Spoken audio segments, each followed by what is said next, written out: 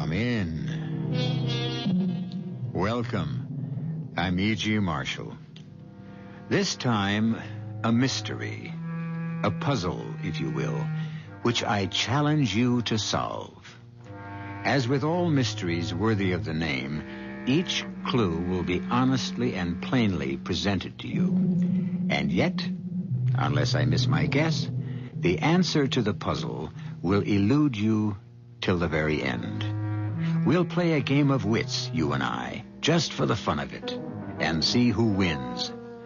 Unhappily, one of the characters you'll meet lost. I found the shrunken head on the pillow of my bed, and that clock points to 12. That means I die at 12. Question is, Elizabeth dear, 12 what? 12 what? 12 noon or 12 midnight? The drum clock. 12 o'clock. Noon. Maybe you'll be dead on the stroke of 12, Elizabeth.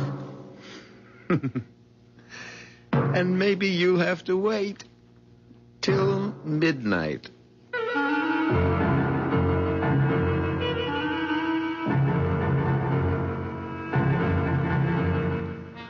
Our mystery drama, Sting of Death, was written especially for the Mystery Theater by George Lothar and stars William Prince.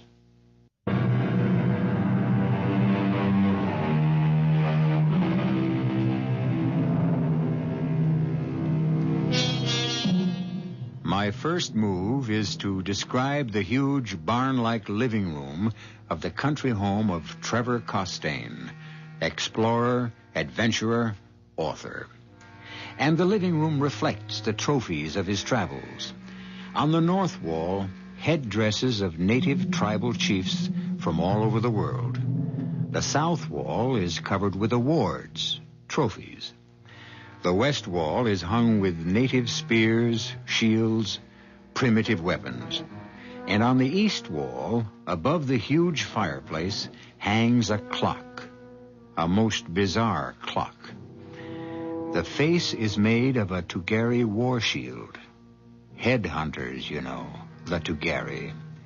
The hands of the clock are made of, human thigh bones. And the hours, from 1 to 12, are marked by shrunken human heads. Well, don't look so horrified. I told you the Tugari were headhunters, and when I told you that, I gave you your first important clue. See what you can do with it. Liz, give me another drink. Trevor, the doctor. I know, but if I'm going to die, I'm going to die happy. Dad, the disease. You know what alcohol does to you because of it? I'm in enough pain, Forey. Stop calling me Dad. He is your son-in-law, Father. Don't remind me, Jackie. Liz, that drink, please. Some son-in-law. Some husband.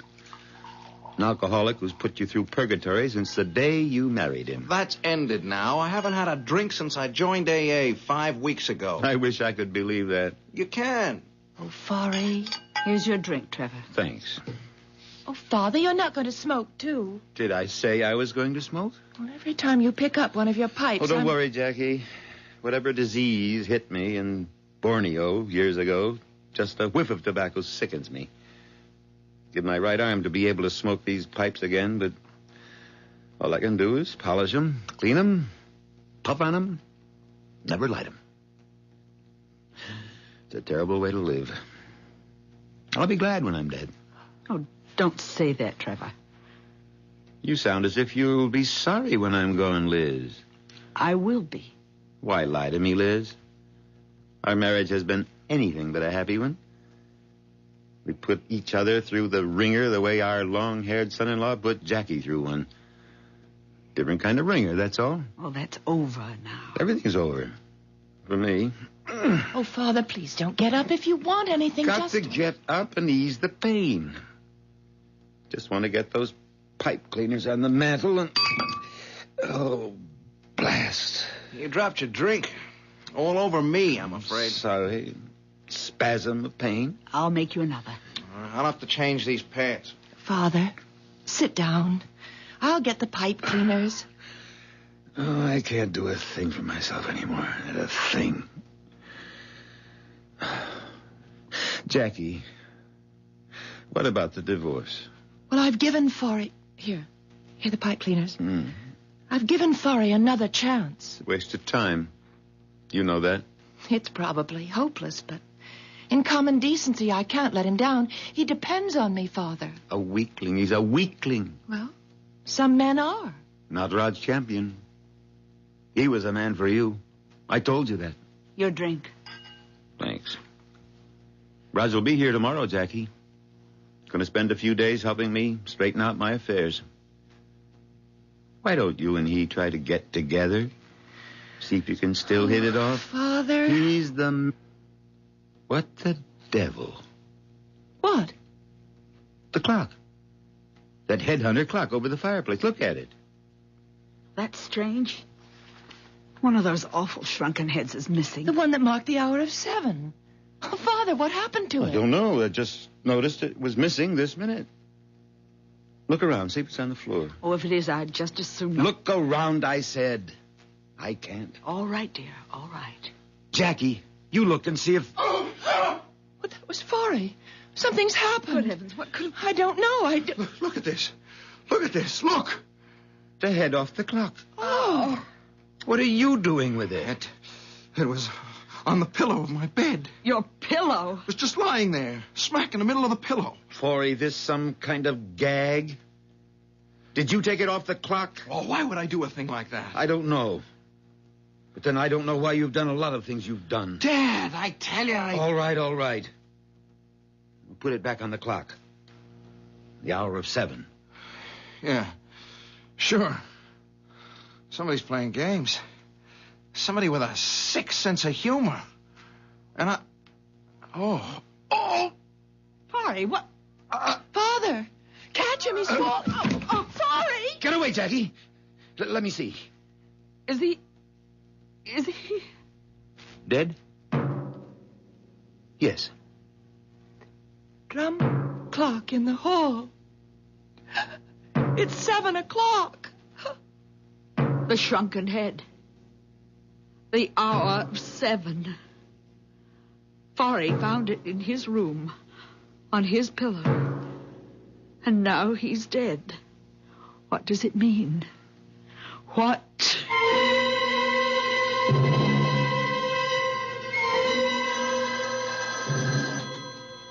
Yes? Oh, this is Trevor Costain. I see. Yes. Well, I want to be informed the minute you find out.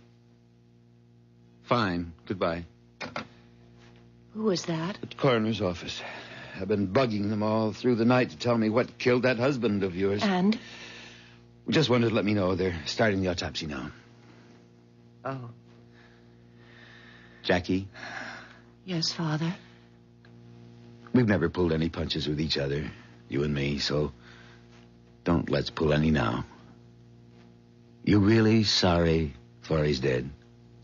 What a thing to ask. What's the answer? I don't know. Marriage to Forry was purgatory, as you said last night, but he was starting a new life, joining AA, and... Oh, it isn't fair somehow. Not to him, maybe. But it's very fair to you. What do you mean? You can do what you should have done in the first place. You can marry Roger. Oh, Father, you're taking an awful lot for granted. You love him, don't you? Yes, I guess I do, but... No buts about it. When Roger gets here... Hey, sounds like he's here. Come on. Let's meet him at the door. Are you strong enough to walk? Sure. Having a good day. Come on. Can't wait to see him. Best safari manager I ever had. Never took any guff from me either. Didn't have to. He's a fine man, Jackie. Fine man. Hey, Trevor. Jackie. Good to see you. Rod, you old son of a gun. I can't tell you how good it is to... Who's this? Trevor. Jackie. Meet Virginia. My wife.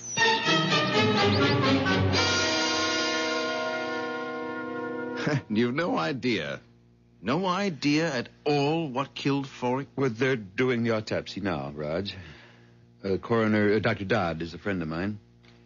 You'll let me know what they come up with as soon as they know. Help yourself to a drink, Raj. Oh, thanks. You? No, almost lunchtime. I have to limit myself. Can't even smoke. And with 3 months or less to live. Hell of a way to go out. Oh, hand me those pipe cleaners, will you? Yeah. Here you are. At least you get some satisfaction from fooling around with these old pipes of yours. Yes. Kind of makes not smoking a little easier. You know, Raj, you shocked me when you arrived with a wife. How come? I had plans for you and Jackie. I was in love with Jackie, yes, but when she married Forey, well, that was that. Ginny's a wonderful girl, and she'll be a wonderful wife. Oh, I'm sure. Speaking of Jackie and Virginia, they ought to be back from their walk soon. It's almost... Now, what in blazes? What is it? The clock. Look at the clock. A head's missing. From 12. Now, what does this mean? Well, probably nothing at all. It probably just fell off. It didn't just fall off. And don't bother looking for it on the floor. Someone took that head off the clock, Raj. And unless I miss my guess, it means someone else is going to die. Oh, I can't believe that there's any significance. Oh, Father. Roger. Is something wrong? Jackie, your mother's still asleep in her room, worn out after last night. Better get her down here. Why? What's happened? A head is missing from the clock again, this time from the hour of 12. Oh, no. If it means another death, well, never mind. Wake your mother up and tell her to come down here. Liz, stay here. All of you. I'll handle this. Father, when did you discover this head missing? Just now. Seconds before you and Virginia came back from your walk. But, Father, you don't think it can't mean another... I'm afraid it could. Easy, Elizabeth. Trev, she woke up a minute ago to find this beside her on the pillow. The shrunken head. Oh, Mother. Oh, Am I going to die? Is that what it means? That I'm going to die the way Forey did? oh, of course not. 12 o'clock. My head is missing from 12 o'clock. I'm going to die at 12. I know I'm going to die at 12. Question is, 12 noon or 12 midnight? Oh. I didn't think of that. Well, you'd better. Oh, how can you be so callous? That head. That shrunken head. You put it on my pillow. What? It would be just like you to do something crazy like this.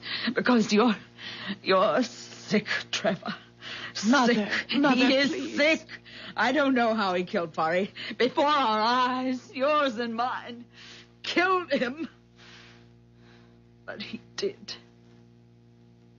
And he's going to do it again. This time to me. Take it easy, Elizabeth. You, When? When is he going to do it? That's the only question now. The only question that interests me. When, Trevor? 12 noon? 12 midnight? I don't mind dying, but I can't bear not knowing when. Tell me, Trevor. Tell me.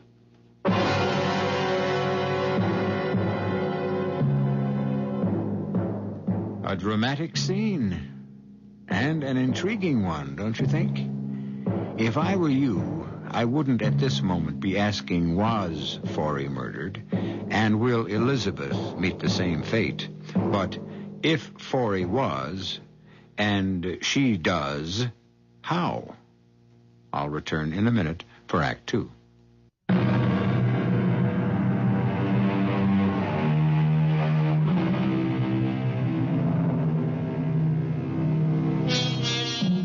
At this moment, you have all the clues you need.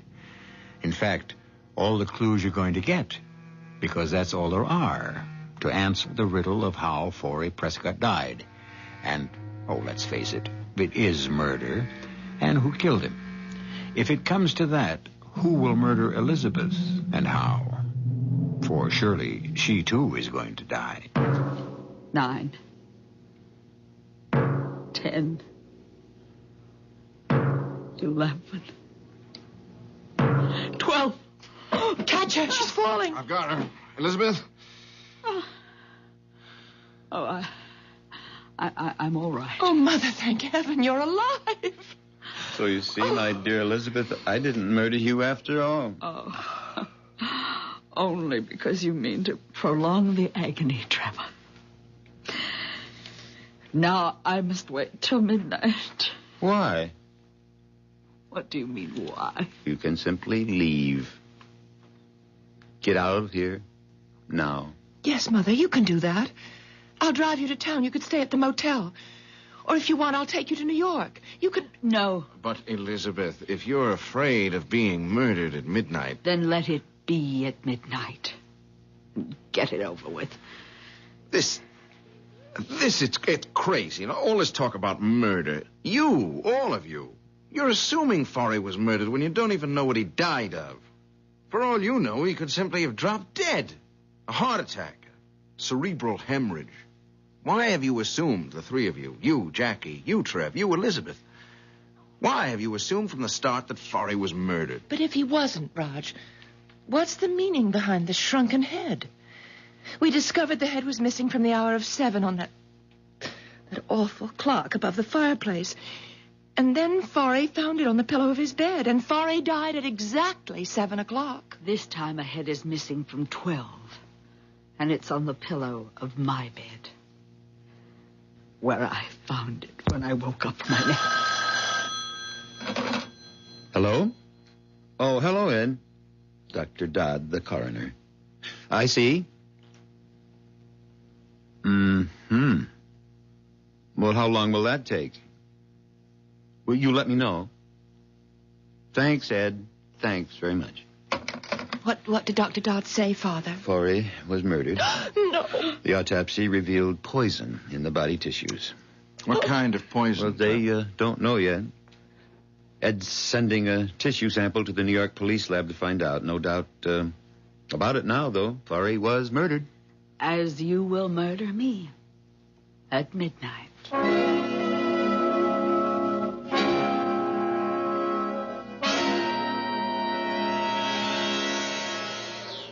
Darling, let's sit down a few minutes before we go back. Oh, Raj, I just had to get away from that awful atmosphere in that house. Look, sweetheart, I'll be more than happy to take you back to New York. And then come back by yourself? Oh, no. Oh, I'd be safe enough, I think. From whom? What? I'm not thinking of the murderer, sweetheart. I'm thinking of the danger you'd be in, and I'd be in from the very attractive and decidedly sexy Jacqueline. I owe it to Trevor to help him all I can with his records, papers, Lord knows what. Help him get them in order before he dies. Raj, what do you make of all this? Who do you think murdered Trevor's son-in-law? I don't know. Could be Trevor. He hated Forey, but then it could be Jackie. She hated him, too. What about Mrs. Costain? Elizabeth? I know what you mean. With that shrunken head on her pillow, she could have put it there. Yeah. A red herring, a blind. Something to throw the police off the scent when they get here. The police will come again, you think? Well, sure. I'd say all they're waiting for is a toxicology report on whatever poison killed Forey, and that can come any minute, any hour. It's almost 5. I guess we've been gone at least a couple of hours. I guess we'd better think of getting back. Ginny, you sure now? You don't want me to take you back to New York? You're a brave little girl who deserves a kiss. I'm a scared little girl, but don't let that stop you.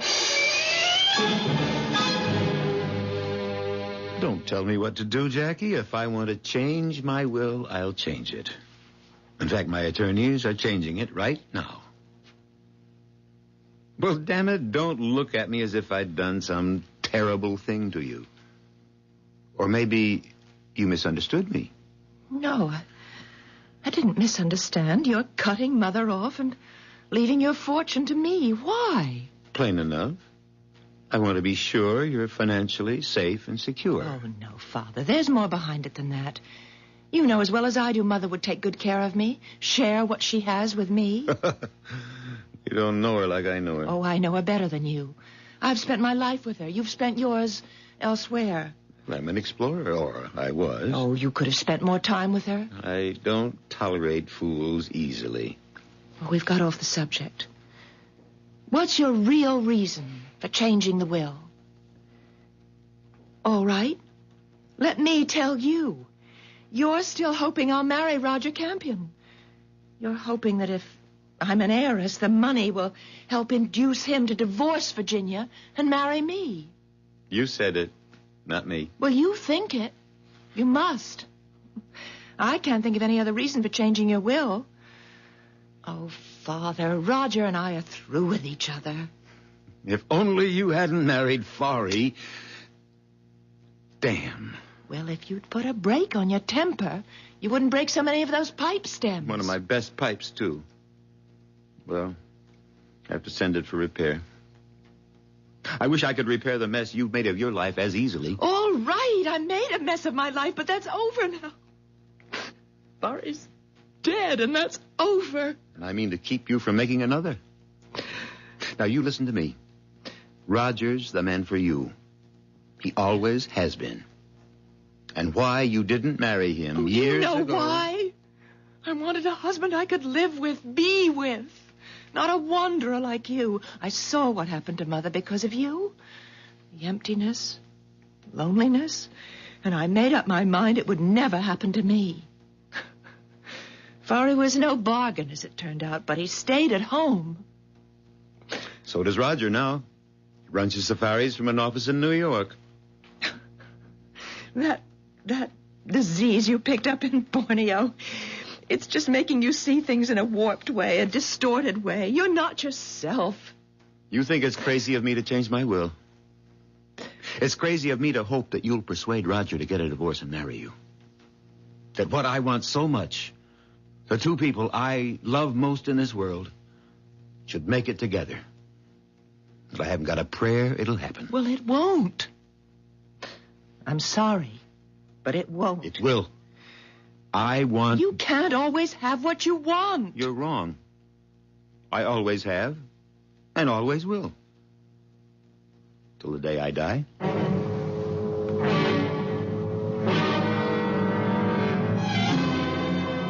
Midnight. It's nearly midnight. Jackie, where's your mother? I told you. She's locked herself in her room. And I told you I want her here in this living room at midnight. Go get her. She won't unlock the door. She feels safer locked in her room. If you won't go and get her, I will. Weak as I am, I'll go up there and break the door down. I want her here. Give it another try, Jackie. All right. And tell her I'll come up and break the door down. And you go get that piece of fluff you married. I want her here, too. That little piece of fluff I married is probably fast asleep. And Trev, I'm not waking her. You will do as I say. She's had a rough time since we got here this morning. If I'd known what we were heading into, I wouldn't have come, let alone bring Ginny. She went to bed after dinner, and that's where she's going to stay. All right. You know, that's the one thing I always liked about you, Raj. You never failed to stand up to me. You take a lot of standing up, too. Not anymore. Hand me that rack of pipes, will you? The one with church wardens. Church wardens? Oh, the ones with the long stems. Yes. They're beautiful, Trev. They really are. Any practical reason for the extra long stems? Oh, sure, they cool and filter the smoke. Longer the stem, the better... Oh, So you finally decided to join us. You decided, Trevor. Why are you so determined to have me here, in this room at midnight? Elizabeth, why were you so determined to stay in yours? To put it plainly, so you couldn't kill me. You've eaten no dinner? You've had nothing to drink all day? To day? cut down the chances of your poisoning me, the way you poisoned Fari. I locked myself in my room to cut the chances down even further. But, well, here I am. You wanted me here, in this room, so you could murder me. And I'm sure that when the drum clock strikes at midnight, you will. How, I don't know, but you will. It's never occurred to you, I suppose, that I want you here so I can protect you. Protect me?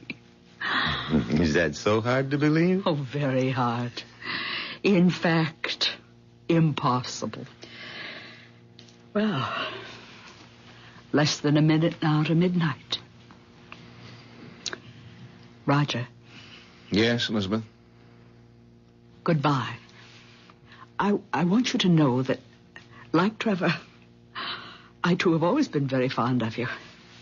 Respected you. Hoped you and Jackie would marry. But I also want you to know that you couldn't have done better when you married Virginia. She's a fine girl, Roger. Just the kind of wife you need. Goodbye, Roger. Elizabeth, you're sounding as if you were going to your execution. In a way, that's what it would be. Nonsense. You're not going to die. You're standing here in this room, as healthy a woman as I've ever seen. We've let Fari's death overshadow everything, warp our thinking, make us expect death. But look around you, Elizabeth. Where could you possibly find a more home-like scene? A scene that ought to reflect contentment rather than anything else. Contentment? I mean, look around. The fire blazing in the fireplace, Trev polishing his pipe. The friendly warmth of an old house where... Midnight. Jackie. Mother. Let me hold you. Mother, you're not going to die. I am, I know it. Elizabeth, this is nonsense. It's ridiculous. Trevor, I'm waiting. What do you mean, waiting? For you to kill me. Murder me. If I murder you, Elizabeth, it'll be the neatest trick of the week. I couldn't agree with you more. Oh, Mother. Oh, Mother! I tried to catch her, but... No. Jackie, stand back. Let me... She's dead. But how? How? One moment she was alive and the next dead. Roger, what killed her? What killed Fari? What?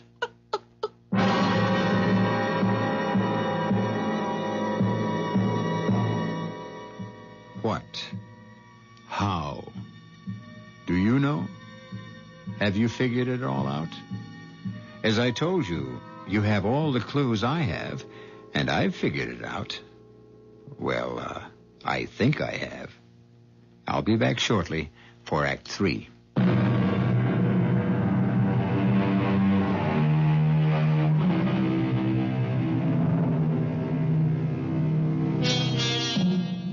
Now Elizabeth Costain is dead, mysteriously struck down, instantly killed as her son-in-law Forrest Prescott was, only the day before. Now, the following morning in the guest room occupied by Roger and Virginia Campion... No, Virginia, I've made up my mind. We're leaving. Not if you plan to take me to New York and then return here. I won't be coming back. I never expected anything like this when I agreed to help Trevor straighten out his affairs. Oh, but Roger, you're such old friends. I'm not so sure of that, Jenny. To be Trevor Costain's friend, you have to be friends on his terms. Oh, he likes me, sure. He values my friendship up to a point. But that's because I always did the job he wanted done, and I never crossed him. He must have been a hard man to live with. He hasn't changed any, even with Well, even with his death only a few weeks, months away, he's still demanding and getting what he wants. He's still riding roughshod over everyone in his path. I have got a strong suspicion that that's why Forey and Elizabeth were murdered. They got in Trevor's way. Then you really think... I'm almost sure of it. Now, there are only 4 of us left in this house now. There's you and me and Jackie and Trevor. Now, you and I certainly aren't murderers, and Jackie wouldn't kill a gnat if she could avoid it. No. It's got to be Trevor. What I can't figure out is how he killed them. What's that? Well, I thought all the police had left. Oh, it's the last car heading out of the driveway now. Come on, Ginny, let's get these bags packed. I want to be heading out of that driveway, too. And just as soon as possible.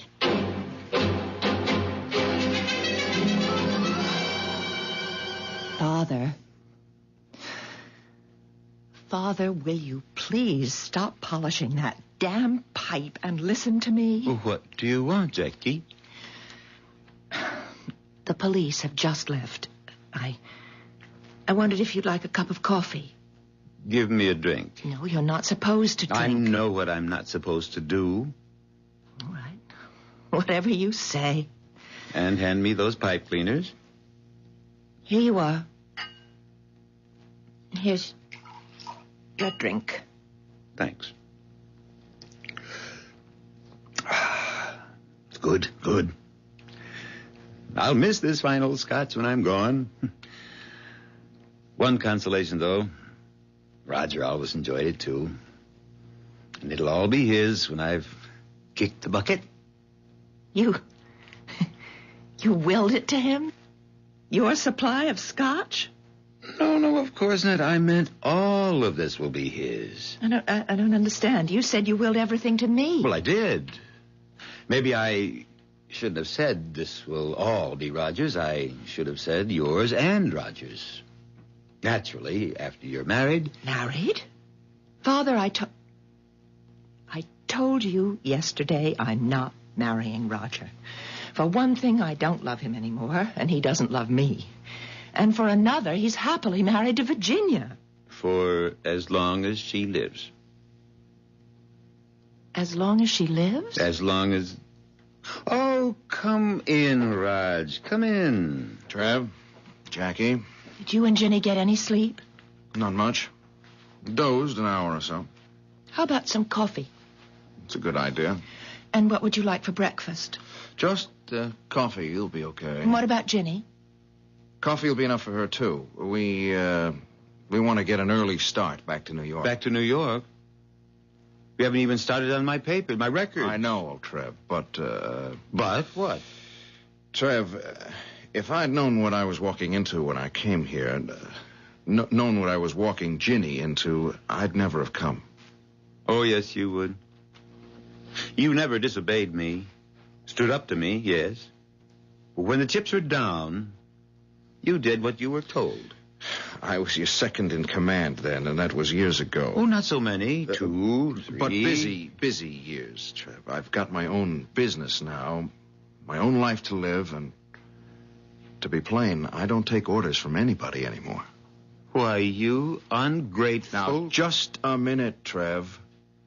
I was more than willing to come here and spend as much time as it took to straighten out your affairs. I felt I owed you that. The least you owed me, the least. Maybe. But what I don't owe you is putting my life, or Ginny's, on the line for you.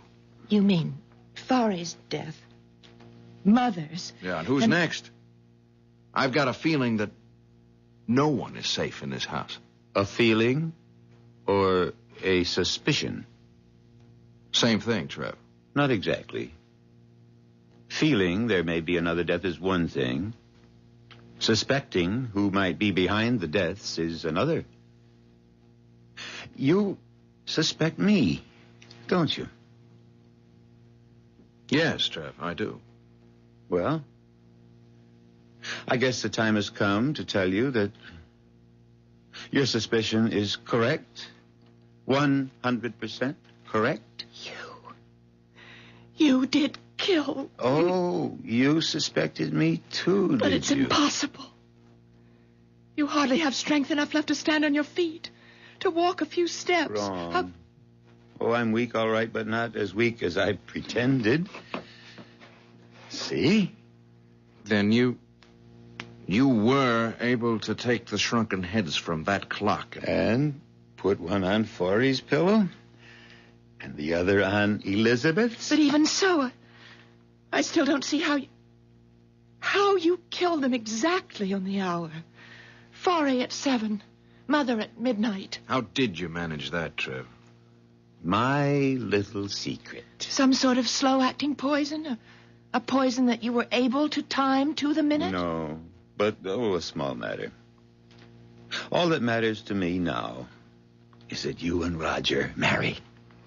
You're out of your head. Father, you're sick. Right now, you're overly tired. You're exhausted. You're a little mixed up. Crazy. You... Say it. You said it yesterday. Say it again. Crazy. But sane or crazy, the two of you will do as I wish. Obey my final order. No way, Trev.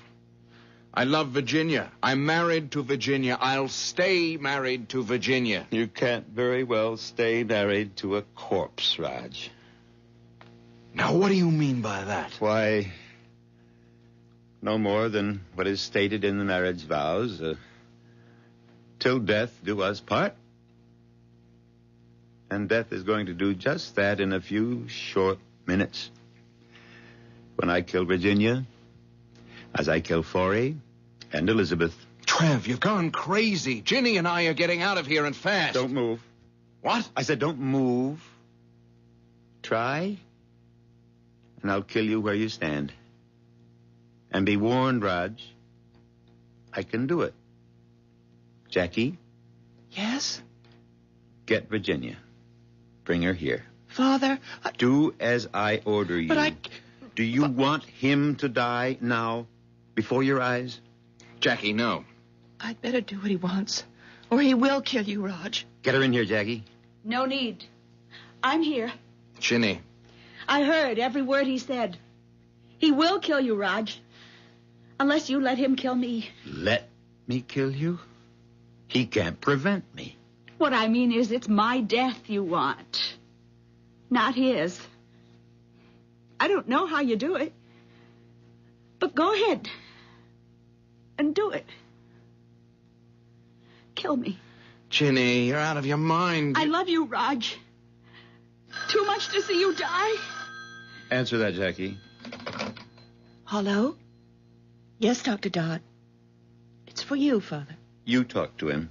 I can't at the moment. Oh, if Father can't come to the phone, Dr. Dodd, could you give me... Oh, I see. Yeah. Yes, I'll tell him. Well? The poison that killed Forey. And Mother, too. I guess. The New York police identified it. Curare. Curare. So, that's how you did it. What is curare? It's a poison used by New Guinea headhunters to kill their victims. Kill them instantly. How? With darts. Thorns. Dipped in the stuff and shot through blowguns. Yes, but how could Father... Oh, good Lord. Oh, Lord. The pipes. The pipes. You've sat there polishing and cleaning. Blowing through the stems to clear them, you said. But blowing a poison dart through them when you wanted to. The stem of a pipe makes an excellent blowgun. Especially the very long stem of a churchwarden like this one. And the thorn inside this stem, a thorn dipped in curare, kills instantly. Virginia? Yes. Doesn't hurt, Virginia. All you feel is a little sting when the thorn pricks the skin. Second later, you'll be dead. Roger, I warned you. Drop it, Trev. Drop that pipe stem or blowgun or whatever you call it. I don't see anything funny. You standing there holding that Masai war spear over your head, ready to throw it. You look a little silly, Raj. You're not exactly the Maasai warrior type. I know how to throw one of these things, and you know I do. You've seen me do it. In Africa, yes. Those Maasai spears fascinated you. Well, you practiced every day. Got quite good, too. But not good enough to put that spear through me before I blow this dart into your wife. Not you. I'm not going to throw it into you. I'm going to throw it into her. Me?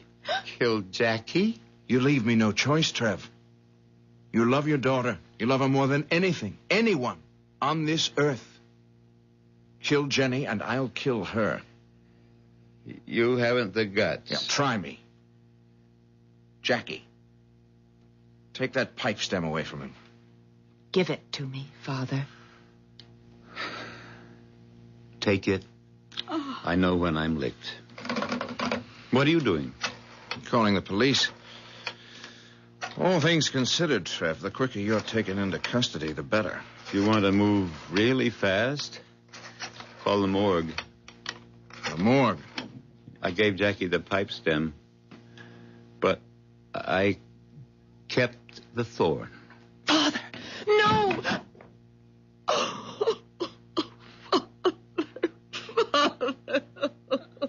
Police headquarters.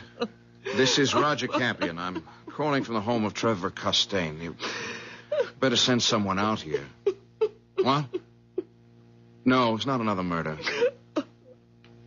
Suicide.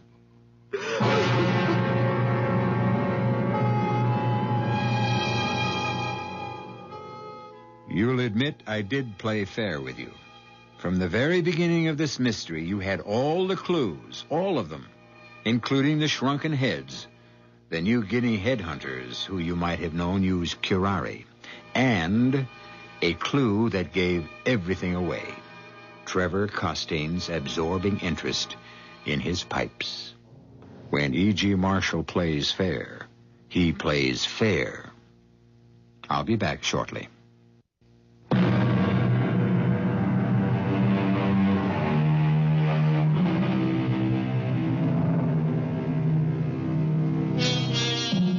Hope you enjoyed our mystery. I certainly enjoyed playing a little game with you, because that's what all mysteries are, you know, a game of wits. Oh, sure, I have the advantage. I know the answer before I start. But in fairness to you, whenever I bring you a mystery, I'll make sure you have all the clues from the start. After that, it's up to you entirely. Our cast included William Prince, Tony Roberts, Marion Seldes, and Martha Greenhouse. The entire production was under the direction of Hyman Brown. This is E.G. Marshall inviting you to return to our Mystery Theater for another adventure in the macabre. Until next time, pleasant dreams.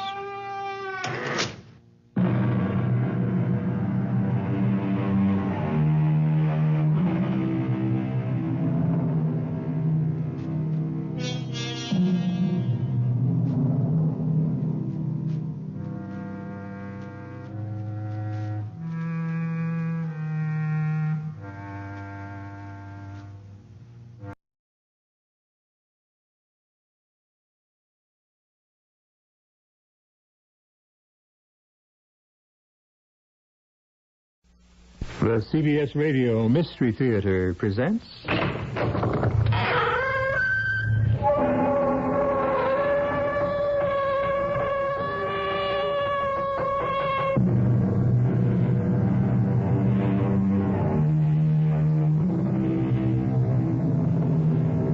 in. Welcome. I'm E.G. Marshall. Do you believe in ghosts?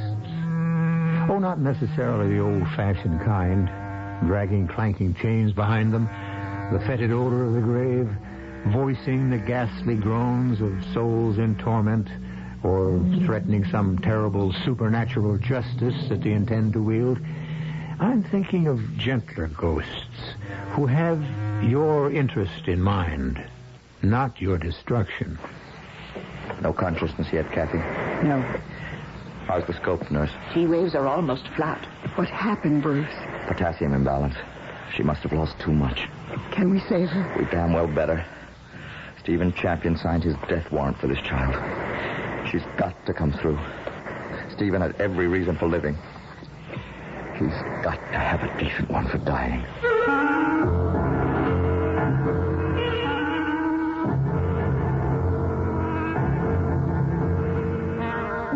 Our mystery drama, Angel of Death, was written especially for the Mystery Theater by Ian Martin and stars Marion Seldes and Michael Wager. It is sponsored in part by Contact, the 12-hour cold capsule, and Buick Motor Division. I'll be back shortly with Act One.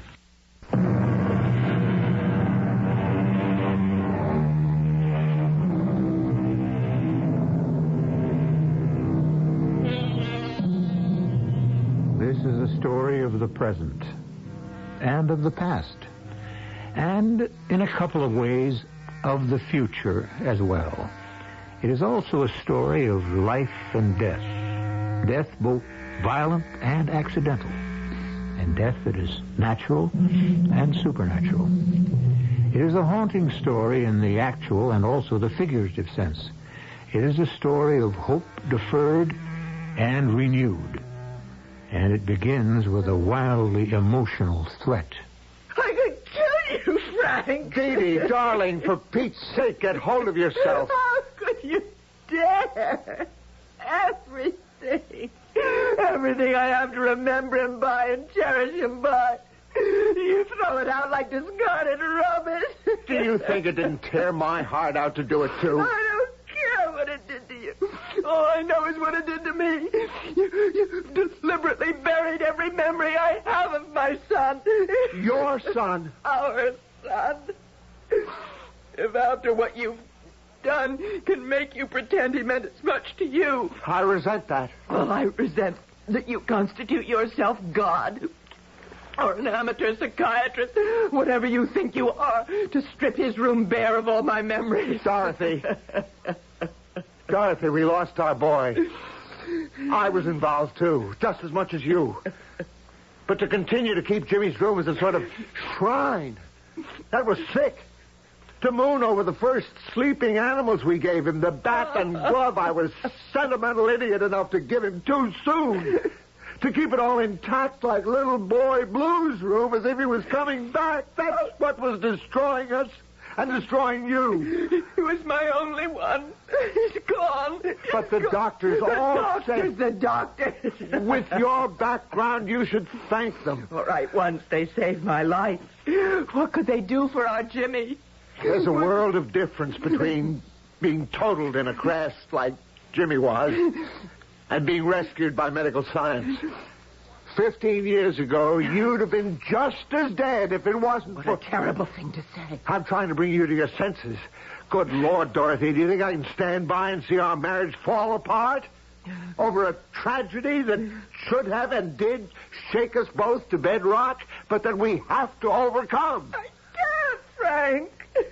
Darling, Dorothy, please, listen to me. We've lost Jimmy. He's gone. All I wanted to do was to clear him out of your mind because we can have other kids. No. There aren't any substitutes. You can't try to make life a simple little exchange like that. A substitute won't bring Jimmy back. Right. So why do you think I gave everything away of his? Changed that unhealthy altar to a son we both once had into just another room in the house. I want you to forget Jimmy. I'll never forget him. Well, I didn't mean it quite that way. You don't understand. You're right, Frank. We don't understand each other any longer. I feel my life is over. You don't. So make the most of what you have left. Where are you going? Away. Out of it. A moment ago, I said a silly thing. I wanted to kill you. What I really should have said is I want to kill myself. Oh, I wish I had the courage. Because all I want to be is dead.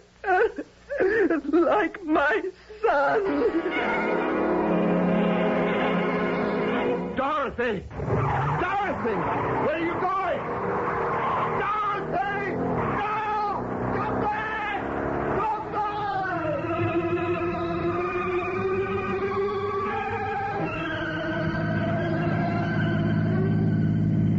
Please forgive me up there or wherever you are. If you are. I'm just coming apart, and I don't know what could pace me back together. I don't even know what I'm doing in the car, hurtling through the night too fast for this mountain road. Why should I want to kill myself when I have a husband who's loving and kind? Even if he doesn't understand, I can't get over Jimmy's death. How can I blame Frank? And yet, to take all the mementos of my child away and give them to... What am I thinking? I'm mad. But face it, anyone who doesn't want to live anymore... Which, aside from being an insult to me, is a silly thing to think at 26 years of age. Who are you? I'm not quite sure anymore. Once I thought I knew. Now I don't. How did you get in the car? That wasn't my problem. I'm always with you, whether you see me or not. I don't understand. In a way, you seem like someone I might have known, but I don't actually recognize you. And still, I'm sure we must have met. Well, we did meet, but very briefly, a long time ago. Yes, and I feel I owe you something. No, I don't. It was just a fair exchange, your life for mine. And between us, I don't think mine could have been saved. I'm puzzled. I don't... So many things that puzzle you, aren't there? Yeah, I must be seeing things, thinking things. I am alone in this car. There's nobody else but me. That could be right. What? If you don't remember me, I guess I don't exist. You mean you're a ghost? Or something that haunts you. Well, why would you haunt me? Because you called. I called? Yes. Something to do with your conscience, I might imagine. My conscience? I think it's troubling you. This is all crazy. Who are you? You still don't remember? I can't... Something... I must be mad talking to myself. You can't be here. There was nobody but me in the car when I got in. What are you doing here? Where are you from? From inside your mind, buried deep in the layers of memory. What am I here for? To save you from yourself. Well, what does that mean? You blame your husband for your son's death? Yes. Oh, no. Is it the thing that matters? The only thing that matters is when Jimmy was lost, we lost each other. I'll never find my way back to Frank, to what we had. Jimmy stands in the way. He always will. And so you're running away into the night. To do what? Oh, I don't know how to get away from it. I can't stand that empty room. And an empty heart. You know you can't fill either of them up by running away. I know. You have some other idea? Did you want to kill yourself? No. Oh, no, I don't believe in that. Huh? Are you sure? Look at your knuckles. Dead white. because your hands are clenched so tightly on the wheel. Ah, look at your right foot, jamming the accelerator to the floor. Look in your heart. Consciously or subconsciously, didn't you have something like this in mind?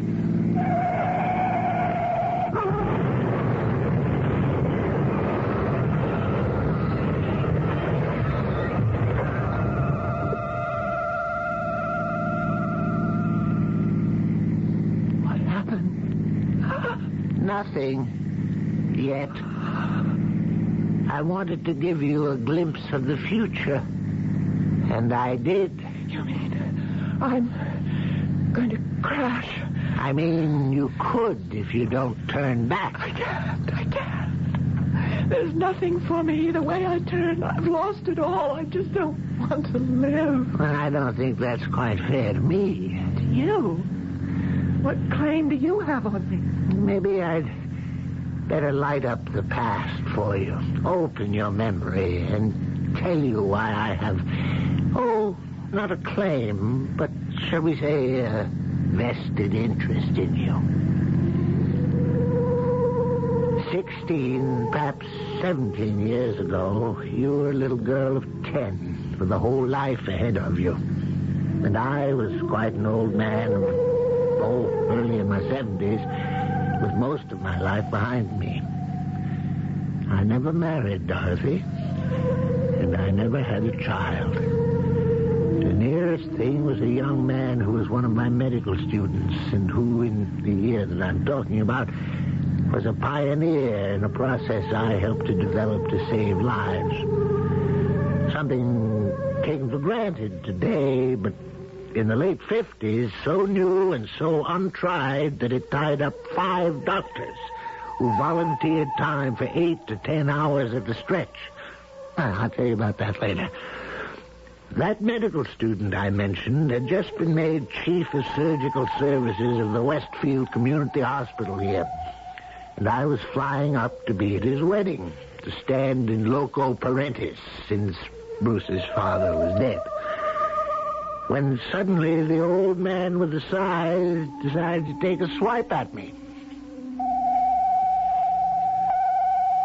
Good morning, Dr. Johnson. You're on page. I heard it. Thank you, nurse. I'm on my way to Dr. Harding's now. You're a lucky girl. Don't I know it? 3 days till the wedding. I didn't mean that. I meant you're the only one in this hospital can answer that summons without taking a deep breath. You think he's all that tough? He runs a tight ship.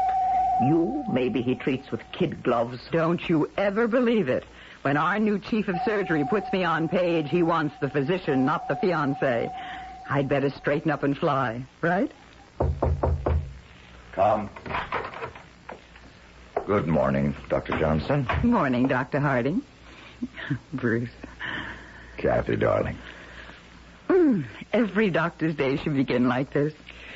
I wish mine had begun as well. What is it? No wedding shopping this afternoon. We're both needed on the artificial kidney. I'm just calling the team together now. Who's the patient? One of our wedding guests. Outside of my mother, the most important one on my side of the aisle. Oh, not your old teacher, not... Stephen Champion. The top biologist in this country, maybe in the world. They just called me from the airport. He's on the way by ambulance. Thank God we're one of the first hospitals in the country to have the machine. Renal failure? Possibly terminal. Certainly without the support we can offer. Maybe it isn't that serious. Let's not kid ourselves, Kathy. I talked to Steve briefly. Damn the luck. One of the great men of our century, teacher, scientist, Nobel Prize winner, pioneer in every kind of perfusion pump, including the kidney machine he's coming here to use. And the nearest thing to a father I've ever known. Oh, don't sound so hopeless, darling. Face it, Kathy, he's not young. But, well, the way things go today, there's always hope. Stephen's given his whole life to medicine.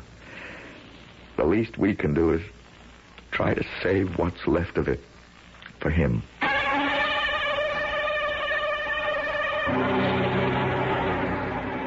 And so we have turned back from a story of the present for one in the not-too-distant past, and have learned who that quiet, understanding ghost that haunts and tries to comfort Dorothy Maitland is.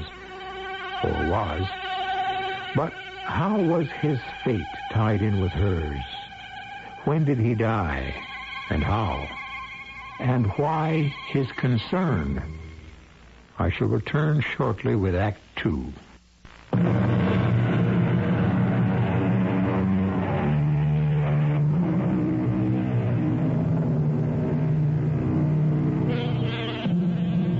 It is incredible to think that hemodialysis, or the artificial kidney, is a standard piece of supportive equipment available in any hospital today. In addition, it is small and portable. Medicine marches with such giant strides. Less than 20 years ago, hemodialysis was a new and only hope to preserve the patient's life. Transplants were still a thing of the future. Atkins, what's this note about little Dee Dee Blake being scheduled for surgery? Dr. LeBar's orders, Dr. Johnson. She had a reverse. When? During the night. Why wasn't I notified immediately? Well, the chief resident knows you're going to be married next week, and since Dr. LeBar is standby on the case... resident stuck his neck out. I'll be glad to lop it off for him later. My patients get my service. I'll have time to check Dee Dee before I go to the kidney room. I want to examine her myself. Will you see that she's prepped while I change? Oh, and notify Central where I'll be in case Dr. Harding needs me. You can put Mr. Champion over there, orderly. Brought me straight to the monster, huh, Bruce? Stop along the way, Steve. I examined you in the treatment room, ran off some tests. Oh, did you now? I don't remember that. I must be worse off than I thought. Am I? Just routine. I have to establish the balance of chemicals for the bath. Coming to the point, I think you know that I'm a hard man to con. I do. We owe each other the truth, don't we, Bruce? Yes, Steve. But you know it as well as I do. Yeah.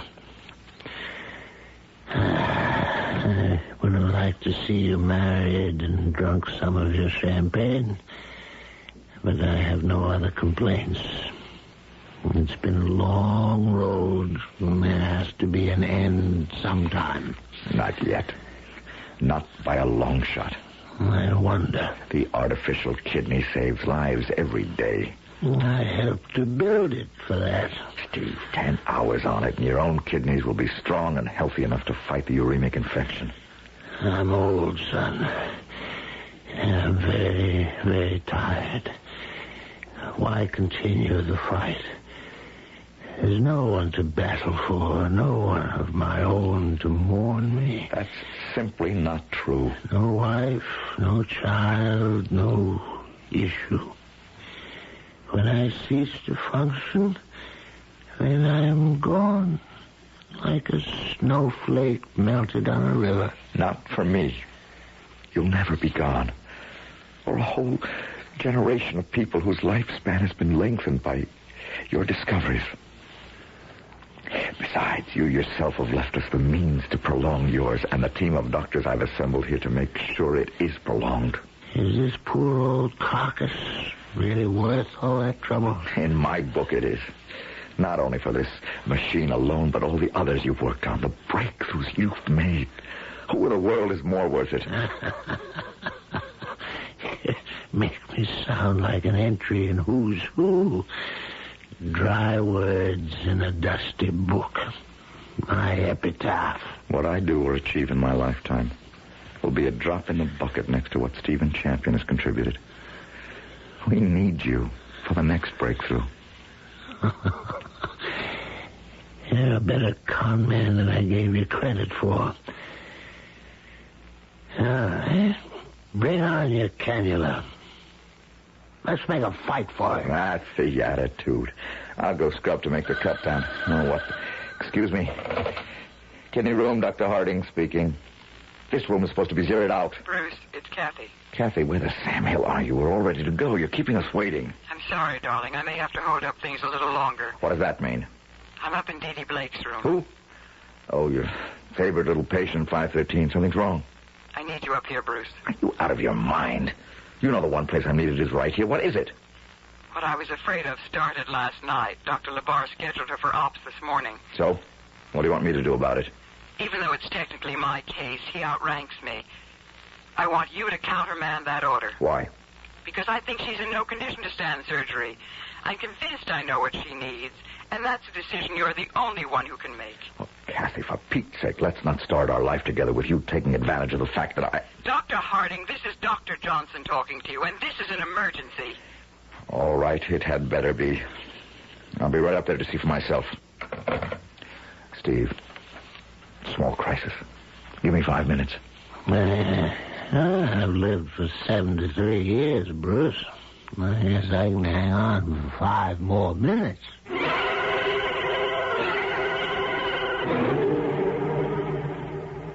And I don't like doctors anymore. Even Dr. Johnson? Oh, not her. We're forever friends. We're also perennial pals, solid sidekicks, and bosom buddies. It's a game. You have to be illiterate to play it. That's with an A, not an I. Of course. If you were illiterate, you couldn't play. Alliterate means the first letters of both words are the same. Or any number. Like in Peter Piper picked a peck of pickled peppers. Or a big black bug bit a big brown bear. That's pretty good for a man, Doctor. And you're pretty smart for a 10-year-old. Well, Dr. Johnson taught me. Old Dr. LeBar never could. Anyway, he has a mustache. I'm glad Dr. Johnson doesn't. But you know, Dr. LeBar is a very good doctor. I don't think so. He wants to operate on me again. He told you that? Just last night. He said I had one bad old kidney that was poisoning the other one, so he'd have to cut the naughty one out. He talks down. You know. But you won't let him, will you? Talk down? No, take it out. We'll try not to, Dee Dee. Do you mind if I ask Dr. Johnson some questions? Can I listen? If you want. But I bet you won't understand. What's the blood urea nitrogen in the last 5 days? Wednesday, 94. Thursday? 115. Friday, 138. Saturday? Same, but today, 225. What's the phosphorus count? 7.5. Renal acidosis. Low calcium. 6.8. Creatinine. 5.4. You don't sound like doctors. Oh? What do we sound like? Quarterbacks. Learning plays. I help my brother with his playbook. He's one. A doctor? No, a quarterback. He's only 15. I don't care. I'm so tired. Nurse, get her back on IV. Come over here, Kathy. What do you think, Bruce? I think LeBar was right. No question one kidney is seriously infected. I can tell that even from palpation. There's obvious bilateral involvement, not only indicated manually, but from the output. So you agree to the operation? Absolutely not. She's in no condition to take it. Then you know what the answer is. Hemodialysis. That's why I called you up here. After Stephen Champion. It could be too late. She could recover spontaneously. Dee Dee is young. It's her youth that concerns me. She's just a little girl with her whole life ahead of her. But Stephen Champion... Oh, darling, I know how much he means to you. What a terrible thing I have to say. But which is the most deserving? You cannot ask me to put Steve's life on the line. Yes, nurse, what is it? It's Dee Dee. She's gone into coma. I'll handle this, Kathy. Check Mr. Champion downstairs. I'll be with you the first moment I can. You want me to set up the kidney machine for Dee Dee instead? I don't know. How can I ask a man like Stephen Champion to risk giving up his life? Me, of all people. How can you ask a child to give up her right to it? Oh, my darling, why must I be the one to ask you to make such a decision?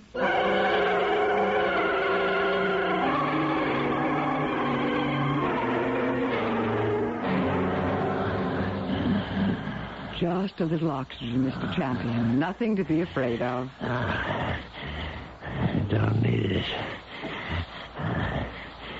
That's my my age, there's nothing left to be afraid of. Or everything. Who are you? I'm Dr. Johnson. No, you're not.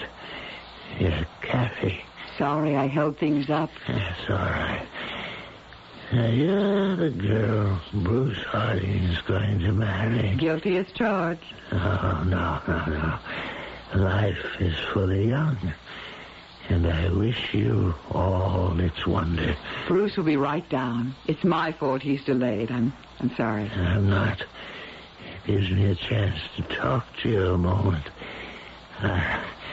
Just tell me about this little patient of yours. Why do you want to talk about Dee Dee Blake? I have my reasons. Female? Most definitely. Attractive? Adorable. Big, dark, haunting eyes. A complete femme fatale. She's 10 years old. Oh, what's the matter with her? Well, it should have been just a simple appendicitis, but it perforated. Peritonitis? Yes. I begin to see a pattern. Probable sulfur reaction, huh? That's right. The threat of renal failure. Too late for surgical procedure. How could you know all this? I heard enough from this end when you were talking to Bruce to make an educated guess. I suppose it's quite a problem, doesn't it? I don't follow you. Of course you do.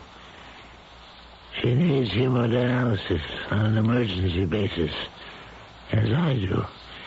One kidney machine to serve two emergencies. Which do you save first, huh? 10-year-old girl with the dark, haunting eyes who might have the reserves of strength in her own young vitals to recover? Or a weak old man with possibly great contributions left to make to society, but who stands a good chance of not making it, even with supportive measures. No time to convene the death committee. This one's on Bruce alone. It's one heck of a hot potato you handed your husband-to-be, isn't it, Kathy? I wonder what he'll do.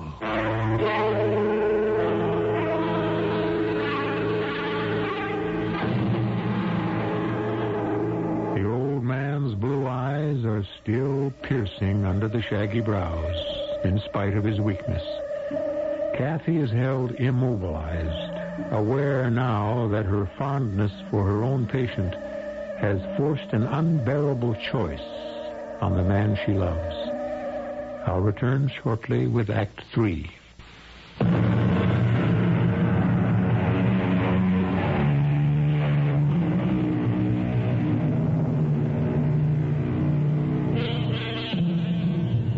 As Kathy, her breath still caught in her throat, stares fixedly at the shrewd old man who has stated the dilemma Bruce faces, her brain fumbles to think what she would do in his position. And on a personal and selfish level, while wondering how Bruce will react, she cannot help a twinge of fear at what his decision will do to their personal relationship, whichever way it goes. Tell me about your patient, Kathy. Tell me about this Dee Dee, whatever her name is. Is she intelligent? I think so. Uh-huh. And what contributions do you think she can make to society at large? It's a little too early to tell. Huh? Is it? Does she have good pelvic construction? Will she bear healthy children? I'm sure she will someday. So, that's Dee Dee. Now let's have a look at Stephen Champion. Do you know what I'm working on, or was, before I was hospitalized? No, I don't. In a complex field, the collagens. But I won't explain except to say that the breakthrough I believe I am near could mean all the difference to thousands, to countless lives. Well, I'd like to be a part of that. I don't blame you. Well, not so much for myself, but if it doesn't sound too stuffy, for humanity. I knew that's what you meant. There's also the thought that for faithful service, a man should be entitled to ask for a reward. Shouldn't he? Yes. Particularly when the reward is the use of something he pioneered and developed. There's no question. And totally on the personal level, I want it to be at your wedding more than anything else I can think of. Because Bruce Harding is the closest thing to a child I ever... I think you've proved your point, Mr. Champion. Have I? Ah, yeah, there you are at last, Bruce. You ready to start? Stephen, Well, come on, spit it out. You know the artificial kidney can be the difference between life and death. You know that as head of the team, I must decide when and on whom to employ it. You want to tell me that there's a child who needs it just as much as I. Let's stop wasting time. Get her in here and get started. I'm not asking you to make the decision. Of course you're not. I'm telling you. If it came to that point, you'd make the decision. In fact, you'd already made it, hadn't you? Oh, Stephen, You know damn well you had. And I heartily concur. Anyway, you can't hook me up to that contraption unless I agree. And I don't. But I thought that you... Oh, Kathy, my dear, I only took you over the hoops to make sure you knew the kind of guts it took for your husband to make this decision. And what a good man you're marrying. Now, let's get that little girl down here. And you, too, listen to me, both of you. You pull her through, or I'll never speak to either one of you again. Is the bath ready, Kathy? Yes, Dr. Harding. Had enough time for diffusion, nurse? All set. How's your picture on the cardioscope, Dr. Mason? See for yourself. I don't like those T-waves. We'd better get started. I'll make the cut down. Are they going to put me in that big tub? No, dear. We're just going to attach you to it so it can take all the poison out of your blood. How could you attach me? I'm just going to make a little cut in your arm. Right here. And put the magic tube in. Will it hurt? No.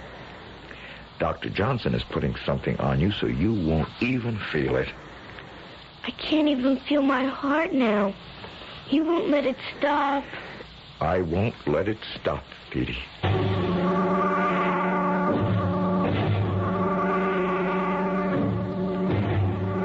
long have they been down with the little girl, nurse? Only a couple of hours, Mr. Champion. Long time to go. Man never grows too old for new experiences. For the first time, I know what a father goes through waiting for the birth of his first child. A new life for Dee Dee, as if she was born again. And I had a part in it, almost as if she were my little girl. That's right. Close your eyes and rest. No, not to rest. To pray.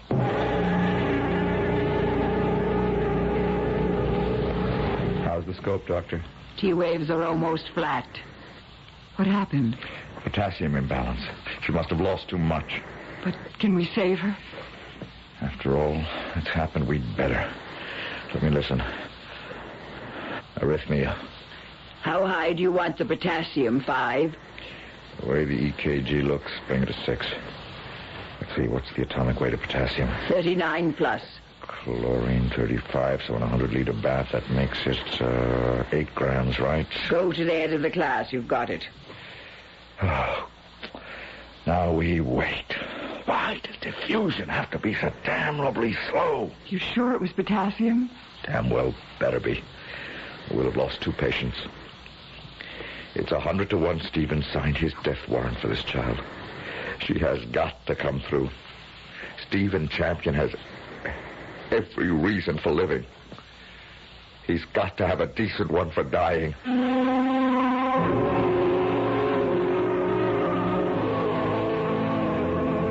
Morning, Stephen. Morning? It's you, Bruce. When are you going to hook me up to that infernal machine of yours? You were on it for 10 hours last night. I was? I don't remember. But I'm afraid it didn't do much good. The old kidneys are too far gone for that. Someday, soon, we'll make one of those breakthroughs, and you'll be able to fit me for a new set. Or one. One would be enough. If a transplant were only possible. Yeah, but it isn't yet. I'm tired of talking about me. How's the little girl? She came through with flying colors. We'll save both her kidneys. There's a nice thing. And the sad thing. What do you mean?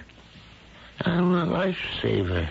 Well, in actuarial figures, I am a statistician's delight because I've improved percentage figures on life expectancy in a lot of fields. But of all of them, whoever they were, I never got to know one single human being whose life my research ever saved. There's one you can meet if you want. Dee Dee. You saved her life directly. My best promise of whatever immortality I'll have. Yes. With all my heart, I want to meet Dee Dee.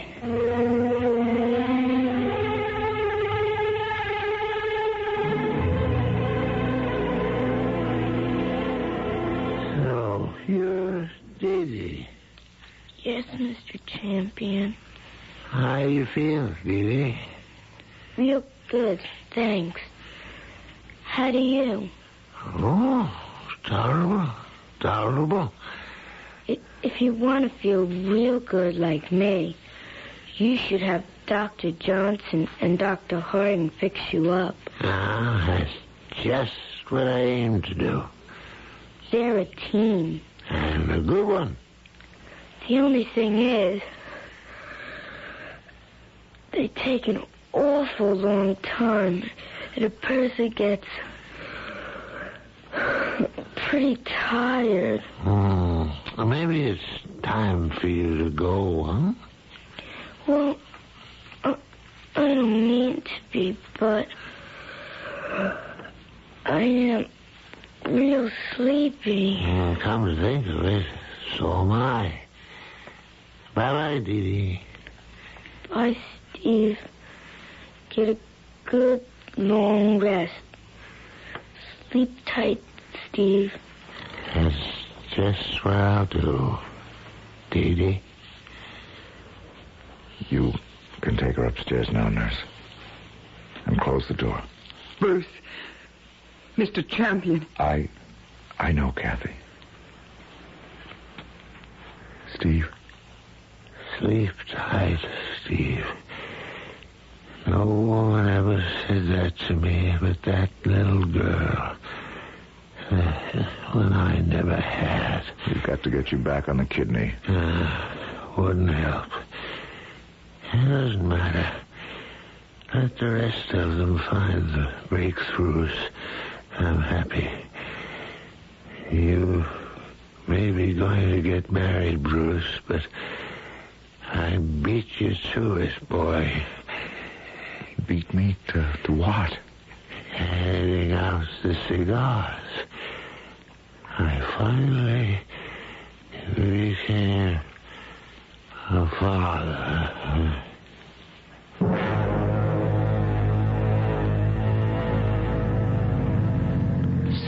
That's who you are.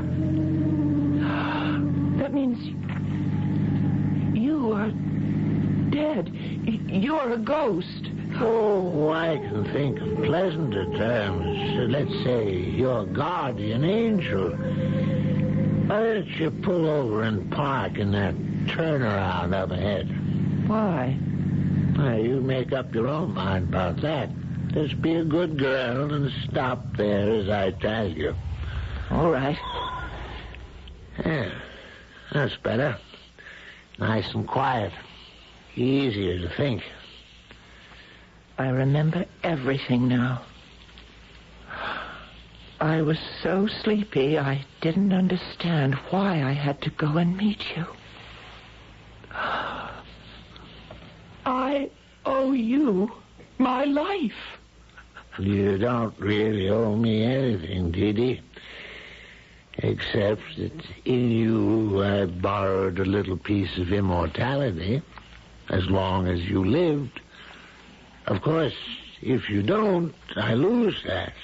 Now I have to go. No, wait. How can I go back? I haven't the courage. I need help. You don't need help except from within yourself. You see, I really am a ghost, Dee. I don't exist. Except in some dim, buried subconsciousness, perhaps. I never was there. But I've been talking to you. And just talking to you. You've come to a decision. If you have, it's your own. Don't you see? The only one you've been talking to is yourself. Yourself.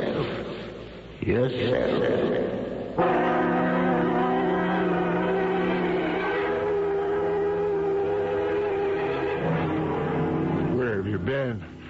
I've been out of my skull. I didn't know what to do. I was just about ready to call the police. Frank, just hold me.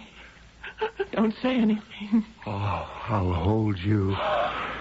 Don't ever worry. Oh. I'll hold you so you can never run away again. I never will. Let's go inside.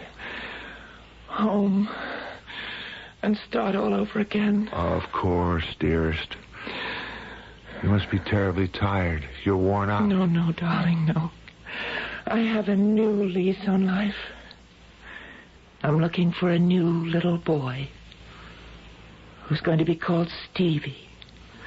I'll even settle for a girl. We'll call her Stephanie. Come on, darling. Come, Frank. Where? You and I are going to build another piece of immortality for someone. You and I are going to have a new baby.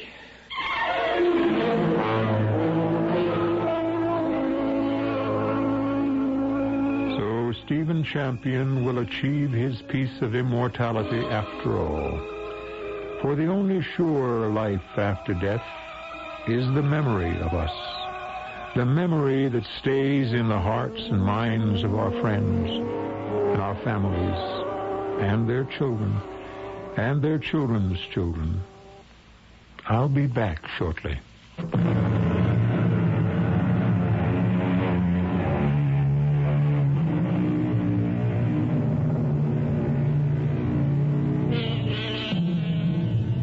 Did Dee Dee really see a ghost in the car? Or was it just the evocation of a memory buried and forgotten in childhood, but still haunting the corridors of the mind? Doesn't really matter, does it? For ghosts are real. All of us carry them within us. Nor should the word ghost be feared. The most persistent of them are a heritage of our parents' love. As Steve said, a better name would be guardian angels. Our cast included Michael Wager, Marion Seldes, Robert Dryden, Hetty Galen, and Shelley Bruce. The entire production was under the direction of Hyman Brown. And now, a preview of our next tale. I heard that somebody lifted it. Rest assured that by now Colonel Poulos has received information from Interpol and is probably looking for you too. Now, you will give me this sacred rope or I will kill you here and now. All right, now, hold it a second, will you? Naturally, when I kill you, the young lady cannot be allowed to exist as a witness. Oh, he's bluffing. You will place the necklace in my hands now.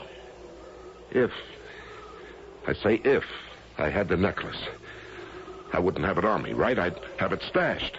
So if you knock me off, you'll never get your hands on it. Once again, this is not a motion picture. Such a speech means nothing. And Mr. Turner, killing you would give me much pleasure. Killing anyone is pleasurable. Radio Mystery Theater was sponsored in part by Anheuser-Busch Incorporated, Brewers of Budweiser, and all state insurance companies. This is E.G. Marshall inviting you to return to our Mystery Theater for another adventure in the macabre. Until next time, pleasant dreams.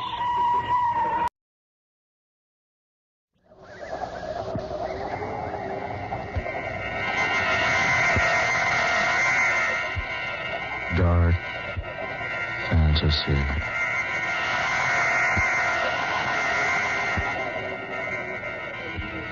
Spawn of the subhuman.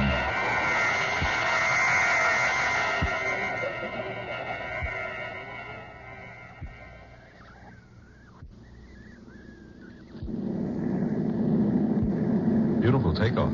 Yes, good pilot. But why did you charter such a large plane for just the two of us, Michael? Isn't this being just a bit too pretentious? Nothing but the best from now on, Adela. Besides, this was the only plane available. You can unloosen your safety belt now. I might as well confess that the real reason I was late was because I took so much time reading the notices in the paper this morning. Weren't they superb? Excellent. The audience was quite nice to me last night.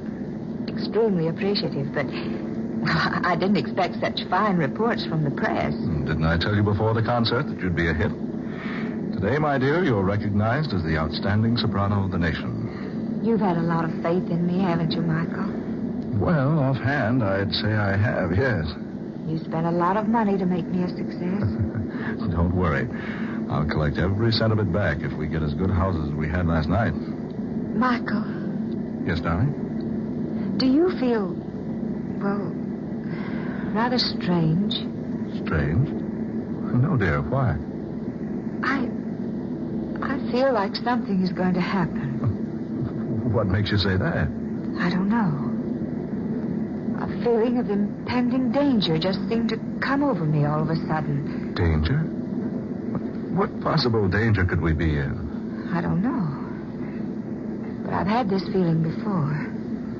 It's like someone had spread a shroud down over this airplane. Oh, now that's a peculiar way to talk, Adela.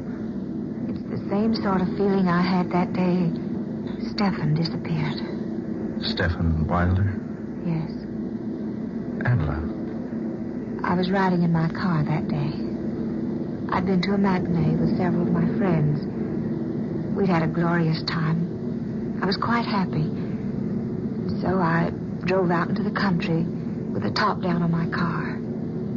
The wind was blowing against the car, just as it's blowing against the plane now.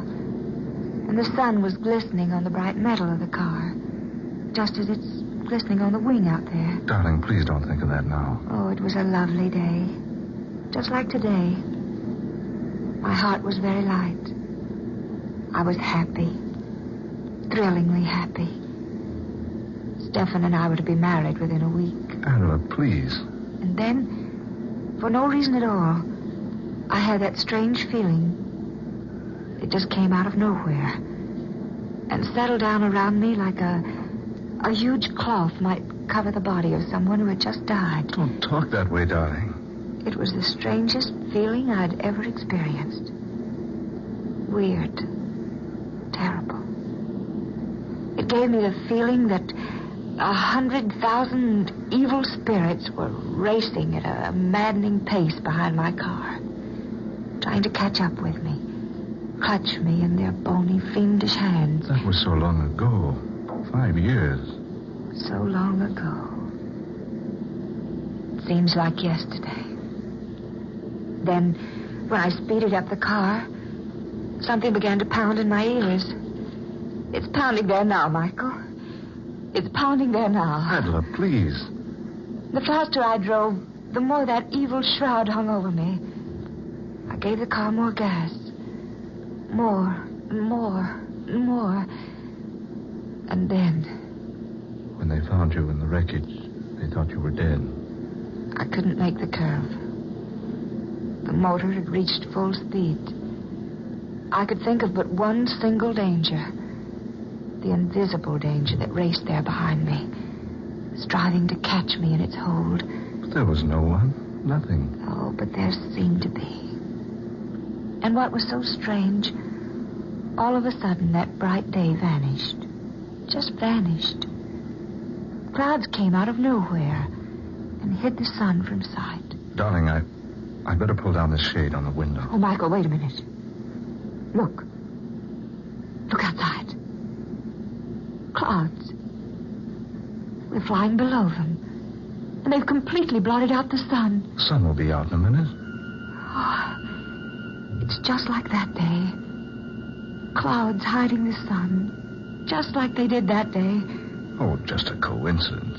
Dark, dreary clouds. Followed by loud bursts of thunder. Listen. Oh, Michael. What does it mean? Nothing at all. Just a thunderstorm. Pilot will go up and fly above it. Why didn't he go up above the storm when he saw it? Oh, I don't know. Because he didn't see it, that's why. Certainly he did. No, it came up. Just like that day 5 years ago. Out of nowhere. It came up before the pilot was even aware of it. Oh, nonsense. It wasn't nonsense 5 years ago. First the clouds, then the thunder, then it began to rain. Well, look for yourself. It's not raining now. It's nothing but an electrical storm. See, we're going above it. Oh, Michael, I'm frightened. There's nothing to be frightened about. There, look. There's the sun again. It was all so strange. That feeling. The clouds hiding behind the sun. The thunder. Sure, but no rain. Mr. Brock? Oh, Michael. Darling, just the pilot talking to us over the talkback system. Push that button right there so I can answer him. Mr. Brock, Miss Rhodes. Yes, pilot, what is it? Don't be alarmed about the storm. We're above it now. Oh, yes, thank you. Just an electrical storm, isn't it? No, sir. It's more than that. It's raining cats and dogs down there. Michael. Rain. Oh, Michael. We're up above the storm. Nothing can harm us here. You remember, don't you? I never saw Stephen Wilder again after that experience I had 5 years ago. Yes. Yes, I remember. No one ever saw him again. He just disappeared. Please, darling, don't think about it anymore today. You're tired. Perhaps a little rest would do you good. Oh, yes, you're right. I am tired. Just lie back and relax then. Honestly, sweet, there's nothing to be worried about. We just happened to run into a storm and you thought about that old experience of yours. I wonder, Michael. I wonder if we did just happen into the storm.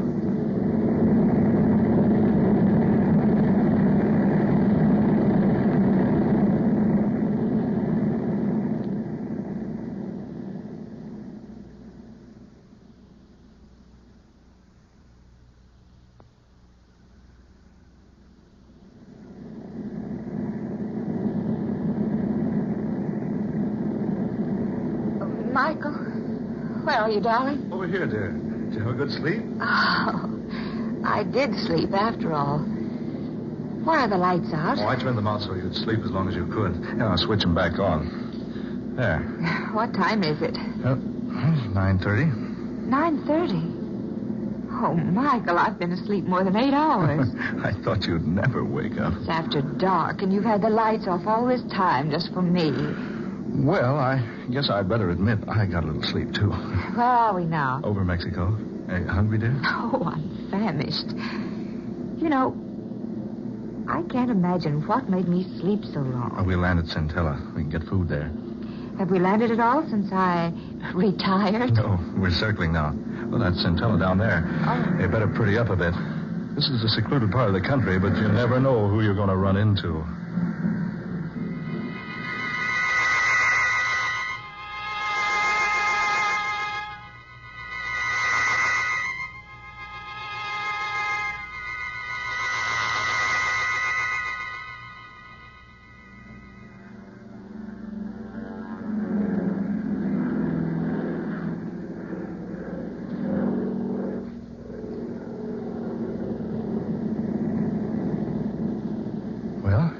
Centella. How long before we're in Monterey? Oh, about an hour. Did you get good reservations? The best. Did you enjoy your dinner? Oh, immensely. That was a nice place.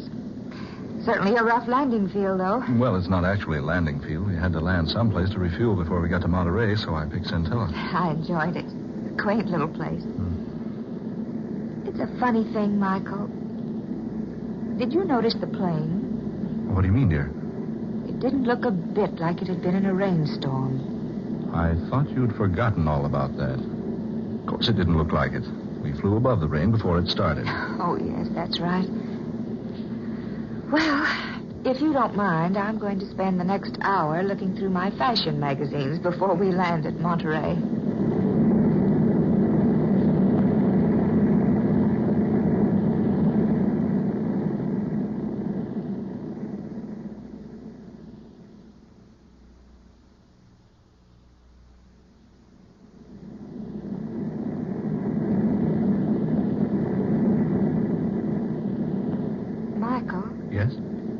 Should we be over water? Water? Well, no, of course not. Well, we are. There's water all around us. Oh, let's see.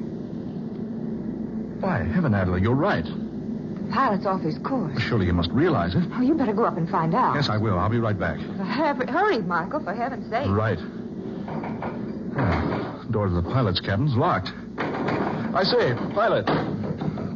Pilot. What's wrong, Michael? Oh, the door to this cabin is locked. Curtain over the windows pulled down inside. Pilot, open up. Look, he's raising the curtain. Michael. Good Lord.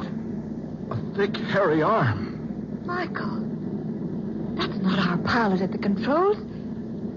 It's a monkey. A gorilla. Oh, Michael. Are we dreaming? No. No, it's true. A live gorilla piloting our plane. But that's impossible. No, confounded door's locked. Open this door. Open up. Oh, Michael, be careful.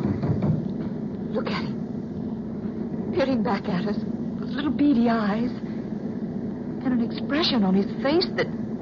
almost human. This is fantastic. How in the world did we ever come to be in the air with a creature like that? We had our regular pilot when we landed at Centella. I saw him climb down out of the cabin. So did I. I never did see him again before we took off. Naturally, his back was to me when I gave him the go-ahead signal. Oh, Michael. Michael, now what? Oh, we're over land. He's bringing the plane down. Oh, Michael.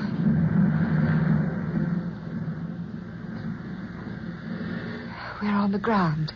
An absolutely perfect landing. Oh, he's unlocking the door now. Michael. What's he going to do? Just take it easy. Don't get excited.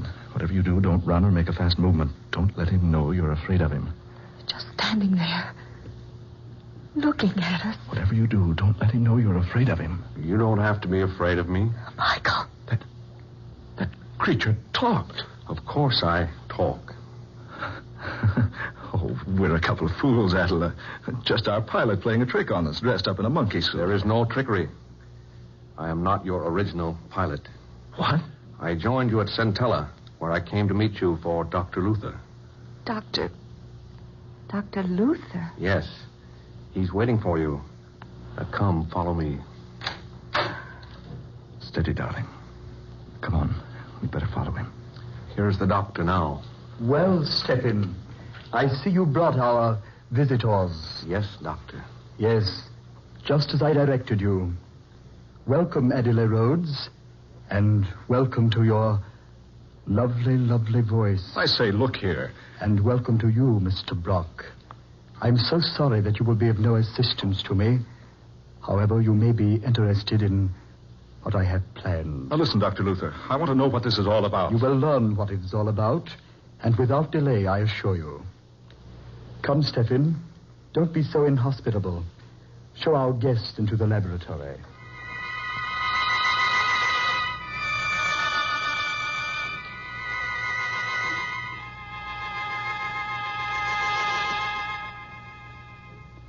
Sit down over there, my dear.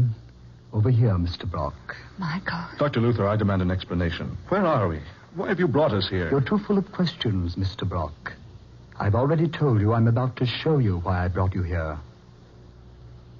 Here, high in these mountains, secretly, I've been working for 5 years, experimenting, testing, trying to accomplish what everyone would have said was utterly impossible had I told them about it. But I didn't tell anyone. Instead, I came here and built this laboratory. You see, it's fully equipped and modern in every detail. Now, look here, Dr. Luther. During those 5 years, I trained Stephen here. I believe you will agree my training has been very successful. You now see an almost full-grown gorilla, behaving like a human, acting like a human, even talking like a human. I've been very kind to you, haven't I, Stephen? Yes, Dr. Luther. Of course you have been kind. Yes, just so. Scientists back there in your world, my dear Miss Rhodes, will tell you it's impossible to completely train a gorilla. That is the second point in which I've proved them wrong. Stephen, sing for us. Yes, Doctor. Si può, signore, signori. Doesn't he have an excellent voice? Michael, did you hear that? Impossible. Sing again, Stephen. Oh,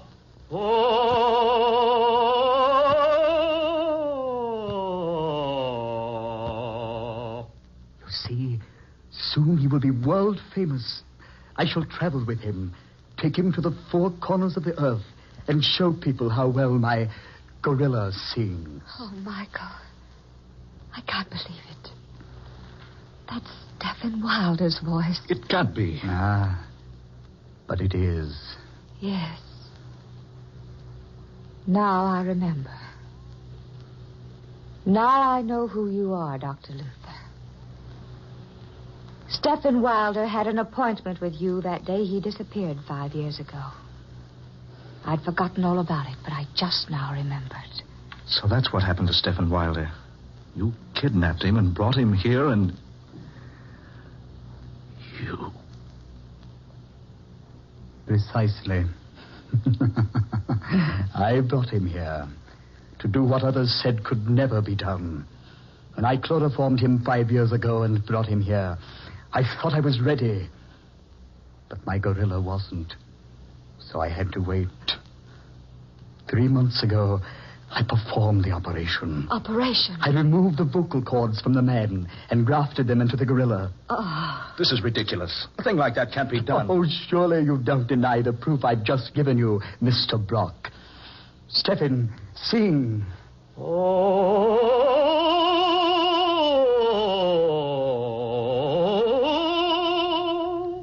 You recognized that voice, Miss Rhodes, the moment you heard it, because you'd sung operas with Mr. Wilder so much. That was the way he sang, to exercise his voice. Don't you both realize what I have here? The secret of an untold wealth. Why, besides knowing how to train this ferocious and morose type of animal, besides knowing how to transfer human vocal cords successfully, I have something I can exhibit to the world to prove my knowledge. Think of the fortune I can amass, because people will pay immense sums to see and hear my singing gorilla. Stop it. Stop it, I say. Why have you brought me here? Surely you could have spared me this. I will tell you why, Miss Rhodes. If you and Mr. Brock will step over here... The only place we're going to step is out of this place. You will do as I ask. Stephen, these people are not to leave. Very well, Dr. Luther. Over here, if you please. Better do what he says, Adler. There. Go through this plate glass. Look into the next room. Another gorilla. Yes. Isn't it a fine specimen? Fine specimen? Yes, she. She? Oh, no. No. You're not planning. I've trained her very carefully. She was so much more responsive than the male. Now that she's able to obey me, I'm quite ready for the rest of my plans for her. Oh, no. No, you can't. I won't let you. I'll say he can't. Neither of you will be able to prevent it. Soon I'll tour the world with the most amazing exhibition on Earth. A male and a female gorilla singing all the world-famous operas. Look here, you... Wait a minute. I just happened to think of something, Doctor. Yes? Do you remember the day Stephen Wilder had that appointment with you 5 years ago? Yes, certainly I remember. I'd been planning to obtain possession of him so I could bring him here.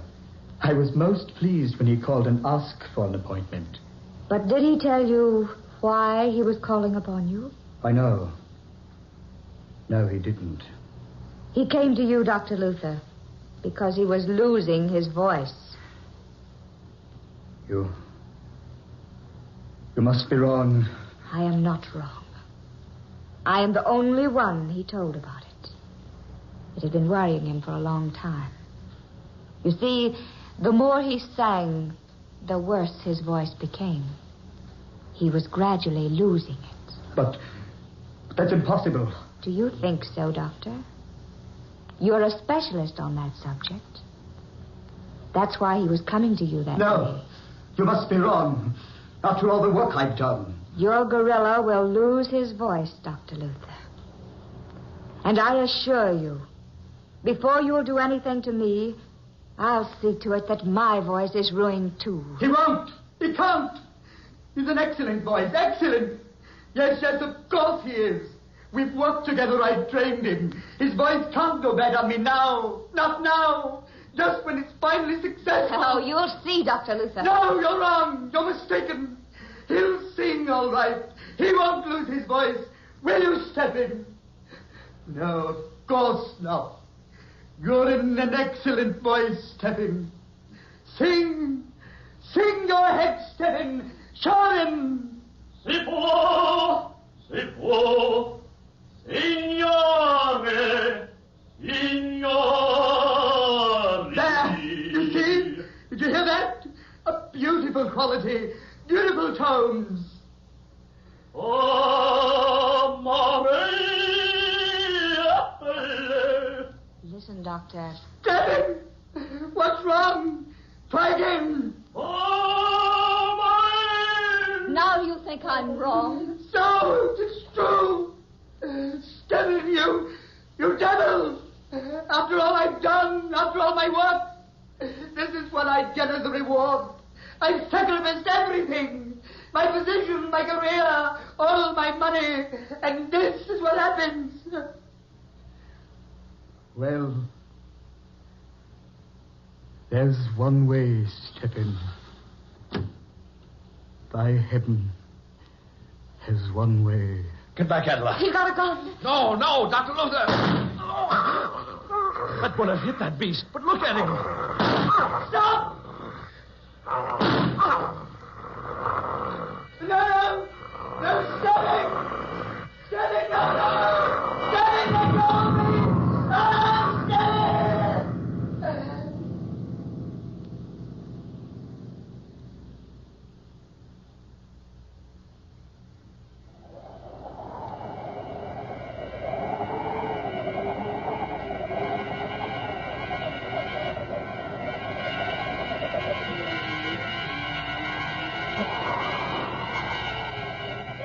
Dark fantasy.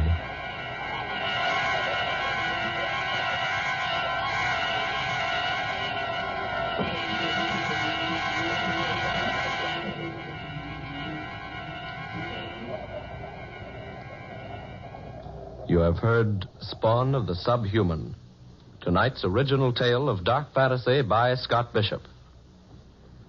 Ben Morris was heard as Michael Brock. Eleanor Naylor Corrin was Adela Rhodes. Garland Moss played Dr. Luther, and Muir Height was the gorilla. Next Friday night at this same time, listen to the 16th in this series of dark fantasy dramas created by Scott Bishop, The Man with the Scarlet Satchel. The story of an aged millionaire who receives a child's set of modeling clay as a practical joke, but who turns the gift into an incredible and weird instrument of destruction. Don't miss this unusual story next Friday night, The Man with the Scarlet Satchel. Tom Paxton speaking. Dark Fantasy comes to you from WKY, Oklahoma City. This is the National Broadcasting Company.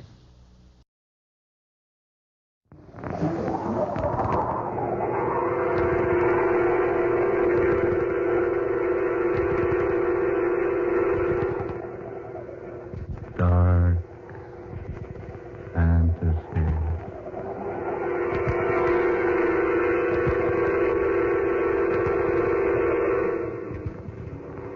Eating from the darkness.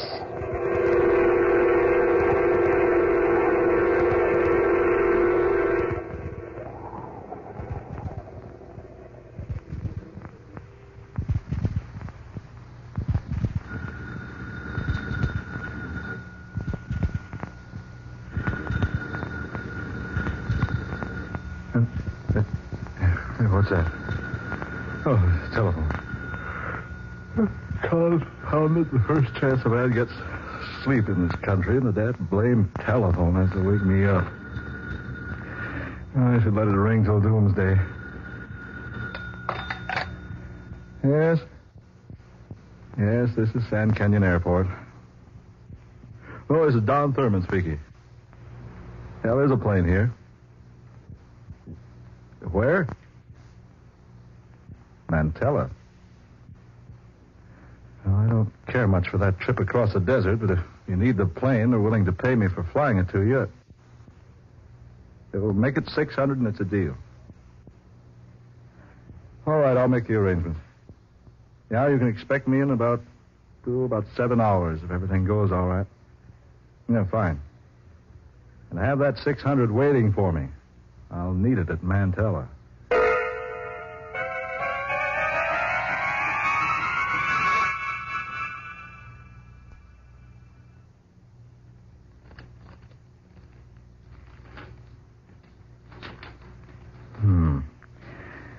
Let's see.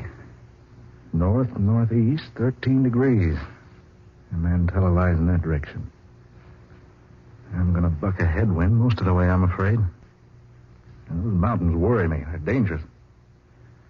Let's see now. Over this way, it's Santia. No, not that way for me. If I ever ended up in Santia, well, I wouldn't want to bet anything on my chances of getting to that place and coming out to tell about it.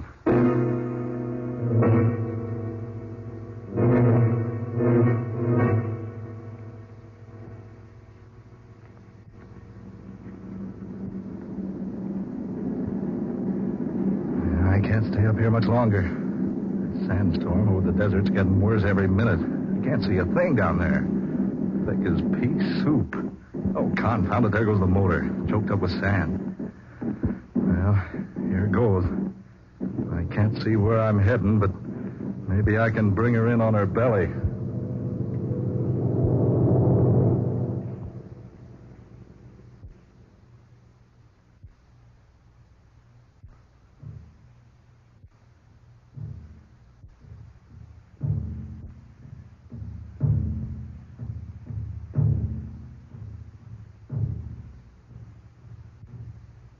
War drums. Trouble. They've been pounding in my ears for hours. Oh, my eyes blinded by that awful sandstorm. I can't see. Don't know whether it's day or night. All I know is that someone found me out there on that desert and brought me here. Is that someone? Someone there. I have come to take you to the king. You will be placed in the den of the leopards. Leopards? It is our custom here to feed uninvited guests as a sacrifice to the leopards of the pit. What is this? It nears the time of the full moon.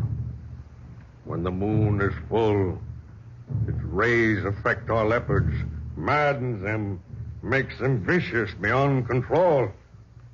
Only the flesh of man will quiet them. And only the king can perform the ceremony of sacrifice. King? What king? King of Santia. Am I at Santia? You are.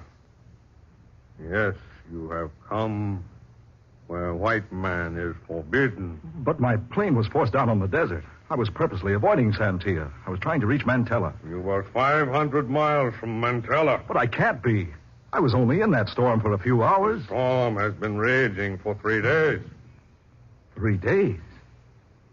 Why, I've been only 2 hours on the desert. The storm came up only a few hours ago. The entire desert has been covered with a storm for 3 days. But I don't understand. You were discovered only because Iana has once again displayed her temper towards her father. Iana? Daughter of King Genasi. It has been arranged that Iana is to wed within the changing of the moon. And Iana has rebelled. She attempted to flee Santia through the desert storm. She was followed. She was discovered there with you. Then she found me. Yes. The two of you were returned here to the village. Now you will come with me. My eyes. I can't see a thing. It is the justice of Santia. What do you mean? Come. You will have to guide me. Then take my arm. Now. All right. Let's go. This way. How far? Wait. Tanamahasi! What's the matter? Tanamahasi! What in thunder are you talking about? They're in the sand. Tanamahasi. Big foot. I told you I can't see. Big foot, Tanamahasi. Big leopard foot. Followed by man. Leopard foot? Yes, they're in the sand. Leopard tracks, followed by man tracks. Come, hurry. Wait a minute. We must hurry. Evil spirits set loose again by full moon. Tanamahasi, big leopard. Come, we hurry.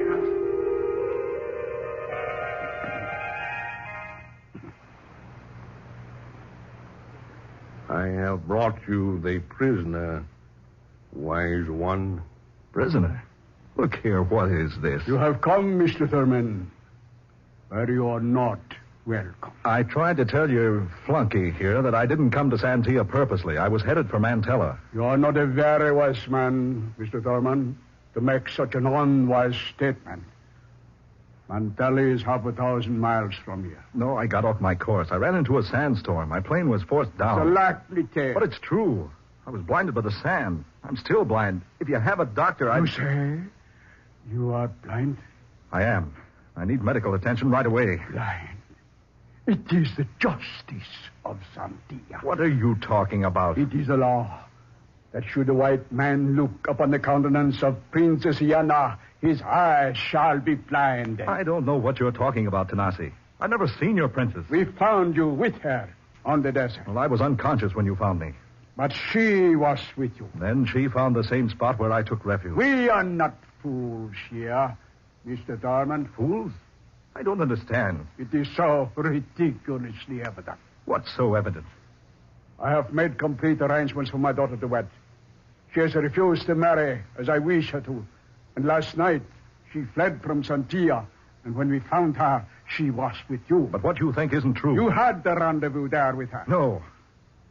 How many times you have met, I do not know. But each meeting has been in complete defiance of the laws of Santia.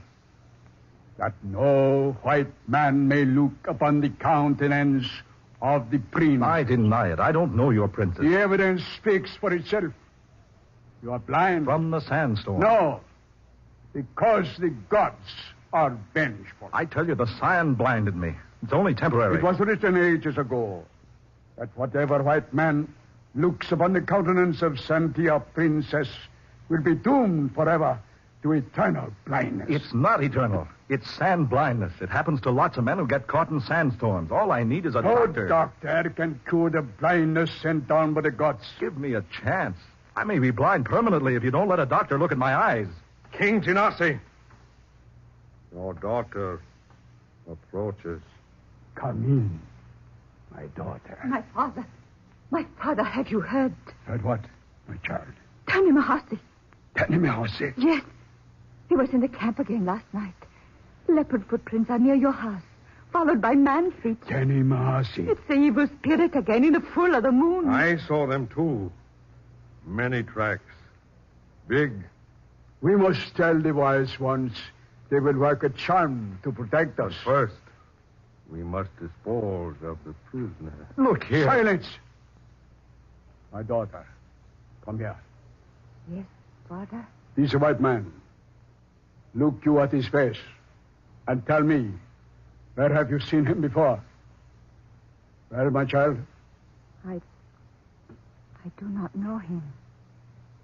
I have never seen him before. But my king, I saw them together. Silence, Ivan. You are most wise, my daughter. You are most wise to deny your foreign lover. But I'm not her lover. I've never seen her. I can't even see her now. The American is blind, Diana. Blind? Because he has broken the law. Because he has looked upon the face of a princess of Santia. The gods have blinded him. It's not true. I've never seen her face. Ask her. She'll tell you it's not true. Take him back to the prison hut. And let him wait there until the body of wise ones sit in judgment of his crime.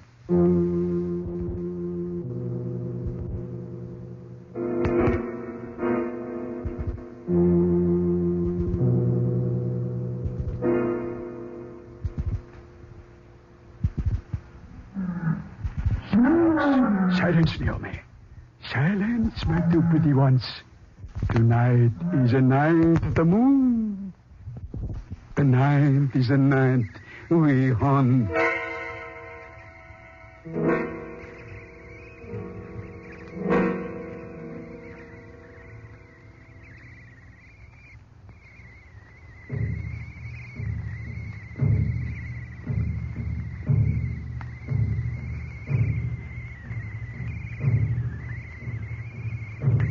Drums. Still pounding.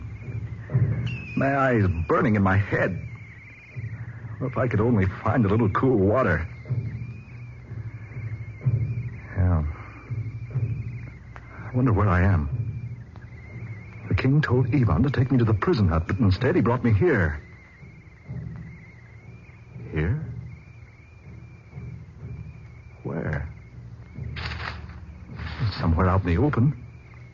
Bushes, shrubbery all around it. Wait a minute. What's that? A light. Up there through the trees. A light. Why, it's a star. I can see again. One lonely, single little star in a sky of heavy clouds. And there, coming over the ridge, the full moon. What's that? Something there in those bushes. Is someone there? Be quiet, Americano. Who is it? Iana. Princess Iana? Do not speak so loudly. Why are you here? I came to see you. I went first to the prison, but it was empty. Then I knew there had been trickery. Ivan did not do what my father ordered. No. He brought me here instead. Where are we? On the edge of Decano. Decano? The precipice? Yes. It is hundreds of feet over the side of Decano. Listen. This rock. I will show you. Ivan knew you were blind. He left you here alone, knowing you would eventually wander over the edge and be crushed on the jagged rocks down there. He could not wait for the sacrifice. Sacrifice? Yes. With each fullness of the moon, the leopards in the pit of Santia become madly enraged. The wise men say the moon rays affect them. They must be appeased by the flesh of a human. And the moon will soon be full again. Yes, Donaldo. A pleasant thought. Oh, but Ivan could not wait. He fears all Americanos.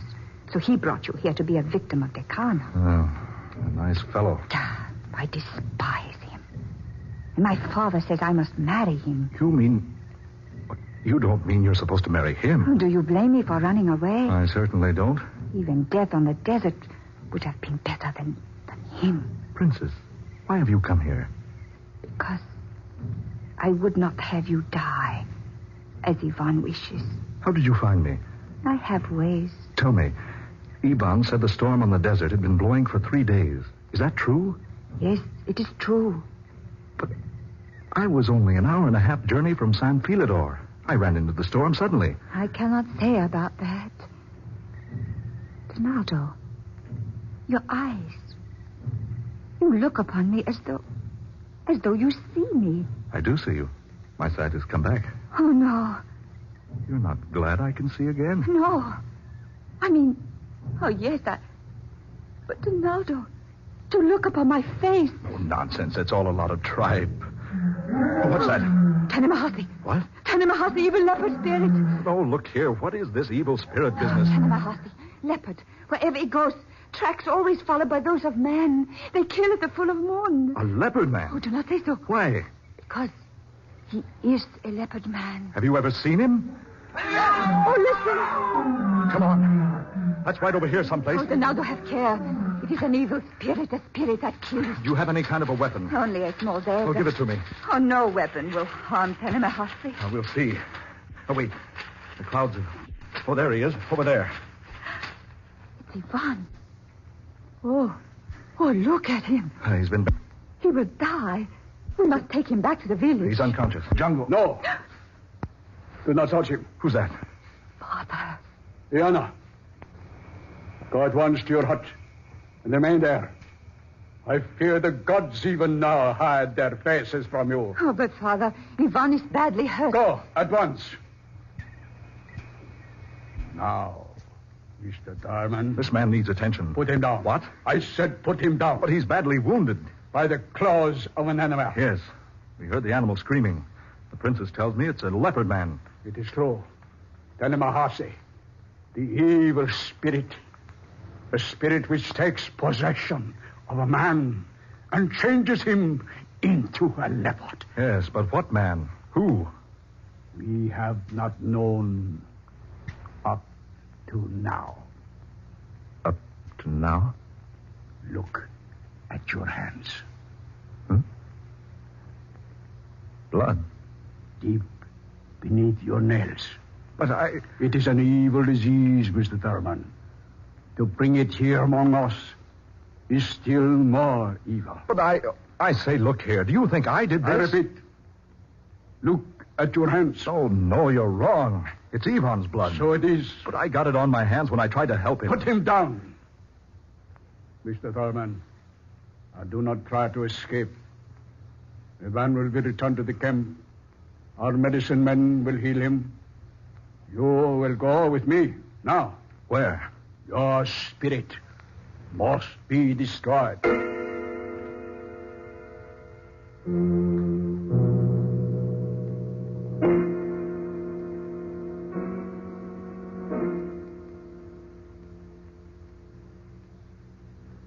You have had the wisdom of our elders, Mr. Thurman. You are guilty of a most foul sin against us. You must pay the penalty. And you, unfortunate daughter, are equally guilty with him. I cannot plead for you. The law is so written. You have seen too, Iana. Tomorrow night, the two of you shall perish.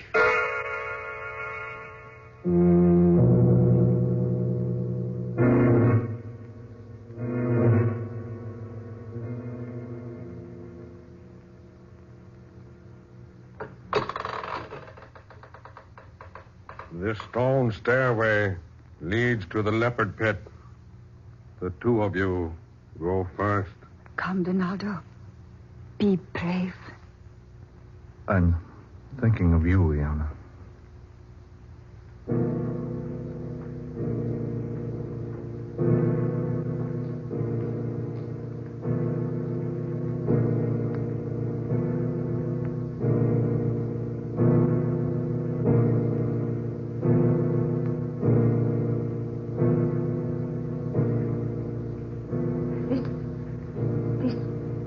is 100 feet into the earth.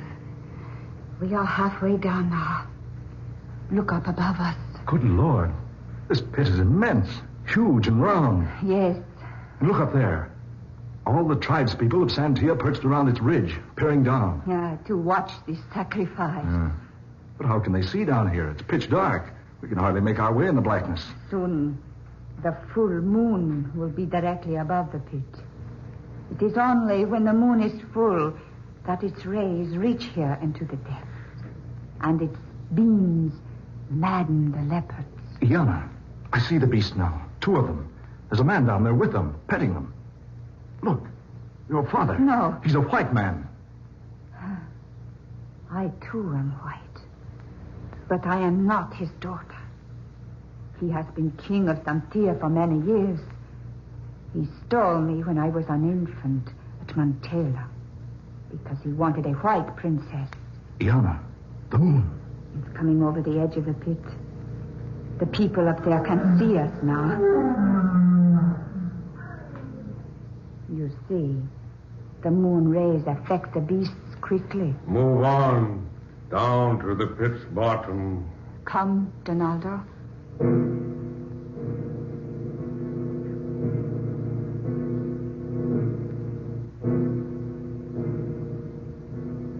Iana, there must be some escape for you. I am not afraid, Donaldo. No, isn't there any way to escape? Only one. An impossible one. What does he mean? It has always been the belief that if the prisoners are not truly guilty, the leopards will not harm them. There. The full moon is directly over the pit. I remain here. You two through this iron gate. Come, Donaldo. There is only one more gate now. The one that separates us from the animals. Come. Look how that man controls those animals. It is the power of the full moon. Then there is another way out. If we can keep away from the animals until the moon has crossed the pit. No, that would be ours. The leopards will be released upon us any moment. This is as far as we go. Alenia, Menekana, Neakana, Alenia, Neakana. Iana, if I could only save you. There is no way. Courage, Donaldo. No, I'm not afraid for myself. Now, you die. Now I offer you to the gods. Open the gate. No. Wait, Iana. Look, the moon. Donaldo, it is gone. Dark. Has the moon crossed the pit? Oh, no, it did not time. It's behind the cloud. Oh, Donaldo, the leopards. My father, they'll kill him. No, Sheeta. No. No. Down. Down. Get back. Get away from me. No. No. No.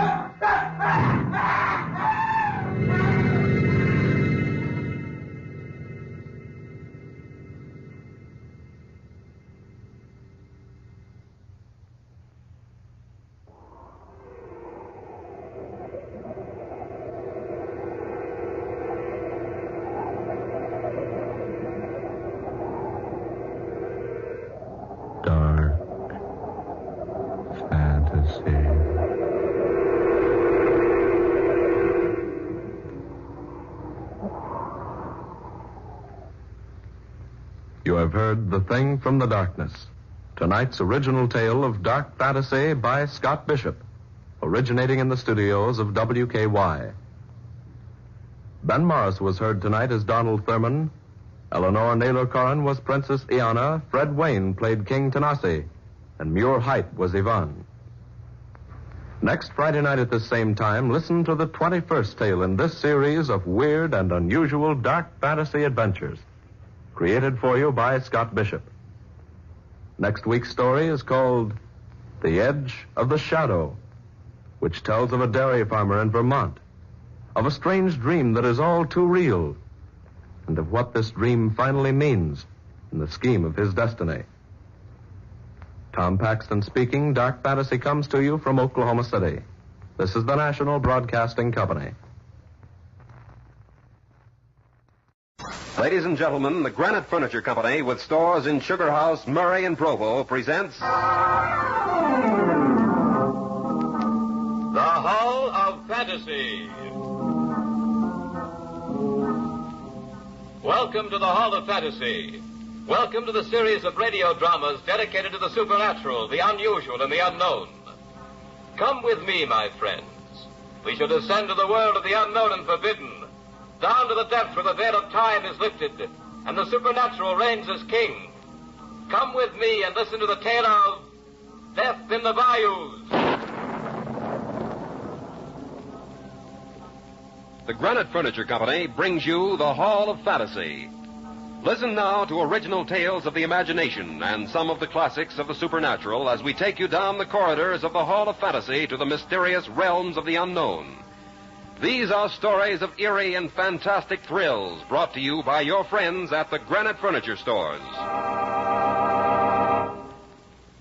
You know, spring is practically here, and the centennial summer is not far away, so now's the time to cheer up your home with something new from the Granite Furniture Company. You'll be amazed at how easily you can improve the beauty and comfort of your home with small items here and there, such as a new floor lamp, a new lounge chair, a table or so, or some other seemingly unimportant item. The Granite Furniture Stores in Sugar House, Murray, and Provo are daily receiving new stocks for spring home redecoration. And now you may choose from these delightful new things at prices well within your budget. Go in tomorrow and see for yourself. And be sure to listen a little later in tonight's program for an important announcement from the Granite Furniture Stores in Sugar House, Murray, and Provo. And now for tonight's story, an original radio drama by Robert Olson entitled Death in the Bayous. Death strikes quickly along the bayou. Who's to say the deed was murder?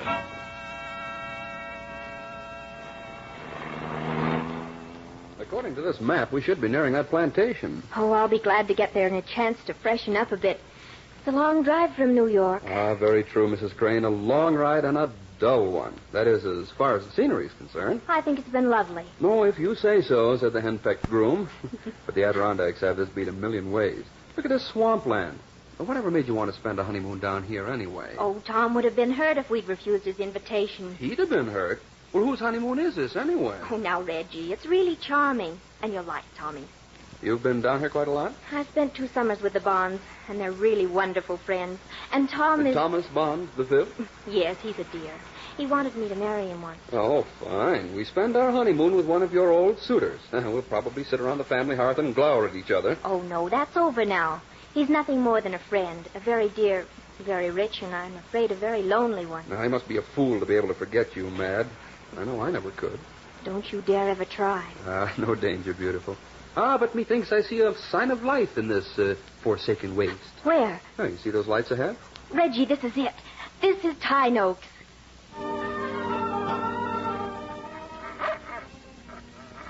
The welcoming committee.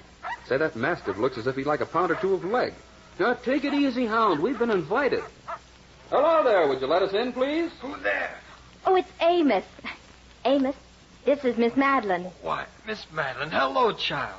Of course, Master Tom's expecting you all. He's pacing the floor right now, he is. Amos, this is my husband, Master Reginald Crane. Yes, Master Reginald. Welcome to Tyne Oaks. You'll just drive up to the house. Master Tom is powerful anxious to see you all. Well, Mad, this is wonderful, really wonderful. I thought you'd never get here. And this is, I presume, the lucky gentleman? Yes, Tommy. This is Reggie. Of course, Reggie. Well, take your things off and join me in the drawing room for a little drink. Lena, take Mrs. Crane's things. Yes, Master Tom. Thank you, Lena. I'd very much like to clean up. Let me see now. That's one, and another. There's your drinks. Amos, take our guest things to their rooms. Rooms? Why, this is a honeymoon, old man. I believe it's legal to... Of course, it seems strange to think of Mad as being married. Forgive me, please. Oh, sure thing. I'm a little dazed about it myself. Fabulous luck, you know. Did you ever see anybody so lovely in your life? No, Reggie, please. No. Never have I seen a more lovely creature. Never. Too lovely for you, old fella. Much too lovely for anybody. Well, excuse me. I'm getting a little self-conscious in here. Tom, how are things at dear old Tyne Oaks? Well, it's not what it used to be, Mad. Echoes of the old days. Since the Colonel and my dear mother died, well, it's a lonely old place. Now it's yours, Mad. Oh, thank you, Tom. It was nice of you to ask us down here. Well, I'll be going now. Where are you going? I moved to the guest house this morning. You mean this entire house It's a bridal suite. Pardon me, Master Reggie, but do all these things come in? I'll be right with you, Amos. Excuse me for a minute, will you, Mad? Don't forget my black overnight case. Okay, I won't. So you did it anyway. Did what, Tom? Married that... Tom. I told you I'd never let anyone else have you. Tom, what are you saying? Your pardon, Mad. I forgot myself. I thought you'd forgotten that and it's all over. Forgotten? No, not forgotten. Good night. Forgotten. Oh, been forgotten, is it? Oh, Mad, you should never have let me love you so much. Well, my pretty, here's your precious black case. Thank you, Reginald. Oh, why so formal? Well, during our courtship, you called me Reggie. Now we're married, it's Reginald. I'm going home to Father. Oh, please, Reggie, don't joke. Maybe we should have gone to the Adirondacks. Oh, nonsense. All I had to offer you there was a rustic little 3-room cabin. But this plantation all to ourselves. It's like something out of Gone with the Wind. That cabin sounds heavenly to me, Reggie. Now, wait a minute, beautiful. A honeymoon is no time to start second-guessing. This is it. This is what we dreamed about. Yes, sir, by golly, I'm going to make our honeymoon at Tyne Oaks the best either of us ever had. You expect more, then? Oh, I certainly do. Well, mighty square of you to tell me about it. We shall have as many honeymoons as there are days in the year. Oh, Reggie, you're a nitwit, but a charming one. What is it? May I see you a minute, Miss Madeline? Yes, Lena, come in. Excuse me, I didn't know the master was here. Oh, don't be shy, Lena. This is Master Reggie, my husband. How are you, Lena? Nobody the same at Tyne Oaks. You shouldn't have come down here, Miss Madeline. Lena, what do you say that for? Tyne Oaks has always been my second home. Back when Tyne Oaks was a home for everybody. It changed since the Colonel and Master's Bond died. Master Tom changed. He get crazy, drunk, and beat us. Beat you? Why? There ain't no why, Miss Madeline. He just mean. I get so scared of him. And tonight, well, Miss Madeline, he's acting awful. Lena, I won't have you saying such things. Now, you run along, or I'll tell Master Tom. Oh, no, please don't tell Master Tom, please. He'd what? Please don't tell him. Then don't let me hear you talking like that again. I'm ashamed of you. Yes, Lena medicine's full. Lena should be dead. Well, Tommy. Now, Tommy sounds to me like a problem child. He was. Oh, but he's settled down now to this quiet life of the plantation owner. Who knows the souls of men? Why, Reggie, what do you mean? Only that he still loves you and hates me. Now, I could see that right away. He wanted to put us in separate rooms. Can you imagine it? Yes, Reggie, I think you're right. Well, that's what I was going to tell you. While you were out there, he said something very strange. It frightened me. Well, what did he say? He talked as if he's forbidden me to marry you. Oh, he did, huh? Had he ever said anything to you about our marriage? Nothing whatever. That's what startled me. Well, it strikes me, my pretty, that we're... Skip it. What, Reggie? No, nothing. Nothing at all. Say, come on out here on the balcony, Mad. Oh, there's that moon again. And the jasmine. Oh, Reggie, isn't it lovely? Oh, I don't know. You don't? No. Anything lovely outside of you is just too dull to attract my attention right now. Then you retract your threat to go home to Father? Oh, home was never like this. What do you say we stop reading weird meanings into Tom's words and give him credit for this beautiful honeymoon mansion? This is really something, Mad. It's got that cabin beat a mile. I'll bet that little cabin is wonderful. Well, I'd build it. What was that? That sounds like the dog that greeted us at the front gate. Now, what's he doing out in the swamps this time of night? Well, if Prince is in the swamps, Tom's there, too. No, revise the question. What's Tom doing out in the swamp this time of night? Hey, what's that? There's something wrong out there, Mad. I'm going to see what it is. No, Reggie, don't go out there. No, I've got to see. Reggie, come back. Reggie, you fool. You don't even have a gun. Go on back. Go back to your bride, you nitwit. Go back. Uh-oh. The sentry. Nice doggy. Fritz, nice. come here. Down, Fritz. Tom, what was that scream? I thought maybe I might help. It's Lena. She's dead. Dead? But we were... Why, only a few minutes ago we were... Death strikes quickly in the bayous, Reggie. Now, will you help me get her out of here? Oh, sure, but I want you to tell me what happened to her. Later, Reggie. They're on the way. Now, come on out here. Just like that? Well, it looks pretty muddy to me. Is there some way around? No, Reggie, there's no way around. Are you afraid of getting your feet wet? No, but... Well, okay. Here goes. Hey, I went down to my waist. I seem to be stuck. You'll have to give me a hand, Tom. A hand? I don't dare give you a hand, Reggie. You're in a pit of quicksand. Quicksand? Why didn't you warn me? I forgot, Reggie. Tom, I can't get loose. Help me. I felt sorry for you when Madeline got word that you were a German prisoner. And then when word came through that you'd been killed trying to escape, Madeline was broken-hearted. Tom, get me out of this. It was I who dried her tears, Reggie. Madeline finally promised to marry me. They set the date, even sent out the invitations. And then you came back from your grave. That, Reggie, was very inconsiderate of you. I'm sinking, Tom. Do something. Do something? When you were dead, I headed the list with Madeline. When you're really dead, I'll head it again. Tom, get me out of here. Madeline's bound to know she'll hate you for the rest of your life. Hate me? Perhaps, but she'll be mine, Reggie. She'll be mine. No. Reggie, you're in pretty deep. You're in pretty deep, Reggie. Almost to your chin. Tom, you won't get away with... Oh, Madeline.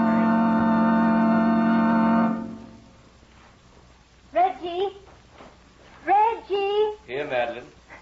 Reggie? No, Madeline, it's Tom. Oh, Tom, where's Reggie? Reggie? I thought he was with you. That's where I'd be if you were my bride. He came out here to... Oh, help me find him, Tom. I'm afraid to have him out in the swamps alone. Sure, Mad. I'll help you hunt for him. But don't come out here. Why not? I'll come to you. There. You almost stepped in a quicksand pit. Quicksand? Yeah. Very treacherous, you know.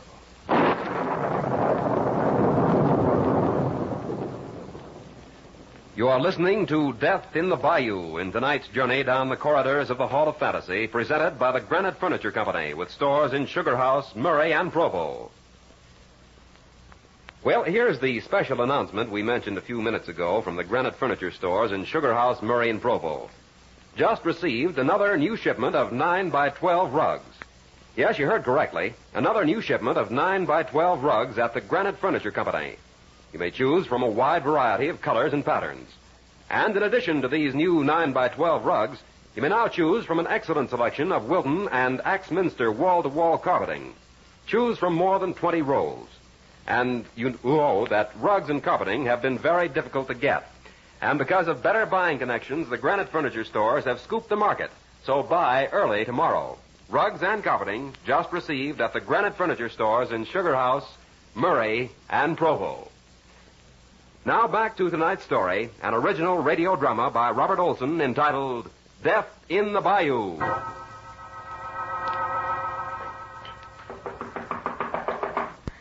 Who is it? It's Tom, Madeline. May I come in?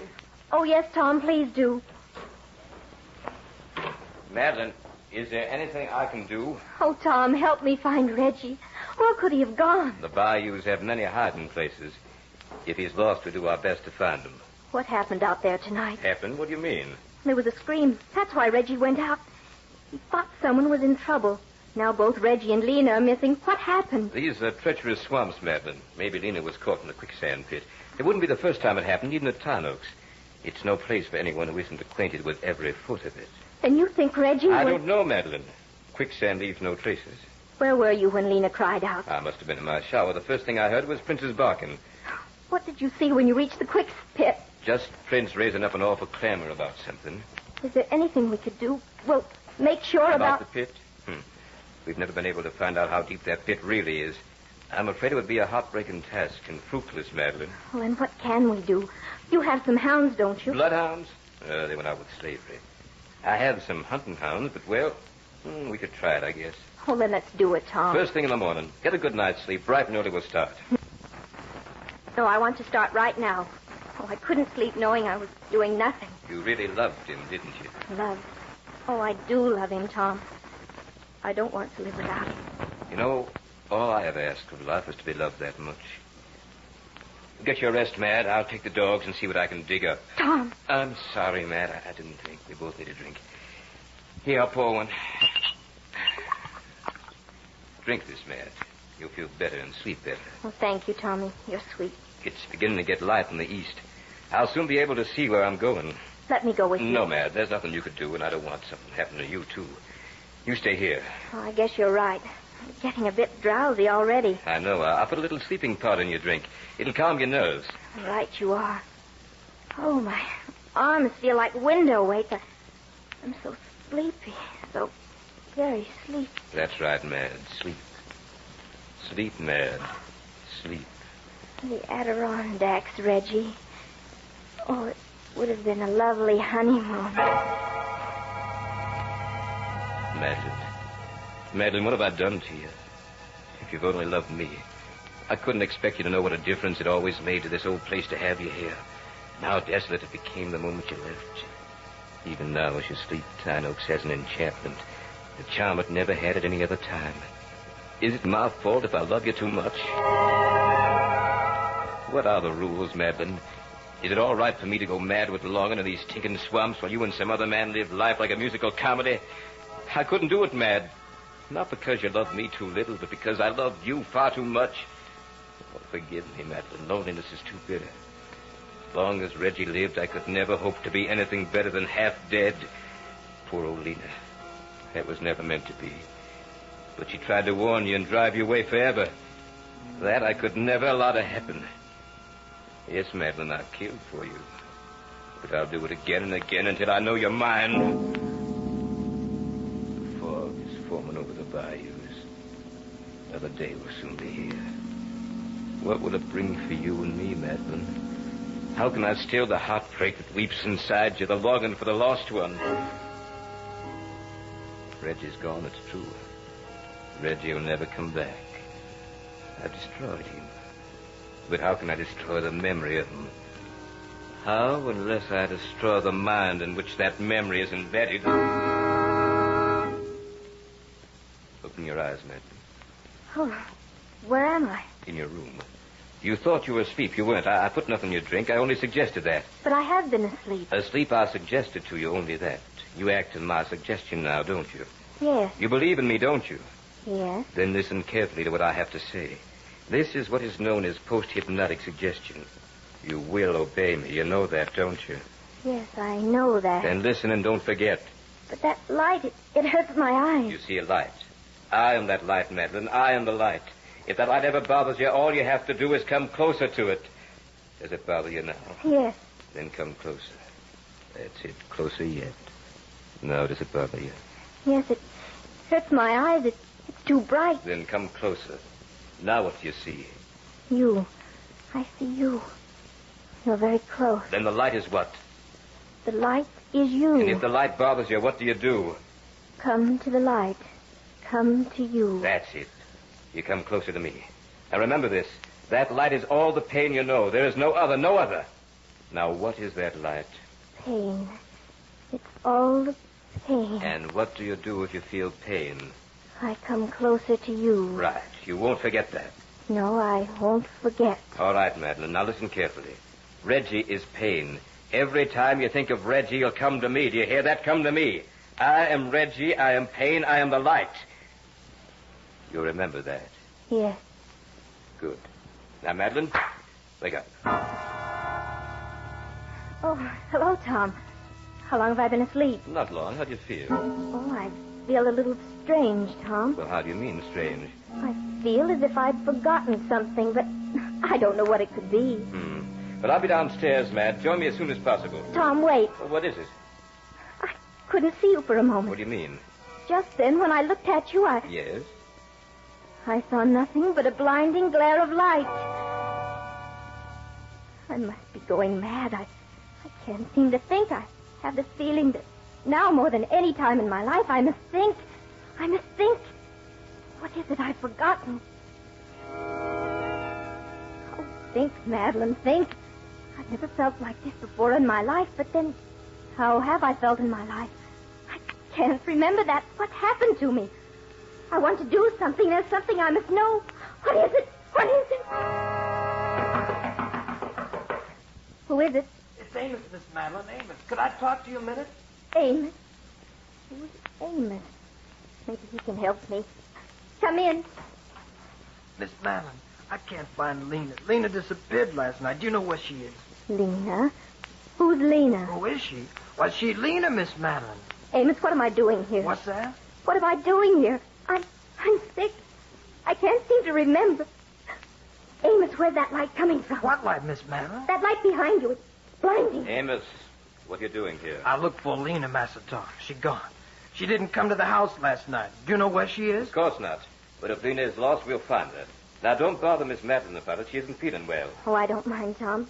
Stay here, Amos, and talk to me. I told you not to bother Miss Madeline. Now get out of here. Yes, Master Tom. Amos go, but Amos find Lena. Amos find Lena. Get out, you tramp. Get out of here before I hit you. Yes, sir. Amos go, but Amos find Lena. Tom, will you help me? I can't seem to remember anything. You need a lot of rest. Look at me, Madeline. Yes?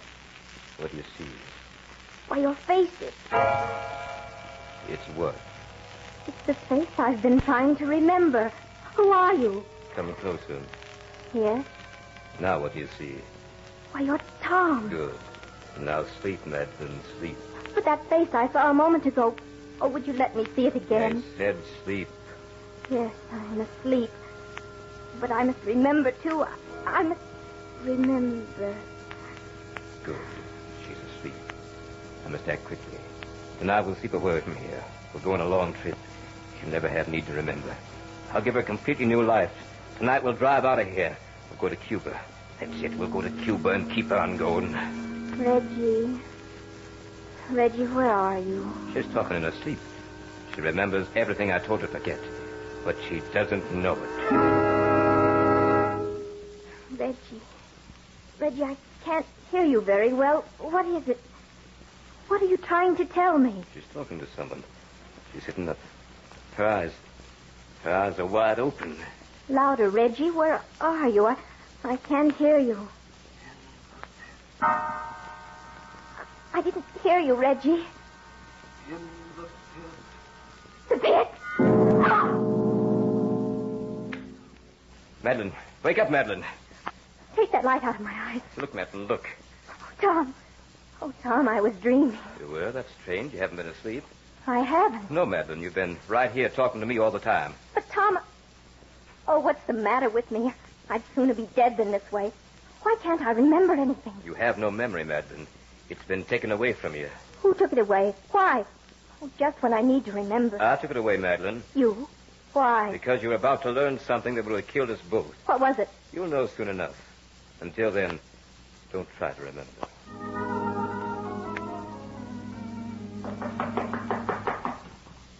Miss Madeline. Miss Madeline. Who is it? It's Amos, Miss Madeline. I must see you right away. Come in, Amos. Miss Madeline, you gotta get out of here. Get out? Why? Master Tom's in a killing mood. He just tried to kill me. Oh, Amos, what are you saying? Tom wouldn't kill you. Yes, he would, Miss Madeline. I followed him out in the bayou. I saw him with Lena. Who's Lena? You remember Lena, Miss Madeline? She's Lena. She's my Lena. I seem to remember, yet I don't. Oh, tell me, Lena. Tell me more about her. Why should I remember her? You should remember Lena because, well, Lena's your friend. Lena tried to help you. Now she dead. My Lena dead, Miss Madeline. Master Tom killed her. I see him with her down on the bayou. Amos, I can't see you. It's that light again. Amos, be careful. The light is behind you. Amos, I told you to stay away from Miss Madeline while you're here. I saw you, Master Tom. I saw you bury Lena in the bayou. You killed my Lena. I warned you. Now you're going to... Come back here, you babbling fool. Come back here. Amos, be back. But Amos, come back for Lena.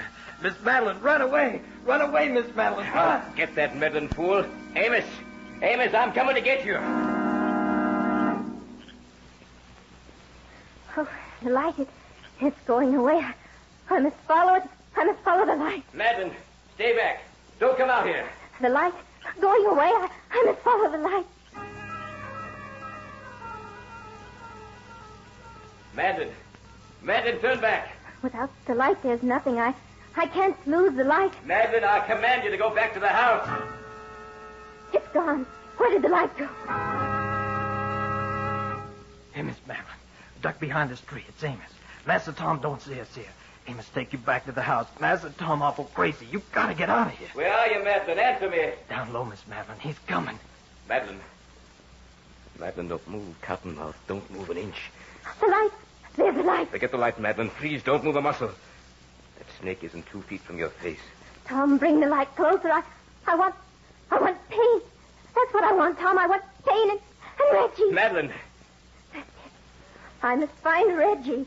Reggie. Quiet, you little fool. That snake will strike at anything moves. Madeline, look out. Reggie.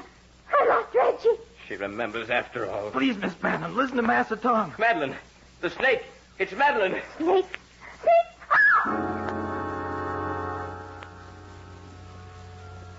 Right in the mouth.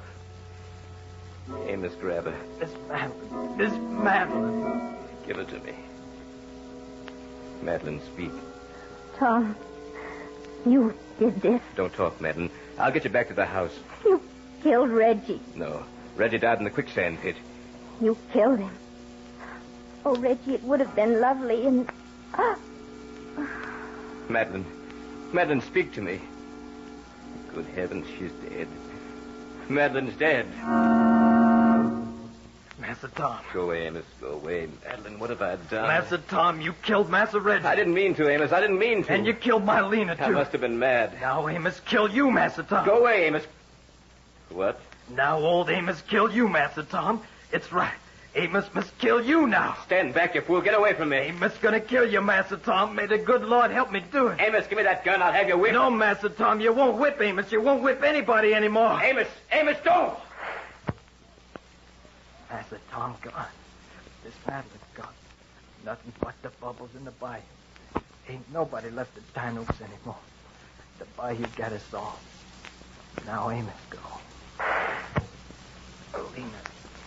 Lena.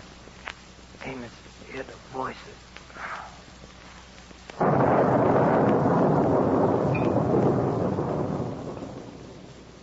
So runs the tale of Death in the Bayou.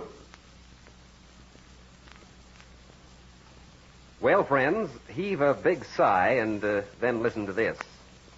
Another new shipment of 9x12 rugs and wall-to-wall carpeting has just arrived at the Granite Furniture Company. You may choose from a wide variety of 9x12 rugs in choice colors and patterns. In carpeting, the Granite Furniture Company is now able to offer you a choice from more than 20 rolls in Wilton or Axminster grades. This is hard-to-get merchandise, and the Granite Furniture Company, through its bigger buying power and better wholesale connections, has scooped the market. Buy early tomorrow on easy terms, rugs and carpeting at the Granite Furniture Company.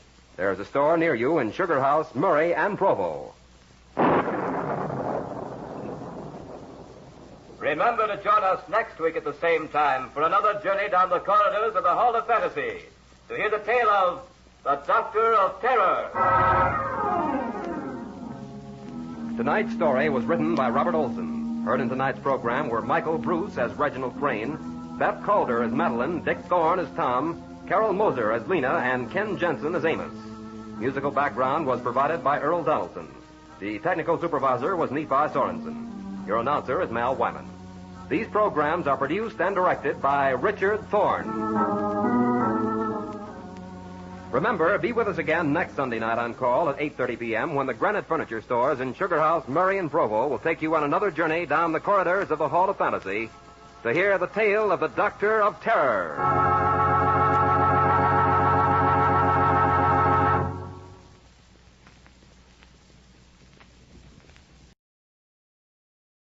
And now,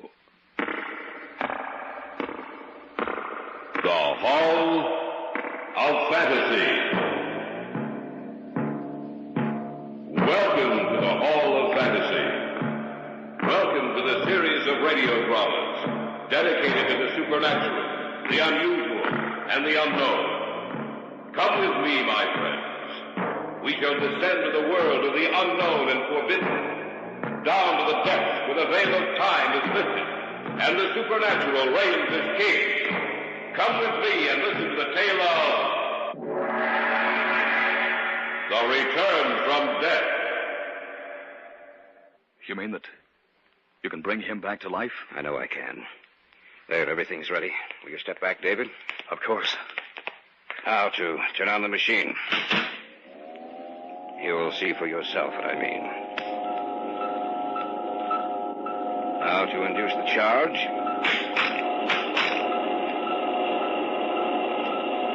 How much voltage are you using? 25,000. That's enough. Now look at him, David. Wait. He's alive. He was dead, but now he's alive. In just a moment, the Hall of Fantasy will present The Return from Death. And now for our story.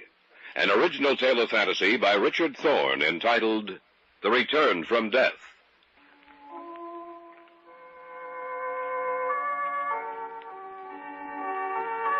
Dr. Jason Sinclair was a brilliant man. He was one of my instructors at medical school. He gave of his knowledge freely, creating in the students a desire to learn, imparting some of his own enthusiasm for his subject into the minds of his students. I always looked forward to his classes. After I received my degree, I lost track of him for several years. But one evening, when I was ready to leave the research center... Hello? May I speak to David Cummings? Speaking. David, this is Jason Sinclair.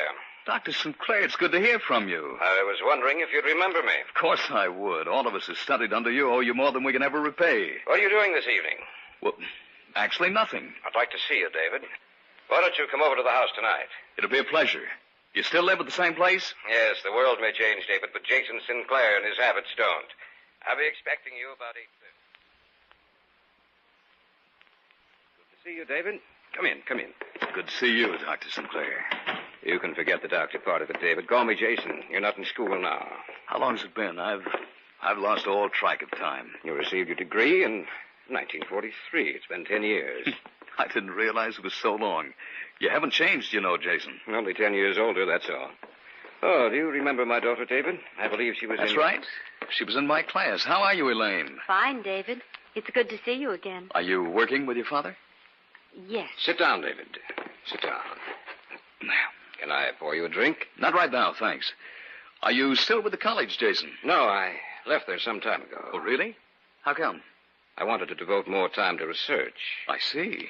David, are you happy with your present position? Well, I hadn't stopped to think about it. I guess I am. That's a shame. Why do you say that? I was wondering if you'd like to work with me. I don't know. I hope you'll forgive me for hesitating, Jason, but I've been with Associated Chemical for several years. I understand, David. It's only natural that you'd hesitate. Why, of course. Dad doesn't want to push you into this, David. You're perfectly free not to accept. Of course, I would like to have you with me. I can guarantee you more than you're getting now. Well, that's a pretty good inducement. I'd like to work with you, David. I'm sure you'll find it interesting. What are you working on, Jason? Come, I'll take you downstairs, and you can see for yourself. You remember some of our discussions years ago about death and the possibility of bringing back to life a man that medical science had pronounced dead? Yes, I do. Well, that's what I've been working on. Oh? Have you had any success? Quite a lot. More than I'd expected this early. I'll show you. The rabbit you see on the table is dead. I'd like to have you examine it, if you will. Yes, he's dead, I'd say, for at least 2 hours. Very close, David. A few minutes longer, that's all. What do you intend doing? You'll see. I've already given him the preliminary injection, David, to save time. You know, of course, that all life has a connection with electricity. And we think we send out small charges of electricity along the nerve network, which in turn activates our muscles. You mean that you can bring him back to life? I know I can. There, everything's ready. Will you step back, David? Of course. Now to turn on the machine. You'll see for yourself what I mean. Now to induce the charge. How much voltage are you using? 25,000. That's enough. Now look at him, David. What? He's alive. This animal's alive. Yes, David. But there's something strange about him. How do you mean? I don't know. I can't explain it. You're imagining it, David. You saw him dead, now you see him alive. The sight is foreign to your mind. Perhaps. I've learned the secret, David. Now we can restore to the living those who have passed into the realm of death.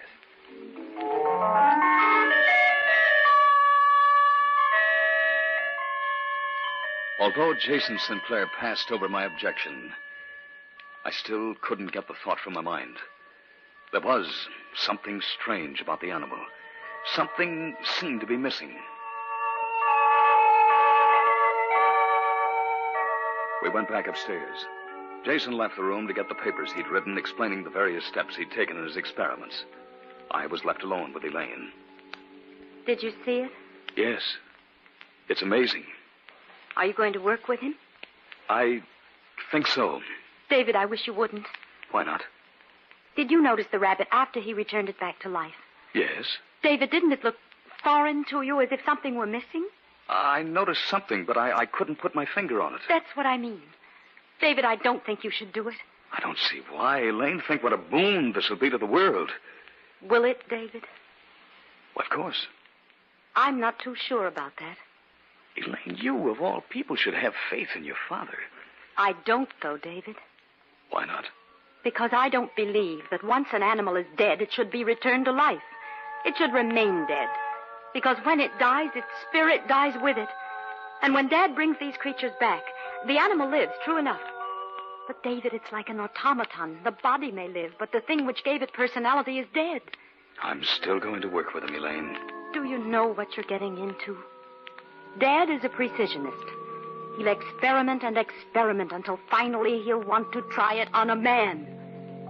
And where is that man going to come from, David? Where is he going to come from?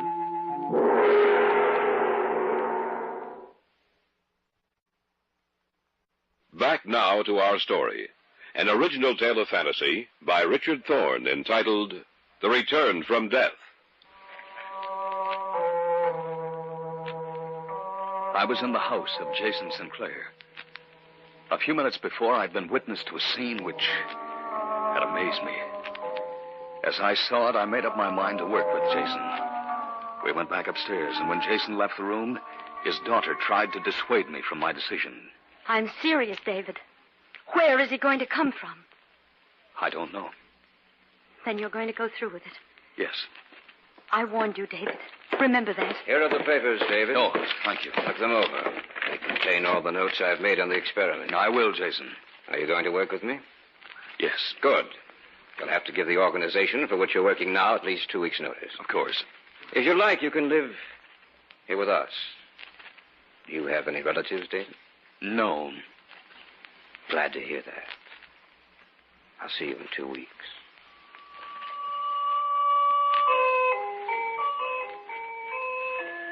Two weeks later, I moved in with Jason Sinclair, and we began working. We conducted experiments, making a few changes, altering the content of the preparatory injection, resetting the amount of voltage required, progressing from the lower stages of animal life ever higher. And then one night, he told me what he intended doing next. David, have you heard of Terry Whalen? Whalen? Oh, yes. He's going to die next week for the murder of that old man. That's right. We're going down to the prison tomorrow to see him. Why, Dad? Whalen has no relatives, no one to bury him after his death except for the state.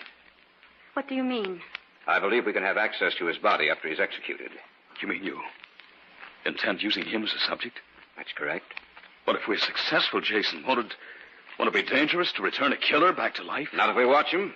Not if we can destroy his urge to kill. Dad, I don't think you should do it. He's a dangerous man. Nonsense, Elaine. We'll increase the amount of voltage, David.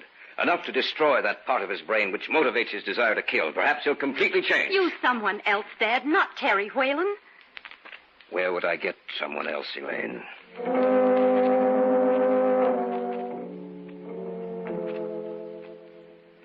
We arose early the following day and drove out to the prison. Jason was well known and thought highly of in official circles.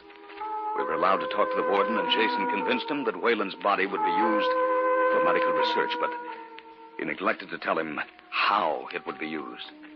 Then we were allowed to talk to Whalen. Just a few minutes, Dr. Sinclair. I understand. Who are you? My name is Jason Sinclair, Mr. Whalen. What do you want? To talk to you. So talk? You're to be executed next week, Mr. Whalen. Look, if you come here just to tell me that, I got a surprise for you. I already know it. I'm a doctor, Terry. We'd like to use you as the subject of an experiment. Sure, go right ahead. Not now, Terry, after you've been executed. What do you mean? Where are you from? You from one of those medical colleges? Listen, I don't go for that stuff. No, sir, if that's what you're here for... Terry. I propose to bring you back to life. You mean after I'm dead? That's right. You're crazy. You sound like you've been in stir too long. I'm serious. We can do it. You mean...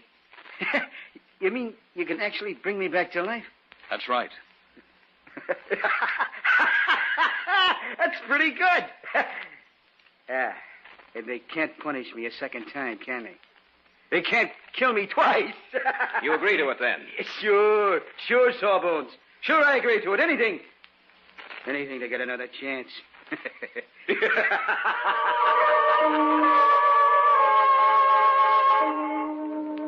Jason made arrangements for an ambulance to pick up Whalen's body a short time after the execution. That night, the night Whalen settled his debt with the state, a storm broke. We stayed at the house and waited. The ambulance was already at the prison, waiting for its passenger. What time is it? Almost 12. I wish you hadn't arranged all this, Dad. Nonsense, Elaine. Well, that is 12 o'clock. The time is to die. It should only take them 3 hours, even in this storm, to get back here, Jason. That's right. When they do, David, they'll have Whalen with them.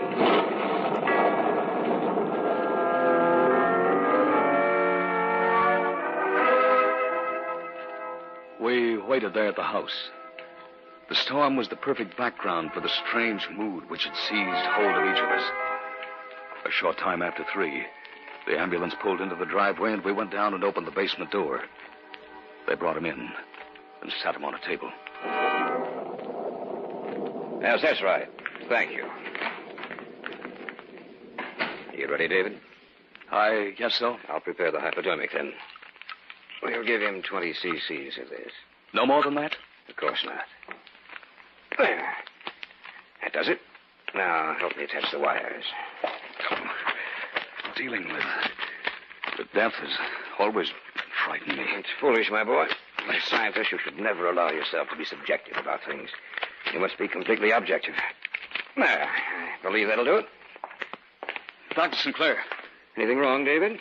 Maybe we ought not go through with this. You can't turn back now? No, I suppose not. Shall we begin? Switch it on. It has a pleasant sound, hasn't it, David? What's the reading? 10,000. Increase the charge.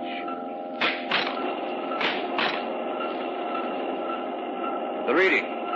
15,000. 20,000. 23,000.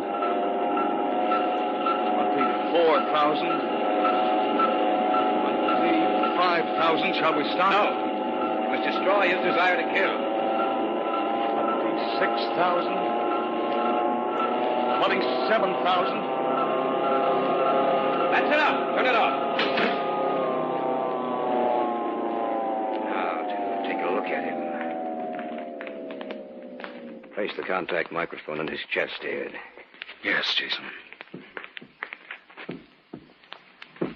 Listen, David. You're listening to the sound of his heart, David. The beating heart of a dead man. We've succeeded. We've brought him back from death.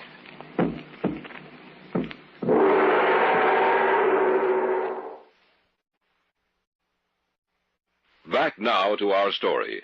An original tale of fantasy by Richard Thorne entitled The Return from Death.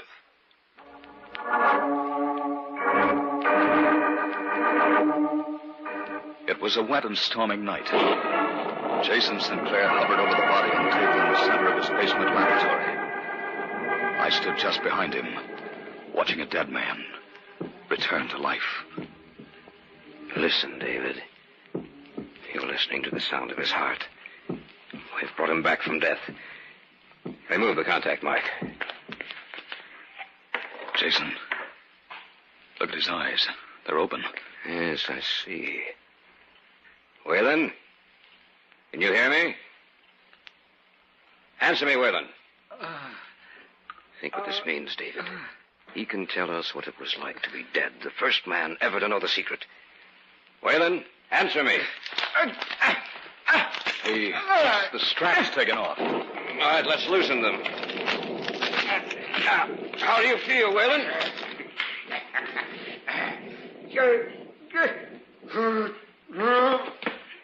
Look out, Jason. He's getting off the table. Nothing to be afraid of, David. He didn't limp before, did he? No.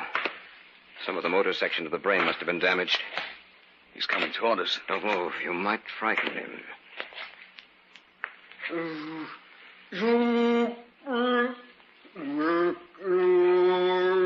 Look at his eyes, Jason. They're not human. Go ahead, David. He's trying to say something. I can't understand you, Whalen. What are you trying to say? He's patting you on the back. Trying to thank me, no doubt. All right, that's enough, Whalen. I understand you appreciate... Take his hand away from my throat, David. That's enough, Whalen. Look out, David. I see him. You knocked him out. Yes. You shouldn't have done that. Are you serious, Jason? I was protecting myself and you, for that matter. He wouldn't have hurt me.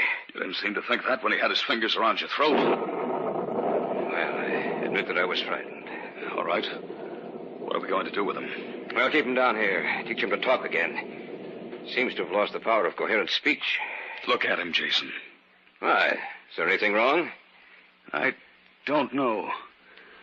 But looking at his face now, I have the strangest feeling that he's not really a human being anymore. That something's missing.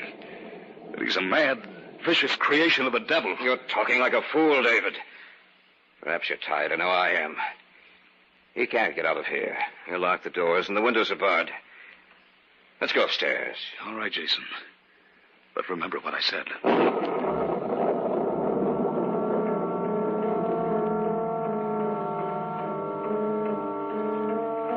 We placed him back on the table, taking the precaution of strapping him down in case he should awaken. Then Jason locked the doors and took the keys with him. We went upstairs. I've been waiting for you. Elaine, I thought you were asleep. No, I couldn't sleep. Should have come downstairs and joined us then, Elaine. You brought him back? Yes. How did he react? Not as well as he might have, Elaine. Anything wrong? No, nothing.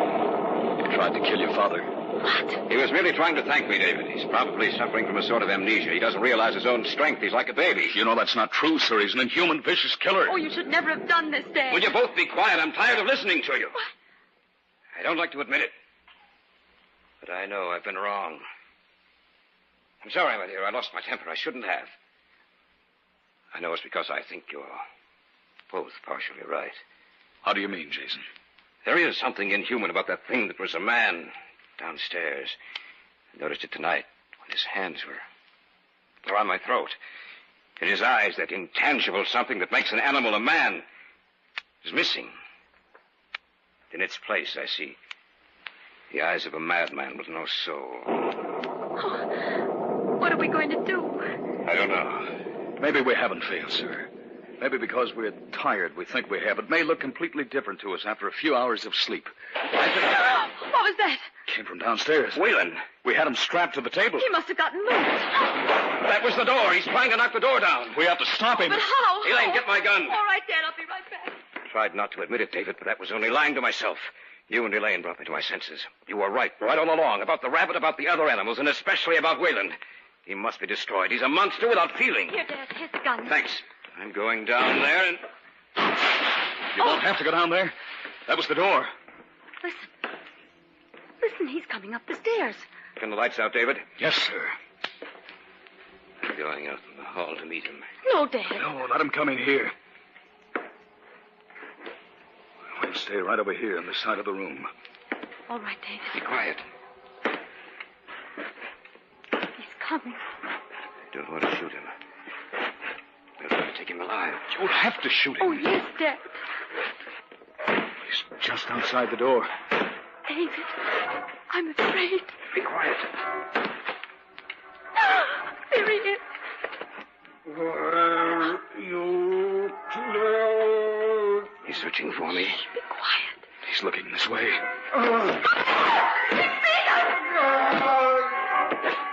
Use the gun, Jason. Pull the trigger.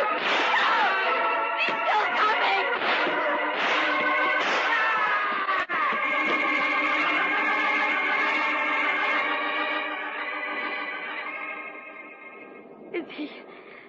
Is he dead? Yes. Look at his face now, David. Yes. I see it. It's composed. It looks human again. Perhaps we're not meant to tamper with the natural laws of life and death, David. I see that now. But it took Wayland's return from death to prove it to me.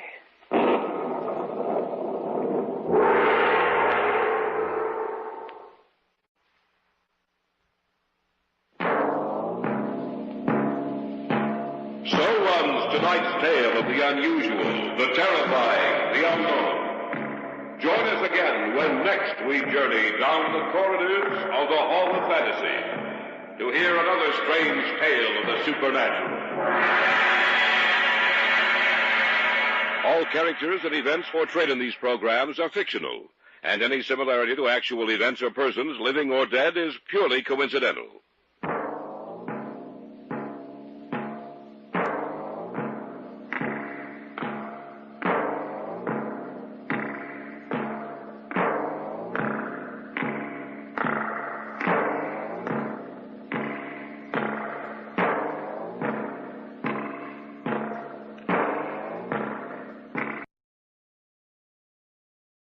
And now,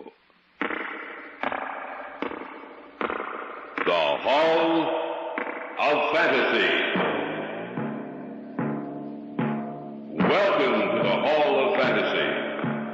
Welcome to the series of radio dramas dedicated to the supernatural, the unusual, and the unknown. Come with me, my friends. We shall descend to the world of the unknown and forbidden, down to the depths where the veil of time is lifted and the supernatural reigns as king. Come with me and listen to the tale of The Return from Death. You mean that you can bring him back to life? I know I can. There, everything's ready. Will you step back, David? Of course. Now to turn on the machine. You'll see for yourself what I mean. Now to induce the charge.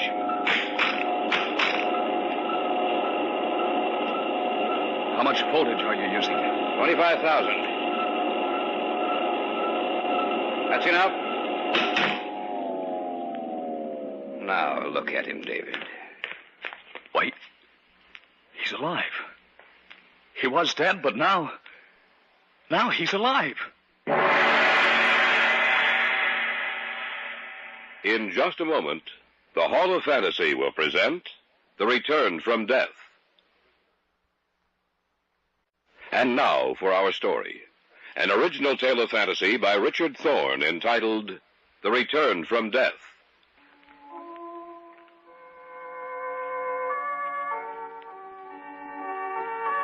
Dr. Jason Sinclair was a brilliant man. He was one of my instructors at medical school. He gave of his knowledge freely, creating in the students a desire to learn, imparting some of his own enthusiasm for his subject into the minds of his students. I always looked forward to his classes. After I received my degree, I lost track of him for several years. But one evening, when I was ready to leave the research center... Hello? May I speak to David Cummings? Speaking. David, this is Jason Sinclair. Dr. Sinclair, it's good to hear from you. I was wondering if you'd remember me. Of course I would. All of us who studied under you owe you more than we can ever repay. What are you doing this evening? Well, actually nothing. I'd like to see you, David. Why don't you come over to the house tonight? It'll be a pleasure. You still live at the same place? Yes, the world may change, David, but Jason Sinclair and his habits don't. I'll be expecting you about 8:30. Good to see you, David. Come in, come in. Good to see you, Dr. Sinclair. You can forget the doctor part of it, David. Call me Jason. You're not in school now. How long's it been? I've lost all track of time. You received your degree in 1943. It's been 10 years. I didn't realize it was so long. You haven't changed, you know, Jason. Only 10 years older, that's all. Oh, do you remember my daughter, David? I believe she was That's right. She was in my class. How are you, Elaine? Fine, David. It's good to see you again. Are you working with your father? Yes. Sit down, David. Sit down. Can I pour you a drink? Not right now, thanks. Are you still with the college, Jason? No, I left there some time ago. Oh, really? How come? I wanted to devote more time to research. I see. David, are you happy with your present position? Well, I hadn't stopped to think about it. I guess I am. That's a shame. Why do you say that? I was wondering if you'd like to work with me. I don't know. I hope you'll forgive me for hesitating, Jason, but I've been with Associated Chemical for several years. I understand, David. It's only natural that you'd hesitate. Why, of course. Dad doesn't want to push you into this, David. You're perfectly free not to accept. Of course, I would like to have you with me. I can guarantee you more than you're getting now. Well, that's a pretty good inducement. I'd like to work with you, David. I'm sure you'll find it interesting. What are you working on, Jason? Come, I'll take you downstairs, and you can see for yourself. You remember some of our discussions years ago about death and the possibility of bringing back to life a man that medical science had pronounced dead? Yes, I do. Well, that's what I've been working on. Oh? Have you had any success? Quite a lot. More than I'd expected this early. I'll show you. The rabbit you see on the table is dead. I'd like to have you examine it, if you will. Yes, he's dead, I'd say, for at least 2 hours. Very close, David. A few minutes longer, that's all. What do you intend doing? You'll see. I've already given him the preliminary injection, David, to save time. You know, of course, that all life has a connection with electricity. And we think we send out small charges of electricity along the nerve network, which in turn activates our muscles. You mean that you can bring him back to life? I know I can. There, everything's ready. Will you step back, David? Of course. Now to turn on the machine. You'll see for yourself what I mean. Now to induce the charge. How much voltage are you using? 25,000. That's enough. Now look at him, David. What? He's alive. This animal's alive. Yes, David. But there's something strange about him. How do you mean? I don't know. I can't explain it. You're imagining it, David. You saw him dead, now you see him alive. The sight is foreign to your mind. Perhaps. I've learned the secret, David. Now we can restore to the living those who have passed into the realm of death.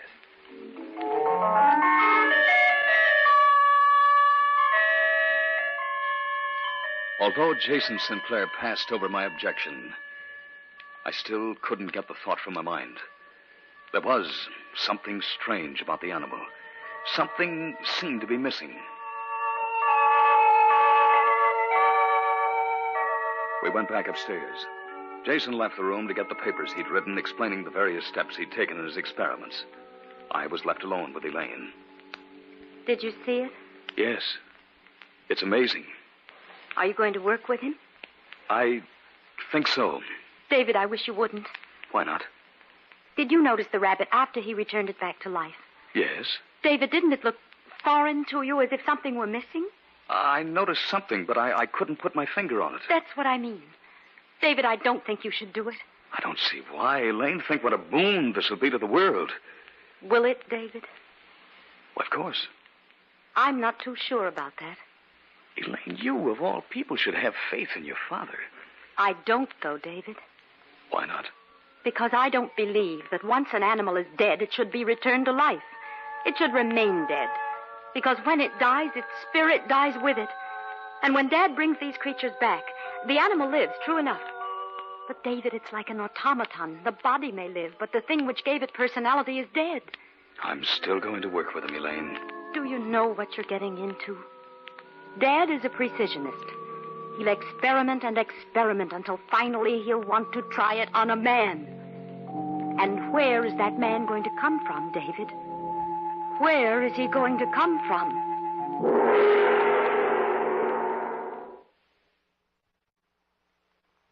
Back now to our story. An original tale of fantasy by Richard Thorne entitled The Return from Death. I was in the house of Jason Sinclair. A few minutes before, I'd been witness to a scene which had amazed me. As I saw it, I made up my mind to work with Jason. We went back upstairs, and when Jason left the room, his daughter tried to dissuade me from my decision. I'm serious, David. Where is he going to come from? I don't know. Then you're going to go through with it. Yes. I warned you, David. Remember that. Here are the papers, David. Oh, thank you. Look them over. They contain all the notes I've made on the experiment. I will, Jason. Are you going to work with me? Yes. Good. You'll have to give the organization for which you're working now at least 2 weeks' notice. Of course. If you like, you can live here with us. Do you have any relatives, David? No. Glad to hear that. I'll see you in 2 weeks.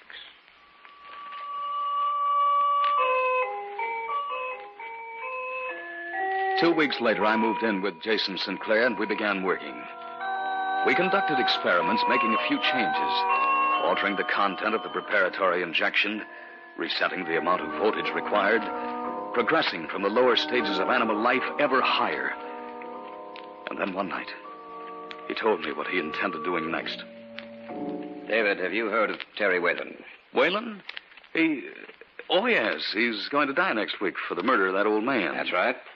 We're going down to the prison tomorrow to see him. Why, Dad? Whalen has no relatives, no one to bury him after his death except for the state. What do you mean? I believe we can have access to his body after he's executed. You mean you intend using him as a subject? That's correct. What if we're successful, Jason? Won't it be dangerous to return a killer back to life? Not if we watch him.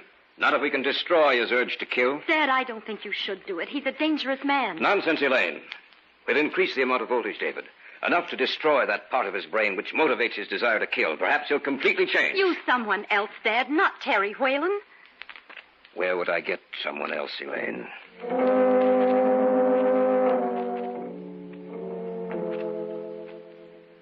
We arose early the following day and drove out to the prison. Jason was well known and thought highly of in official circles. We were allowed to talk to the warden, and Jason convinced him that Whalen's body would be used for medical research, but he neglected to tell him how it would be used. Then we were allowed to talk to Whalen. Just a few minutes, Dr. Sinclair. I understand. Who are you? My name is Jason Sinclair, Mr. Whalen. What do you want? To talk to you. So talk? You're to be executed next week, Mr. Whalen. Look, if you come here just to tell me that, I got a surprise for you. I already know it. I'm a doctor, Terry. We'd like to use you as the subject of an experiment. Sure, go right ahead. Not now, Terry, after you've been executed. What do you mean? Where are you from? You from one of those medical colleges?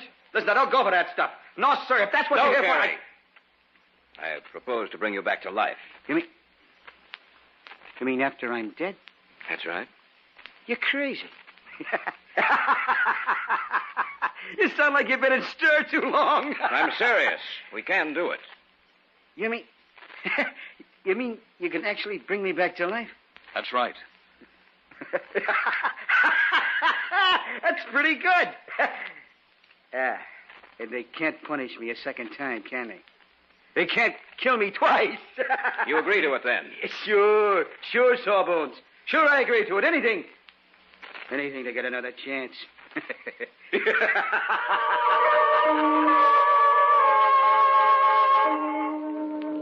Jason made arrangements for an ambulance to pick up Whalen's body a short time after the execution. That night, the night Whalen settled his debt with the state, a storm broke. We stayed at the house and waited. The ambulance was already at the prison, waiting for its passenger. What time is it? Almost 12. I wish you hadn't arranged all this, Dad. Nonsense, Elaine. Well, that is 12 o'clock. The time is to die. It should only take them 3 hours, even in this storm, to get back here, Jason. That's right.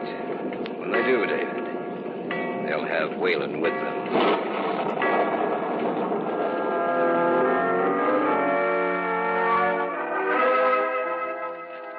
We waited there at the house. The storm was the perfect background for the strange mood which had seized hold of each of us. A short time after 3, the ambulance pulled into the driveway, and we went down and opened the basement door. They brought him in and sat him on a table. Yes, that's right. Thank you. You ready, David? I guess so. I'll prepare the hypodermic, then. We'll give him 20 cc's of this. No more than that? Of course not. There. That does it. Now, help me attach the wires. Dealing with death has always frightened me. It's foolish, my boy. As a scientist, you should never allow yourself to be subjective about things. You must be completely objective. There. I believe that'll do it. Dr. Sinclair. Anything wrong, David? Maybe we better not go through with this. You can't turn back now? No, I suppose not. Shall we begin? Switch it on. It has a pleasant sound, hasn't it, David? What's the reading? 10,000. Increase the charge.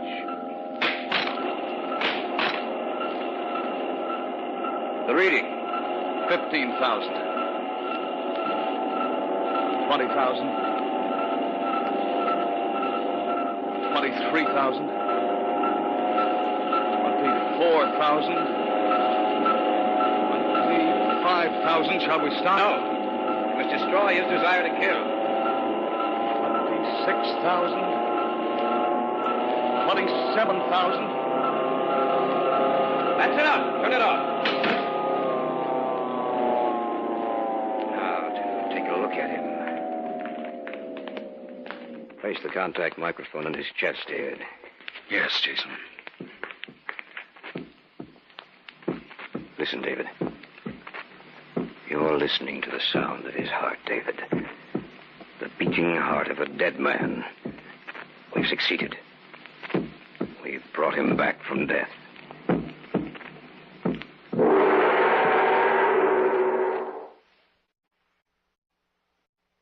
Back now to our story. An original tale of fantasy by Richard Thorne entitled The Return from Death.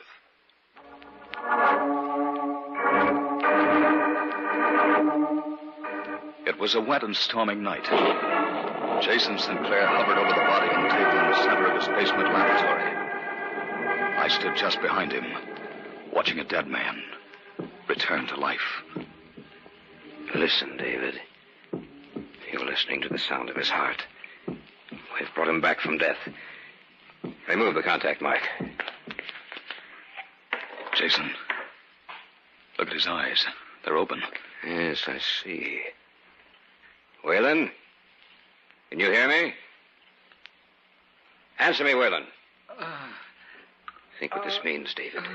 He can tell us what it was like to be dead. The first man ever to know the secret. Whalen, answer me. The strap's taken off. All right, let's loosen them. How do you feel, Whalen?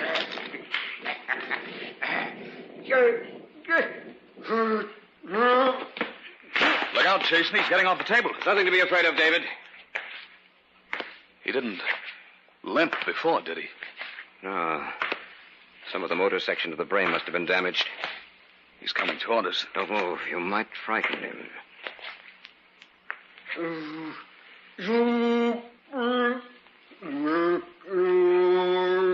Look at his eyes, Jason. They're not human. Go ahead, David. He's trying to say something. I can't understand you, Whalen. What are you trying to say? He's patting you on the back. Trying to thank me, no doubt. All right, that's enough, Whalen. I understand you appreciate...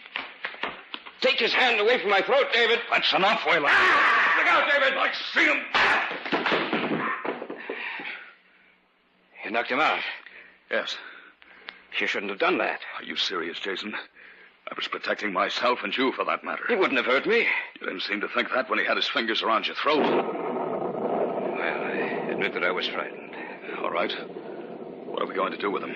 Well, keep him down here. Teach him to talk again. Seems to have lost the power of coherent speech. Look at him, Jason. Why? Is there anything wrong?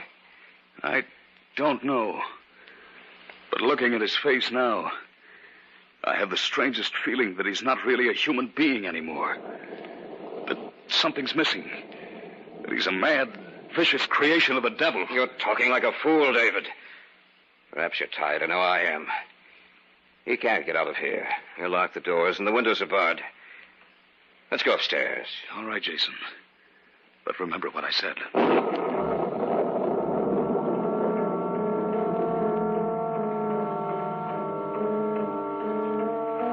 We placed him back on the table, taking the precaution of strapping him down in case he should awaken. Then Jason locked the doors and took the keys with him. We went upstairs. I've been waiting for you. Elaine, I thought you were asleep. No, I couldn't sleep. You should have come downstairs and joined us then, Elaine. You brought him back? Yes. How did he react? Not as well as he might have, Elaine. Anything wrong? No, nothing. He tried to kill your father. What? He was merely trying to thank me, David. He's probably suffering from a sort of amnesia. He doesn't realize his own strength. He's like a baby. You know that's not true, sir. He's an inhuman, vicious killer. Oh, you should never have done this, Dad. Will you both be quiet? I'm tired of listening to you. What? I don't like to admit it. But I know I've been wrong. I'm sorry, my dear. I lost my temper. I shouldn't have. I know it's because I think you're both partially right. How do you mean, Jason? There is something inhuman about that thing that was a man downstairs. I noticed it tonight when his hands were on my throat. In his eyes, that intangible something that makes an animal a man is missing. In its place, I see the eyes of a madman with no soul. Oh, what are we going to do? I don't know. Maybe we haven't failed, sir. Maybe because we're tired, we think we have. It may look completely different to us after a few hours of sleep. What was that? Came from downstairs. Whalen. We had him strapped to the table. He must have gotten loose. That was the door. He's trying to knock the door down. We have to stop him. But how? Elaine, get my gun. All right, Dad. I'll be right back. I tried not to admit it, David, but that was only lying to myself. You and Elaine brought me to my senses. You were right all along, about the rabbit, about the other animals, and especially about Whalen.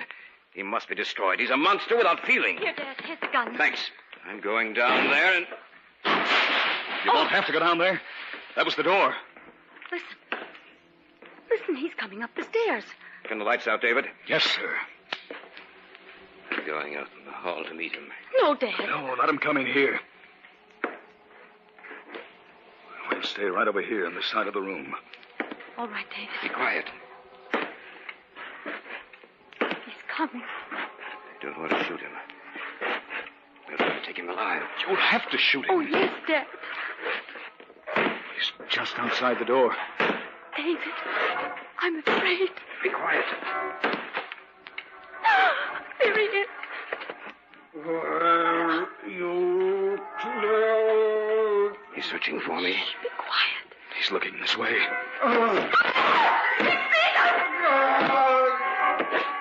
Use the gun, Jason. Pull the trigger. He's still coming.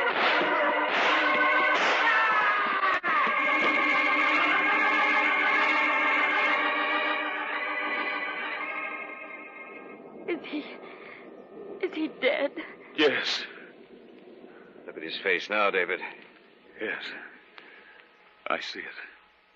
It's composed. It looks human again. Perhaps we're not meant to tamper with the natural laws of life and death, David. I see that now. But it took Whalen's return from death to prove it to me.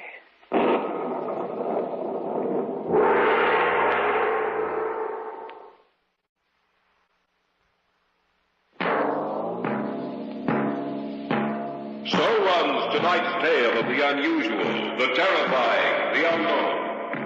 Join us again when next we journey down the corridors of the Hall of Fantasy to hear another strange tale of the supernatural. All characters and events portrayed in these programs are fictional, and any similarity to actual events or persons, living or dead, is purely coincidental.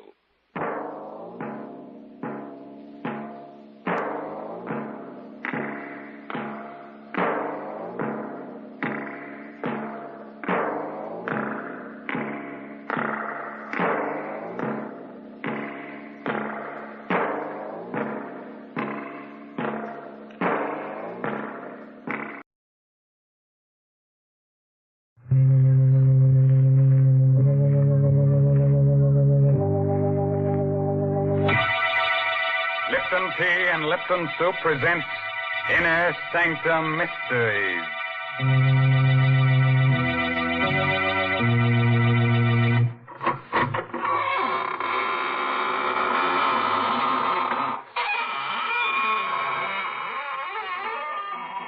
Good evening, friends of the Inner Sanctum. This is your host, Raymond, the gay ghoul. Friends, would you like to fly through the air with the greatest of ease? Do you think you'd enjoy being invisible, huh? Oh, it's easy. All you have to do is become a ghost. And to become a ghost, all you have to do is accentuate the ectoplasm and eliminate the protoplasm. Man. If that doesn't work, we'll introduce you to one of the characters on our show. He'll take care of you. And that's the truth. What awful people on this show. Wherever do you find them, Mr. Raymond? Well, it's simple. All you have to do is turn over a rock, and out they come crawling. And just suppose you were looking for decent people. How would you find them? Oh, well, now, Mary, you were the one who showed me how I just go snooping around houses, peering into windows, and I'd find all the nice people drinking Lipton tea. Oh, dear, there you go making fun again. You know, maybe if you drank Lipton tea, you wouldn't be such a bitter, unhappy person. Yes, there's something so warming and cheerful about Lipton. I guess that's why lots of folks drink it not only at meal times, but between meals, or whenever they get a chance to sit down and enjoy Lipton's famous brisk flavor. That word brisk, B-R-I-S-K, explains a lot when it comes to tea flavor. Brisk means that Lipton tea always tastes tangy and bracing. It's never flat or wishy-washy. That's right. You just don't know how good tea can be till you know how good Lipton's is. All right, Mary. As long as you're in the kitchen, you'd better sharpen up a couple of knives, as our main character tonight is going to use them. The story is called Song of the Slasher. It's an original radio play by Milton Lewis and stars Arnold Moss in the role of Detective Dan Miller. Are you ready? Then gather close and listen. If you find you're getting too many chills, then just sit in the fire. A thick, murky fog hangs like a damp veil over the waterfront. Streets are deserted. The buildings loom like tombstones in a cemetery. No living soul can be seen, because people with sense stay behind locked doors. The slasher has murdered and mutilated his fifth victim in 8 days. In a drab, lonely little room, a young woman suddenly looks up when she hears a door close. Well? Well, what's the matter? Can't you speak? Hey, you, get away from me. Back up. That knife. What are you doing with that knife? You're a slasher. Help! Help me, someone! It's the slasher! Help! Hello, police headquarters. Hello? It's the slasher. What are you talking about? He's here. 12 Dock Street. He's upstairs. Miss Donnell's apartment. I can hear it screaming now. He's with her. I go upward. I'm an old man. It's the slasher. He's killing her.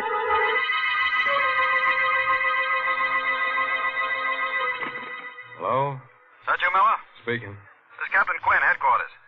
Here's the chance you've been waiting for. The slasher's at 12 Dock Street, right around the corner from you. On my way, Captain. Bye.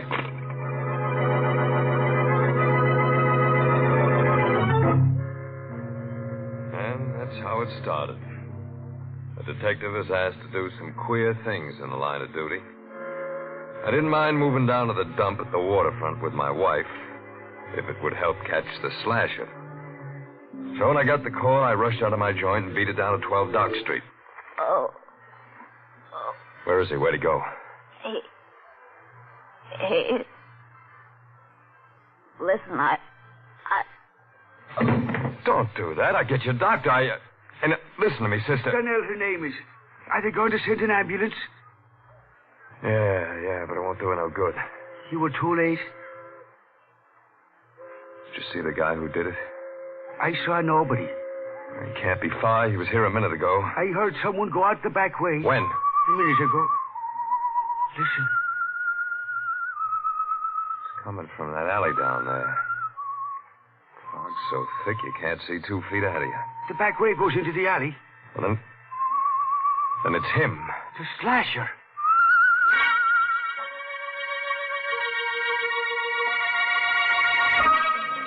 I got down to the alley, the radio cars and the men from the precinct were coming. We went through that neighborhood with a sieve. But we couldn't find the guy who whistled that queer tune.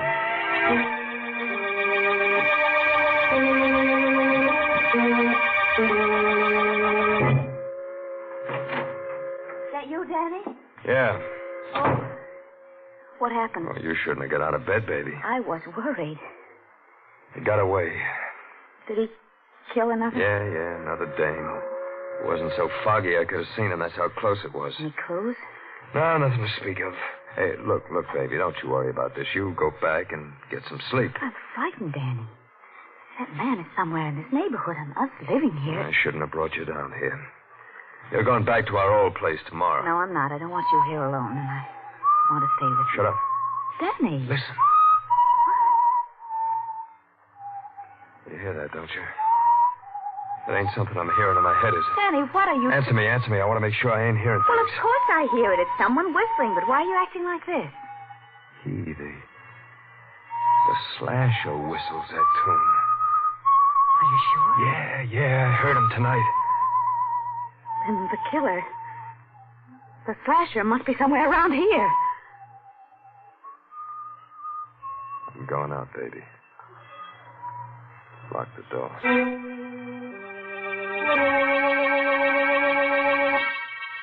The whistling was somewhere in the building. I listened. Where was it coming from? It was gone. I looked at my watch. 4:30 in the morning. I walked down the stairs listening for the whistle. I walked on my toes, listened at the other flats. I didn't hear a thing. I went down into the cellar. There was someone there, all right. Oh? Who's there? It was Sykes, a janitor. I came closer. Oh, it's you, Mr. Miller. Yeah, Mr. Sykes. Hey, what's the matter? You're shaking like you got a fever. You frightened me. Why? I thought you were the slasher. Yeah? He's around here, you know. He might be hiding in these shadows. He might be anywhere. Everybody's afraid of him. Everybody. Yeah, so I hear. What time did you come down here? 4:30, like I do every morning. Why? See any stranger in the building? No, I didn't see anyone. Who lives in the flat below us? Mr. Trevelyan. Reginald Trevelyan. Funny name. He's a funny fella. Never sleeps at night. Wanders around the building whistling to himself. Whistling to himself? Yeah. He writes music or something. He got a piano in his place today. He talks crazy sometimes. Think he's up there now? Yeah, he never sleeps. Here. $20? Yeah, it's for you. Why are you giving this to me? I want you to tell me when Mr. Trevelyan leaves his apartment. Do you get it?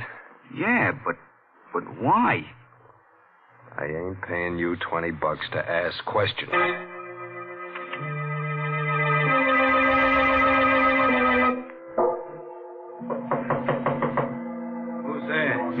Mr. Miller. Yes? What is it, Mr. Miller? My wife and I live upstairs. I know it's kind of late, but, can I come in here for a minute? Of course.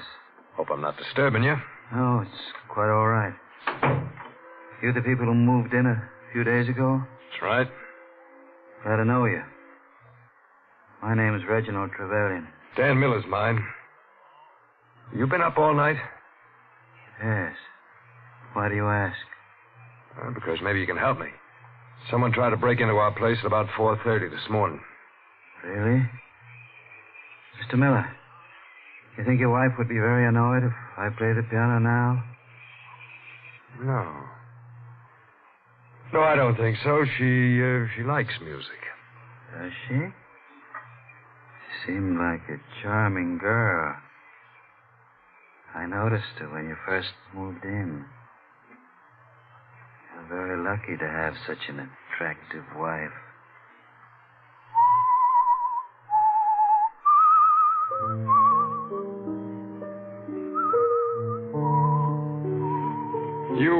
You whistle yourself like that very often? Yes. Especially when I'm working on a new composition. Wait a moment. I think I have it. I've been trying to work out that passage all night. Mr. Miller, please get out of here. I want to be alone. You're a query, you are. I'm not interested in your opinion. Well, what are you waiting for? Get out of here! Get out, I'll blow you out! Try it. I've lost it. What? That passage. You see what you've done? I had it a minute ago, and now it's gone.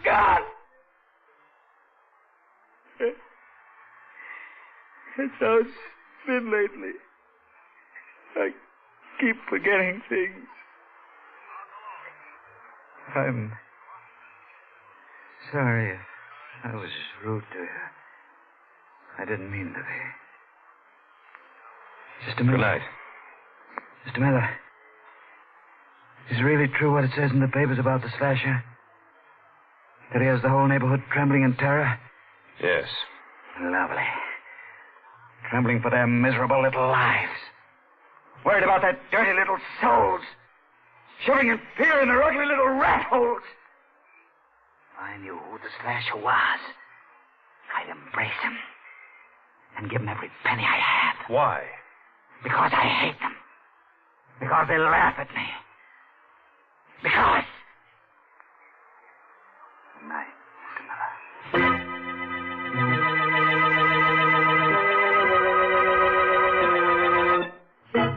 I phoned headquarters, told them to check on Trevelyan. Oh, he was a queer one, all right. So queer, I didn't tell Laura about him. I didn't want to scare her. Couldn't arrest him. I didn't have anything on him yet. I lay down to rest.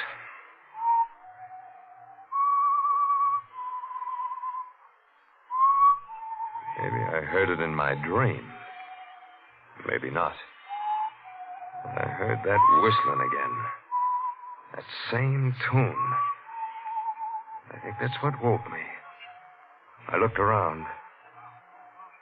Laura. She was gone. And the door was open.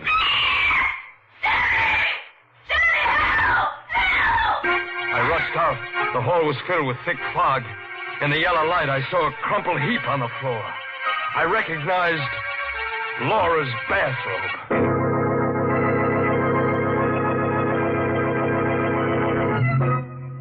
That slasher, that's my boy. He's not the type of low character who goes around murdering his friends and relatives. No, he's so big-hearted he murders anyone. Even people he was never introduced to. He's no snob. Snob? He's much worse than a snob. He's a lunatic. Oh, Mary, you're so unsympathetic. He's just lonely. He wants to get close to people with a knife. Well, if he's so lonely, then why does he go around cutting people? You see, Mr. Raymond, I can say the same kind of things you do. Don't you dare just be your sweet, practical self, or else...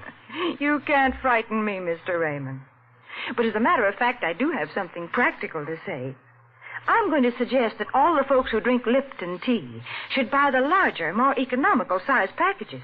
not only because they're thriftier, but for another reason.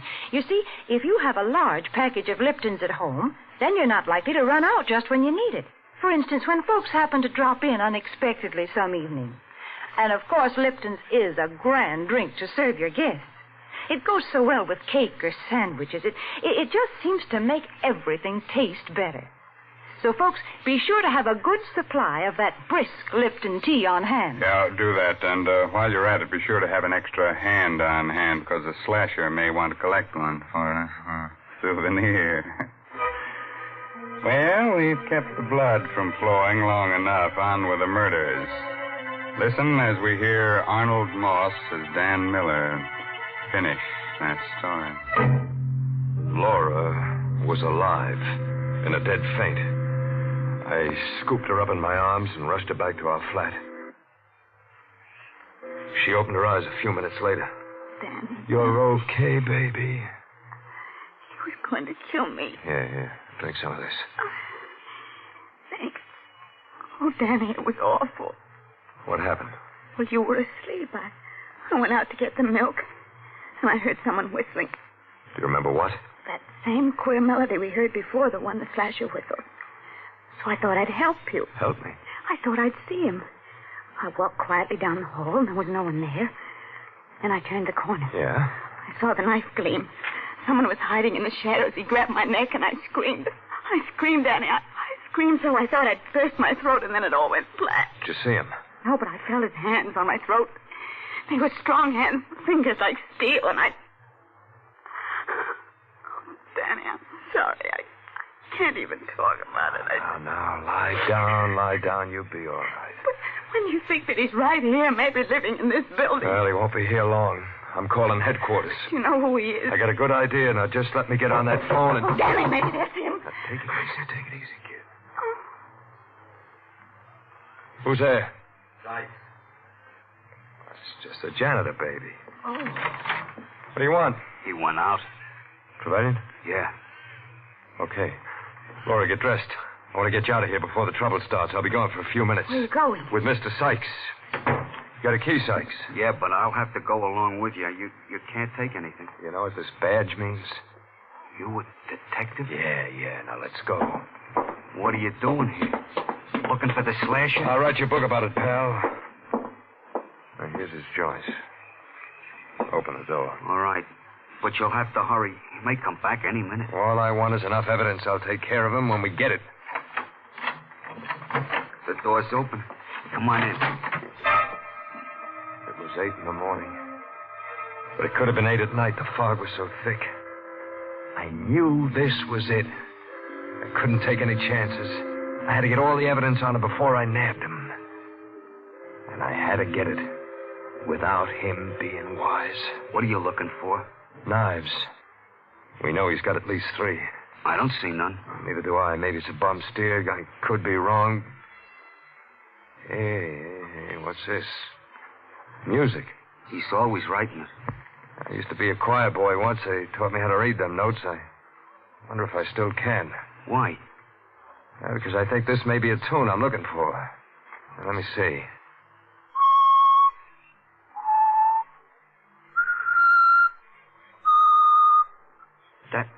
That song. Did you ever hear it before? Yeah. Bet you did. He's always whistling it. I heard it myself when he killed the last one. You gotta find those knives. You better hurry. I think he just went out to get some breakfast. I looked everywhere. Couldn't find the knives. I couldn't bring a guy in just because I heard a song. I found a bunch of keys. They were trunk keys. But there was no trunk. I think I hear him coming. Never mind what you think. Where does he keep his trunk? In the storeroom in the cellar. He's always going down there for things. Hold it. That's him. Yeah. Come here. There's room behind this upright piano for both of us. What, the piece to Shut up. Get behind here and hurry.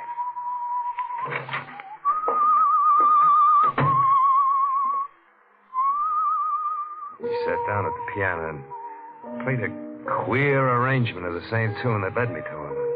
I reached for my gun just in case. Suddenly, I felt the sweat ooze out of me. It was sweat that felt like ice. I didn't have my gun. remembered I took it off when I laid down to rest. It's all wrong, all wrong. Why can't I get it right? He's going out again. Come on, Sykes. I told you to hurry before. I hear him going down those stairs. It's safe to go now. All right, Sykes. We're going to open that trunk in the store.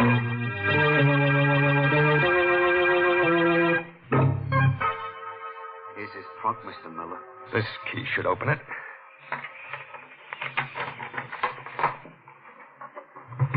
They, the knives? Yeah. The knives. Look at them, look at them. Covered with blood. Sykes, go to the police precinct. Tell them Miller sent you. Tell them to come over here with as many men as they can spare. All right. I took the knives and put them under my coat. Went up to my room.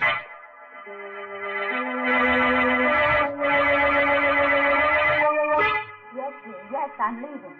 I'll be home soon. I could hear Laura talking on the phone to someone. I opened the door. Oh, of course. I better hang up now. Danny just came in. Goodbye, darling. Who are you talking to? Mother, I'm ready to go. Oh, wait a minute. There's no rush. Listen, Danny. That man at the piano.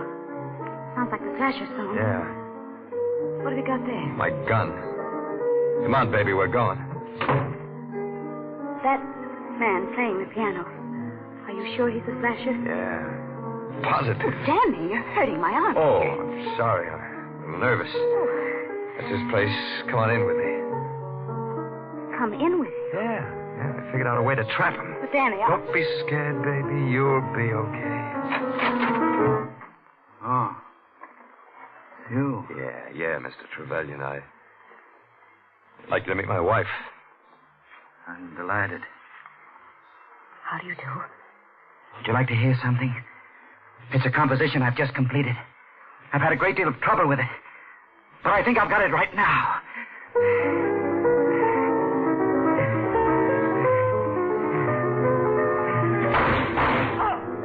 You. That gun. Yeah, you got it coming to you, Slasher. You stupid swine. You idiot. Why did you give me a chance? My music. Not even written down.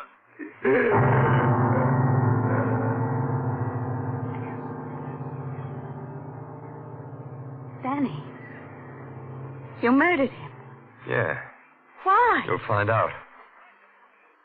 What are you going to do with that knife? It's one of his knives.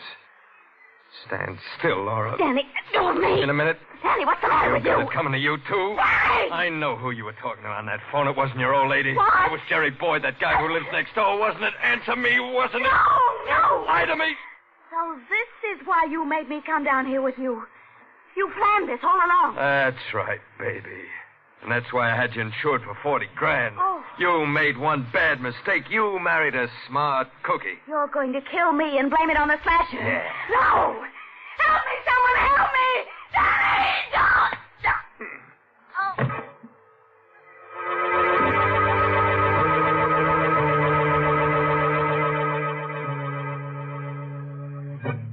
When it was over, I wiped the knife clean of fingerprints. And then I smeared Trevelyan's hand over the handle. I knew what to do. Made it look good, made it look perfect. There's a way to get away with murder.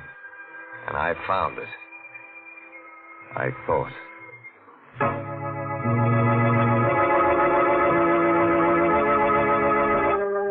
Go on with the report, Miller. Well, Captain Quinn, after I sent Sykes to the precinct, I went upstairs for my gun. My wife wasn't there, and got the gun, and I heard a scream. I rushed to his place. I opened the door. I saw Laura.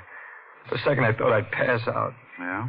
He grabbed a knife and come at me, and I shot him and killed him. Oh, Laura. She was insured for $40,000, wasn't she? Yeah. Well, what difference does that make now? A lot of difference, Miller. I want you to meet someone. Come in, Sykes. Yes, Captain. Did you hear Detective Miller's report clearly? Yes, sir. Was he telling the truth? No. He lied. What are you talking about? I didn't go to the police when you told me. I hid in the cellar. I saw you go upstairs. I saw you get your wife and go to Trevelyan's place. I listened at the door. I heard you shoot Trevelyan and then murder your wife. Captain, the man's insane. Yes, Miller. A homicidal maniac. I'll take away his coat. You see? He's handcuffed. I don't get it. He's the slasher. He? It's impossible. I told you about that melody. Why, it's still on Trevelyan's piano. Trevelyan copied down that melody after he heard Sykes whistle it. Yeah. I whistled the whole thing for him. But the knives I found in Trevelyan's trunk. I put them there. I knew who you were. Sykes was trying to frame Trevelyan. He's made a complete confession, Miller. But how did you find out when that you asked us to check on Trevelyan, we discovered that he's quite a famous, if eccentric, composer. I checked up on the other people in the building at the same time. I found out that Sykes escaped from the State Institute for the Insane 2 years ago. He's confessed. Yeah. I'm the slasher. Why should Trevelyan become famous for what I'd done? You had a perfect crime all figured out, Miller. But you made one little mistake. You decided the wrong person was the slasher. Even a copper can't pull a perfect one, Miller.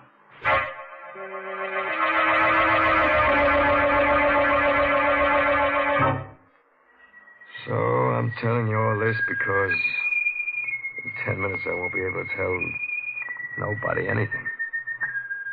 Ever since I made my report, I've been hearing that song in my head. Like somebody whistling it. Soon I won't hear that either. It's a nice tune.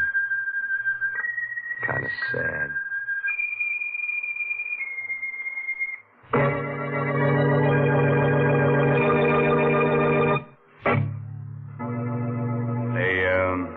Moral for tonight's story is never quarrel with your wife.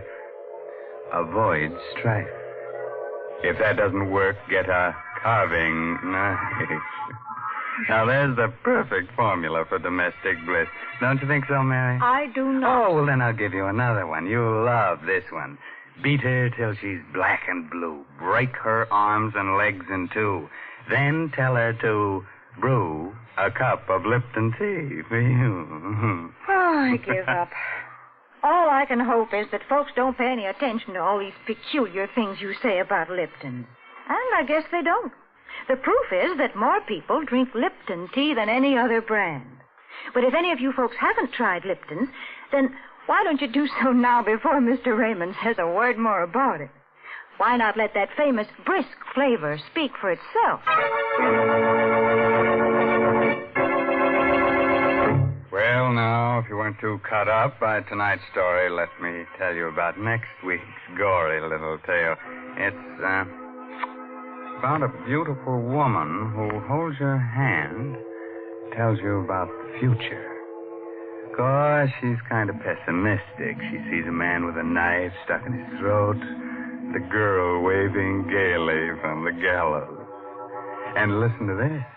Our star will be the glamorous motion picture actress, Wendy Berry. Let's make it a date, huh? Oh, by the way, this month's Inner Sanctum mystery novel is The Lucky Stiff by Craig Wright. And now I guess it's really time to close that squeaking door until next week at the same time when Lipton Tea and Lipton Soup bring you another Inner Sanctum mystery directed by Hyman Brown. So until then, good night. Pleasant dream time.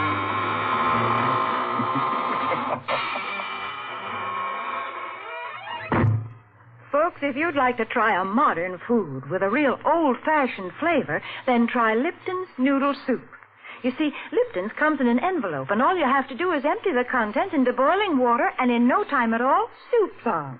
And what a delicious, chickeny-tasting soup it is.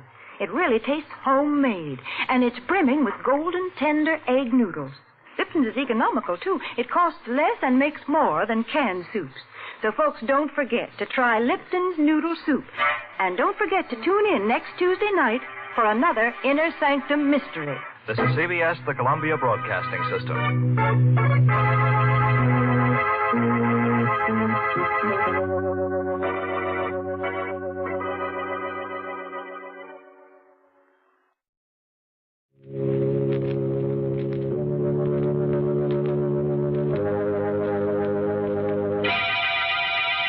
Tea and Lipton Soup presents Inner Sanctum Mystery, starring Simone Simone.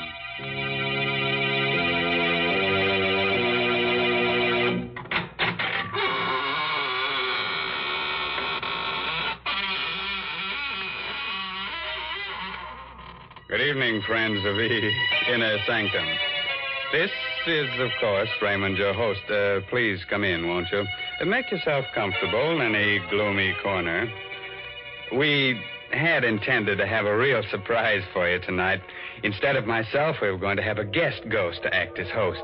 But, unfortunately, this real ghost caught pneumonia, and he's in a very grave condition. The doctors have given up all hope. He's, going to become alive. Well, Mr. Raymond, I must admit I'm glad that ghost couldn't come. It's difficult enough to talk to you, but heavens, I wouldn't know what to say to a ghost. Oh, well, that's simple, Mary. All you have to do is find out whether it's a he ghost or a she ghost. And if it's a she? Oh, well, then you compliment her on her appearance. You say, darling, what a divine sheet you're wearing. That's right, Mr. Raymond. The ladies are always interested in something new to wear. And right now, I'm going to tell them about something they'll all want. It's a lovely piece of jewelry, a real sterling silver medallion about an inch in diameter. It's the kind of jewelry you find at those smart shops on Fifth Avenue in New York. But the only way you can get it is from Lipton's. The medallion is decorated with a Chinese inscription, and it's hung on a narrow black rayon satin ribbon. That's the height of fashion this year, you know. And here's how you get the medallion. Just send 25 cents and the box top from a package of Lipton's, the tea with the brisk flavor, to the Lipton Tea People, Box 92, New York City. Yes, that's Box 92 in New York City. And now it's time to begin. Our story is called The Black Art. It's an original tale by Milton Lewis. And our star tonight is that glamorous motion picture star, Simone Simone, who'll play the role of Claudine. So, gather close and get ready to hear a sweet little tale that'll make you wake up screaming for at least the next 2 weeks. You all set? Now remember, if you don't want your hair to stand on end, get someone to sit on your head. Okay? All right, now, let's hear Larry Gifford tell you his story in his own words. Wish I never heard that scream. I wish I never saw a body lying there. Blood all over the room. The knife on the floor near her throat. I'll never forget it. I'll never forget how I picked up the knife. I'll never forget the sweat that came creeping out all over me when I heard the door slam. Stand where you are. You make a move, I'll blow your head off. Don't shoot, copper. Drop that knife. Okay. What's your name? Larry Gifford. Look, I'm from Chicago. Stranger, huh? Yeah, what of it? What's her name? Her? I don't know. I never saw her before. Look, you don't have to frisk me. I haven't got a gun. Shut up. Listen, I know it looks bad, but you see, my room's downstairs. I heard a scream, and Give me back that wallet. Your hands up. Roll papers. What of it? So I'm an ex-con, so what? You don't know her, huh? No, I don't. What have you got there? Just a picture I found in your wallet, mister. Picture of her. To Larry. With all my love, Nancy. Reckon you forgot about this, huh? Yeah, but look, I didn't kill her. Shut up. I think I heard that scream and came up here. Put out your hands. Sure. You can have them. Here. Come back here. Come back.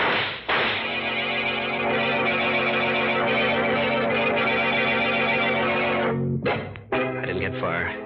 The crowd in the streets nabbed me. They gathered when they heard the shots and the scream. I was dumped in jail.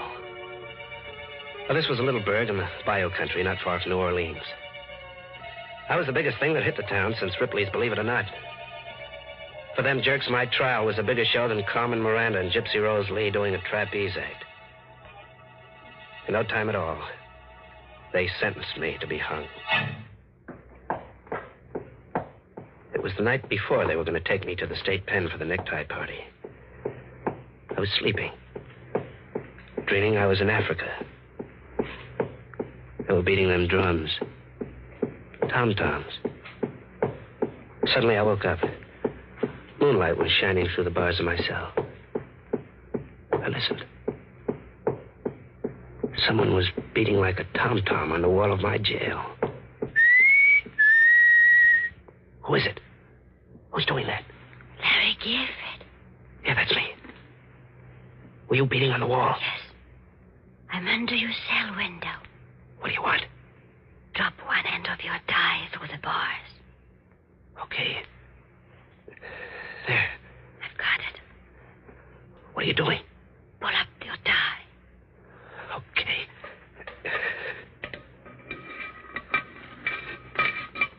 Got it? A gun. Yeah, I got it. Good luck. Goodbye. Thanks, baby. Whoever you are. What's going on there, Gifford? Huh? Oh, nothing. Why? I heard talking. Oh, I was talking in my sleep. You never done that before. I never was going to be hung before. What you holding there? Come here, I'll show you. What's that? A gun? Yeah, and it's got enough bullets to fill your head with lead. Go there. Open that door. Open it or I'll give it to you between the eyes. Go on. Don't shoot. Okay. Now take your gun. Give me those keys. See how you like it in there for a while. So long. Stop him! Prisoner escape! Let me out! Prisoner escape!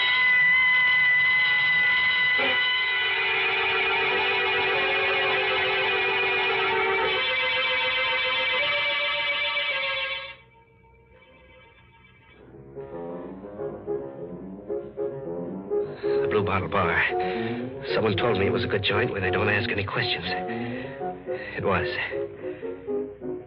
I had a few drinks. I was leaning on the bar, looking at a paper. What are you drinking? Scotch. Buy me one. I gave her the once-over. I know something about dames, and she was dynamite with class. She was something. Well? Set up another, Charlie. Cigarette? Here. Thank you. It's a nice cigarette holder. Must cost at least a C. You know a lot, don't you? Enough. I know you. Do you? Sure. There's something about... Wait a second. Here in this evening's paper, your picture. Oh, it's not a very good picture, is it? After seeing you, no. Claudine Lucin, recently returned from France, elected head of art committee. Miss Lucin, member of one of New Orleans' oldest and wealthiest families. I've read it. Turn the page. Why? I want to show you something. Okay. There. Larry Gifford of Chicago, wanted for murder, is sought by police after sensational jailbreak. Better not read anymore. Why? Feel something against your side? Yes. It's a gun. I'm holding it in my pocket. Don't be afraid. I won't give you away. Got a light? Yeah. What do you want? Listen to that music. That tapping. What about it? The way you're tapping your cigarette holder against your glass. I'm just keeping time to the music. I heard that tapping before. Yeah, sure, in the cell. And I heard your voice before. Did you? You gave me the gun. Shh, don't let me hear you. What's this all about? You'll find out. Relax. I can't. I guess I had a few too many. My head, I feel like I'm spinning around. Getting dizzy.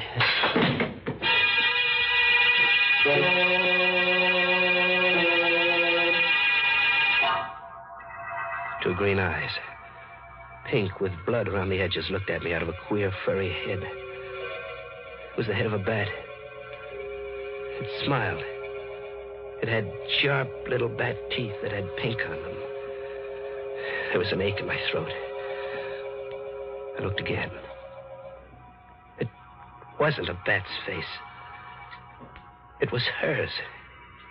Claudine's. I was dreaming. Larry? Oh, well, where am I? My suite at the hotel. How'd I get here? You passed out on the blue bottle. I brought you here. When? 2 hours ago. Oh, I must have been sleeping. I had the queerest dream. I thought... Oh. What's the matter? My throat. That pain, like a knife. Those green eyes of yours. That red mouth. And those white teeth. Look, we're going to have a showdown right now. I'm... Where's my gun? I took it. Look, what do you want with me? Nothing you don't want to do yourself. Don't talk in riddles. Have you ever been in love? Sure, dames are always falling for me. Why? I guess that's what happened to me. Are you kidding? No. Do you think I'd get you out of jail if I were? But I never saw you before. I saw you at the trial. That's where it happened. Oh, how can a dame like you go for a guy like me? I don't know. But it happened. I don't believe it. I'm sorry. Come here. Yes? I'm going to kiss you, baby. Larry. Oh, Larry. Yeah, it's a funny thing to do. Kiss a guy on the neck.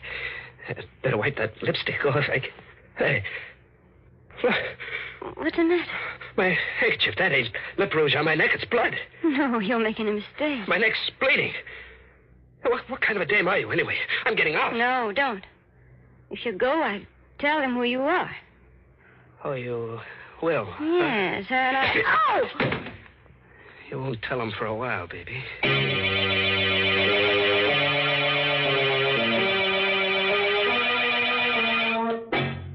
Ma Grady's joint in the old city of New Orleans was just the place.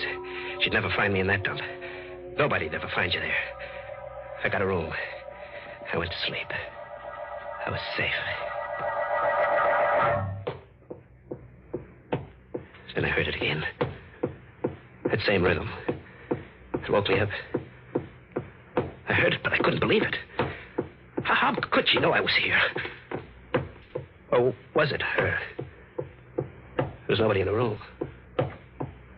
I opened the door. Nobody outside. I slammed it. The beating stopped. I turned around. I was looking into the muzzle of a gun. Sit down, Larry. How'd you get here? My Grady ran to the room next to you. There's a connecting door. What's the idea of the gun? Can't you guess? You going to kill me? Maybe. Well, you're going to a lot of trouble to bump off a guy who's going to be hung anyway. Do you want to die? No. There is a way you can live. How? By coming with me. Yeah? What else have I got to do? Marry me. You're out of your head. You hate me? No, I don't. I don't hate you. I'm scared of you. Yeah, I've never been scared of anybody the way I'm scared of you. Scared enough to do as I say? Maybe. I had hoped you would love me. Maybe I do. You're lying. No, baby. It's no use. Look, what are you going to do? Kill you? No, put the gun down. Give me a break. Don't.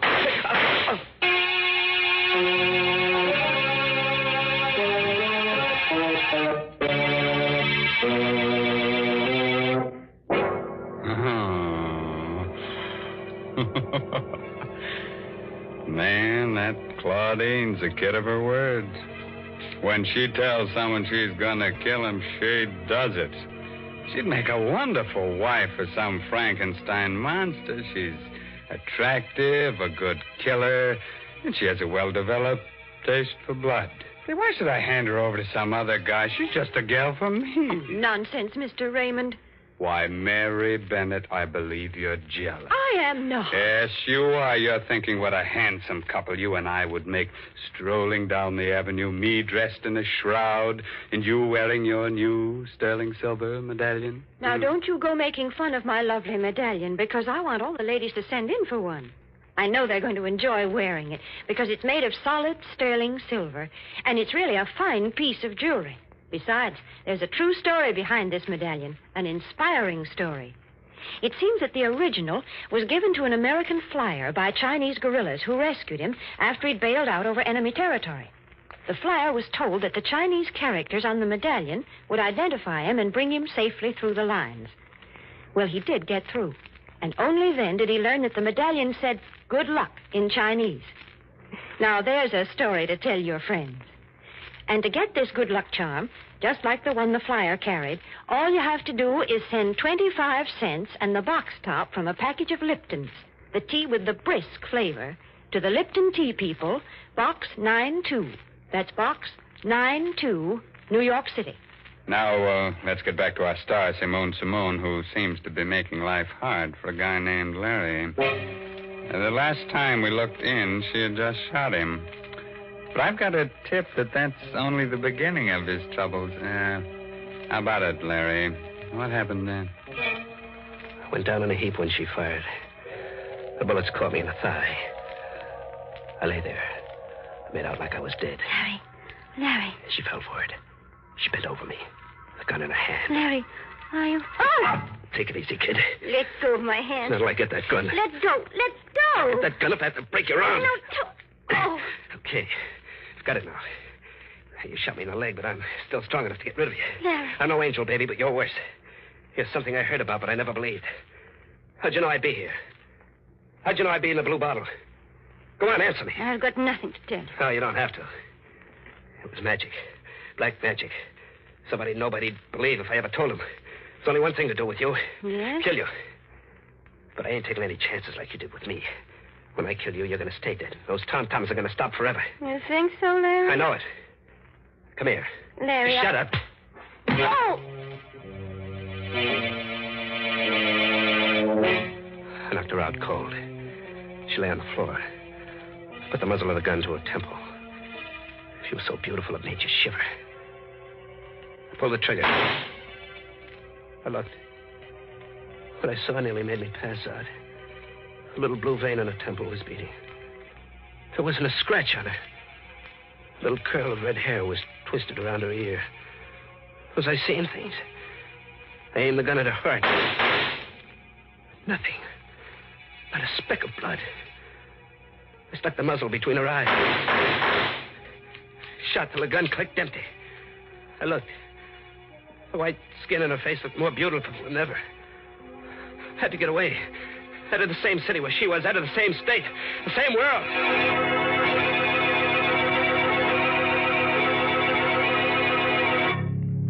I let out for the open country, to the bayous on the river back in New Orleans.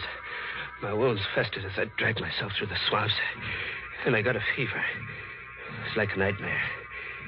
In my head, I kept hearing those tom-toms. I couldn't take a train or a bus or go to a doctor. I'd be caught.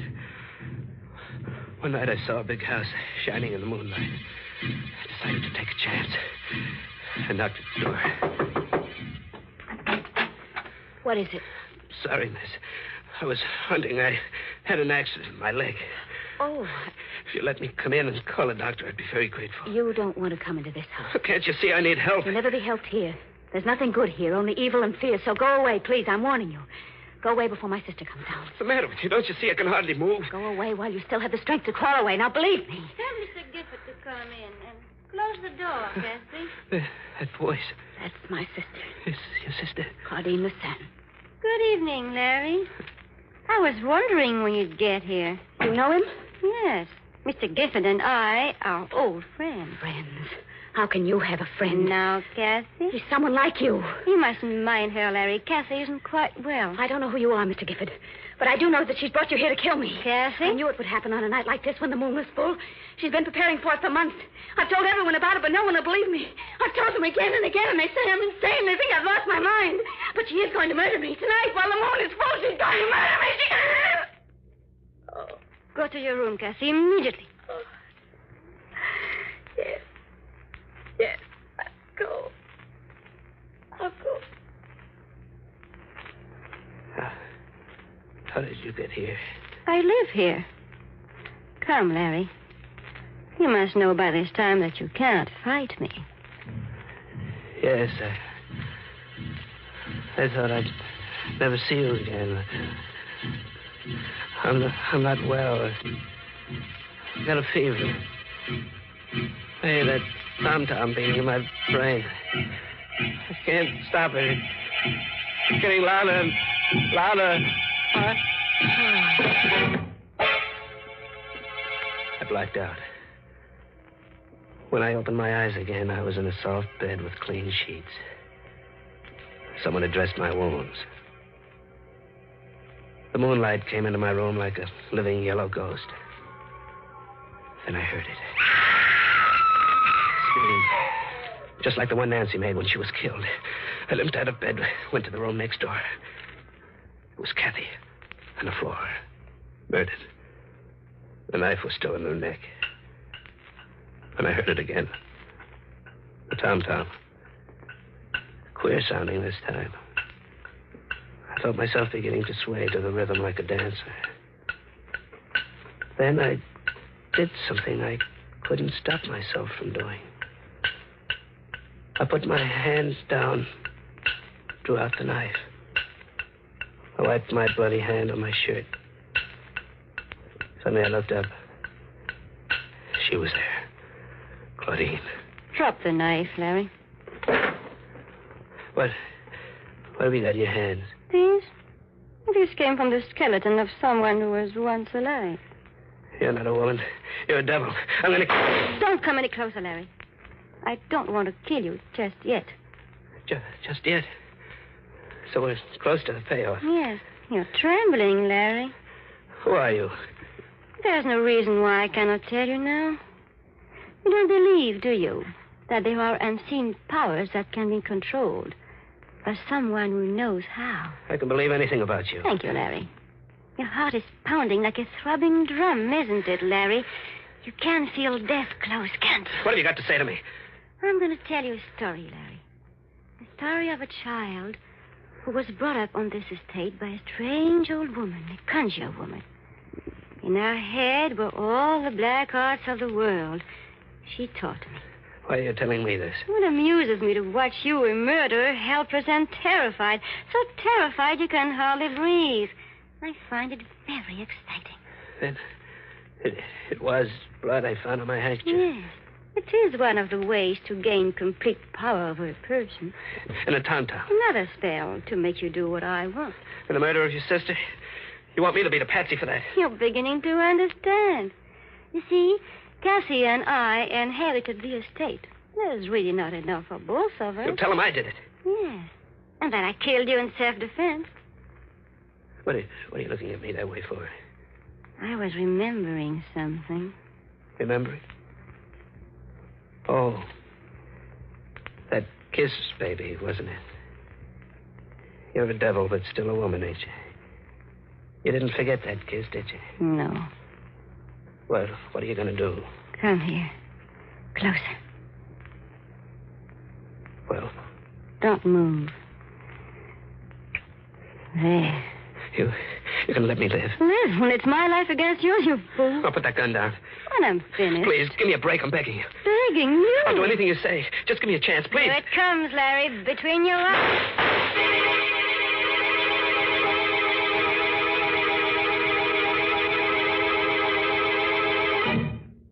How do you feel today, Gifford? Much better, officer. Leg's healing fine. We checked that crazy story you told us. It's all true. Tell me something. How'd you know to come to the Lucerne place when you're dead? You arrived just in time. A second later, and she would have killed me. Kathy, her sister, phoned us, told us to come out. I came in the room and saw her threatening you with a gun. I shot at her. I had to.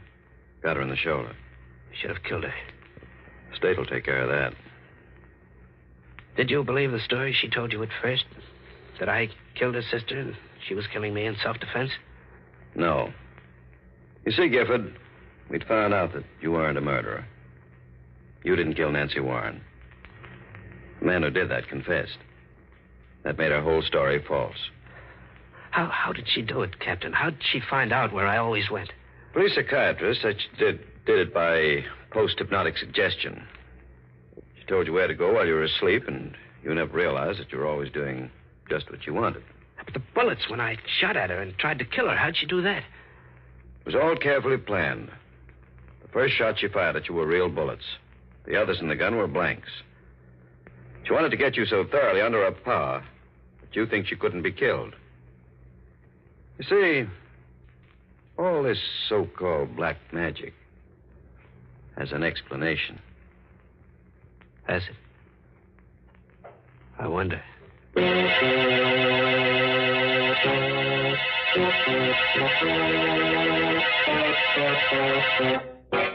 Oh, that black magic.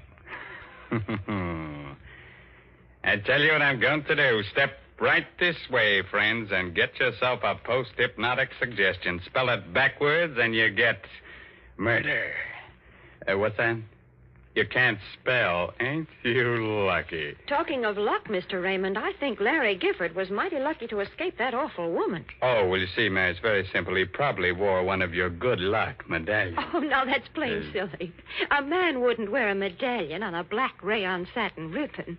It's the ladies who like jewelry. Yes, that's why I know that they'll appreciate this solid sterling silver medallion that the Lipton people want to send them. And, ladies, here's how you get it. Send just 25 cents, which includes tax and postage, with a box top from a package of Liptons, the tea with the brisk flavor, to the Lipton Tea People, Box 92 in New York City.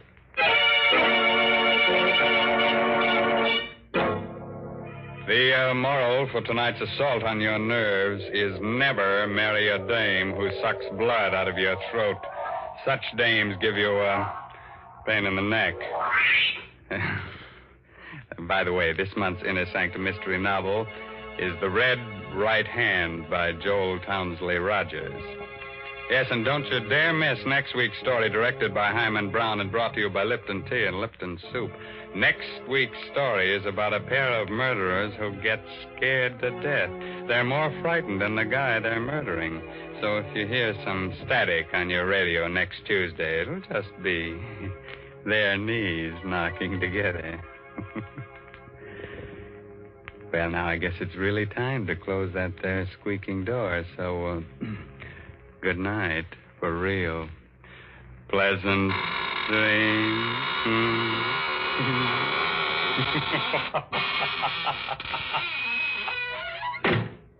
Folks, the next time you send a box of food to your boy overseas, be sure to include a package or two of Lipton's Noodle Soup Mix. You see, Lipton's is just like a taste of home. It has the same homemade chickeny taste as the soup you make yourself. The soup your boy's always been so fond of.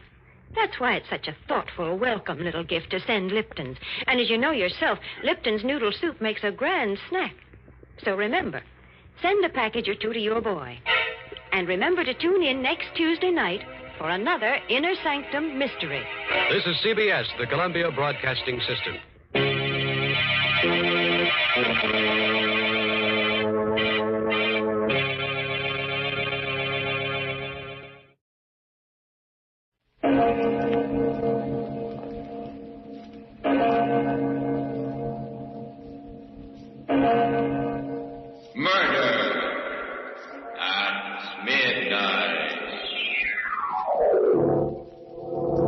For the last time, Walt, please let me go. Nuts.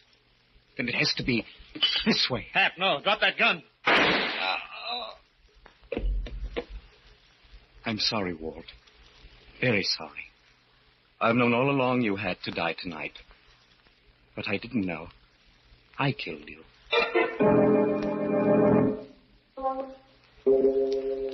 Midnight, the witching hour when the night is darkest, our fears the strongest, and our strength at its lowest ebb. Midnight, when the graves gape open and death strikes. How? You'll learn the answer in just a minute in The Man Who Died Yesterday.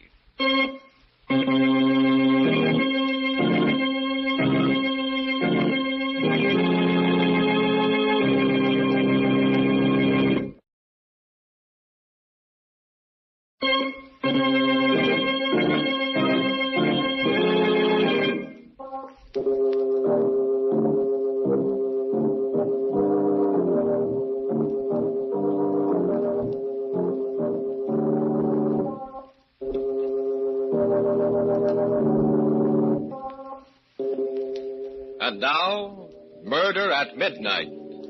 Tales of mystery and terror by radio's masters of the macabre. Our story by William Morwood is The Man Who Died Yesterday.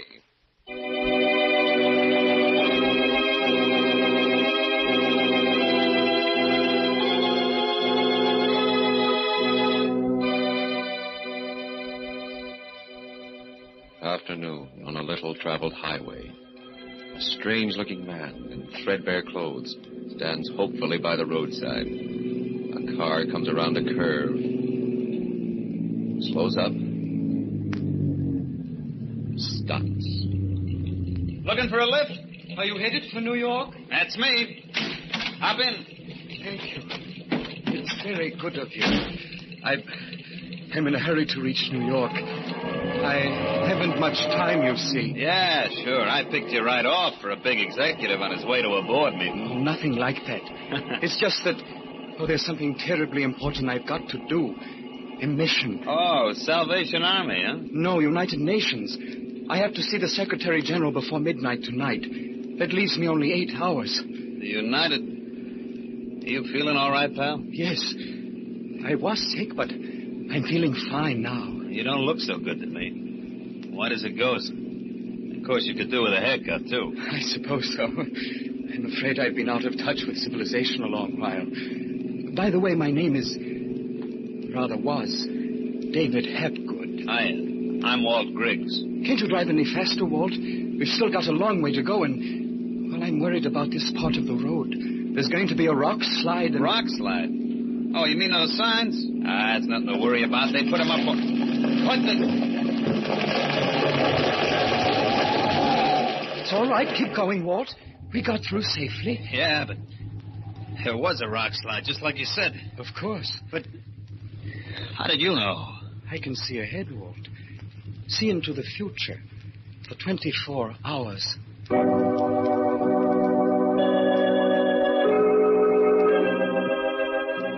The guy was nuts, of course, but still, what are the odds against calling a long shot like that?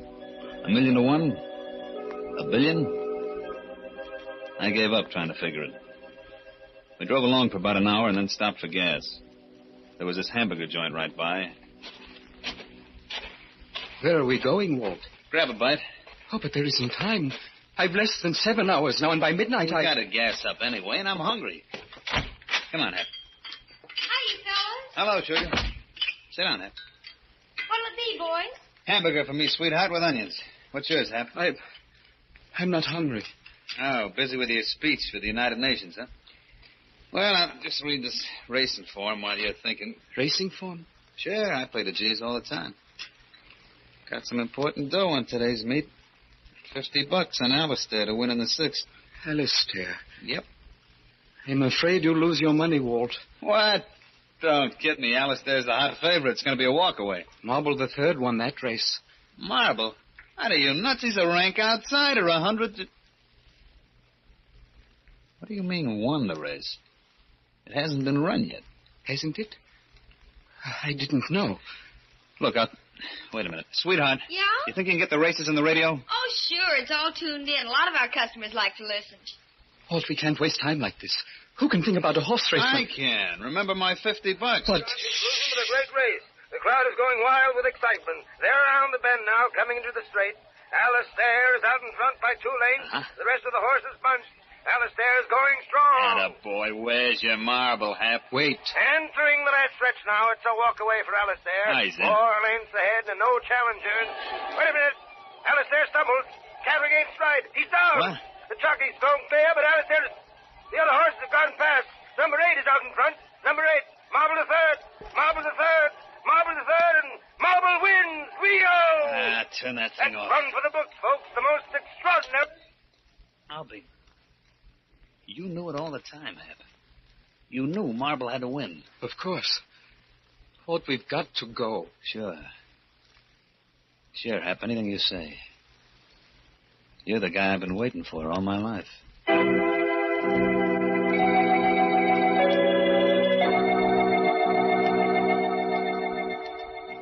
I didn't need no more figuring to tell me Hap was a gold mine. And I had him first before anybody else could get their hooks into him. The only thing that worried me was the way he talked. All this about midnight, not having much time. I had to use him while I had him, even if it meant taking chances. So while we drove, I worked on a plan. Walt, we've left the New York Road. The signs are pointing the other way. I know. I'm taking a shortcut through a town called Hasek. Hasek? Yeah. That name mean anything to you, Hap? Hasek? Think hard. Let me see. There's going to be a hold-up there tonight at the factory. 2 men involved. There's still the week's payroll, $10,000. $10,000, huh? They get away with it? Well, there's a chase, but they shake off the police. Great. Couldn't be better. Why? We're the 2 men, Hap. You and me. What? No, Walt, no, I'm not a criminal. And I've something else to do with what little time I have left. You're coming with me, Hap. Maybe this will convince you. The gun doesn't frighten me. Stop the car and let me out. I've got to get to New York. All right, look, I'll make a deal with you. You come with me on the stick-up, and I'll drive you straight through to New York without stopping. Are you on? But I can't, Walt. My message concerns the whole world. It's the only way you'll get to deliver it. Well, if it is the only way, all right. There's something more I've got to tell you, Walt. What's that? We leave a dead man behind.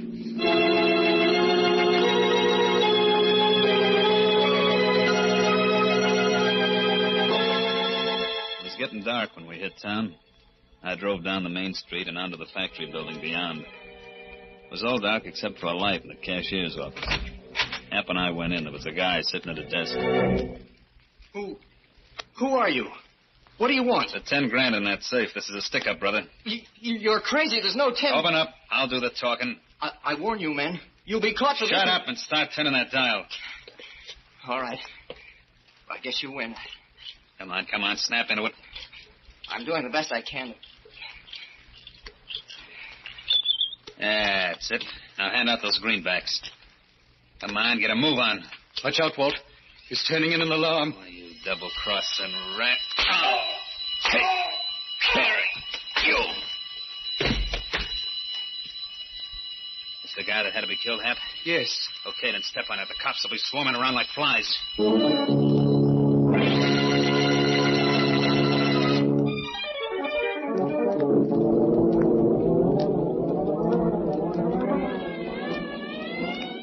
They're gaining on us, Walt. I can't go any faster. I'm down to the floorboards already. They'll start shooting soon. You sure we get away? There's no slip-up? No. We get away all right. Good. Where did they get you, Walt? My arm. What do we do, Hap? Keep driving till we hit that bend in the road. Yeah? There's a clump of willows around the corner. Pull in there. Okay. Here goes. Douse the lights. Off.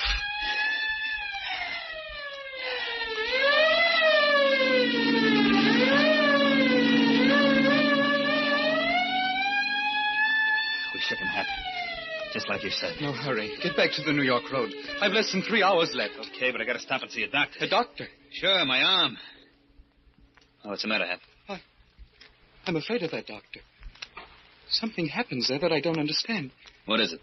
I don't know. It's something I should have explained before. I can see into the future for you, Walt, and for everyone else. But not for myself.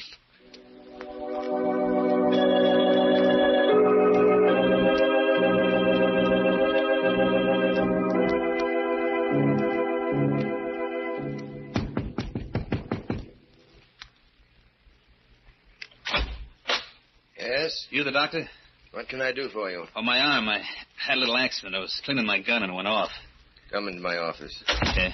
And this man? He's just a friend of mine. Nothing the matter with him. I don't agree. Looks much sicker than you do. No, doctor, really. Your face, it's the color of... No, I'm all right. Believe me. Please hurry with my friend. It'll only take a second. Just get my stethoscope. Look, let's quit kidding around, Doc. I'm the one that... Quiet.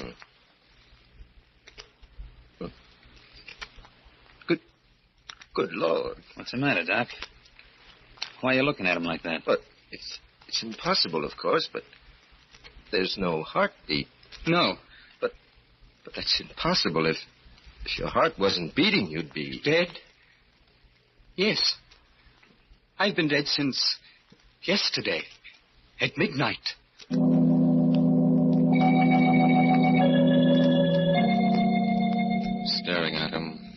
the living corpse of the man who died yesterday, Walt and the doctor draw back in horror. Just who is David Hapgood? Perhaps we'll know when the clock strikes 12 for Murder at Midnight.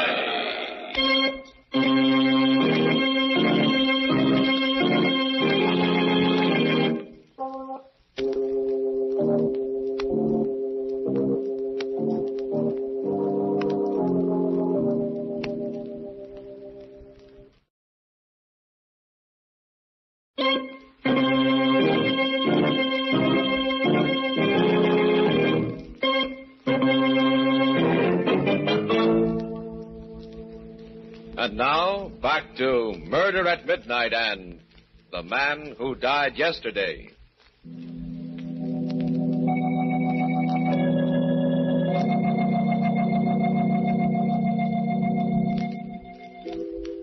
The goose pimples were standing out on me. Here I'd found the guy, been with him for hours through a hold-up in a kiln. And now I was hearing from his own lips that he was dead. He gave me the creeps. I wanted to take it in the land, but instead I was froze to the floor. I heard the doc saying... You've been dead since yesterday? Yes, Doctor. But that's impossible. There must be some explanation, some obscure heart condition. There is an explanation, but not that kind. You see, I was cheated out of 24 hours at the time of my birth, and I'm just making up for it now. How do you mean? This will sound fantastic to you, but nevertheless it's true. I was born on a ship crossing the international date line. I started coming into the world during the last moments of a Friday and finished up early on Sunday. So I skipped a whole day of my life. I've always been living 24 hours ahead of myself. But that's sheer... Gospel, Doc. He can call the turn on anything like he was reading tomorrow's paper. I told you it would sound fantastic, Doctor. But it is true. When I realized it, I tried not to use it for selfish ends. I wanted to help people, but I never could. People would never listen to me, believe me. Finally, I realized that there was no place for me in the world, that man wasn't meant to know the future. So I went away, up into the woods. How long ago? About 10 years ago. Away from civilization, it was easier. I still knew what was going to happen, of course, but with no way to communicate my knowledge, my conscience was at rest. That is, until last night. Last night? I had caught a cold. It developed into pneumonia. I was deathly sick. I couldn't breathe and lost consciousness. Then suddenly, at midnight, I was well. Quite well. Not a trace of my illness. I knew what had happened, of course. I was dead. But I still had my missing day to live. I knew I must use it for the benefit of mankind. How? There's something I know. Something that involves the fate of millions of people. Unless some action is taken within the next few hours. What action? What is it? I'm sorry, but I can't tell you, Doctor. I can't tell anyone except the Secretary General of the United Nations. And I must reach him before midnight, before I'm really dead. It's getting on to 10 o'clock.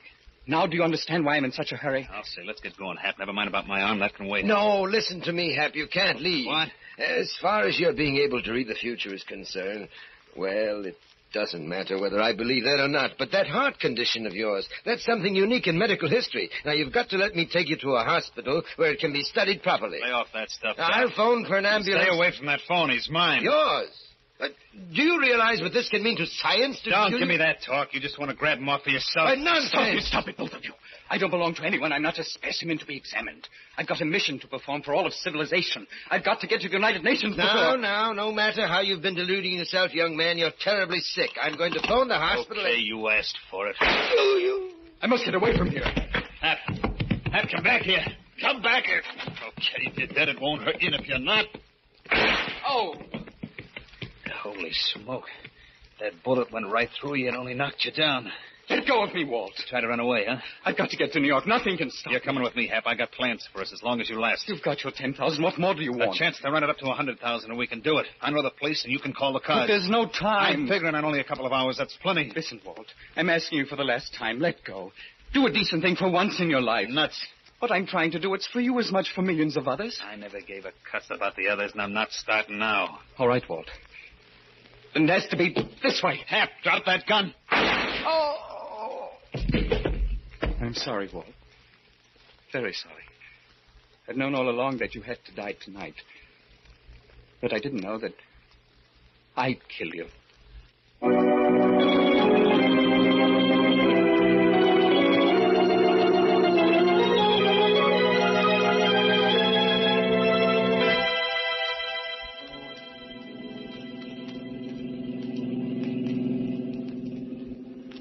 Kind of a silent type, ain't you? Sorry? Oh, that's all right.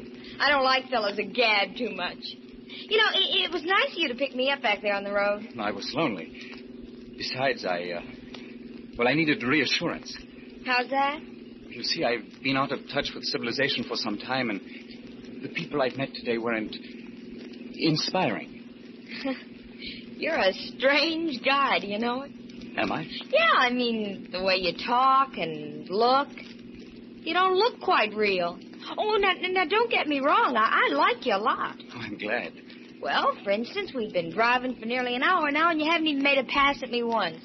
I'm afraid that wouldn't do either of us much good. Yeah, but just the same, a girl appreciates a little thing like that. Incidental, what's your name? You can call me Hap. Hi, Hap. I'm Hazel. How do you do? Well, I guess I ought to tell you something about myself. Well, I know a little already. Huh? You're going to New York to find your fiancé, aren't you? Yeah, a guy called... Say, how'd you know that? You're going to look him up in the phone book and call. And then you're going to find out that he's married. What? Oh, you're kidding me. Jim wouldn't do a thing like that. He'd wait for me forever. He said he would. And, hey, why are we stopping? Almost out of gas. Howdy, folks. Fill her up as quickly as possible. Okay.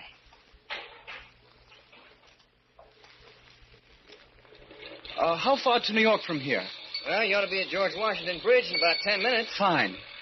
You folks hear about all the excitement on the highway? No, what happened? Well, the cops are looking for a crazy killer. Murdered 3 people. One was a stick-up. The other 2 was a doctor and his own sidekick. Oh, what's he look like? Well, according to the radio, he's got a chalk white face, a mop of hair that looks like it hasn't been cut in weeks, no hat, and... What's the matter, Bud? What are you staring at? Your friend, I gotta get something out of the office. I'll be back in a minute. He's going to phone the police. This is your chance to get out, Hazel. Oh, no, I'm staying with you, Hap. Now, you better get moving and keep moving.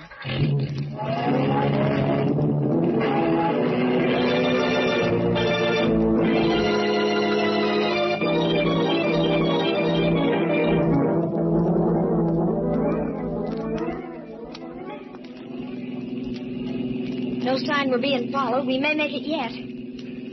Are you frightened, Hazel? Being with me? I guess I should be, but I'm not. Thank you. Somehow I can't believe you're crazy. If you killed anyone, you knew what you were doing and you had a good reason. Thank you again. You don't know what that means to me. Have people always been scared of you, Hap? Most people. Till I met you. Why couldn't I have met you sooner, Hazel?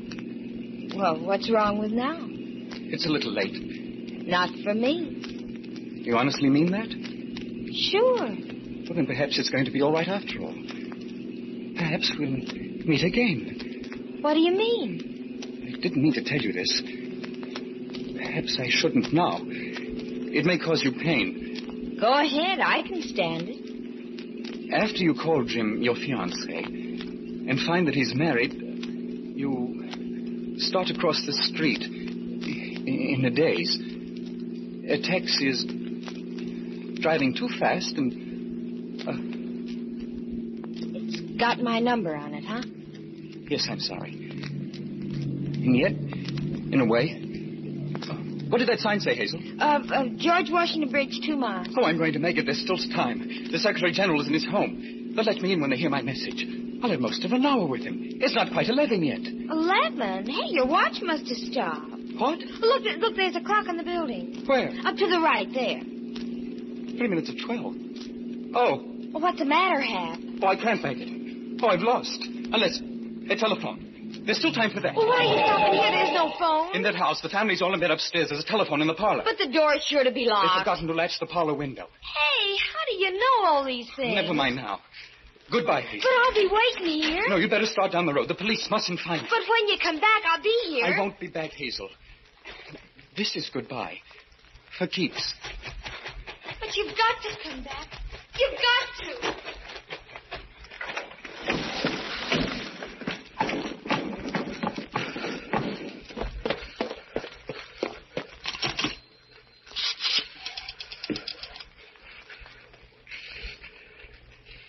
Operator, get me the Secretary General of the United Nations at his home. Hurry, please. It's urgent.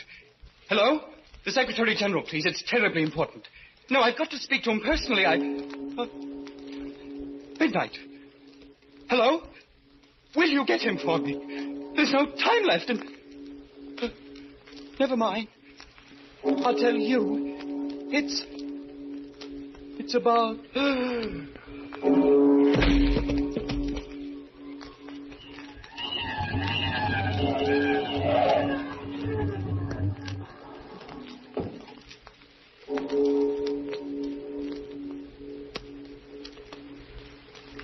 That's his car outside, officer. I'll swear to that. He must have climbed in this window. We'd better go in and have a look.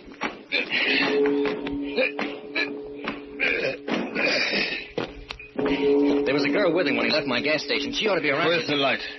Here. There he is, on the floor. And he looks...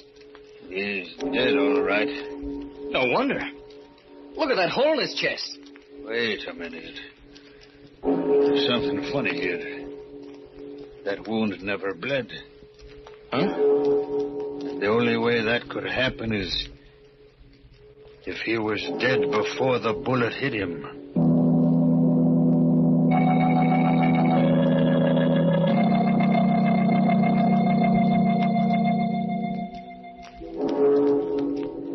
Two men staring at a corpse that is finally still. And still forever. The corpse of the man who died yesterday. While outside, somewhere in the night, a restless spirit keeps a rendezvous that none can avoid. And the distant clocks chime the last notes in epilogue for... Murder at Midnight.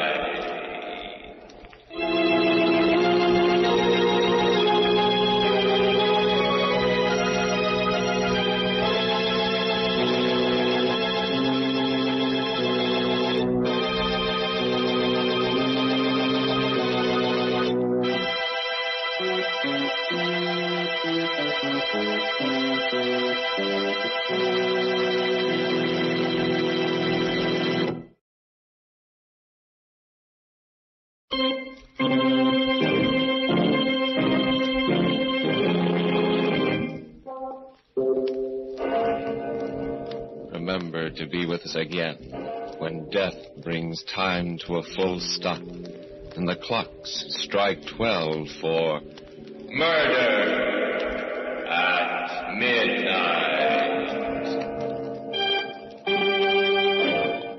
The part of David Hapgood was played by Stuart Brody. Vandell Kramer was Walt. With music by Charles Paul, Murder at Midnight was directed by Anton M. Leader.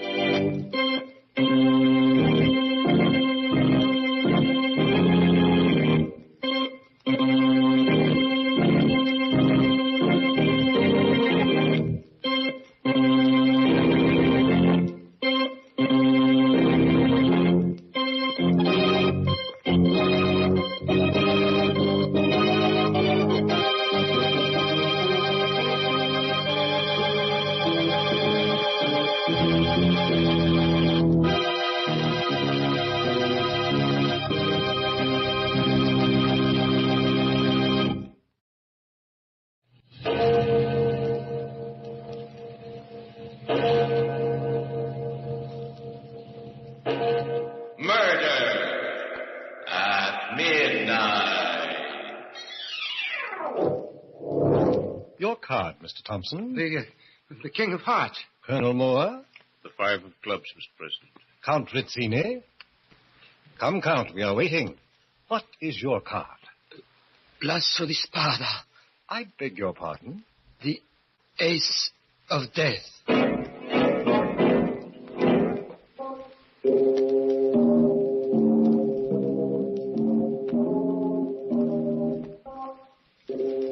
Midnight, the witching hour when the night is darkest, our fears the strongest, and our strength at its lowest ebb. Midnight, when the graves gape open and death strikes. How? You'll learn the answer in just a minute in The Ace of Death.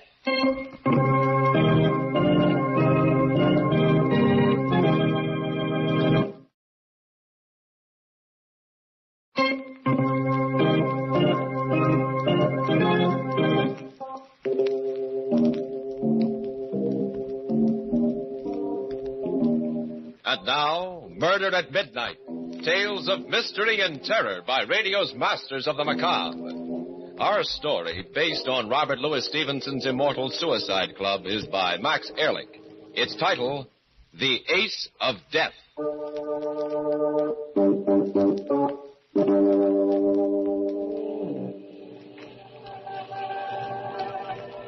I stood there on the bridge and stared down into the swirling fog. It hid the river like a white shroud. I shivered. It'd be cold down there, freezing cold. I would go down, down, deep into the black, watery depths, my ears bursting and my lungs fighting for breath. And then, finally, there would be silence. Silence. And eternal peace. Somewhere a clock began to chime 11. The last hour of a man's life. My life. I, John Evans, ill and broke without family or friends, sick and weary of the constant struggle among earthbound mortals, looked forward to my new future. Death. I put one foot over the bridge rail. My heart pounded. My head throbbed. And then someone came out of the mist and seized me from behind. No, you fool. Don't do it now this way. No. Let me go. Let me go while I still got the you courage. hear what I've got to say. Why did you stop me? Why? I wanted to die. I wanted to. I sympathize with you, young man. You see, I, too, am tired of life and seek death. You? You want to die? Yes, but not by drowning. No, my boy. I've made other arrangements. The river is not only a dull way to die, it's positively sordid. The very idea makes me shudder with distaste. Wait, I don't understand. It's very simple, young man. Well, most of us are too commonplace about the hereafter. We enter with morbid fear and without imagination. Actually, death can be glorious. Glorious? Yes, a great new change from our ordinary lifetime routine. A journey into an uncharted world. A man should meet death on the wings of adventure. It should be an exciting and delightful experience. Death? Exciting and delightful? Why not? I've already arranged my decease along these lines. And since you and I have an interest in common, why not join me? Huh? We'll seek death's private door together. Come, young man. Come along with me. Where? To my club. I'll be glad to recommend you for membership. Your club? Yes. It caters to a clientele of gentlemen like ourselves. We call it the Hereafter Club. The whole thing was mad, insane. And yet it was intriguing, too. I looked hard at the elderly gentleman who'd come out of the fog to pull me from the brink of death, only to offer me a pleasanter and more delightful variety later. He repeated his invitation to join him, and I could see that he was perfectly sincere. I decided to go with him, even though I secretly considered him some kind of a madman. After all, what could I lose now? We took a cab and stopped at a grim-looking building in the silk stocking district on the east side. My elderly friend, whom I now knew as Frederick Whitney, took me into a luxurious reception room and asked me to wait there until he saw the president of the club. Finally, the president himself came out to greet me. He was a man of about 50 with a bald spot on his head. piercing gray eyes, and a thin mouth.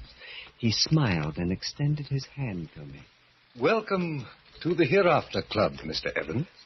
Thank you, Mr. President. Mr. Whitney has recommended you very highly, and I'm delighted to count you among our members. I am pretty vague as to what all this is about, but Mr. Whitney mentioned something about a $400 initiation fee, and, well, I'm afraid Tut, my boy. Mr. Whitney knew you were in delicate financial straits and took your initiation fee upon himself. Oh. You were fortunate indeed, Mr. Evans, that he happened along and rescued you from the river. Such a morbid way of entering the hereafter would have been tragic indeed. Isn't death in any form tragic? By no means, Mr. Evans. Death can be a triumph, a fine, heady wine, when so designed by a connoisseur. Come, Mr. Evans, follow me. You are about to embark on an exciting and unforgettable experience.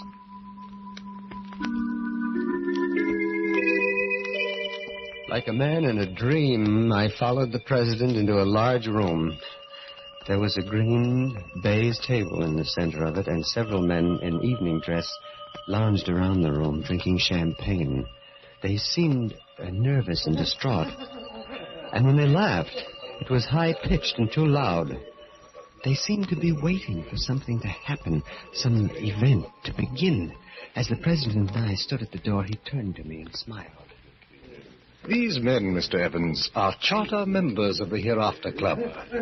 They come from all walks of life, but they have one common desire, death. I see. And what happens now? Our procedure is very simple. We all play a game of cards. A game of cards? A simple but fascinating game of cards. That is, these gentlemen play. As president of the Hereafter Club, I am the dealer. And what is the game? Each man draws a card and turns it face up. The man who is fortunate enough to draw the ace of spades dies. For this is the card of death. And how does he die? By the hand of the man who draws the ace of clubs. Oh, I see. The ace of clubs eliminates the ace of spades. Precisely. How many of these games do you play a night? Just one. But as you can see, Mr. Evans, during its course, a man can live a lifetime of adventure. For this makes of death an exciting game of chance, a game to whip the blood and make the pulses race. You see, one never knows whether he will draw the fatal ace of spades tonight, or whether he will survive for weeks or even months. A question, Mr. President. Yes? How much of this can a man stand? I can only answer in this way, Mr. Evans. Our members always come back to the Hereafter Club night after night, until they draw the ace of spades. Once a devotee of the game, it's impossible to resist. Now, but come, we're ready to begin. In a kind of hypnotic trance, I followed the president into the room.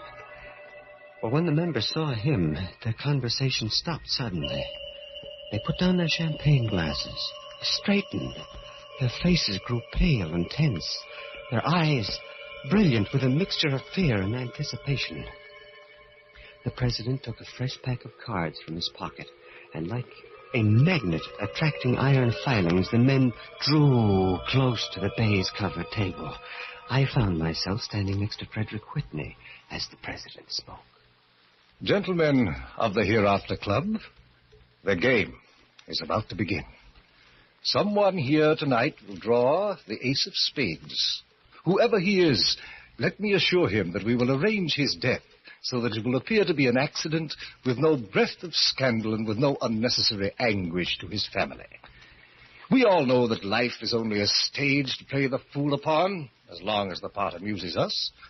Now we are wearied of our daily performance and have chosen a civilized and exciting way to quit that stage. Gentlemen, the deal. It was a fantastic, weird, monstrous experience.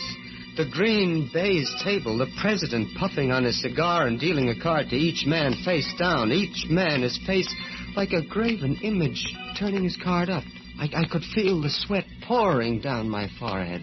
My heart pounded like a hammer, and next to me, Frederick Whitney stood rigid, his eyes shining as the president's voice droned on. Mr. Thompson, Your card. The 3 of diamonds. Colonel Moore. The 6 of hearts.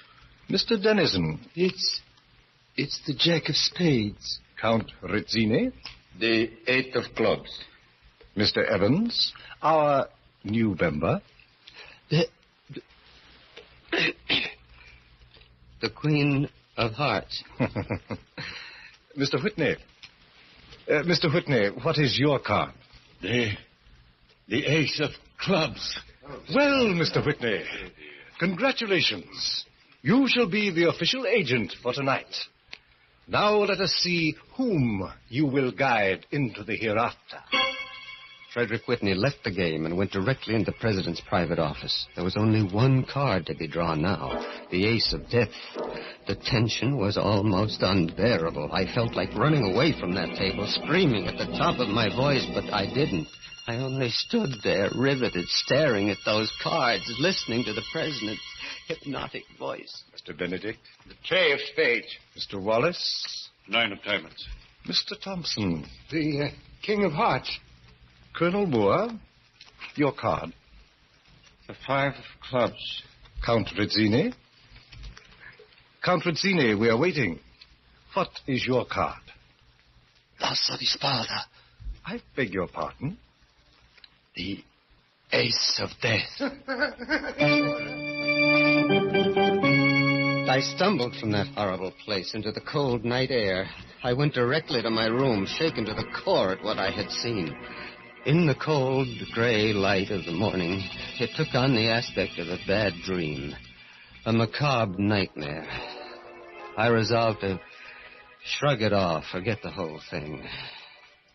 But when I bought a newspaper, the headline struck me like the blow of a hammer. Quickly, my heart beating wildly, I read the lead paragraph. Count Pietro Rizzini, prominent Italian nobleman, was hit and instantly killed at midnight when he stepped off the curb into the path of a speeding taxicab. The Count, who had recently lost his fortune, was with a friend, Mr. Frederick Whitney, when the unfortunate accident occurred. And so, in the darkness of the night, a man who has played a grim game and lost goes to his death as the clock strikes 12 for murder at midnight.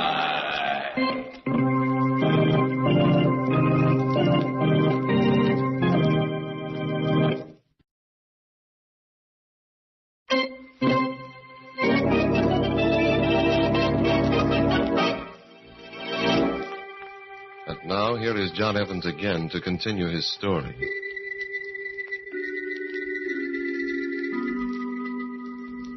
Yes, the Hereafter Club was really a murder club. A racket conceived and created by the polished gentleman who called himself the president. He made a game of death and grew rich on it. For each night, although he lost a member, he made $400, the member's initiation fee. And as the members dropped out, according to Hoyle, there were always plenty of disillusioned neophytes like myself ready to replace them. My first impulse after reading that grisly newspaper announcement was to run to the police. But I had pledged my word to secrecy. And besides, I wanted to go back. I had to go back. The thrill of the game was in my blood. I fought to resist it, but it was like a hypnotic drug. Time after time, I went back to the green baize table, and then, one night... Your card, Mr. Whitney? Come, sir, what is your card? The ace of spades. Now, my friend, Frederick Whitney, the man who'd introduced me into the Hereafter Club, had drawn the ace of death. His string had run out. He was through. I stared at him. He was calm, and there was a half smile on his face. He seemed almost glad that for him the game was over. The president kept on dealing. Mr. Thompson, your card? The Jack of Hearts. Colonel Moore? The 4 of spades. Mr. Dennison? The ace of diamonds. Mr. Benedict?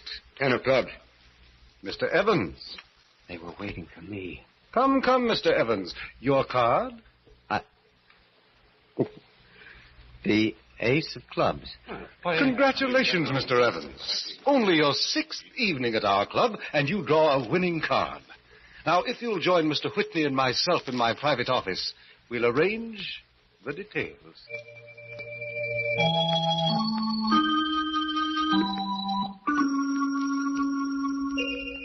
The instructions were simple. I was to drive Mr. Whitney into the garage of his home, leave him in the car with the motor running. That was all. And so without a word, I got behind the wheel and drove my elderly benefactor to the appointed place. We looked at each other there in the garage, and then he said, John, if anyone had to draw the ace of clubs, I'm glad it was you. No, Mr. Whitney, look here. I don't want to kill you. You know I don't. Let's end this farce. Let's go to the police and end this monstrous thing. No, John. You forget I'm a murderer. I have already killed. And I'd rather die by carbon monoxide gas in this comparatively painless way than in the electric chair. But the police will never know that you were responsible for Rizzini's death.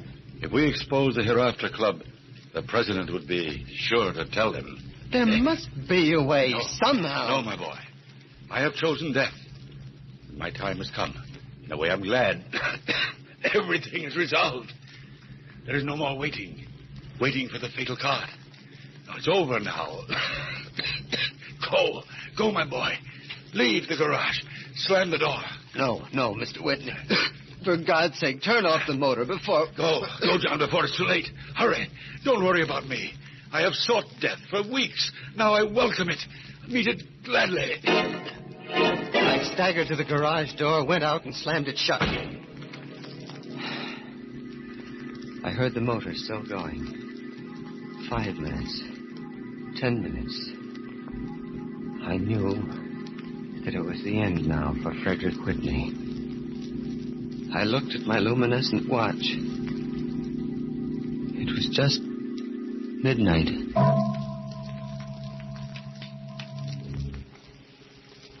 I walked the streets for hours after that. Now I was a murderer. True, I had killed with my victim's consent, but I had killed. Now, as the dawn came, I began to shake with a cold rage against the connoisseur of death who called himself the president. Men killed. Men died, and he profited without risk. He always dealt the game and never participated. He was a prince of ruin. And unfortunate men like myself could not resist what he had to offer. And so, like a smiling Satan in formal clothes, exerting a demoniac spell upon the fools who played his game, he watched them destroy each other. That night, I went to the Hereafter Club, and just before the game, confronted him. Ah, good evening, Mr. Evans. I see you are back again tonight. Yes, Mr. President, I'm back again. And I want to congratulate you. Indeed? On what? On your financial vision in starting this club. By simple mathematics, it nets you a handsome profit. We play 5 evenings a week, and each evening you make $400. That, Mr. President, adds up to $2,000 a week. Yes, it's a tidy sum, Mr. Evans, to be sure. But to tell you the truth, tonight we play our last game. Our last game? Yes, to be frank with you, Mr. Evans, the sport of the game is beginning to pall on me. I've decided to retire to the country and pursue the delights of horticulture. Flowers are my hobby, you know. Oh, I see. Even you can tire of sending men to their deaths. And just what do you mean by that, Mr. Evans? I mean that you are a coward, Mr. President. You have created a monstrous game, and yet you haven't the courage to play it yourself. You question my courage, then, Mr. Evans? I do. And I question your honor, too. It seems to me that if you profit by your clients, you should take the same risk they do. You are a very impertinent young man, but I cannot let your accusations go without rebuttal. Indeed, it might be an interesting experience to play this last game myself. A kind of fitting climax to a successful career. Of course, Mr. Evans, I'll demand a handsome apology when it's over. You don't mean that you are actually going to take a chance? Yes, why not? I've often been intrigued by the excitement of my clients. Now, I might as well savor that excitement myself before I close the Hereafter Club.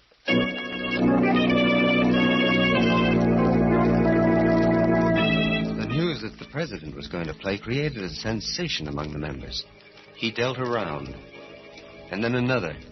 And the third time around, for the second night in a row, I drew the murder card, the ace of clubs. The president smiled his congratulations at what he called my phenomenal luck and continued. Mr. Thompson, your card. There. 2 spades. Colonel Moore. The King of Hearts. Mr. Dennison. The 7 of clubs. Mr. Benedict. Queen of Diamonds.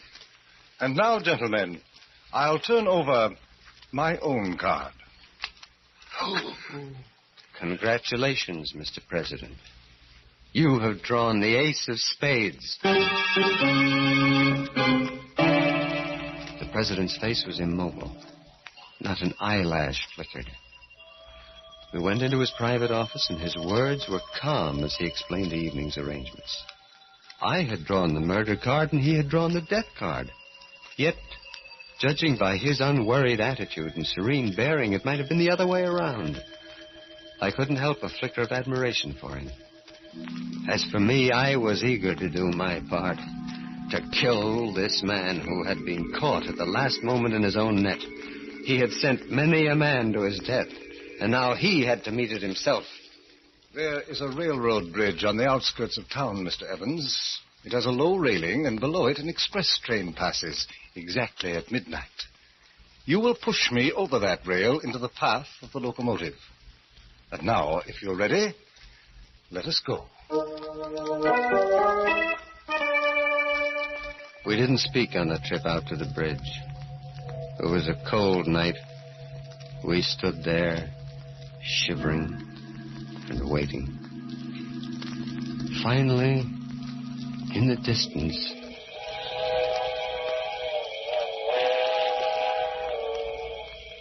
that was it. The midnight train. I could see its bright headlight flickering as it approached. Then the president spoke. Mr. Evans, of course we are not going through with this. Of course we are, Mr. President. Look here, my dear boy. As you know, the Hereafter Club is disbanded. Unlike my clients, I have no desire to die. There's no point in doing so. Well, you are going to die, Mr. President, just as you have sent others. I'll see to it myself. Be reasonable, Mr. Evans. I have everything to live for. And so can you have. Now then, I'm a very wealthy man, and I'm quite sure you could use, say, $10,000. Get close to that rail, Mr. President. I suggest you listen to reason, Mr. Evans. The others died without a whimper. You sent them into the hereafter, and now you're going yourself, as you deserve. You're a very stubborn young man, Mr. Evans. No, drop that gun. Don't. Try to kill me with it. Well, you got me in the arm, that's all, and now you're going over that rail. Don't! I'll give you anything! Anything! Over you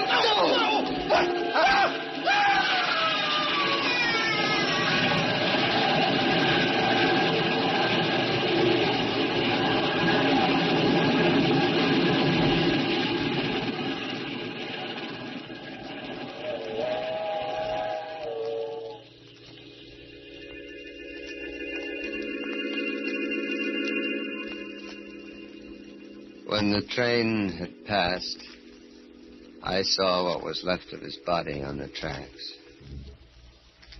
Slowly, with dragging footsteps, I walked down the street toward the twin green lights of the police station. Now, like the others, I'm ready for the end. The doors of the police station open and close on the man who trumped the ace of death.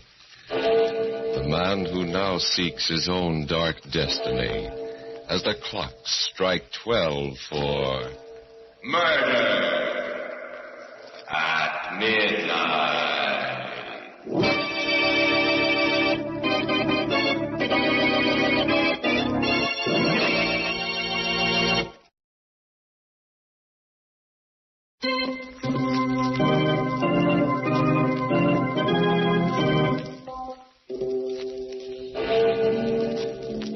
Remember to be with us again when death deals his final hand and the clocks strike 12 for murder at midnight.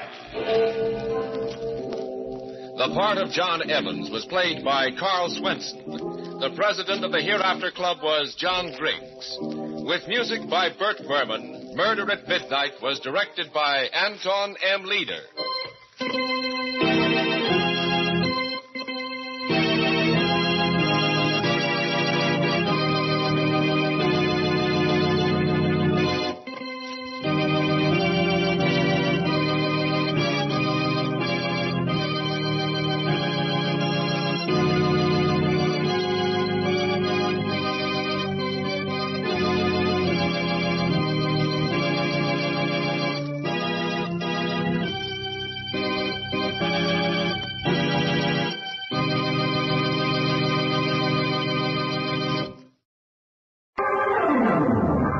Mystery is my hobby.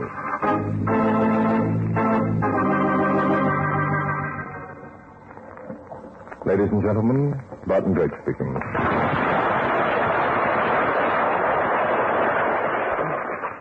For tonight's drama, I've selected case history number 116 from my book, Mystery is My Hobby.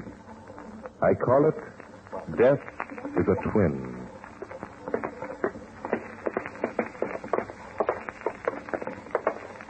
This is the place, Riley. You wait out here. I'm going in. Okay, Chief. I better try again. Come in. Come in. The door's unlocked. I'll call you if I need you, Riley. In here, in the living room. Be right there. You're the police? I phoned for the police. Inspector Noah Danton. You're Susan Waterstone? Yes. Yes, Okay. Inspector. Okay, Miss Susan. What's this all about? It's my sister, Claire. Something's happened to her. I know it. Huh? What? She went into the library about 10 o'clock this morning with George Gale, our attorney. Told me if I needed anything to call out. I'm a cripple, you see. Yes, I see the wheelchair. A spine injury. I'm unable to walk a step. Claire does everything for me. If anything's happened to her, what would become of me? No. Just calm yourself. Maybe nothing's happened to her. But it has. I've been calling for her for the past half hour. She won't answer. Why didn't you wheel yourself into the library and see what was the matter? But I did wheel myself to the door. The door is locked. From the inside? I'm afraid so. I can't see through the keyhole. Well, guess I better take a look. Oh, wheel me along, will you please? I want to see. Yeah, sure. Which one? This door right here. Locked all right. Yep, keys in the lock on the inside. It's Wonderstone. Anything the matter? Oh, something's happened. I know it. Well, guess I'll have to break in the door. Oh, no, please don't. That's such a beautiful old door. If you had to break anything, why not a window? Okay, it doesn't make much difference. I'll get Riley to do it. Hey, Riley, try and get in one of the library windows. They're all locked. Break one. Okay, Chief. Riley will be in the jiffy. Oh, what do I do? Poor Claire. Oh, maybe she just had a fainting spell.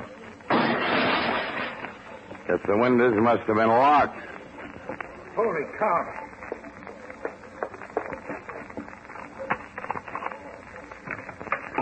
Chief, boss. She's dead. Claire dead. Oh, no. No! Oh, no!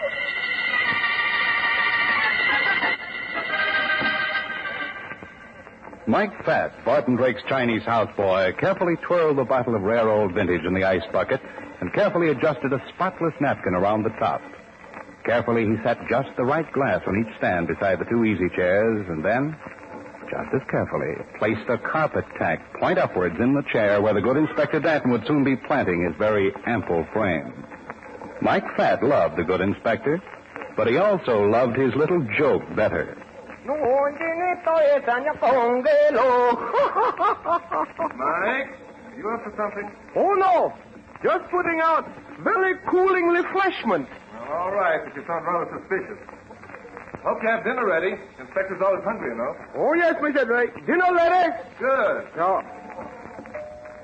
Oh, Inspector here now, I think. I go. I'll be out in a minute. Well, evening, Mike. Thousand welcome, Mr. Inspector, to the abode of Mr. Drake, also of humble Mike Fatt. Please wait up. Yeah, thanks. Where's Bart? Dinner ready? Mr. Drake enjoying pleasure of admiring new hand-painted necktie in the mirror. Uh-huh. Please sit down. Yeah, sure. Oh, no.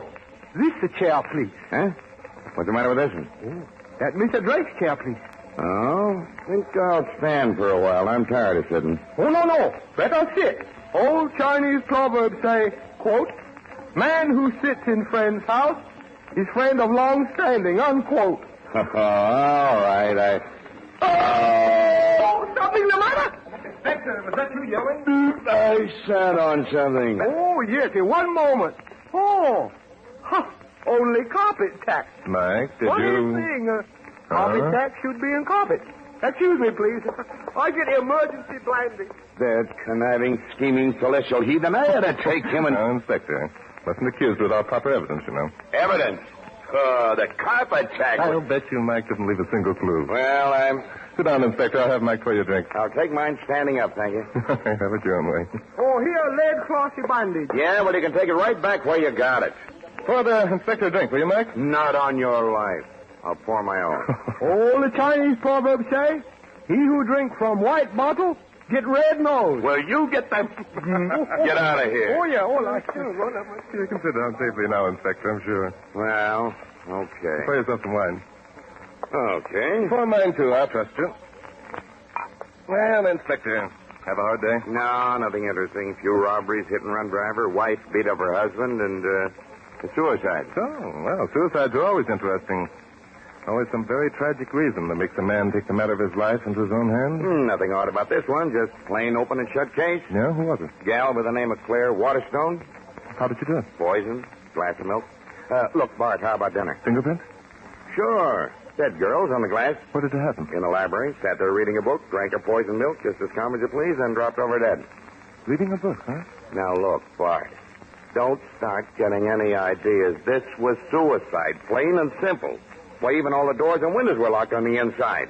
We had to bust a window in order to get in. And the only other person in the house was her crippled sister who couldn't walk 2 steps if the house was on fire. Now, come on, let's eat. Reading a book. What book was it, Inspector?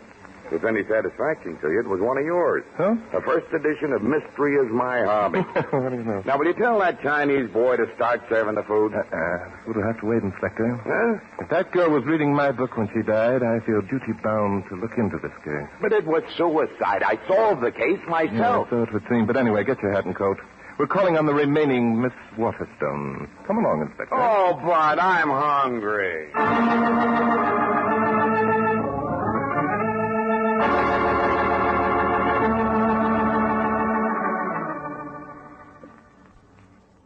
And now, back to Glenn Langan for the second act of... Mystery is My Hobby.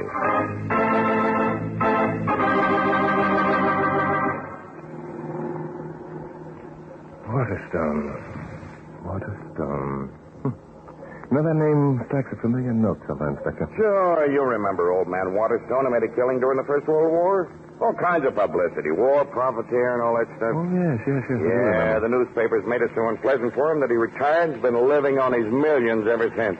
Then he's still alive? Nah, he kicked off about 5 years ago. What about his money? Left in trust equally to his 2 daughters, Susan, the crippled girl, and Miss Claire, the one who committed suicide. The mother died when the twins were born. Twins? Sure, Susan and Claire. They were twins. Oh, I see. We'll pull in here. This is the place. It seems there's another visitor. Huh? That chap's just ringing the door. Do you know who he is, Inspector? No, can't say I do. Well, we'll soon be finding out.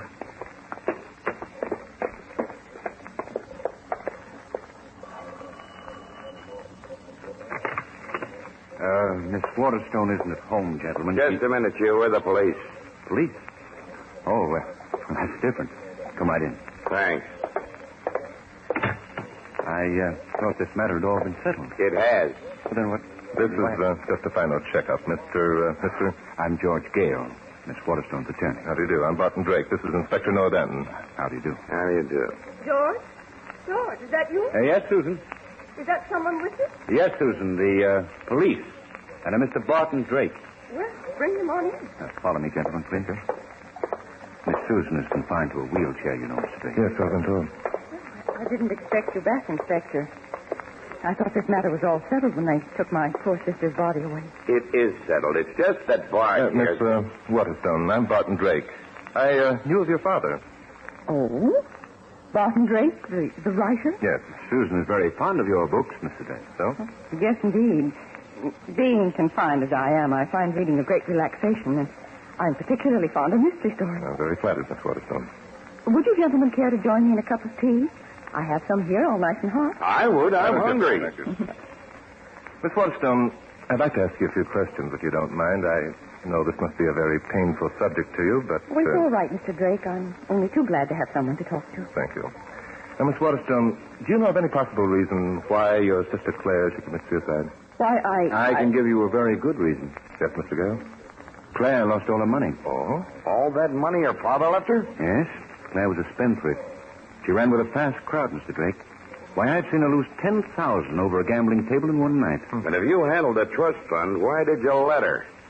The terms of the will allowed me to make a cash settlement when she was 25. I advised her against it, of course, but... Mm-hmm. And she lost it all, eh? Yes, she did. She couldn't take it, I guess, so she took the easy way out. But you still have your share of the money, Miss Waterstone? Oh, yes. I'm able to live very well on the interest of my investment. You see, Mr. Drake, I've taken the precaution never to be a burden to anyone. A very wise move, I'm sure. Claire didn't think so. She was mad as hops because Susan wouldn't give her half of what she had. Poor Claire. I did take care of her, Mr. Drake. I gave her an allowance of $100 a week. I see. Inspector, I want you to show me around the library. Oh, well, come on. You'll excuse us for a bit, won't you, folks? Yes, indeed. What's the matter with you, Bart? I've never seen you act this way before. Yeah. Not just over a plain old suicide. This the door? Yeah. Well, come on in if you come. Just a minute, wait a minute. Did you oil this lock when you were trying to get the door open, Inspector? Oh, of course not. Riley opened that door with a key from the inside. That's strange. Well, now, where was the body? Slumped over in this chair. And the book, my book? Laying in her lap. Test the book for fingerprints? Sure. Whose? Hers. Oh? What was the glass of milk? Laying on the floor. That spot there was the milk. I see. How do you know the milk contained the poison? We analyzed the spot. Now, are you satisfied? What's that broken window? Where Riley came in. Barn, I told you all about this before. Now, what are you trying to... Look at him. Oh. We both must have liked mysteries. You know, here's a book of mine I'd forgotten I'd ever written. Well, I wish you'd go home and write another. I'm hungry. I want to eat. Very well, Inspector. Let's go. You mean back to your house and good old Mike Platt's dinner? No, Inspector. Down to the morgue.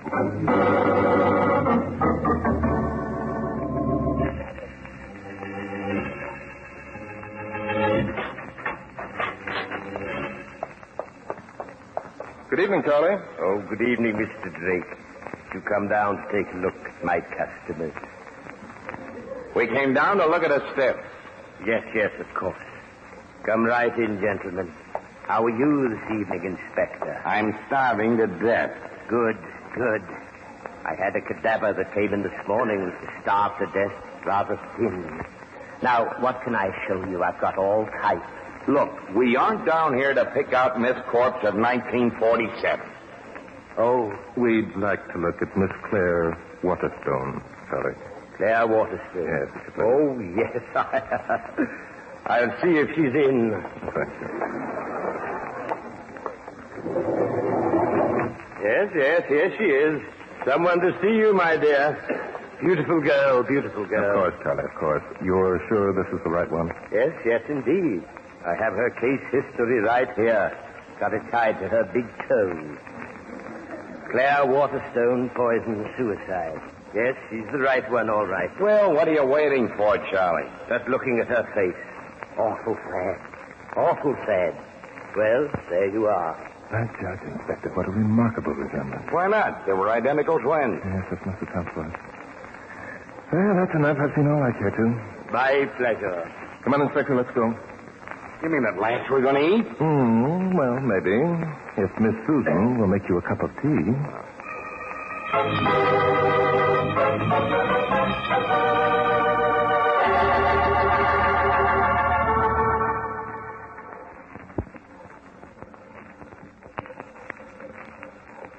And now back to Glenn Langan for the third act of Mystery. is my hobby.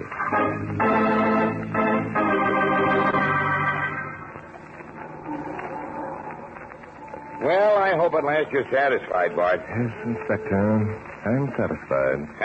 I told you it was suicide all the time. I'm satisfied that it's murder. Murder? Oh, now, Bart, Stop look. at this drugstore, Inspector.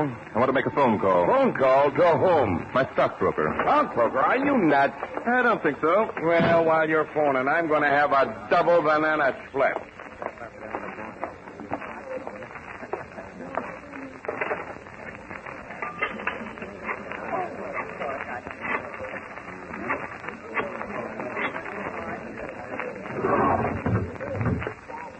Hello, Al? Barton Drake. Listen, Al. You know a chap by the name of George Gale? Yes, that's the one, a lawyer. Yeah, down at the stock exchange, that's right. Okay. Quite a heavy loser, huh? Thanks, Al. That's just what I wanted to know. Yeah, sure. Meet me for lunch tomorrow. All right, bye. And vanilla. And plenty of nuts, Bart. Are you through already? Yes, Inspector, come along. We've got work to do. But I just ordered it. No, what's the use? I'm coming. Suicide, morgue, murder, stockbroker. I give up. You want to solve this case, don't you, Inspector? I've already solved it. All I want to do is eat. Back to the Waterstones, Inspector. Oh, now, look, Bart, I don't mind going along with a gag, but this time you're going just a little bit too far. You think so, Inspector? You're darn right. This is nothing but an ordinary police job, just plain suicide. That's the way it's marked up on the books down at headquarters, and that's the way it's going to stay. Oh, Inspector, I'm afraid you're in for a big surprise. But it couldn't be anything else. It couldn't be murder. Look, be reasonable, will you? Why couldn't it be murder? Because nobody could walk into that library, give Miss Claire a glass of poisoned milk, and then walk out and leave all the windows and doors locked on the inside. That's why. Claire just had to lock that door herself. Well, it's been done before. If you read my book on the case of... And besides that, there weren't anybody else's fingerprints on that glass but Claire. Of course there weren't, Inspector. You wouldn't expect there would be, would you? Oh, no.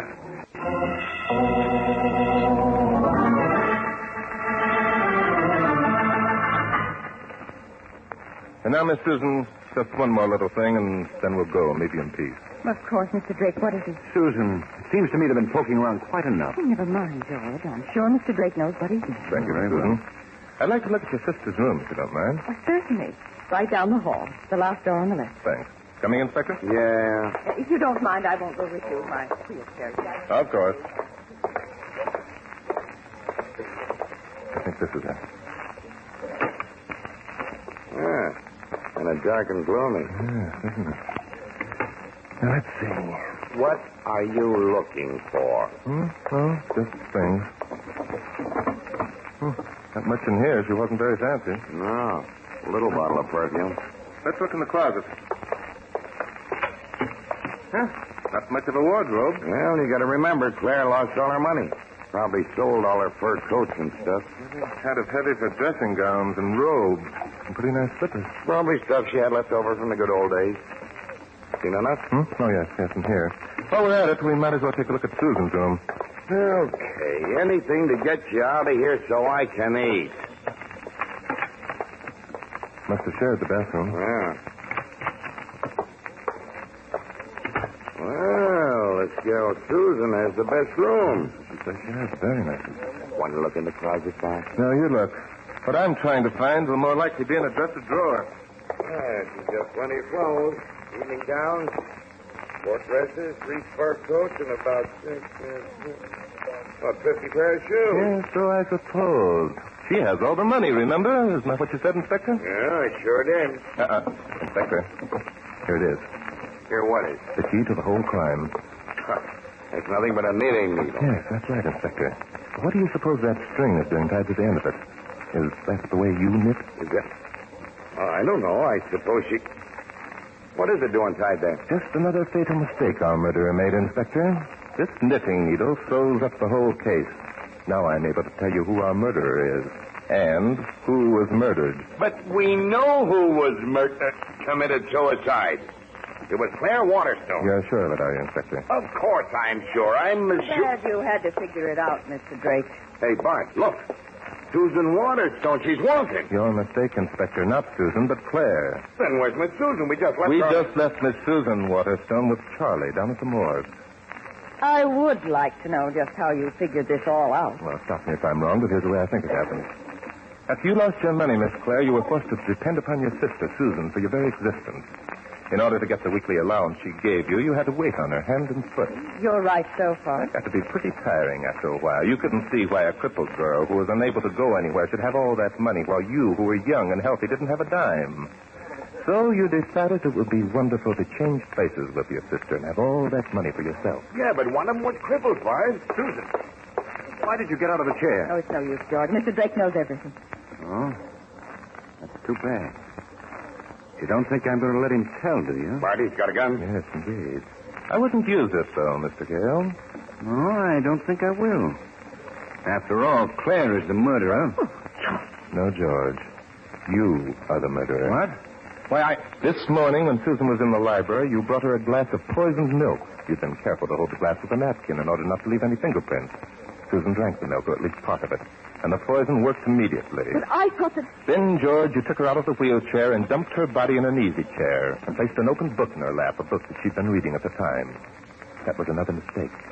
People who commit suicide never do it while they're reading books, George. Very clever, aren't you? Not so clever, George. This case was very simple.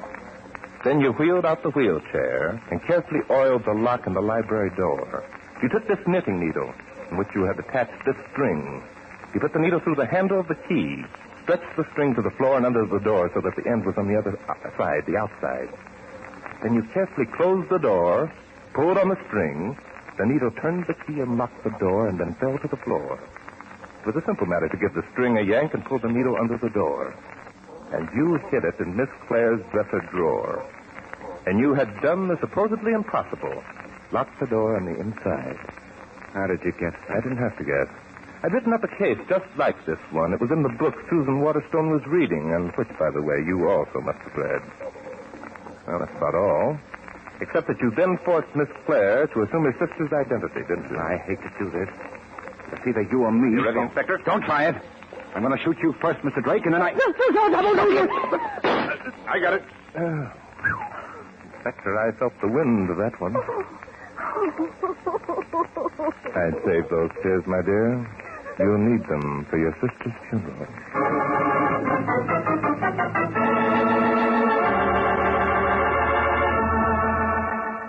And now, back to Glenn Langan for the conclusion of... Mystery is my hobby.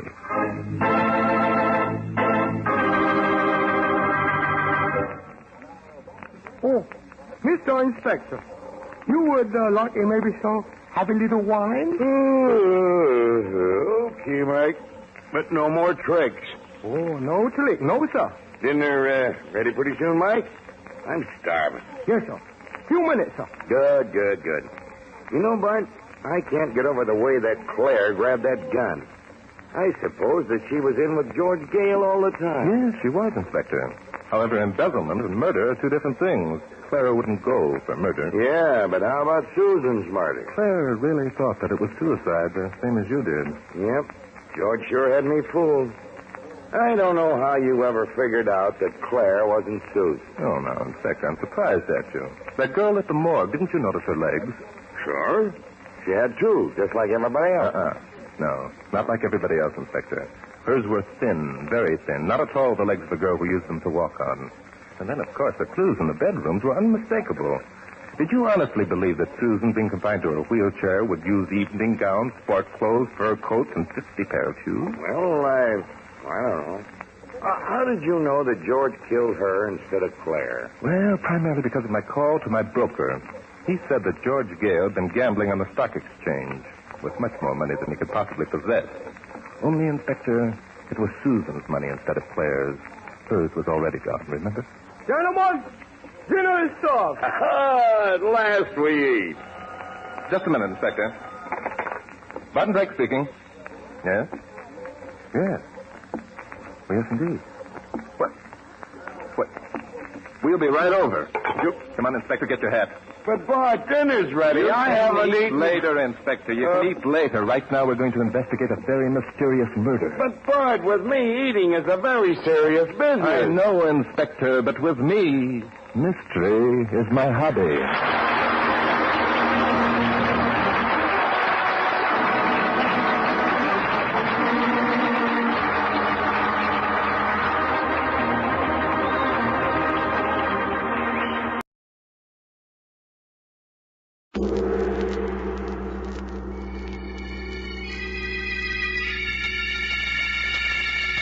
The Sealed Book.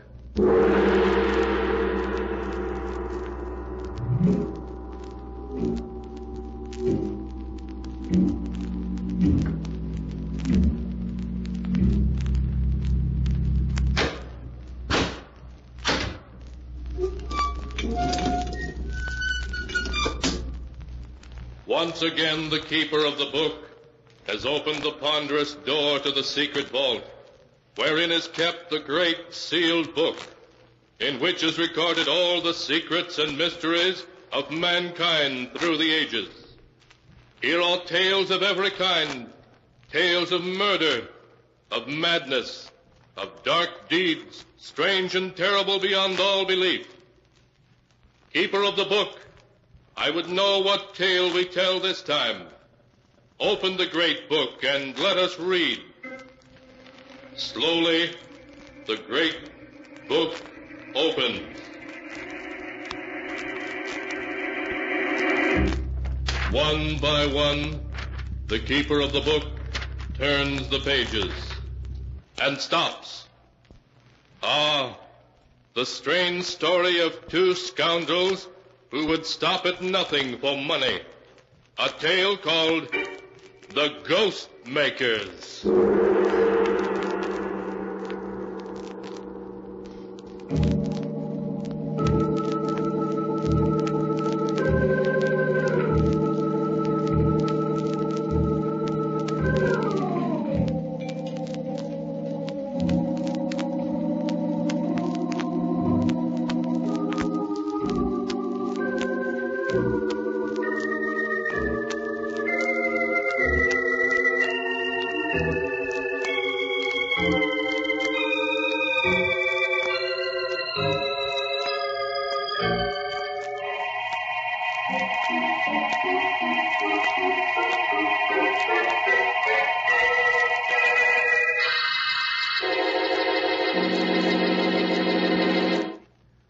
Here is the tale, The Ghost Makers, as it is written in the pages of the sealed book. It is an autumn afternoon in the ancient New England village of Wilton. In an old stone house a mile from the town, Agatha Wainwright is serving tea to her nephew Ned, and a little man Ned has introduced as Professor Piedmont, a friend who has come to spend a few weeks with them while he works on a book to be called Old Graveyards of New England.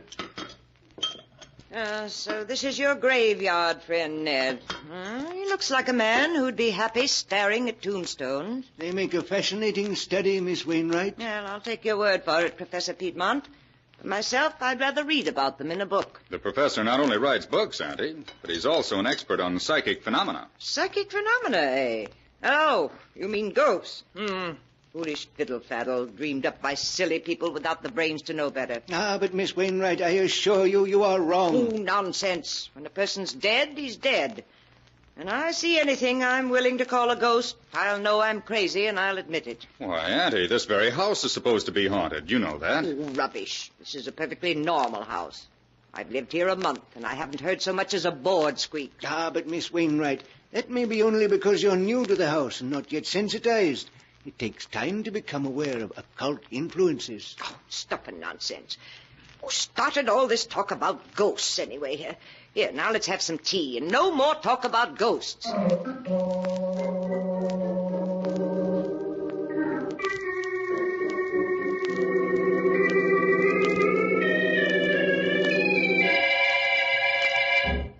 Well, Ned, now that we're alone, suppose you tell me a little more than you put in your letter. I'm still not sure why you sent for me. All right, Professor. This is the gist of it. 3 months ago, Aunt Agatha's brother died, leaving her an estate of $400,000. And I'm Auntie's only living relative. I see. Yes, light begins to dawn. No, wait. My uncle arranged his will so that Aunt Agatha gets only the interest, about $20,000 a year, and this house to live in. On her death, the entire estate goes to charity. I'm cut off without a penny. I see your uncle didn't like you, Ned. A shrewd man. Very shrewd. Yes, he was making sure I couldn't get my hands on any of it. But that's where you come in.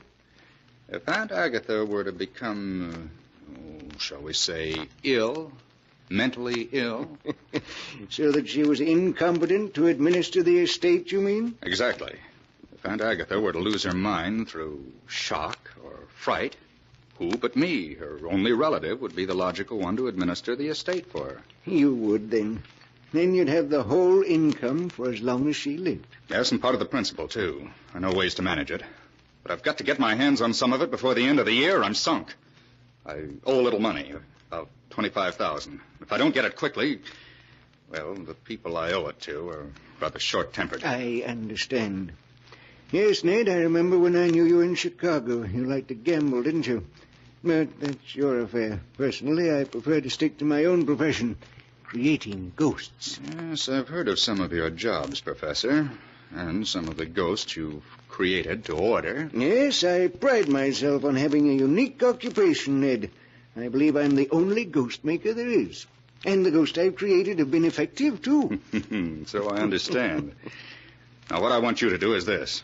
I want Auntie frightened to the point where Yes, I understand. Well, Ned, it's going to be difficult. She's a tough-minded woman, hard to scare, hard to drive insane. It's got to be done. Got to get my hands on the estate. If you succeed, Professor, there's $5,000 in it for you. All right, Ned. I'll try. It won't be easy, but she may crack suddenly when the time comes. That type does, you know. Good. That's settled then. You brought everything you're apt to need? All my apparatus and gadgets are in my trunk. They'll be here tomorrow. I'm not altogether sure I like this job, Ned. I hope you're not going to turn moral on me, Professor. No. There's something about this place that disturbs me, though. You know, I am psychic at times. Not altogether a faker. Next, you'll be scaring yourself with your own stories. As we were driving past that old cemetery this afternoon, I suddenly felt a premonition and a chill. The kind of chill you're supposed to feel when you go near the place you'll someday be buried. Oh, it was just the wind. We'll have to get you some red flannels. Here.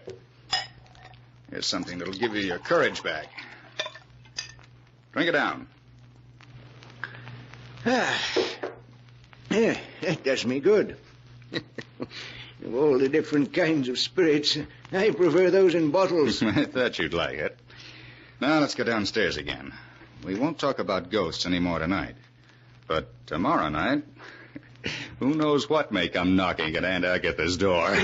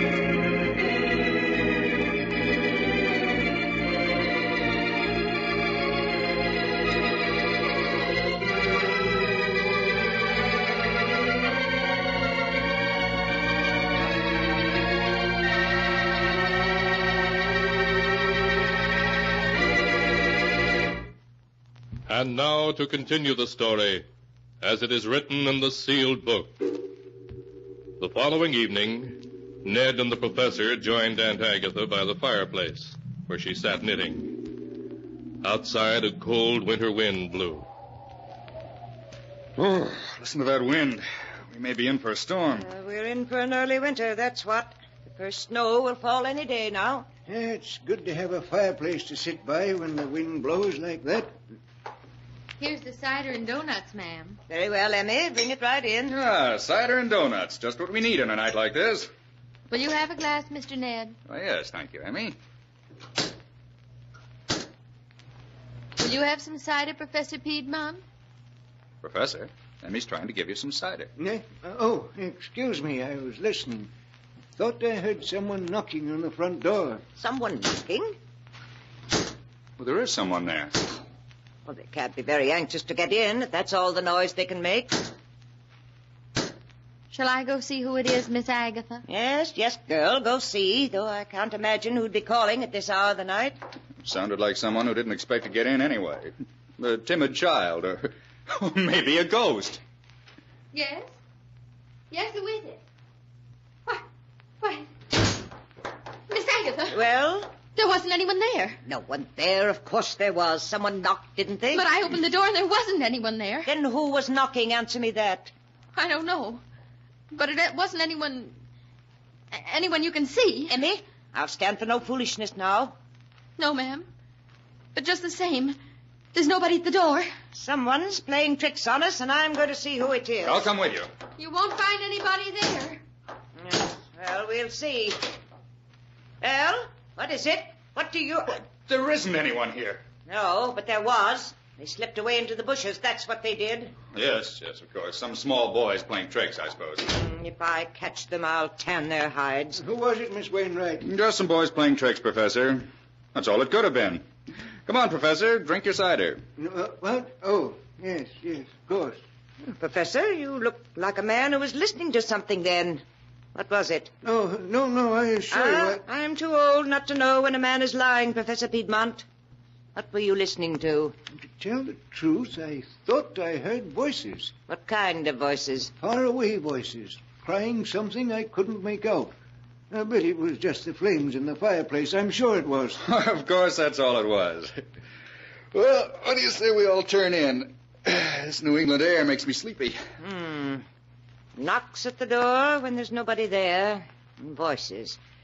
Yes, it's high time we were all in bed instead of sitting around here imagining such nonsensical things.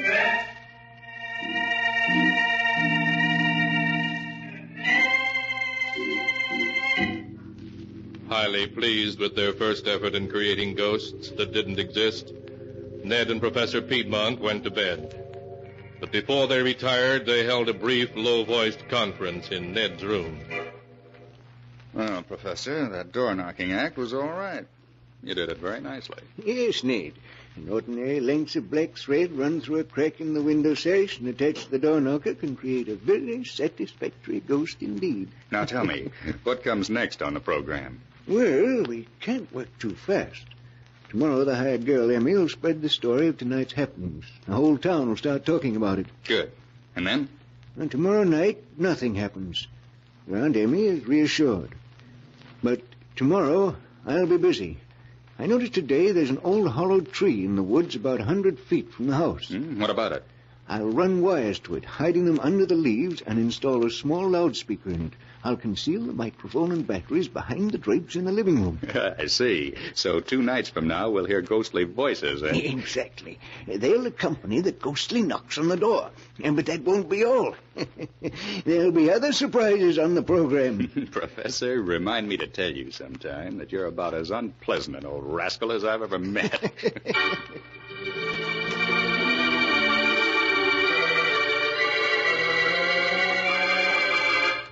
The next evening, Agatha Wainwright listened nervously for a repetition of the ghostly knocks. But nothing happened, and she regained her composure. The evening following that, however, as she and Ned and the professor sat in the living room around the fire... 9 o'clock. The evening may just be starting in New York, but here in Wilton, it's bedtime. Seems to be someone at the door. So there is. Shall I go? No, Emmy can answer the door. She does little enough to earn her money. Emmy? Emmy?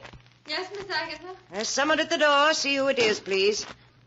Must I, Miss Agatha? Must you indeed? Answer the door, Emmy. I'd rather not, ma'am. Emmy, see who is at the door. Yes, Miss Agatha. I'm going. Who is it? There's no one there. There's no one there again. Emmy, get control of yourself. But I tell you, there's no one there. Then it's someone playing tricks. That's all you hear, Emmy. Yes. Yes, Miss Agatha, I hear. But I don't believe it. Go to your room. Yes, ma'am. I'm sorry, Miss Agatha. But there wasn't anyone there. I hope I'm not going to have to discharge that girl. Shall I go this time, Auntie? No, Ned. If the rascals play their tricks, whoever they are, they'll soon stop when they see we pay no attention. I wonder if I could see them from the window. Maybe we could trap them if we were to go quietly out the back door and slip around to the front. What was that?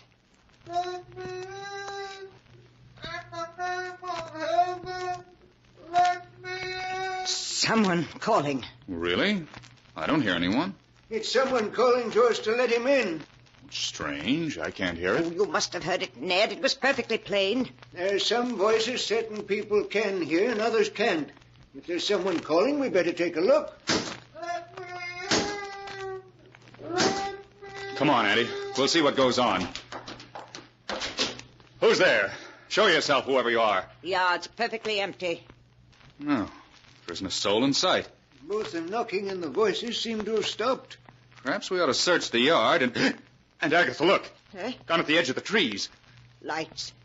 3 balls of light moving around just above the ground. Really? 3 spheres of light? Dear me, luminous spheres are common manifestations of spiritual presences. Oh, nonsense. They're just will-o'-the-wisps, that's all. Well, whatever they are, we're going to see. Come on, Professor. If it's a trick, we'll soon know. Yes, Ned. Wait for me. Don't scare them away. I want to see what they look like. Ned, they're rising. They're floating away above the trees.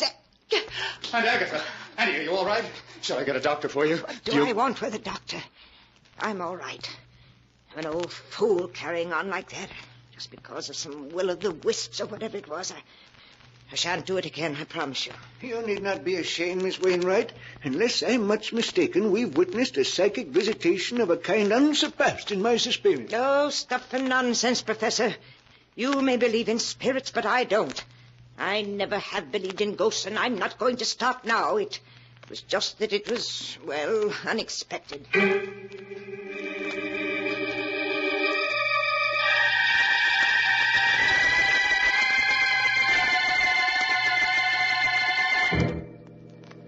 In the days that followed, Ned Wainwright and Professor Piedmont found it impossible to shake Agatha Wainwright's iron nerves. Emmy, the hired girl, resigned in terror, but Agatha remained seemingly unmoved. Resolutely, she ignored the ghostly knocks, voices, and footsteps that Professor Piedmont's ingenuity devised. The whole town buzzed with tales of her haunted house, but she refused to pay any attention to them.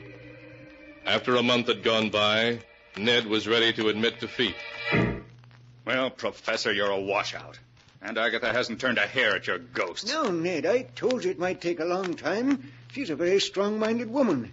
Believe me, anyone else would have cracked by now. Well, she hasn't, and she's not going to. I still say it may happen all at once. She's nervous and distraught. She doesn't sleep well. Every evening she sits listening for ghostly voices, though she won't admit it. But she's made up her mind not to believe in ghosts, and I'm afraid she never will. Well, what do you suggest? It's the middle of December. I've got to get my hands on her money by the end of the year. I'm sunk. We must play our last card. You. Me? What do you mean? She's fond of you. You're her only relative. What are you getting at? How would she feel if you, her only relative, were to die and come back here as a ghost? I don't follow you. My plan is simple. We'll say goodbye to your aunt and drive off as if we were going away. Then, secretly, in the night, we'll return to the house. Yes? And then what? We'll see to it that she receives a phone call from a friend of mine in Boston. He'll announce to your aunt that you and I have been in an automobile accident, that we've been killed. Oh, I see. Yes, I begin to understand. Immediately after the phone call, we'll knock. She'll come to the door and see us standing there. And having just heard that we're both dead... Exactly. And if that doesn't work, Ned, we are defeated. But it'll be a strong mind indeed that can withstand such a shock. A strong mind indeed.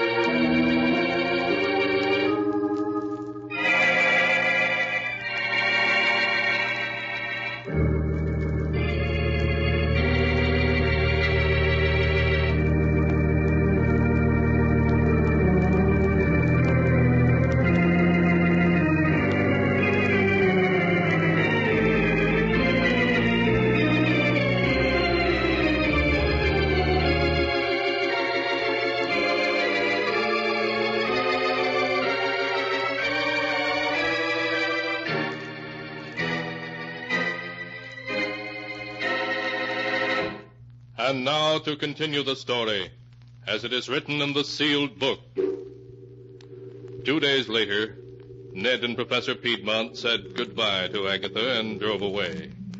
It was starting to snow as they left, so they made their way by a roundabout route to an isolated roadhouse, and there they spent the day waiting. After darkness had fallen, they started back towards Aunt Agatha's house.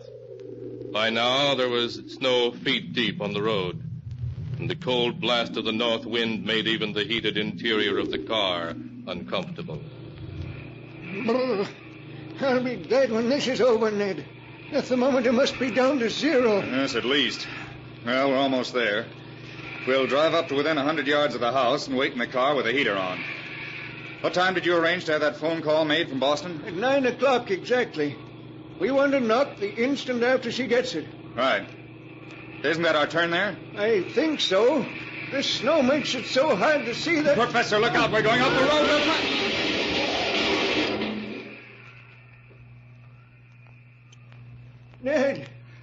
Ned, are you hurt? My ankle. Help me out of here. Come on. Hurry, Ned. I smell gasoline. The car may catch on fire. All right. Help me onto the road. Yes. What happened? We skidded down a 10-foot bank and turned completely over. If you'd watched where you were going, it wouldn't have happened. I couldn't tell there was ice under the snow. No, but never mind that. We've got to get to shelter. And I think my ankle's broken. Yes, I can't step on it. Yes, you can lean on me. But where are we? A quarter of a mile from Aunt Agatha's. There isn't another house within a mile. Then come on. We've got to get there quick. Lean on me. Help all you can. If we don't get there soon, we'll freeze to death.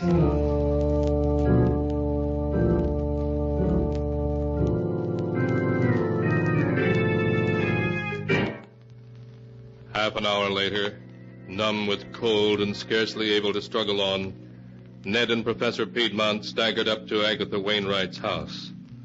The windows all had heavy wooden shutters over them, shutters they themselves had helped Agatha put in place to keep out anything that might come knocking at the door in the night. But through the small pane of glass in the front door, light showed as they stumbled thankfully up the steps. Thank heaven we're here. Couldn't have gone another 100 yards. Oh, nor I. I'm almost frozen. We've got to get inside. Yes. Here, help me. All right. One more step. There. Ned, the phone call from Boston. What time is it now? Time? It's 9. 9 o'clock exactly. And knock quickly. We've got to get inside before that phone call comes.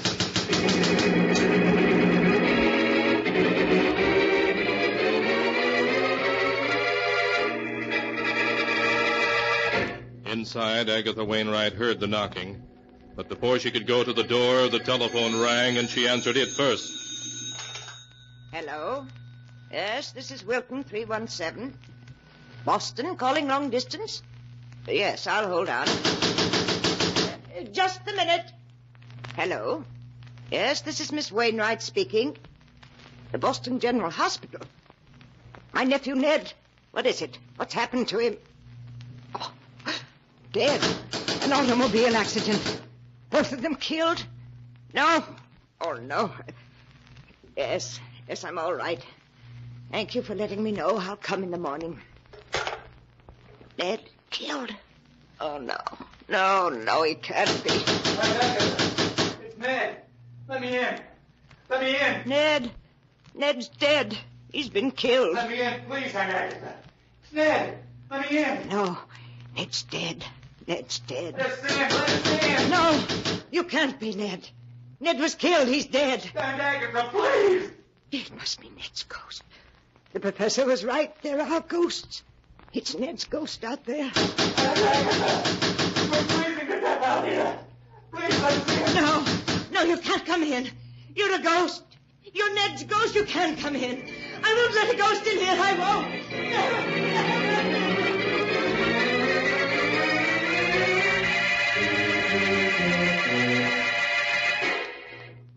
The next morning, Ned and Professor Piedmont were found frozen to death beside the house, where they made a vain effort to pry open the heavy wooden shutters that covered the windows. You see, Agatha never did let them in. She knew better than to open the door to ghosts.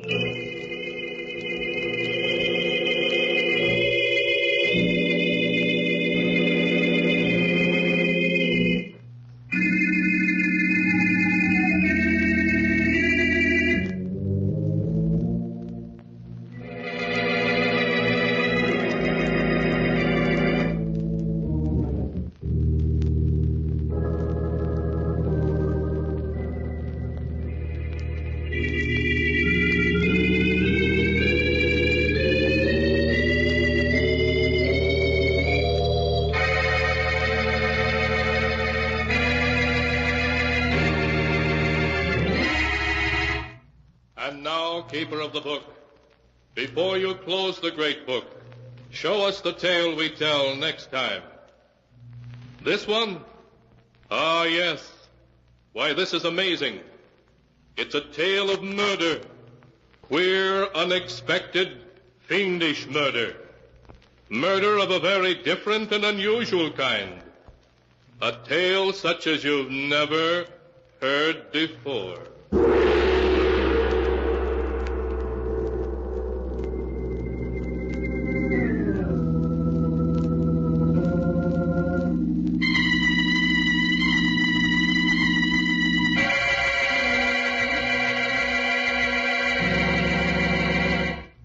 Be sure to be with us again next time, when the sound of the great gong heralds another strange and exciting tale from The Sealed Book.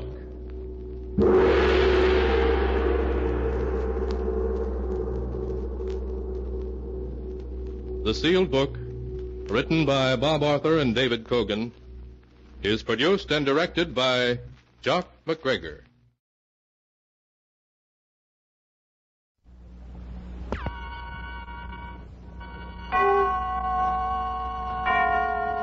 Autolite and its 96,000 dealers present Suspense.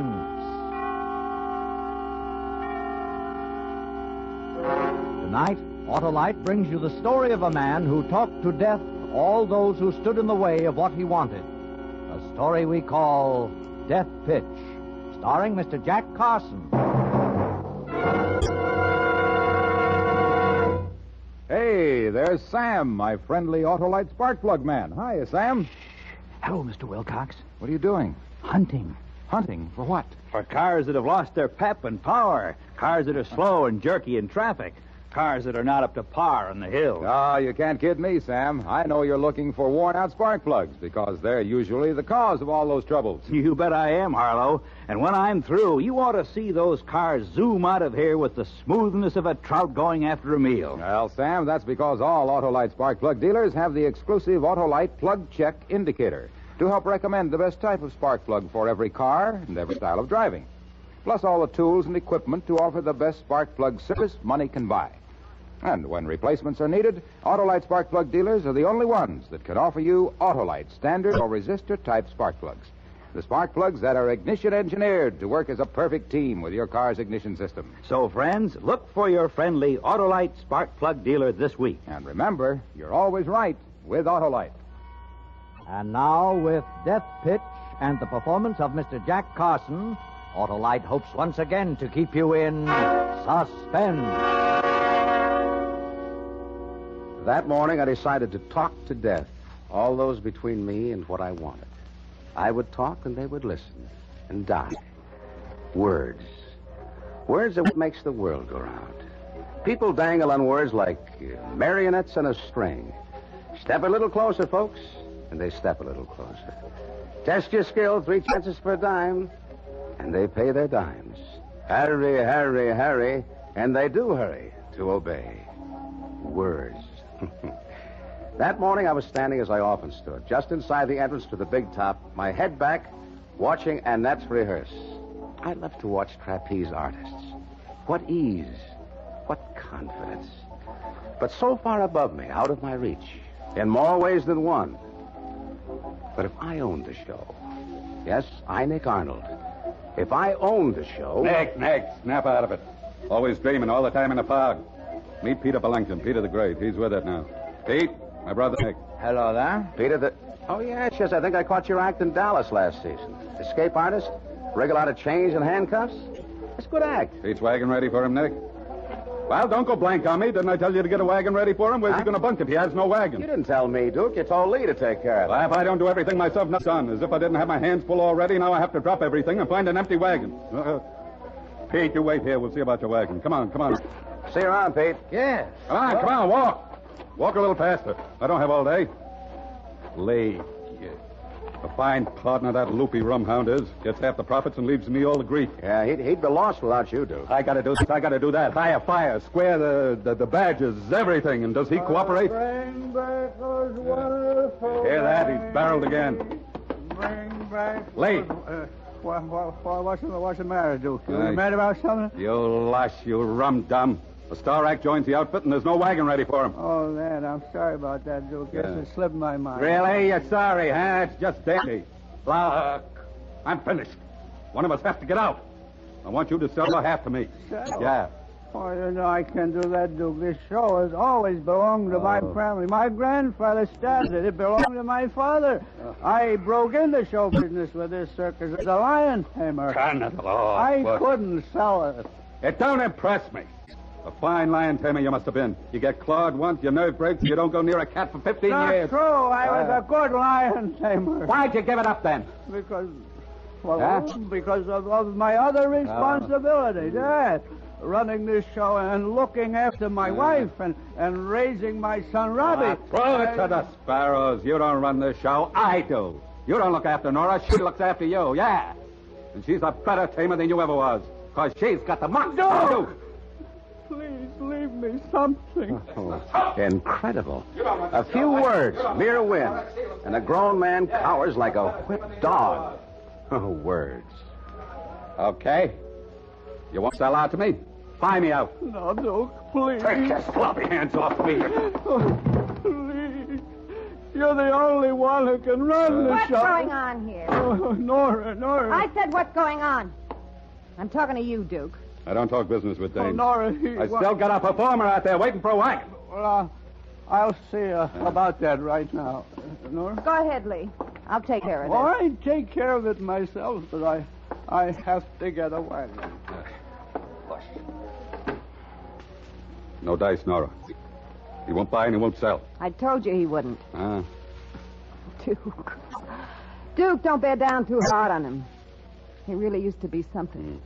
Once. I'm sorry. Working with him is like trying to crack a whip under water. I lose my temper. You look tired, baby. Well, I've been trying to work Jezebel all morning. It's no use. She's turned killer cat. We'll have to shoot her. Come here and give me a kiss. Duke. It's only Nick. You're gonna fade into the background once too often, brother. Beat it.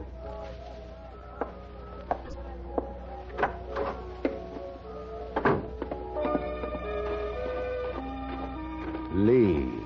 I decided then to start with Lee. With Lee gone, Duke would have Nora and the show for himself. It would fatten him like a Christmas turkey. And then, the axe. Hi, Nick. Oh, hello, Annette. Where you going? To the cookhouse. Walk me over. Was that you down there watching me rehearse this morning? Yeah. What'd you think? You're getting big time. Now, if I owned the show, I'd give you a star billing. Not only that... Here comes Robbie. Pretend we don't see him. All right. But if I owned the show, I'd make Hello, you the... dreamy eyes. You got a smile for Robbie? You grab my arm again and I'll... When you gonna give me the green light, dreamy eyes? Come on, Nick. I hate that... Just because Lee's his father, he thinks... Always trying to play footsie under the table in the cookhouse. Want me to take care of you? You. I can take care of myself.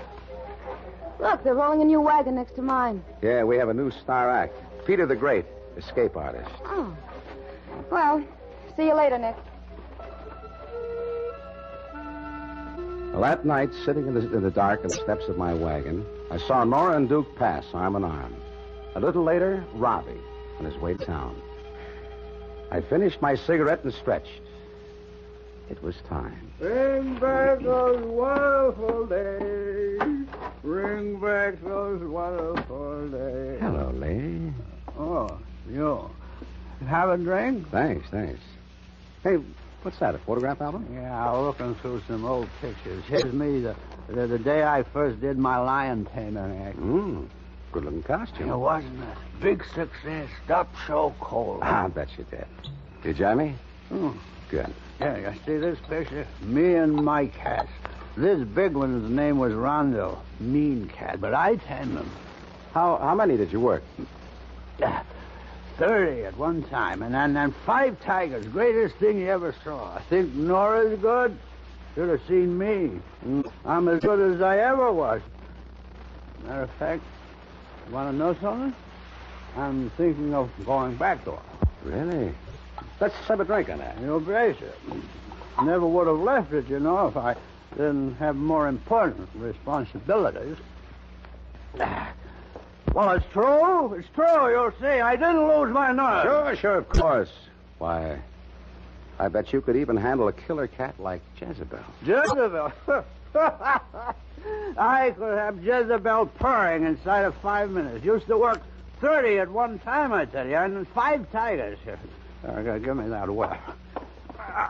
I'd build them in a pyramid. You three.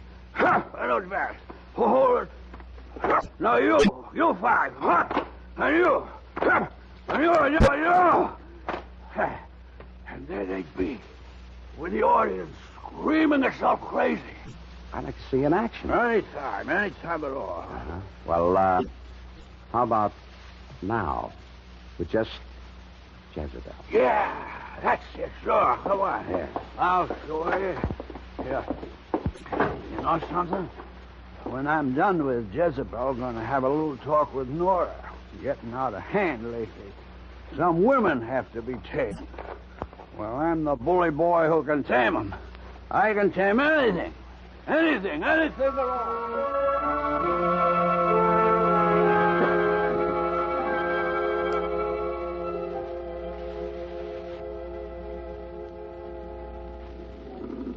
look at her. Back and forth. Back and forth. You Jezebel, you. Mean looking, isn't she? They don't come too mean for you. Yeah, you watch me work her over. I remember the way it used to be. The ringmaster used to say, "Ladies and gentlemen, the greatest of them all, Lee Duncan."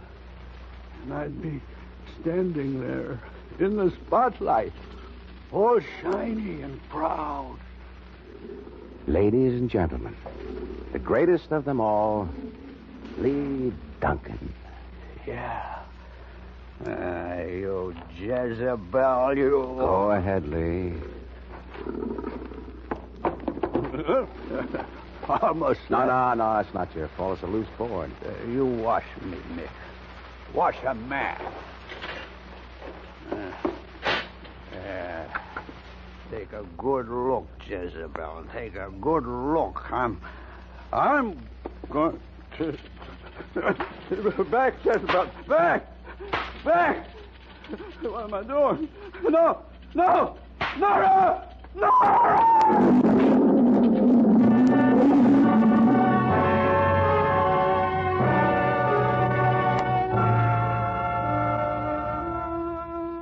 We buried Lee the next day. A month later, Duke married Nora and became the sole owner of the circus. The money made exhibiting Jezebel the Man Killer almost paid for the banners and posters advertising the Duke Arnold Show. The Duke Arnold Show. I'd see my brother staring at those four little words for minutes at a time, his eyes filled with their wonder and their glory. Yeah, Duke was a happy man, except for one or two little things. I could kill you, you little punk. Mom, stop it, Duke! What's Robbie done? I'll tell you what your little Robbie has done. He's made 3 of the Cooch kids hand in their notices. They're leaving. Walking out on the show in the middle of the season because he's been throwing his weight around. Mom, I was only having a little fun. Fun? Is that what you call it? Putting me to the trouble and expense of bringing 3 more girls down if I can find them? You stay away from my performers, you hear me, pantywaist? Leave them alone. And if I catch you annoying Annette again, I'll... Will you calm down? They can hear you all over the lot. Let him. I'm the boss. Yeah. And how'd you get to be boss? I, you little... Duke!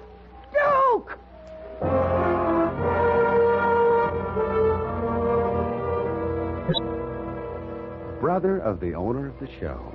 I was coming up in the world. Annette began to look at me as though seeing me for the first time, but it needed more. It wasn't enough. And then a name popped into my head. Robbie. Yes, Robbie. Robbie and Duke's murderous temper. The next afternoon, I was in the office working. Seen Mom? Ah, come in, Robbie. Come in.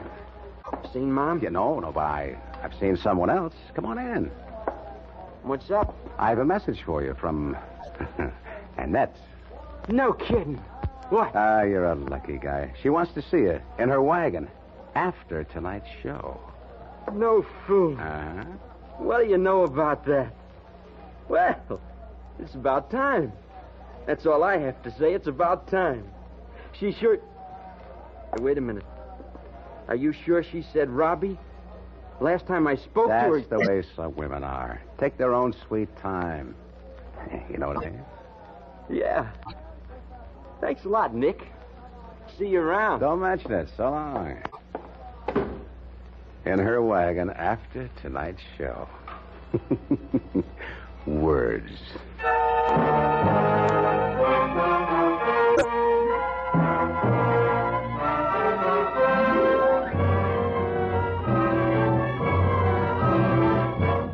Autolite is bringing you Mr. Jack Carson in Death Pitch, tonight's production in radio's outstanding theater of thrills, Suspense.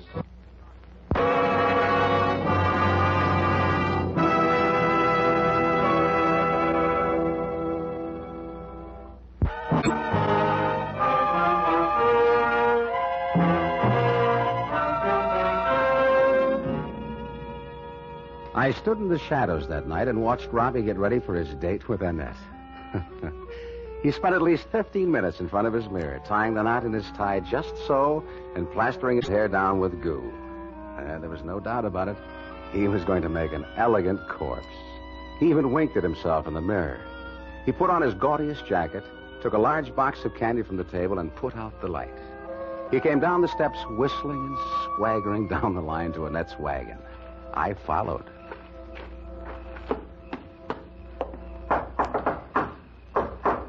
Come in.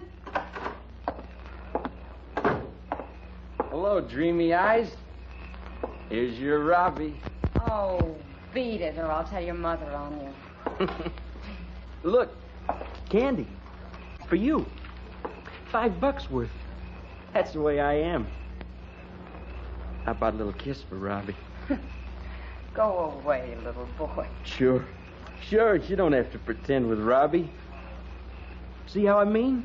Pretend. You know, the don't come near me act. For the others, yeah, sure, why not? But not for little Robbie.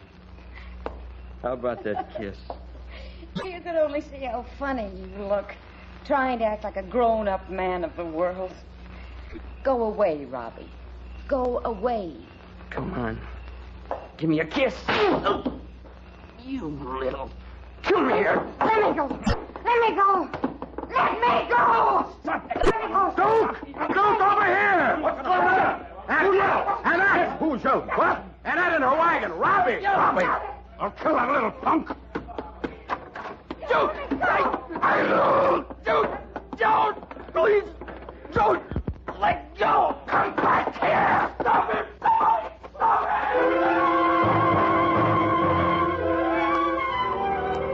I ran after them. In the lights of the wagons all down the line, I could see Robbie running, dodging, stumbling over tent ropes, heading straight for Nora, and Duke pounding after him. When I got to her wagon, Robbie was inside, hiding behind her while she tried to keep Duke back with her whip. Duke, get back. Get back. Get back. Don't let him get me. Don't let him get me. I'll kill him. I'll kill him. Get out of my way. I'll kill him. Get out of my way. Don't let him. I told you. I told you. I told you. I told you. Nick, please, help me. Duke! Nora, where are you going? My gun. You wouldn't listen. You wouldn't listen. You wouldn't listen.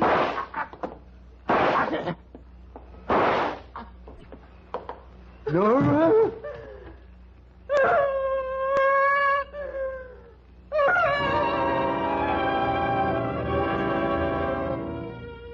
I couldn't help thinking. In the beginning was the word.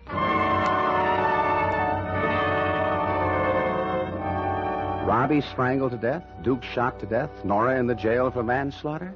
Bingo. All good things come in threes.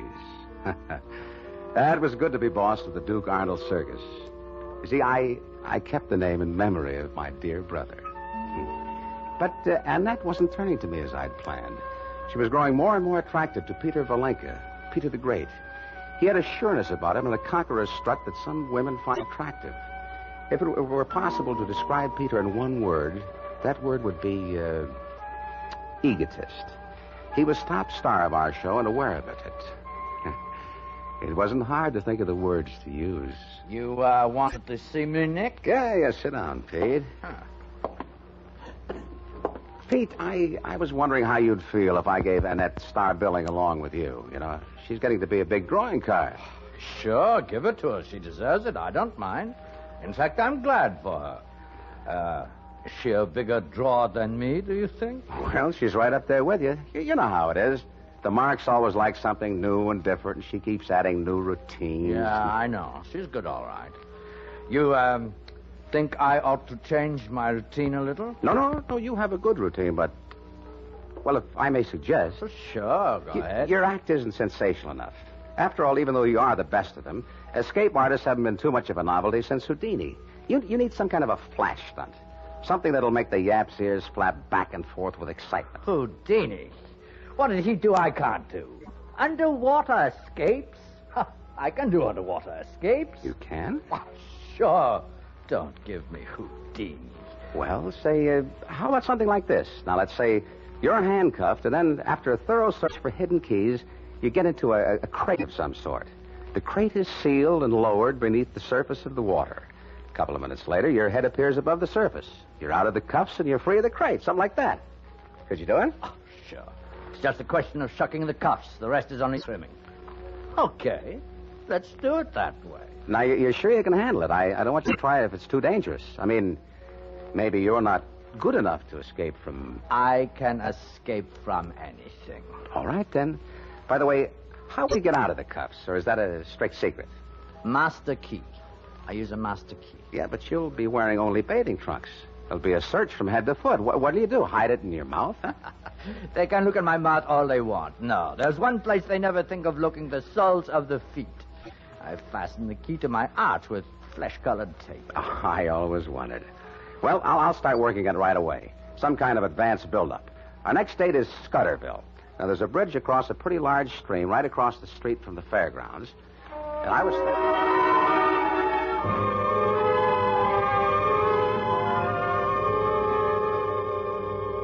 One of the most outstanding feats ever performed. You will see Peter the Great, while handcuffed, do the impossible right before your very eyes. Now, folks, you have just seen your chief of police search Peter thoroughly. Chief, come up here, tell the folks, did you discover any keys, picklocks, or other concealed devices? I did not. Thank you. There you are, folks. And now, Peter, step into the casket. All set, Pete? Yeah. Nick, you double-check the winch and the rope. I don't want any slip-ups there. Mm-hmm. That current's like a runaway horse. Unless this casket is anchored to the bridge, I am a gun pigeon. Oh, I attended to it personally. Okay. And remember, if I'm not above water in 3 minutes, pull me up fast. Oh. Hold it, brother, hold it. As you see, the casket containing Peter the Great is being lowered into the raging rapids below. Will he be able to perform this stupendous feat? Will he be able to wake himself free?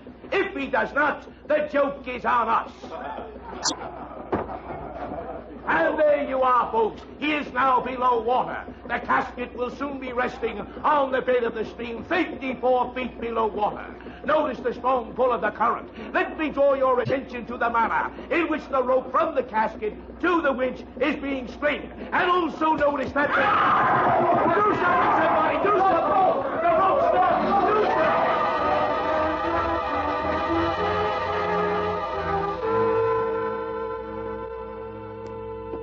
Of course the rope snapped.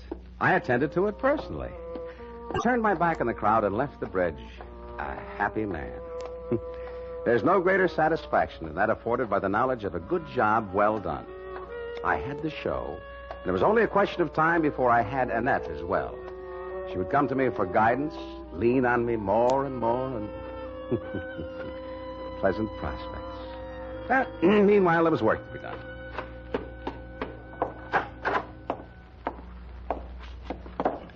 A letter to Billboard informing that Bible of the Carney world of the unfortunate occurrence of the Scudderville Bridge, then an ad for a new escape artist for the Duke Arnold Circus. Words. I draw them to me by words, move them like marionettes and strings of words. By words, I send them away. It's words that make the world go round. I sat back in my chair and looked into the future. The possibilities were infinite, stretching far beyond the canvas walls of a small Carney show. Why, I could conquer the world.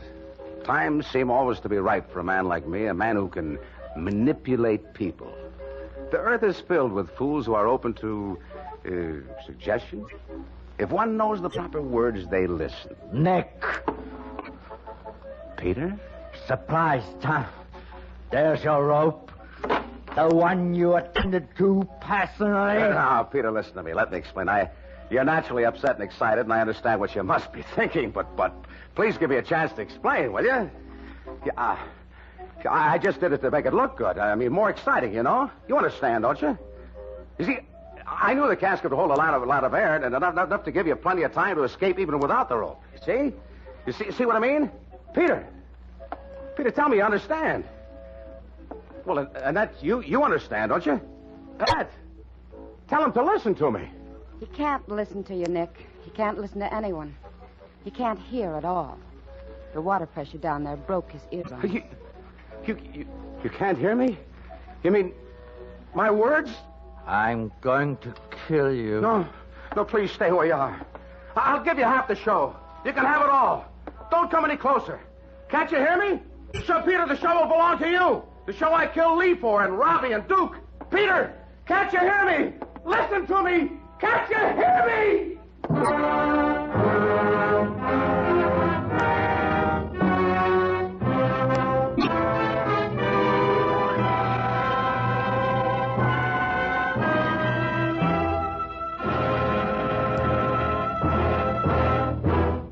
Suspense, presented by Autolite. Tonight's star, Mr. Jack Carson. Friends, this is Harlow Wilcox again to remind you that Autolite makes over 400 fine products for cars, trucks, planes, and boats in 28 plants from coast to coast. These include complete ignition systems used as original factory equipment on many leading makes of our finest cars. Generators, coils, distributors, electric windshield wipers, voltage regulators, wire and cable, starting motors, and many more. They're all engineered to fit together perfectly, work together perfectly, because they're all part of the Autolite team. So, friends, don't accept electrical parts supposed to be as good. Ask for and insist on Autolite, original factory parts, at your neighborhood service station, car dealer, garage, or repair shop.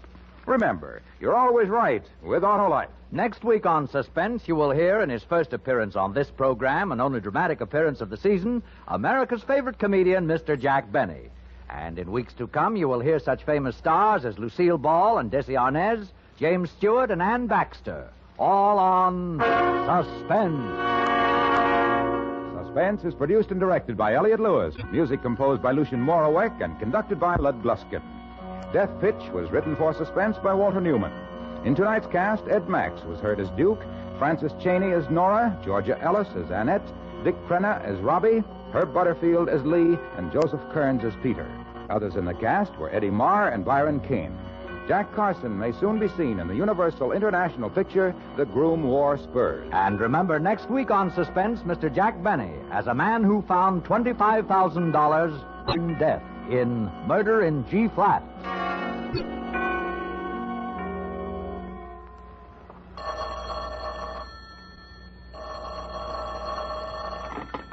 You can buy world-famous Autolite resistor-type or standard-type spark plugs, Autolite stay-full batteries, Autolite electrical parts at your neighborhood Autolite dealers. Switch to Autolite. Good night. Strengthen your future as America strengthens hers. Join the National Guard. You'll be well trained with and by men from your own hometown. And you'll be well paid. If you're over 17, get the story from your nearest National Guard headquarters. This is CBS, the Columbia Broadcasting System.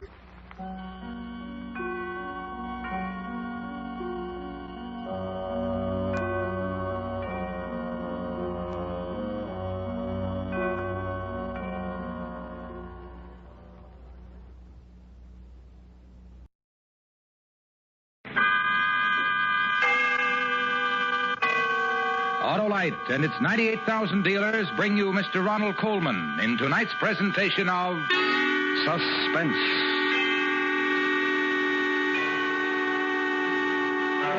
Tonight, Autolite brings you the story of a mind reader who discovers his nightclub act is not a fake, a vision of death. Our star, Mr. Ronald Coleman.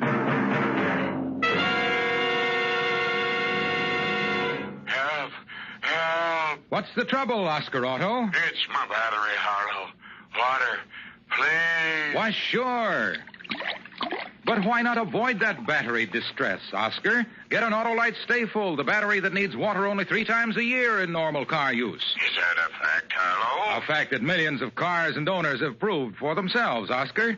And the Autolite Stay Full gives longer life, too. Fiberglass retaining mats protect every positive plate to reduce shedding and flaking, and give the Autolite Stay Full longer life, as proved by tests conducted according to accepted life cycle standards. Where do I get this no-worry battery, Harlow? Him, phone Western Union by number and ask for operator 25.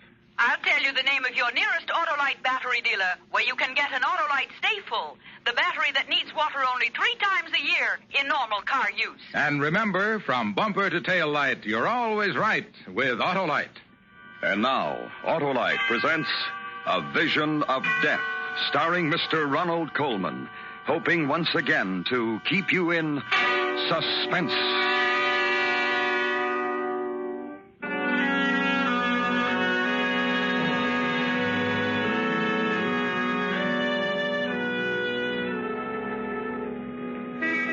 If I speak too rapidly for your stenographer, you'll tell me, won't you, Lieutenant? No offense, but, He impresses me as someone who has to sit on the floor to put on his shoes.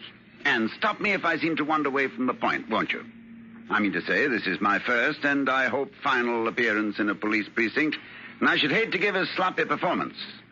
We were always known, Aurora and I, for the smoothness and gem-like precision of our act. As far as this murder rap, I suppose it's called, is concerned, an acquaintance with our act is the essential rabbit. Awfully good act. Smart, informal, occasionally humorous, and always mystifying. Well, the act always began with music, never with the cliché fanfare of trumpets or roll of drums. I would saunter out to the center of the floor and say something like, "Good evening. You are about to witness an exhibition of mental telepathy. Ladies and gentlemen, may I introduce Aurora, my wife?" They never failed to give her a hand. What would they applaud? Why, the vision she presented as she came toward me. There has never been anyone as lovely as Aurora, the most beautiful flesh in the profession. Now, Aurora, would you care to tell the audience, or shall I? You tell them, Judd, while I tie the blindfold across my eyes.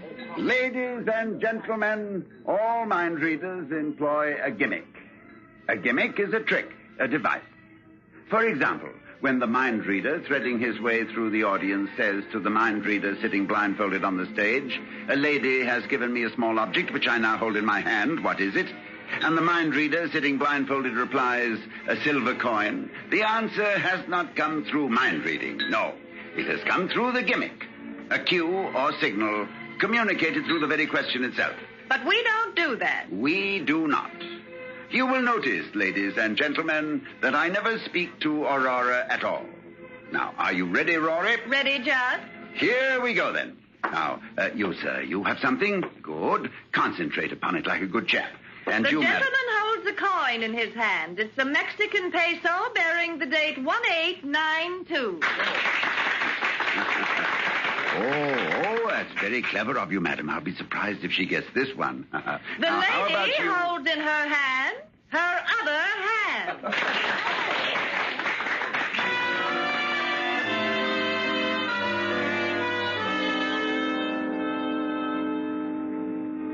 Yep, a sucker once born remains a sucker till death. The audience never realized, never in all the years we worked, that although I was not speaking to Aurora directly, my chatter nevertheless was loaded with signals and cues for her guidance.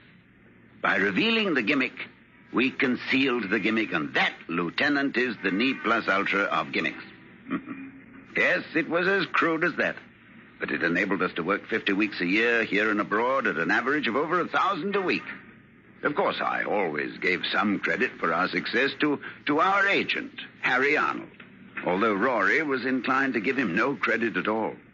Good news, Judd. I've managed to book the act into the College Inn in Chicago with a 4-week guarantee. That's not bad, huh? Get him. He managed to book the act. I suppose they never heard of us in Chicago. I suppose we weren't held over there 6 weeks when we played the Sans-Souci in 1948. Well, you think it's easy to get a 4-week guarantee these days? Money is short. Money is tight. I have never yet heard you say money is long, money is loose. You have to sweat for your 10%, don't you? Yes, you do. In a pig's ear, you do. Agents, they're all alike. There's gratitude for you. There's the milk of human memory. What were you when I first saw you? Nothing, not this much. Playing 10 a day under canvas in Monash, Wisconsin, and paid off in bottle tops. I worked, I schemed, I sweated. Agents, all of them. All they know is how to live off a dead whale. Scum of the earth. I'm not going to take that from you, you hear me? You'll take it, baby, along with the 10%. You'll take it, you'll chew it, you'll swallow it, and you'll keep it down. How do you like that? I'm warning you, kid. Don't push me too far. Don't push me. Children. Now, on your way, Harry, and don't let it get you down. I think a 4-week guarantee is pretty good. Thanks, Judd. If it wasn't for you, I'd... why go into it? I'm going for a walk.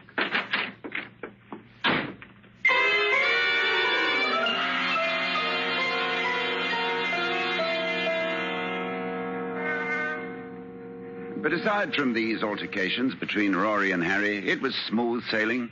We wore the best, ate the best, drank the best, stayed at the finest hotels. And every Saturday night after the performance, Harry would bring us our salary. He'd bring it in cash. $1,000, $1,250, $1,500. I've the old performer's distrust of checks. Been given too many with a high latex content. Anyway, life couldn't have been more placid. And then, one evening, about 5 weeks ago, soon after we opened at the Grove here in town, a frightening thing occurred. We'd just begun the act, and I was out in the audience. You will notice, ladies and gentlemen, that I never speak to Aurora at all. Now, are you ready, Rory? Ready, Judd? Here we go, then. Now, you, madam, The lady you have holds in her hand a compact. It is platinum. It bears her initials, R.C. You, sir. The gentleman is holding an engagement ring. In it are 3 small diamonds. Miss, what would you... The young lady is holding... It's a small cameo brooch. Rory! Maurice, music! I picked Rory up from the floor and hurried with her to our dressing room, almost beside myself with anxiety. I placed her on the couch, dampened a towel, and put it on her forehead and began to chafe her wrists. Rory, honey, Rory. Judd. I'm here, Rory. Are you all right? I guess so. I don't know what happened. Well, you fainted away. Try to remember what happened. I felt funny. I don't remember. No, try, Rory, try. Try to remember. It's important. I can't. Why is it important? You don't know? Rory, you don't know? You were calling out the answers before I even had a chance to give you the cues.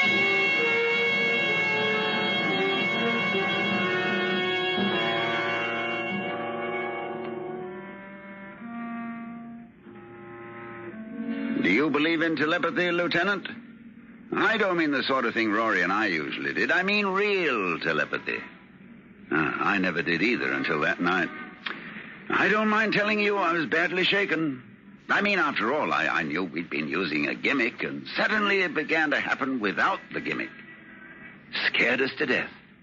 We didn't know what we were getting into, but we went on with the act. And in my mind, I began to search about for the answer.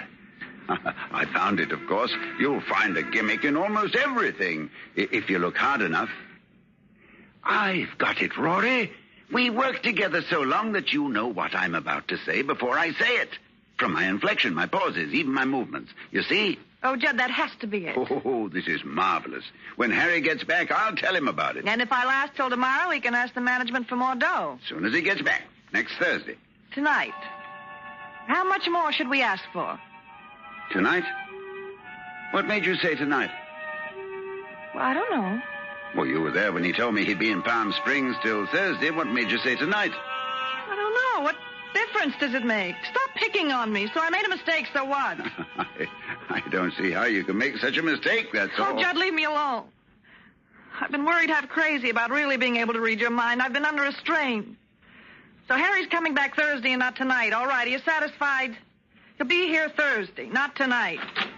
You Justin Stone, mister? This dressing room, eh? Yeah, what is it? Telegram, sign here. Sign for it, will you, Rory? There you are, kid. Judd, I'm sorry I blew up in your face. Judd, what's the matter? It's from Harry. He's coming in tonight.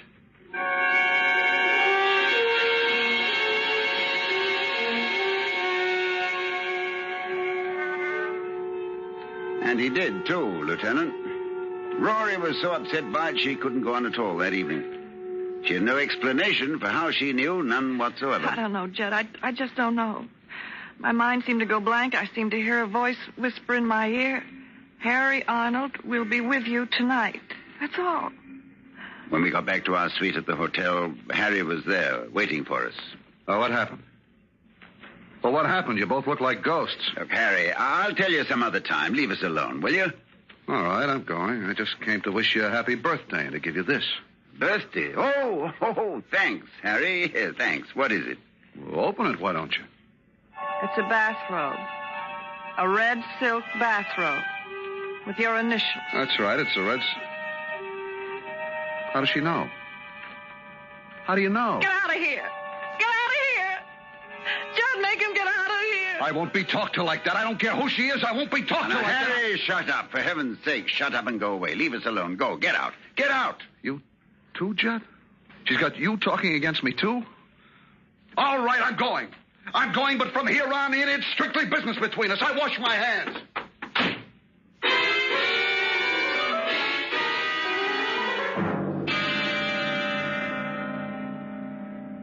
He kept his word, Lieutenant. From that time on, he kept himself to himself. And I was prepared to let it go at that, much as I liked Harry. Until the night I was awakened by Rory, moaning in her sleep. No. No, please, no. No. Rory, no. Wake up. You're having a bad dream, no. Rory. No.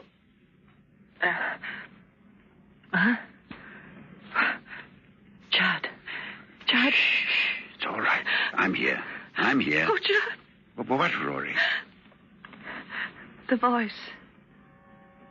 Whispering again? Yes. Oh, Judd. What? He's going to kill me. Harry Arnold is going to kill me.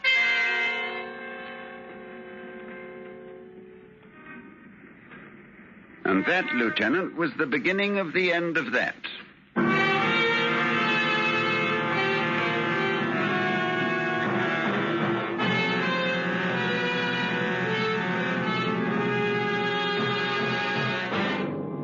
Autolite is bringing you Mr. Ronald Coleman in A Vision of Death. Tonight's presentation in radio's outstanding theater of thrills, Suspense.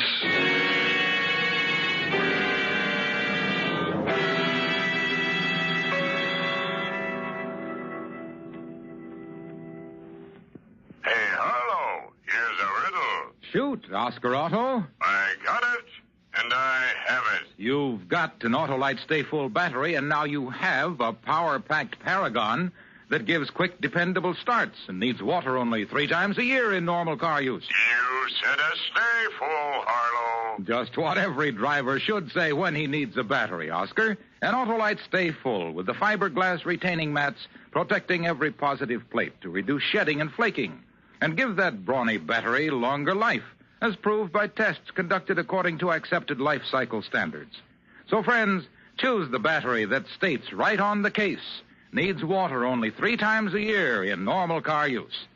To learn quickly where to get an Autolite Stay Full battery, just phone Western Union by number and ask for Operator 25. I'll tell you the location of your nearest Autolite battery dealer, the expert on all makes of batteries. And remember, from bumper to tail light, you're always right with Autolite. And now, Autolite brings back to our Hollywood soundstage Mr. Ronald Coleman in Elliot Lewis's production of A Vision of Death, a tale well calculated to keep you in suspense.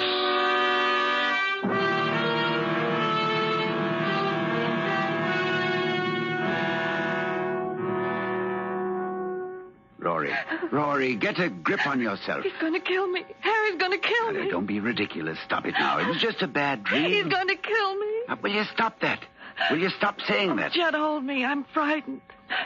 Harry's going to kill me. You've had a bad dream, I tell you. He hates me. He hates me. Oh, Judd, he's going to kill me.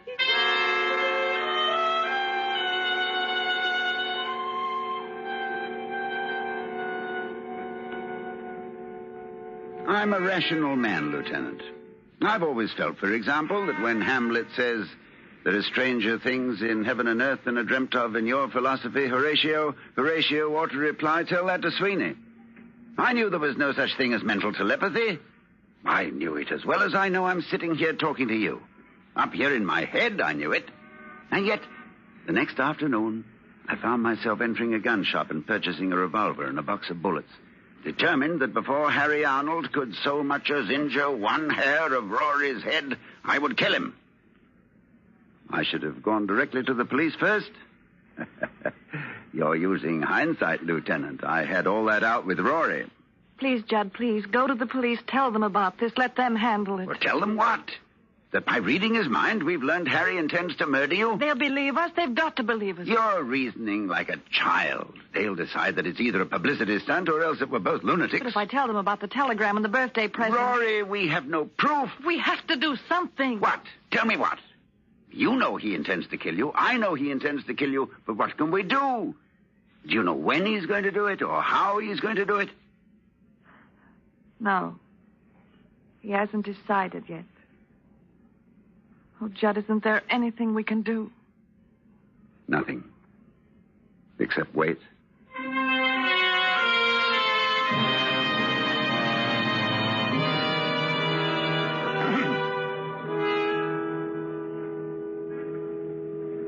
I reacted to the waiting as you might expect, Lieutenant. Sleeplessness, loss of appetite, growing irritability. I flared up at everyone. Waiters, chambermaids, elevator boys, the manager of the club. The manager of the club. He finally said to me... Stone, what the devil's gotten into you? I'd really like to know. None of your business. Well, look, I'm only trying to be nice. Oh, shut up and leave me alone. Sure, I'll let you alone. I'd let you alone right now if your contract didn't have another week to run. But after that, I'll let you strictly alone. You'll never work this club again. You maniac.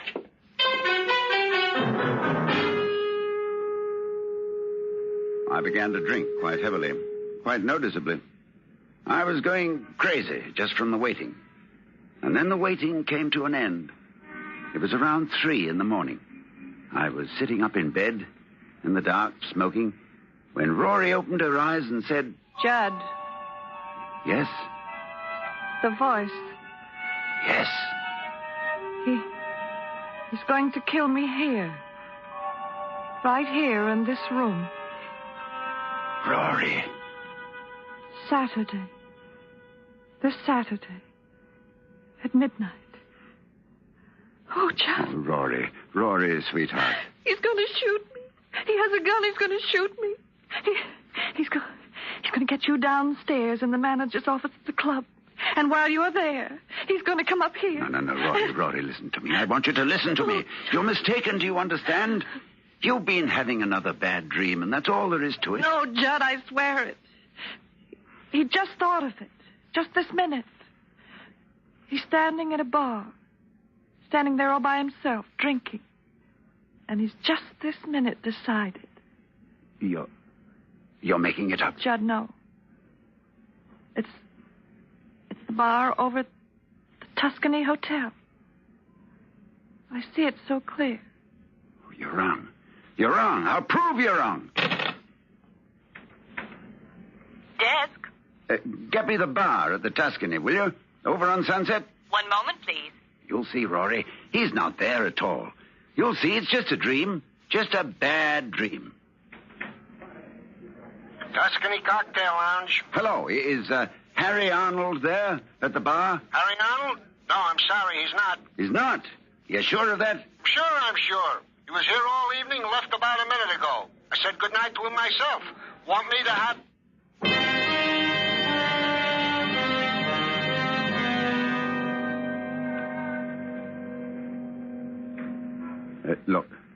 Look, Lieutenant, my hands. It's just the memory of how I felt at that moment of my hands begin to tremble again. Amazing, isn't it? Now, that was last Thursday night, or rather Friday morning. Towards daybreak, Rory sobbed herself to sleep, but I was restless. I got dressed and went downstairs and got into my car. The long drive, as always, relaxed me. But when I got behind the wheel... Oh, I don't know what it was, possibly the fresh air, but all at once I felt as though I couldn't keep my eyes open for another moment. Simply had to have some sleep. So I crawled into the back seat, curled myself up in one corner, pulled the rug over me, and went out like a light. I was awakened around noon by the sound of voices. Don't smile at me, you idiot. They may see us. Look businesslike. Where is he? I don't know. Since he hasn't got the car, he must be out walking. Did he fall for it last night? Just like he fell for all the rest of it. The red bathrobe, stooges you planted in the audience. He even phoned the bar just after you left. Oh, I timed it beautifully. Satin skin. I can hardly keep away from you. After tomorrow night, we'll have all the time in the world for each other, Harry. You want the whole story, that it's going to happen at midnight? Tomorrow, your place? Every word. Just do what you have to do now. Remember to come to the dressing room before the 8 o'clock show. Tell them you've set up a meeting with Stamper, the manager, in Stamper's office at 12. Yeah, I want them to shake hands and be friends again, I'll tell them. Yes, and don't forget, when you come to our door at midnight, keep talking to the elevator boy. Don't let him go, whatever you do. You want him to testify with self-defense. Don't worry. I won't forget a thing. You'll handle all the rest of it? Just leave it to me. I mean about his gun. That's pretty important, you know. Don't worry. It'll misfire.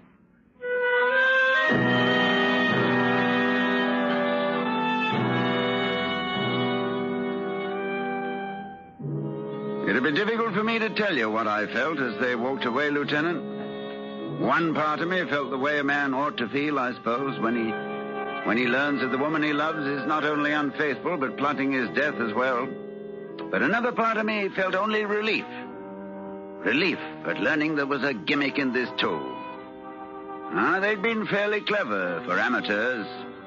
Harry had a good excuse for carrying a gun to protect the cash he brought me each Saturday. My own behavior in recent weeks would lend weight to what he would probably offer in his defense, that I must have been crazy, that for no reason at all I'd opened the door, pointed a revolver at him, and threatened his life, that he had to shoot in self-defense.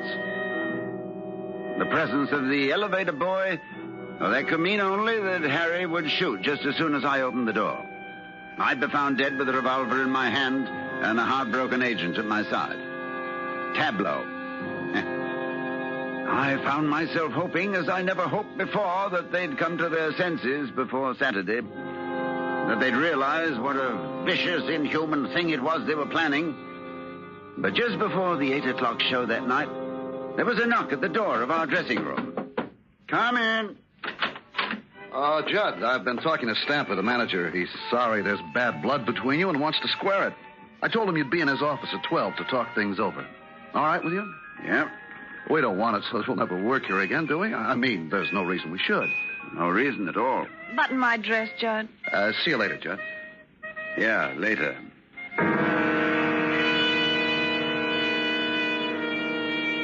We did the show and then went up to our suite. I convinced Rory that I should meet Harry alone, and then I helped her pack a small overnight bag. I loaded the revolver, and then there was nothing to do but wait. The minutes passed. 9 o'clock, 10, 10:30, and I waited. Judd? Yes? It doesn't seem right to leave you here alone. Harry might... No, you go. Things might not turn out as I planned. I might not be able to stop him. If I fail to stop him... No, it's best that you go. Just wait at the motel until you hear from me. What time is it? Almost 11. 2 minutes of 11. I'm out of cigarettes. Desk. This is Mr. Stone in 1101. Please send up a carton of players, will you? Right away, Mr. Stone. I want you to go now, Rory. Judd, let me call the police, please. It'd be useless. We've gone into it, and it would be useless. Well, then come with me. He won't find anybody here. And he'd choose another place, another time. Now, here's your valise.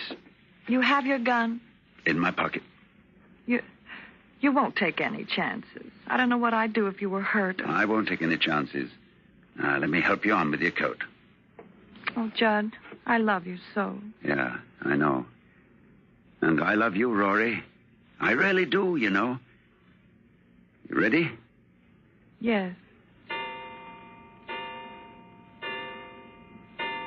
11 o'clock. He'll be here in an hour. Yeah. Go now, Rory. Kiss me goodbye. Judd. Oh, the cigarettes. Get them, will you, darling, while I find change?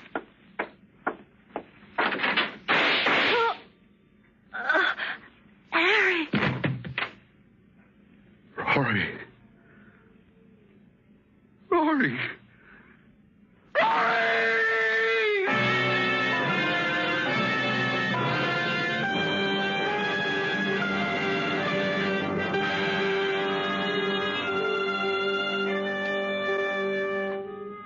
I shall always remember the look on Harry's face, Lieutenant, as she sank to the floor.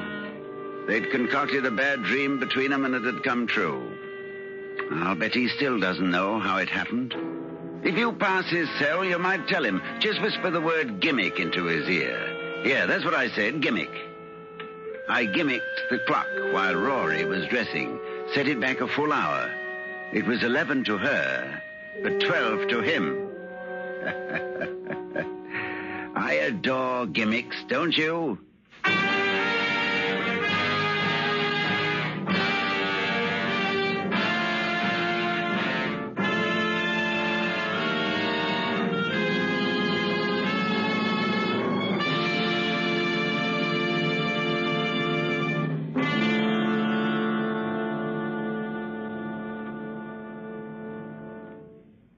Suspense. Presented by Autolite. Tonight's star, Mr. Ronald Coleman. This is Harlow Wilcox speaking for Autolite and bringing back our distinguished star, Mr. Coleman. Thank you, Harlow. You know, it's been over 2 years since I last played in Autolite's Theater of Thrills.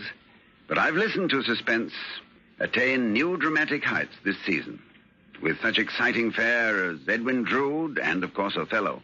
Harlow, my congratulations to our producer-director, Elliot Lewis, and to Autolite for magnificent radio entertainment. Thank you, Mr. Coleman. And friends, you can always expect the finest from Autolite, the world's largest independent manufacturer of automotive electrical equipment. Every Autolite product is backed by constant research and precision built to the highest standards of quality and performance. No wonder Autolite serves the greatest names in the industry.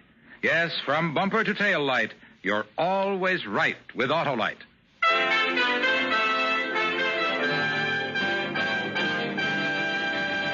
Next week, we recreate one of the great mysteries of the sea.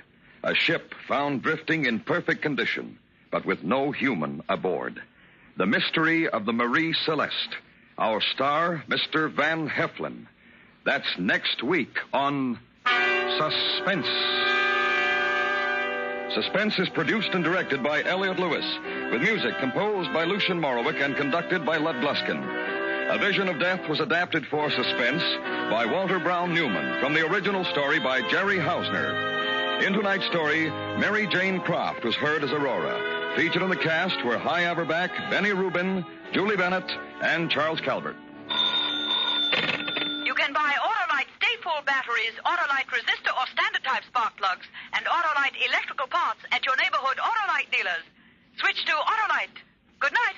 This is the CBS Radio Network.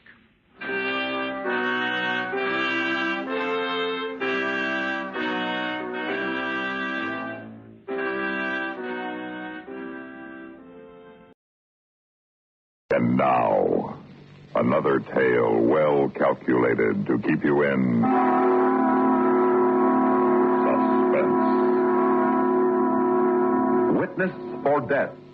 Written for Suspense by Ronald Dawson. Based on a story by Anne Howard Bailey.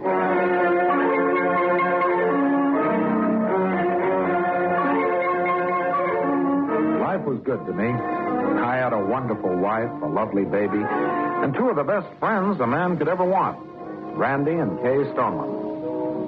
One day after work, I thought I'd drop in at Riley's Grill, where Randy often stopped on his way home. I was approaching the rear entrance when I noticed the time on a window clock and stopped to check my watch. It was exactly 5:45. Suddenly, I saw Randy hurrying out of the rear entrance of Riley's Grill. Randy! Hey, Randy! Randy, it's me, Bert! Randy drove away without seeing me. Little did I think that this simple incident was going to lead to one of the greatest crises in my life. An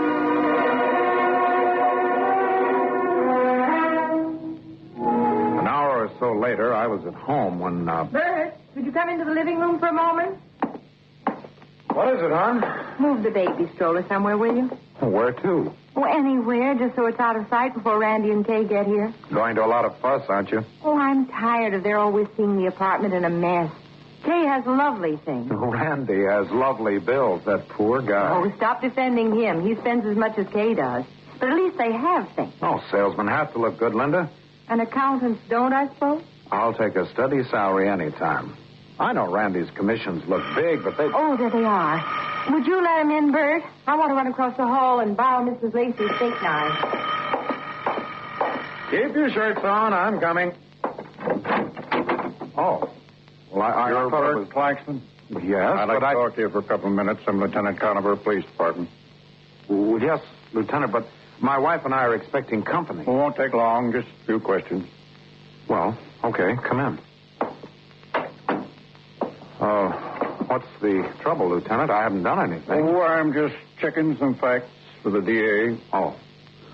Okay, shoot. According to my information, you're an accountant. Yes? With the Columbia Mutual Insurance Company for 18 months. That's right. There's another tenant in this same building, works at Columbia, too, Randolph Stoneman. Yeah, friend of mine. Randy and I were in Korea together. Mustered out at the same time. Great guy. See? According to this record, he's worked at Columbia a little over 2 years. Yeah, salesman. When I finished my accountant's course, he pulled me in. Randy's that kind of a guy. Take a look at this picture. Is him with you? Well, yeah, that's him.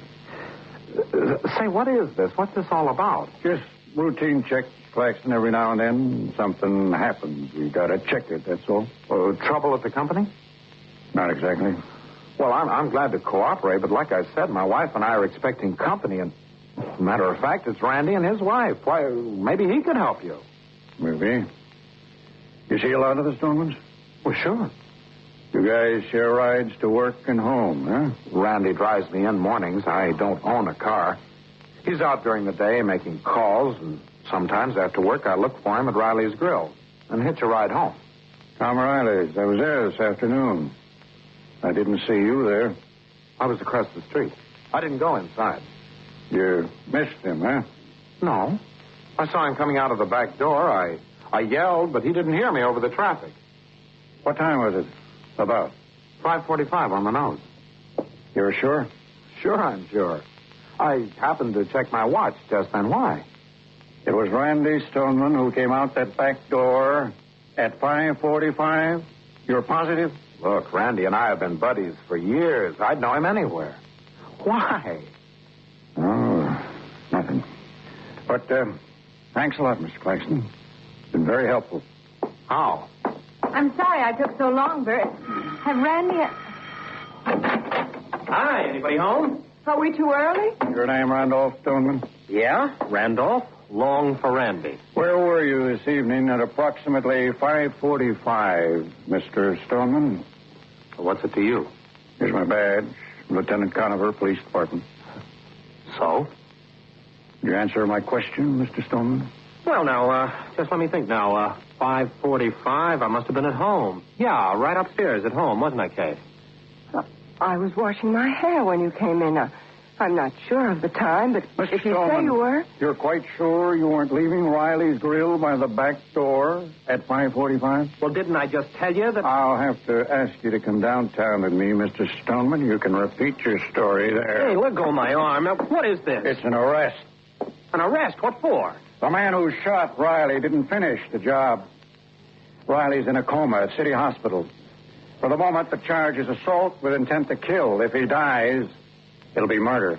What's this got to do with me? Riley was shot at 5:45. You were seen running out the back door of Riley's Grill at 5:45 p.m. Oh, yeah? Who saw me? Your friend here, Mr. Claxton. The next morning, I went to see Randy at police headquarters, where he was being held. They ushered me into a bleak and barren room. Presently, Randy entered, still wearing his sports outfit from the night before. It was a rumpled Randy, who looked like a man who had not slept the night before, who sat opposite me at the long table in the center of the room. Well, I'm glad you came. What can I do, Randy? Now, tell me something I can do. What can I tell you? I didn't know what he wanted, Randy, last night. I didn't know what he was after. Now, look, you don't have to prove to me that you're on my team. You didn't shoot Riley. They can't pin this on you just because you were there. But I wasn't there. Now, get that through your head. I wasn't there, Bert. You didn't see me, understand? But, Randy, Now, you know Riley made book in that back room. I got in pretty deep. They got enough to pin this rap on me if Riley died. Well, not if you didn't shoot him, not if you're innocent. Yeah. If. Tell me straight, Randy. I'll believe you. I don't care if you were there. I don't care if they found your fingerprints on the gun. If you tell me you didn't do it... I am telling you. I wasn't near the place. You didn't see me. You were mistaken. But if you want to put a noose around my neck, Bert, if you want to do that, you just stick to that story of yours. Randy. What are you trying to do to me, Bert? But, Randy, I did see you. It's up to you. Now, you just remember that, buddy.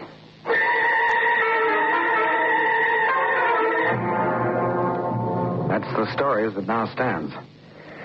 You're my lawyer, Bill. I've come to you for advice. Yes, of course. How is Riley? Well, just before I got here, I called the hospital. He was still in a coma. Your friend is in trouble as it is. But if Riley dies... Yeah. If Riley dies, and Randy's up for murder, I'm going to be a sort of key witness, wouldn't you say? Your testimony will be vital. The prosecution has a strong motive for the shooting and Randy's gambling. But your statement places him at the scene of the shooting at the exact time it happened. Oh, it's all my fault. I got Randy into this mess. You didn't get anybody into anything. You were asked a question. You answered it truthfully, as any law-abiding citizen should. Your statement can't become testimony unless you repeat it under oath at a trial. Testimony? You think I'm going to be a witness against Randy? Oh, not on your life. Well, that's up to you. You came to me for advice, and I'm giving it to you. I suppose you could find a way to evade the subpoena. Lots of people run away from unpleasant things, Bert. But can you run away from yourself? What am I going to do? I'll tell you what you have to do. You'll have to decide. I know you're afraid that Randy Stoneman shot Tom Riley. And if Riley dies, you'll have to choose between your friendship for Randy and justice.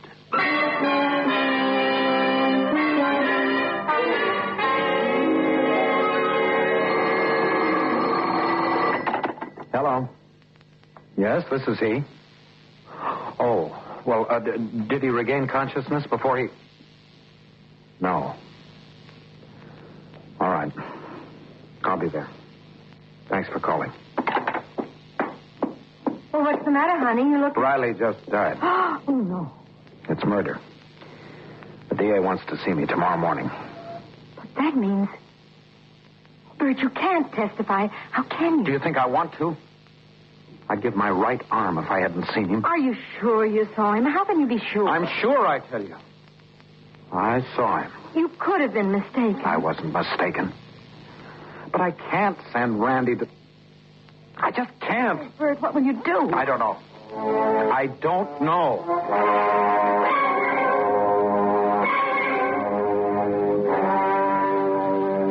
The dreaded moment when I would have to make a decision.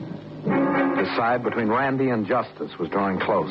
It was like a nightmare that never ended, but kept getting worse. A nightmare from which I could not escape by waking up. The next morning I was in the DA's office.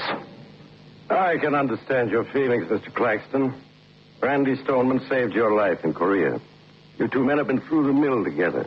Strong reasons for loyalty. But none of them alters this fact. Randy Stoneman committed murder. That's your opinion. We'll prove it. Randy was living high, way beyond his income. He mishandled his insurance collection. The company's books prove that. He was deeply in debt, not only to stores, but also to Riley.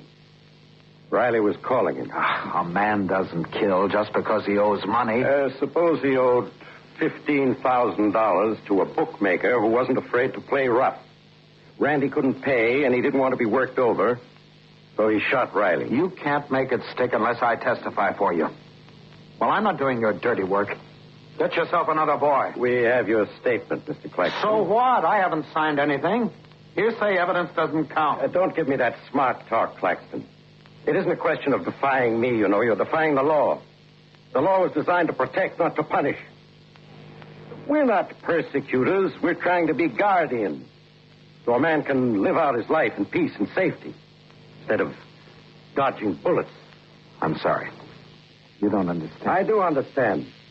Don't use friendship as an excuse for protecting a murderer. You're doing him a favor, but you're betraying the rest of us. Now, that's a copy of your statement in front of Conover and his assistant. Sign it. I can't. Sign it so we can go into court with a clean case. Sign it. Are you crazy? Let me out of here. You listen. No, you listen. I didn't see anything. I don't know anything. And that's the end of it. Do you hear me? That's the end of it. Not quite. We don't need a signed deposition, you know. You'll be subpoenaed to the witness stand. So what? You'll be asked certain questions. You can answer them truthfully or lie and perjure yourself.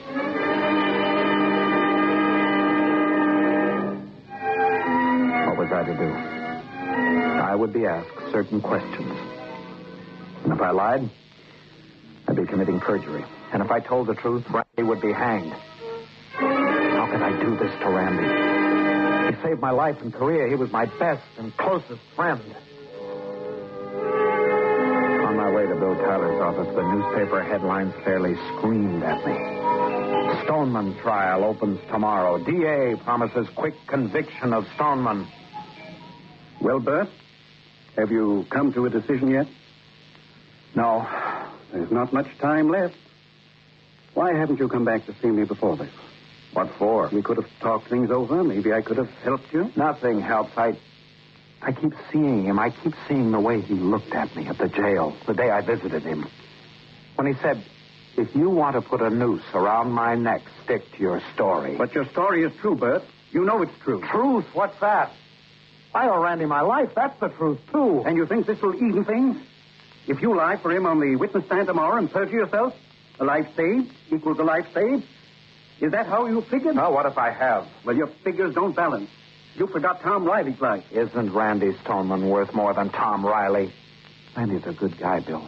He worked hard. He had plans for his wife, for himself. And Riley was a crook and a gambler? He deserved killing? I don't know. Now, let me alone, will and you, Bert? You're a better guy than Randy, is that it? After all, he risked his life pulling you out of the line of fire. Oh, no. You don't stop to think about that. A guy's out there. You go get him. You save him if you can, whether you like him or hate him. Why? What do you mean, why? Because that's the way it is. You don't ask questions about a guy in battle. You just drag him in if you can. A guy's got a right to live. A guy has a right to live. Any guy. Any guy at all. Right, Bert? Whether you like him or hate him. A man still has a right to live, not to be shot down, Bert, and left on the floor to die. I guess I better be going. You have no right to sacrifice the laws which protect all men's lives, Bert. To save one man's life, even if he is your best friend. Please, Bill, don't say any more. I've got to think. Look, will you be in court tomorrow? There's nothing I can do. Please. I've got to have somebody on my side. All right. I'll make it a point to be there.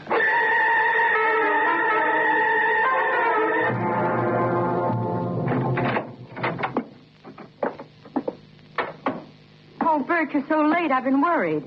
I'm sorry, dear.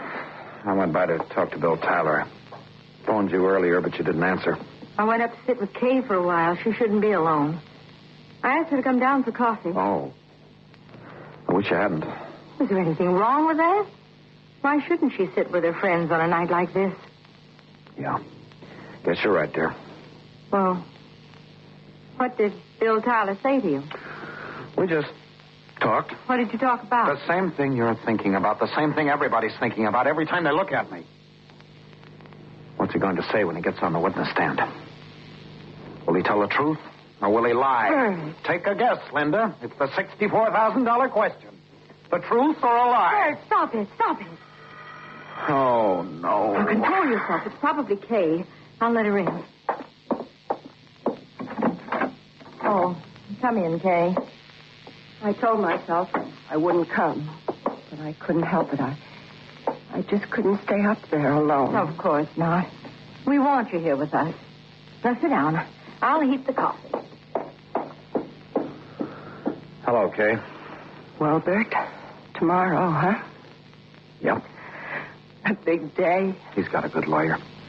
Things ought to go all right. But will they? Will they go all right, Bert? Who knows? I think you do. You and nobody else. It's your decision whether he goes free or not. Okay, for the love of It's God. your testimony they're depending on. If you say you saw him at Riley's at 5:45, why then... Don't, Kay. But if you lie, Bert... Now, look, Kay, I've been through this. You didn't mean that. Yes, I did. Because I know Randy did it. You what? I've known since that first day when he said he came home early. It was almost 6:30 when he got home. Doesn't matter. It doesn't matter. Of course it matters. All this time I've thought I've kidded myself into believing. I don't care what he did. Can't you understand? I just want him back. And you can save him, Bert. It's not that simple. Oh, don't give me a lot of words. It's yes or no. That's all I want from you, Bert. All right. I don't know. Why not? What are you doing? Weighing the evidence? It's so easy, Bert. Lie for him. Tell a lie and save a life. You owe him that, Bert, don't you? Don't you? I don't know. I haven't you any pity in you. I haven't you any human feelings. What kind of a man are you? What kind of a man are you? Oh, Bert.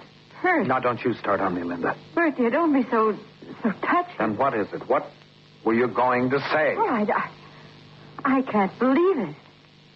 Even when I heard Kay say it, all this time, we've been thinking... All this time, he's guilty. So what?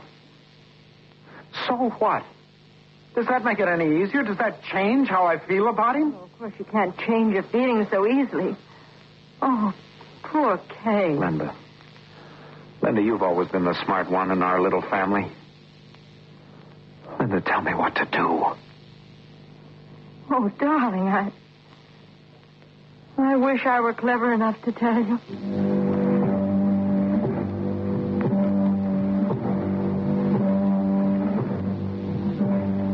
That night I was unable to sleep. Voices kept running through my mind. I kept hearing things that had been said to me since Randy got into this horrible mess. You'll have to decide. I know you're afraid that Randy Stoneman shot Tom Riley. And if Riley dies, you'll have to choose between your friendship for Randy and justice.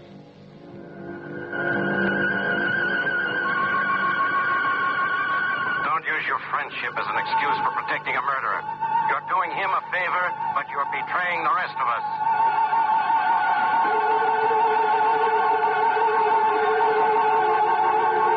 What are you doing? Weighing the evidence? So easy, Bert. Lie for him. Tell a lie and save a life. You owe him that, Bert, don't you? Don't you? Stop it. Stop it. I can't stand it anymore. Bert, darling. Hmm? Oh. Now try to get some sleep, dear. I know just how you feel, but try to get some sleep. Everything will work out all right. Will it? Will it? I believe it will.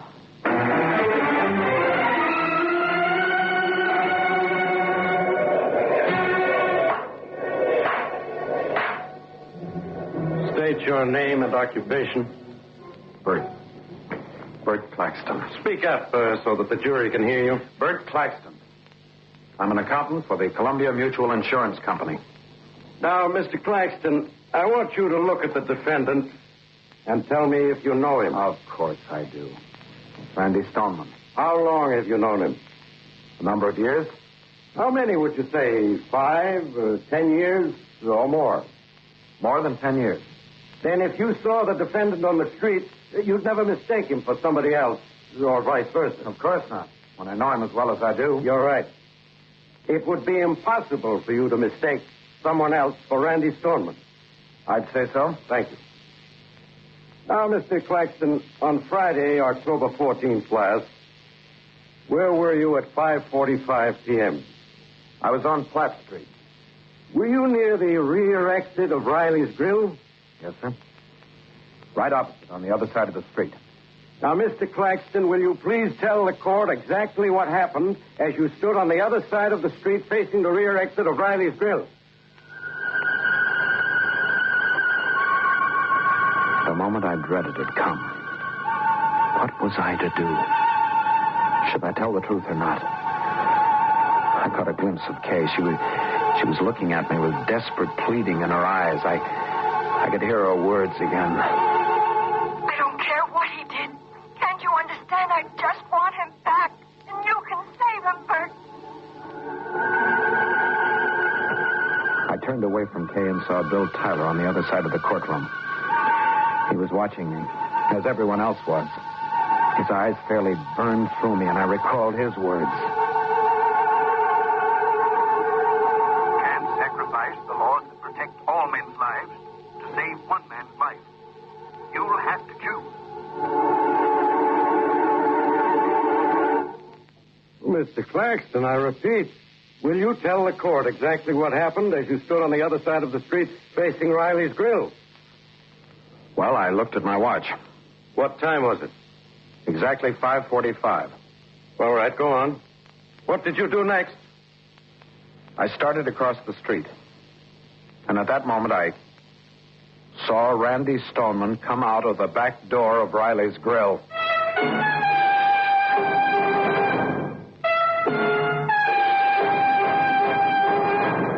Suspense.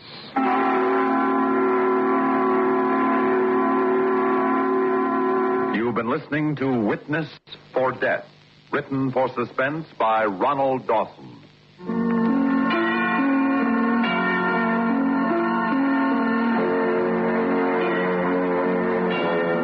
Heard in tonight's story were Frank Thomas Jr. as Bert Claxton and William Redfield as Randy Stoneman. Others in the cast were Ruth Tobin, Mary Jane Higby, Roger DeKoven, Maurice Tarplin, and Guy Rep. Listen again next week when we return with Inferno by Peter Fernandez. Another tale well calculated to keep you in suspense. Suspense has come to you through the worldwide facilities of the United States Armed Forces Radio and Television Service.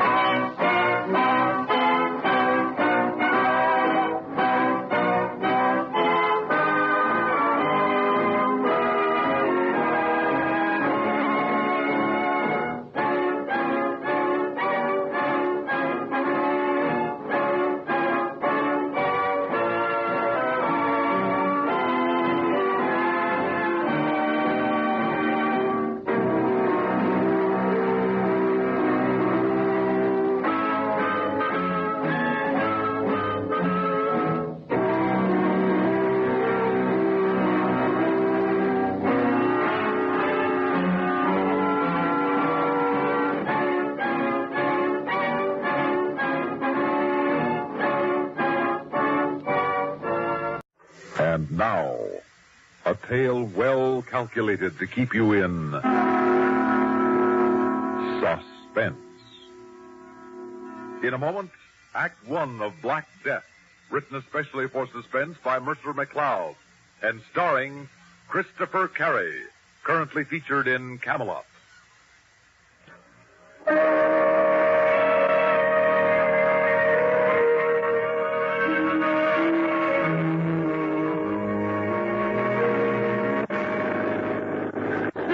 Getting worse? Well, it's not getting any. I can't understand why the lights should be so dim. Oh, dear. What? That might be my fault. Why do you say that? When I took the car for petrol last Thursday, remember? You said be sure and have the battery checked? Oh, say no more. Yes, I'm afraid I forgot. Then that's it. If I stall, I don't think we'll get started again. I'm sorry, darling. Oh, what was that? I don't know. I hit something. Can hardly tell whether we're on the road or not. Don't you think we should... Are we stalled? We are. Well, here goes.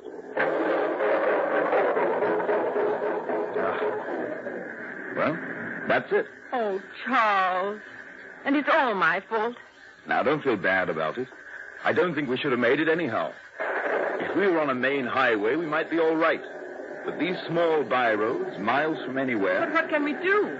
Well, we can sit in the car and hope another car comes along. But the chances of that happening here are remote. We might be better off to walk to help. I'd hate not to make our appointment in Dwolding. In this rain? It's a cold night, Nora. If we keep walking, we can at least keep warm. We're almost certain to find a farmhouse or something. Are you game? Well, I think I am. Then bundle up and let's get on with it, old girl. Right. Well, come on. I'm afraid we won't make Dwolding tonight. This is beginning to look a little ominous. Yes. We'd better try calling out, Charles. All right. Hello! Hello there! I think I'm a little frightened, Charles. Well, come on, let's both call out. Hello! Hello! Charles, it looks as if we... Quiet, Nora. Now, where that dog is, there must be shelter. Yes, there's a light blinking over there. That's for us. Come on. Who's there? Oh, thank goodness. Are we glad to see you? Why? Why? Because we're lost, that's why. How far are we from Dolding? No, about 20 miles. Where do you live? Just over the hill there. But it's no use. He won't let you in, not him. Who are you talking about? The master. And who is the master? Now, wait a minute. You can't leave us. Here, wait. Yes? Now, listen, you. Whether you like it or not, we're coming with you. And whether the master likes it or not, he's going to give us shelter. You go on ahead. We're following you. Come along.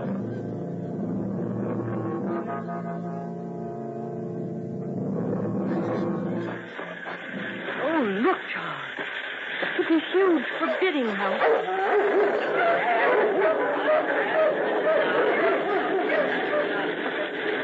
Here we are. What little good it'll do you. Here, take this for your trouble. Yes. Hold this light when I find the key. All right. We'll be inside soon, Nora. And don't say that I let you in. Now, go straight to that second door past the staircase. Thanks.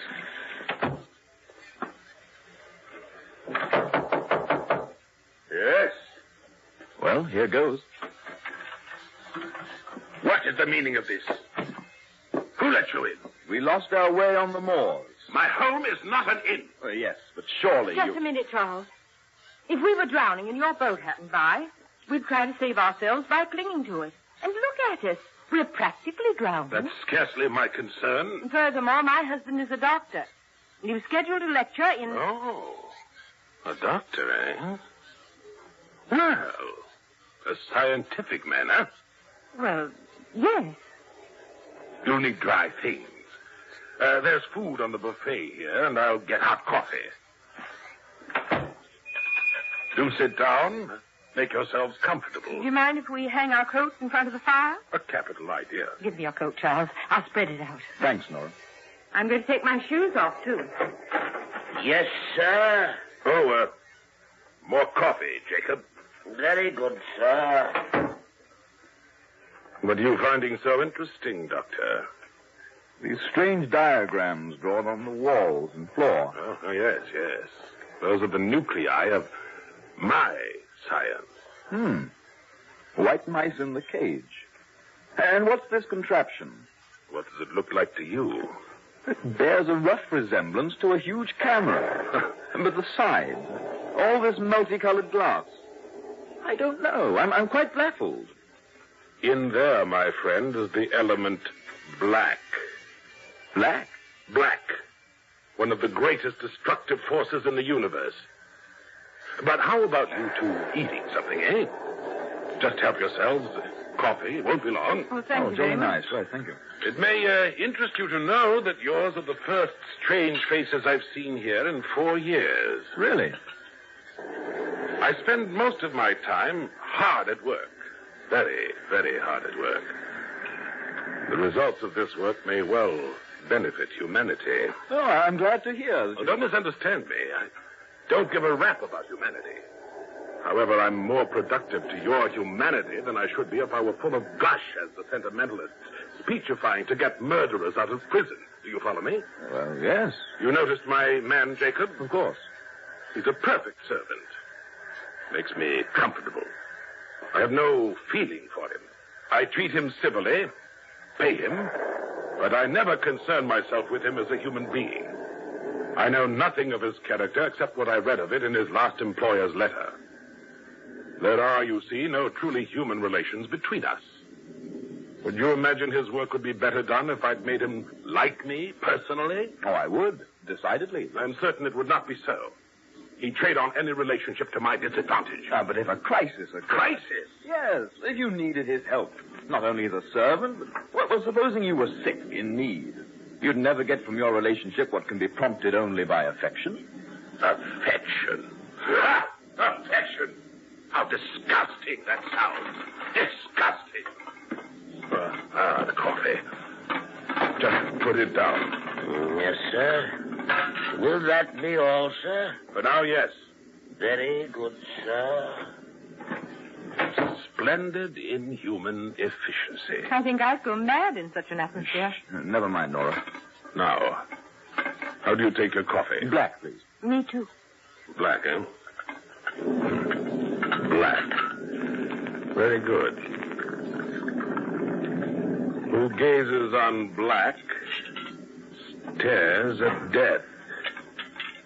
I beg your pardon. You scientists are quite naive, I find. Well, I fail to see. Let me explain. I find that black is not, as it is commonly defined, an absence of color or light. It is a prime essence, a vital being. And light, on the contrary, is mere activity. Well, this black coffee tastes good, and I'm glad we're not out in that black light. There you go again. I don't understand. You think night comprehends black? Night is never so dark that you cannot distinguish grades of darkness. There is no black in this darkness of night.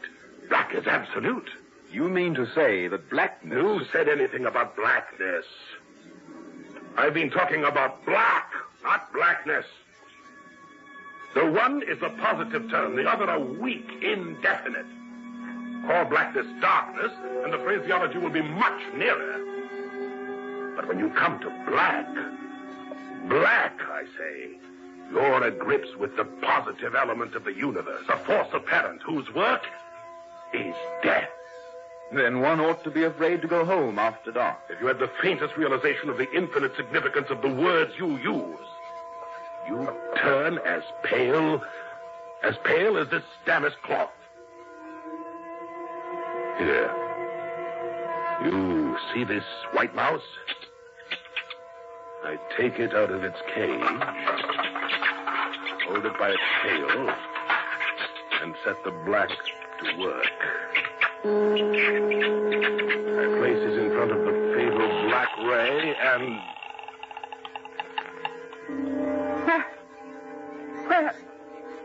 Where did it go? It vanished. Exactly, it vanished. And you, Doctor, what do you have to say? I believe I saw something like that years ago at the Palace Theater in New York. You stupid man of science! I'll show you. Jacob! Palace Theater in New York, eh? Yes, sir. Jacob, bring in Damon immediately. The dog, sir? That's what I said. The old hound dog, Damon. That is the old one, isn't it? Yes, sir. Then quickly, bring it here. Yes, sir. Right away.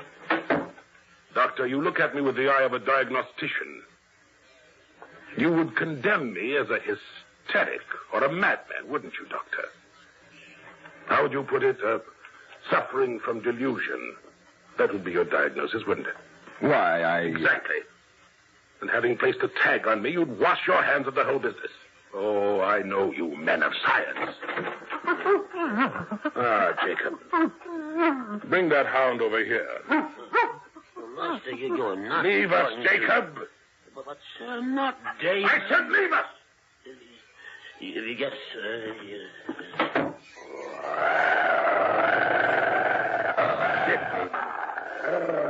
Yes, I know, Damon. You dislike me, don't you? You all do. The sixth sense of the animal. Now, as before, Doctor, we set the black to work. See? The sixth sense of the animal. Jacob, keep those hounds quiet! We've got to get out of here, Charles. No, as soon as we can. That's better. Now we can proceed. You see? The larger the subject, the more power we need. Subject? Yes. Humans will require even more power. killing. Why, yes. That would be my most noble achievement. Now, Damon, sit.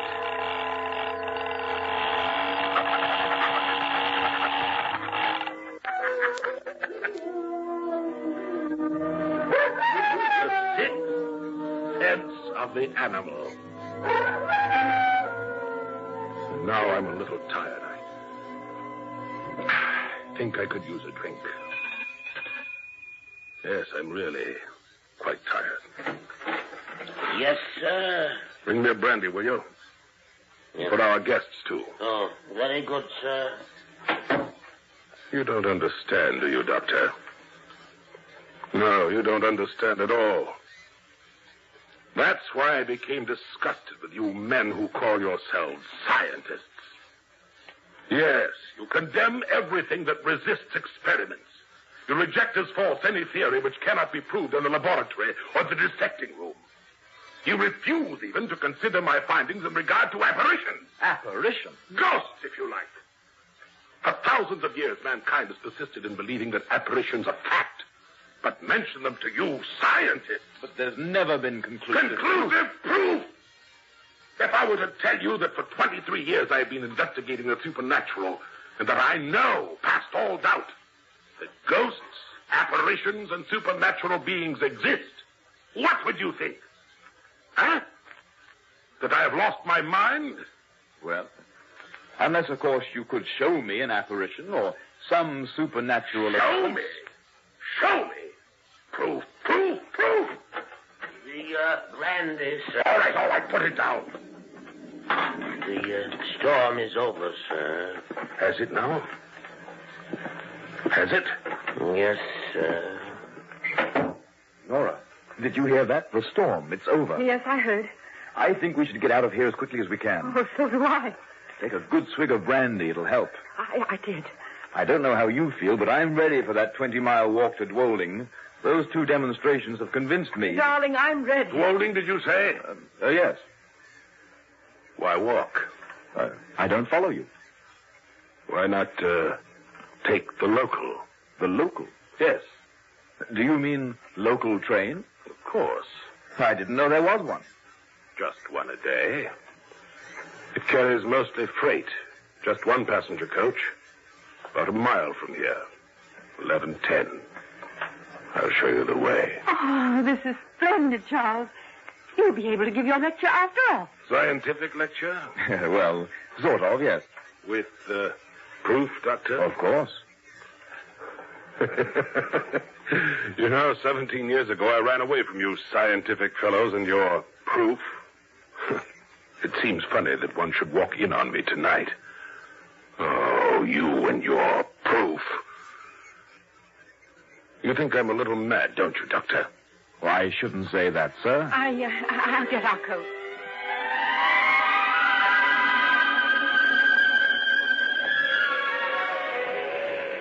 Here's where you catch it, down by the stone fence. Thank you, sir. You say leave everything to Jacob. Good night. Thank you for your trouble. Thank you, sir. I'm glad to be out of the whole mad mess. Oh, me too. How do you feel? Fine. The brandy helped. Good. Charles. Come on. It's right on time. Well, things turned out a bit better, eh? Here we are. Come up. That's it. Now we can relax. Oh, I'm so happy to be out of there. Do you think he's a mental case? Oh, I certainly do. Utterly and completely mad. All that business about black. Absolute nonsense. But, darling, what about that dog? And the mouse? They've really disappeared, you know. An old magic trick. You know, disappearing rabbit and all that. Just hocus pocus. Charles, have you noticed that the lights are so dim? Nora, what are you staring at? Everybody seems to be asleep in this coach. Look at them. Yes. They do seem to. Nora, what is it? Oh, Charles. You're not asleep. You're all dead. Charles. They're dead. Oh, Charles, in heaven's name, what's happening? Wait, Nora. Easy now. Oh, Charles. This branch line. What? Remember? Years ago, an accident. The train jumped the bridge into the valley.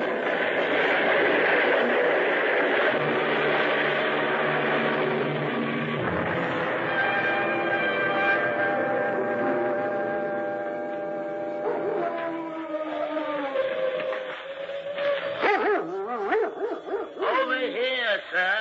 Yes, Jacob? Over here. Now, there. Down. How are they? A little shook up, but both in one piece. Think we can get them to the house? I think so. Can you help the woman? I think so. All right. Up we go now. There. Now, can you walk? Yes. That's the way. Now, off we go. There. It feels better, doesn't it? Here, have another sip. You too, sir. You all right, Nora? Yes. Where are we? We are in the sunroom of the master's house. Back here again? Yes, you're both very lucky. Bruised and shook up a bit. Could have been lots worse. Am I dreaming all this? And what about that train? That's what you were ranting about when I brought you in. There was no train. There's no line there. Hasn't been one for years. There was a bad accident there years ago. Train jumped the bridge into the valley. Hasn't been used since. But you and your wife were in that accident. I brought it back to demonstrate another power of black. Doctor, listen carefully. I made it happen again. Remember what I said about my findings regarding apparitions? Well, what do you think now? And now, if you'll excuse me. Now what's going on? Couldn't tell you, sir. I've long since given up trying to understand the master. Well, you're both looking much better. Let me pour you some more brandy. We'll both feel much better when we can be on our way. Here you are. Thank you. Oh, I'm dreadfully tired, Charles. What's he doing with that contraption now? Don't know, sir. He said something about his most noble achievement. What? Charles. He means humans. Listen, Jacob. We've got to get out of here, and quickly, you understand? I cannot go against the master's orders. Jacob, I want to start with a dog. Bring me one of the older hounds. Jacob! Yes, sir. A dog. You heard what I said, Jacob. We've got to get out of here. I think we'd all better get out. Follow me. Come along, Nora. Where are we going? Any place as long as it's away from here. He wants a dog. I'll get him a dog. Follow me down this corridor.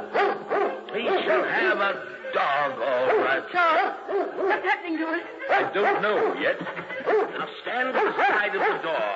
I'm going to open this cage. They won't harm you. They won't even see you. Now, down there. Down there.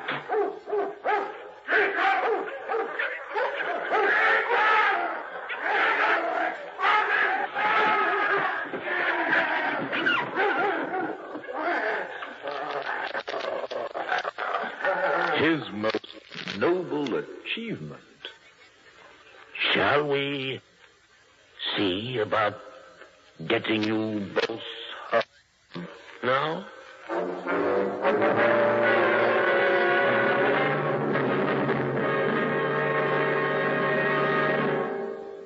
Suspense. You've been listening to Black Death, written especially for Suspense by Mercer McLeod, and starring Christopher Carey, currently featured in Camelot.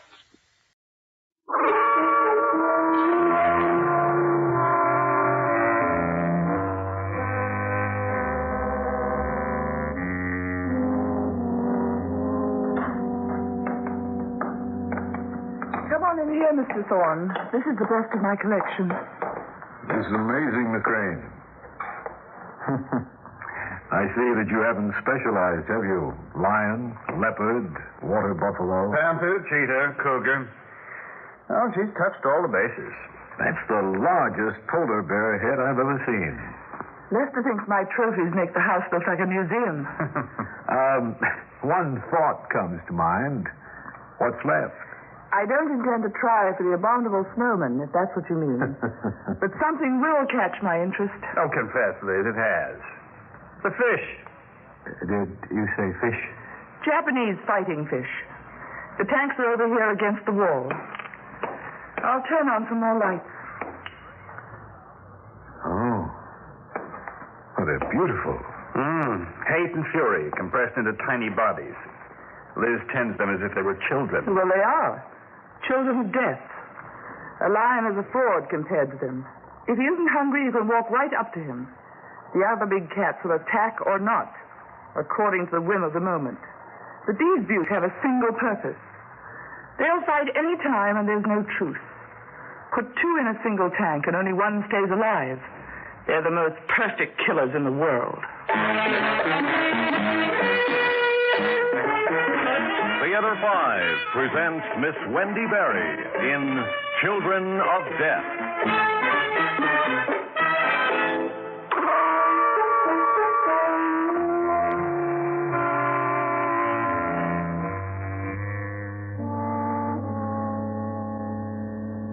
Well, Thorne, you're really getting the $50 tour. I appreciate it.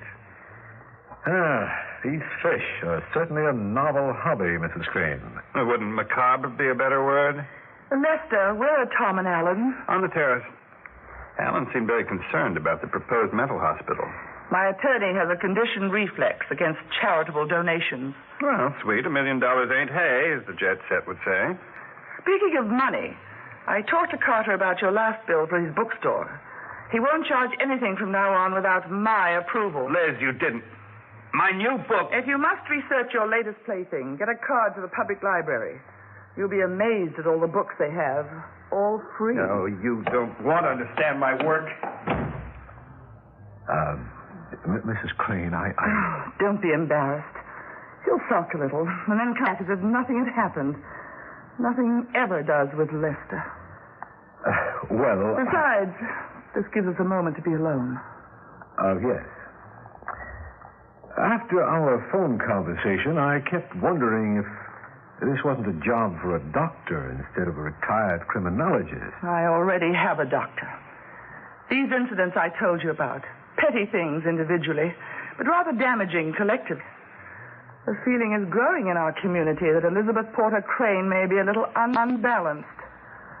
Here's a written list of the whats and whens. Flowers ordered, servants dismissed. Even a car, which I presumably told Lester to buy. You have no recollection of any of this? None whatsoever.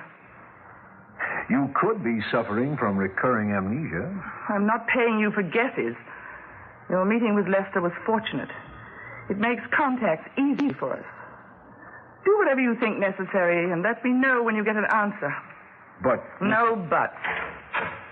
Besides, we're about to be interrupted. Well, Elizabeth, I'm low-key from that excellent dinner, but we really should go over the plans for the hospital. Well, of course, Tom.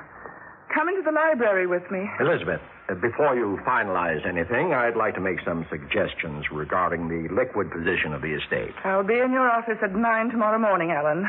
Satisfactory? It'll have to be. You're the boss. Thanks for the dinner, and good night, all. Good night. Oh, leaving, Alan? Yes. Good night, Lester. It is getting late. Oh, no. Let's have a nightcap. Oh, do stay. Lester can do the honors. Tom and I won't be long. Oh. Quite a woman. An American legend. Elizabeth Porter Crane, business tycoon and big game hunter. Colorful. Like the stories about Martin Thorne, manhunter. Oh, well, that was just newspaper exuberance at the time I retired. I'm an avid reader. Frankly, our chance meeting at the golf club wasn't quite by chance. Oh? Someone pointed you out to me and mentioned that you were down here for a long weekend. Oh. And now, well, I'm going to try and take advantage of a short acquaintanceship. The direct approach, eh? Yes. In your career, you had experience with the introverted, the manic, the various types that can, under certain conditions, become a menace to society or to themselves. What are you getting at? My wife. I've been terribly worried about Elizabeth lately. In what way? Isn't it obvious? African safaris, expeditions down the Amazon, those fighting fish. She watches them, watches them kill each other. I don't know, perhaps I'm oversensitive. No, it's not a common spectator sport. Liz has a morbid preoccupation with death, which leads me to these family heirlooms on the mantelpiece. As I notice them, matched derringers in excellent condition, pre-Civil War, aren't they? Yes. They're commonly known as gamblers' guns because they were used by Mississippi River card sharps. A collector's item. One of them is a death gun. What? These pistols belong to Caswell Porter, Elizabeth's grandfather. He used one to blow a hole in his head. Oh. Well, perhaps now you understand my concern.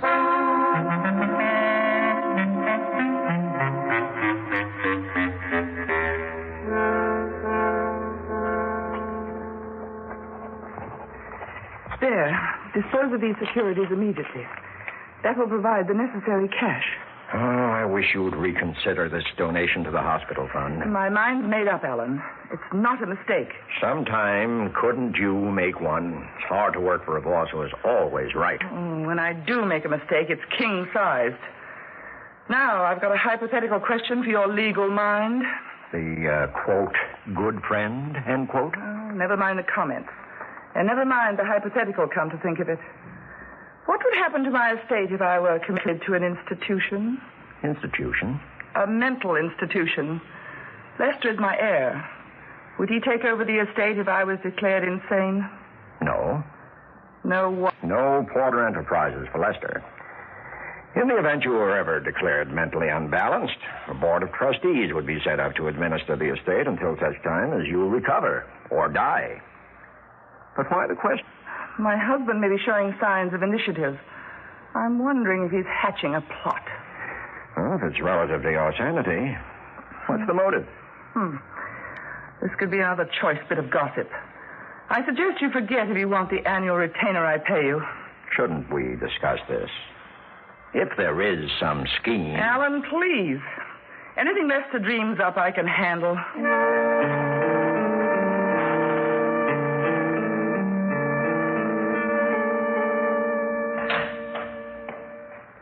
Well, Alan, sit down. The distinguished counselor looks jumpy. Distinguished counselor? Don't you mean Elizabeth's leg man? Sorry, I guess her candor is contagious. Tom, I'm risking my annual retainer from Porter Enterprises, but I have to talk to you. You're Elizabeth's oldest friend, if she has a friend. She has one. Elizabeth just left my office. She wanted to find out what would happen if she were declared insane. Insane? Isn't it our duty to put the estate in trust till Elizabeth recovers? From what? Mental instability. Oh. Obviously, she's worried about it. It was her grandfather's suicide, remember? And her actions have certainly been strange lately. Now, you're her doctor, and I'm her lawyer. I think that perhaps together we could swing it. Alan, let's get something straight. The Porters have always been brilliant, and the line between genius and insanity is sometimes a thin one. But as far as I'm concerned, Elizabeth is as sane as you are. So, I was right. Not about Elizabeth. About you. The Porter Memorial Hospital means a lot to you, doesn't it? And to the community. Your fund drive can't get off the ground without Elizabeth's $1 million donation. What's your point? As long as Elizabeth is in charge of the estate, you get your hospital. You're willing to overlook anything. Before you start a rumor that could be damaging to my practice, answer me a question about your business, counselor. Yours on rebuttal, Doctor. Elizabeth has handled her business like all the porters, meaning she's been making money hand over fist. Now, why does this charitable gesture bother you? Is it because there might be an audit of the books? You haven't been tampering with funds, have you, counselor? No. What a damaging little whisper that could be. Rumor is a double-edged weapon. So, it's a Mexican standoff. Let's call it an armed truce. At least we both know where we stand. Before I leave, have you given Elizabeth a checkup recently? Last week? Why? It occurred to me that there's another pawn on the board. Lester? Elizabeth feels he's up to something. She has a nasty habit of being right. Lester isn't poisoning her, if that's what you had in mind. I don't know what I have in mind. Now, you know, Elizabeth's marriage... Which was not made in heaven. No.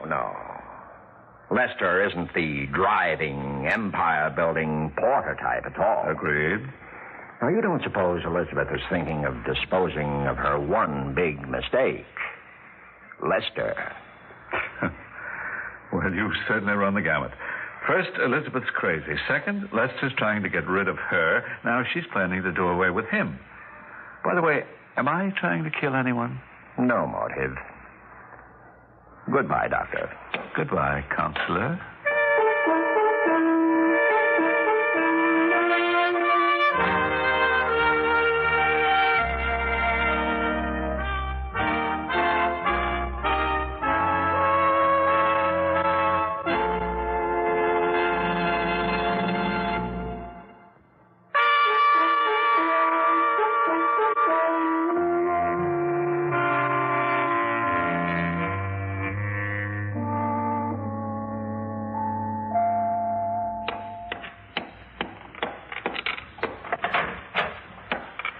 Come in, Mr. Thorne.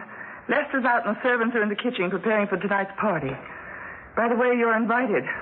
I plan to return to New York. Your work is finished? I think so. Come into the study. Have you got an answer? I've come to a conclusion. You gave me a list of incidents, situations where you apparently suffered a loss of memory. I checked out every one. And? They all had one thing in common. A middleman. Lester? Yes. Let's take one instance, since it applies to them all. On the 4th of this month, you supposedly told your husband to order 24 roses from the florist and then completely forgot about it. But no one heard you tell him. There were no witnesses. And my guess is that you never told him to buy the flowers. He just said you did. However... Well, what's wrong with that line of reasoning? I had a chat with your husband the night I was here for dinner. It's a point, but he never mentioned that your memory was playing tricks. Instead, he seemed concerned about your preoccupation with death. Anything else? He made reference to your grandfather. You mean his suicide? Oh, I'm making out your check, Mr. Thorne. You've given me my answer. How? Oh, I'll give you a clue. When you're hunting the big cats, as I have, the first problem is to find them. And if you want to be sure they're in front of you and in the open, not behind you in the bush, it's a question of establishing who's hunting who. I don't follow that. Well, I mean that now I know where the lion is. And I hope you'll change your mind about this evening. It'll be a small affair, and I'm going to announce my donation of $1 million for the Caswell Porter Memorial Hospital Fund. And you'll solicit other donations? Yes, but that's not the part that would interest you. Some other things might. There's the dominant wife, the ineffectual husband, the family doctor with ambitions to head up a new mental clinic, and a lawyer with a frustrated power complex. Do come in, Mr. Thorne. Death may dance at our party tonight.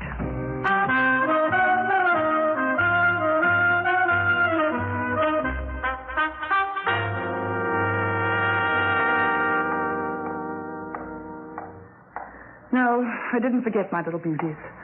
Dinner's on time as usual. Oh, Liz. I couldn't find you, so I figured you'd come up here to feed those little monsters. That's not all you figured, is it, Lester? What? Isn't this the 0 hour for you? What's that mean? Lester, pretense is tiresome and you're so obvious. Inching your way to the mantel. It was a clever scheme. What scheme? The rumors, dear. Whispers about my faulty memory, my morbid moods and preoccupation with death. But you weren't trying to prove I was mentally unstable. You were laying the foundation for my death. You told somebody. What? And spoil the hunt? Of course not. Well, then it will work. Elizabeth hasn't been quite right lately. Seems definitely unbalanced. She just went into the study and, like her grandfather, shot herself with the same gun. A good speech. But to make it effective, I have to be dead. Well, go ahead, Lester. From where you're standing, you can almost reach the mantelpiece. The gun is loaded there, waiting, but the other gun is right here in the drawer of the desk. And it's loaded, too. What? Oh, don't lose your nerve now, Lester, because I know. And I can't let you off the hook to try again. We're like my children of death, aren't we? This room is our tank, and only one of us can remain alive. You don't know. Oh.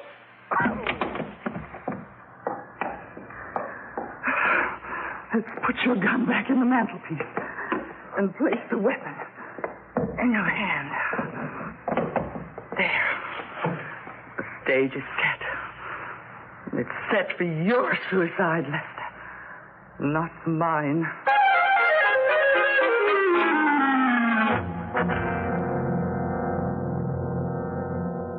Elizabeth, I know this is a terrible shock, but you're bearing up beautifully. Oh, I have no choice.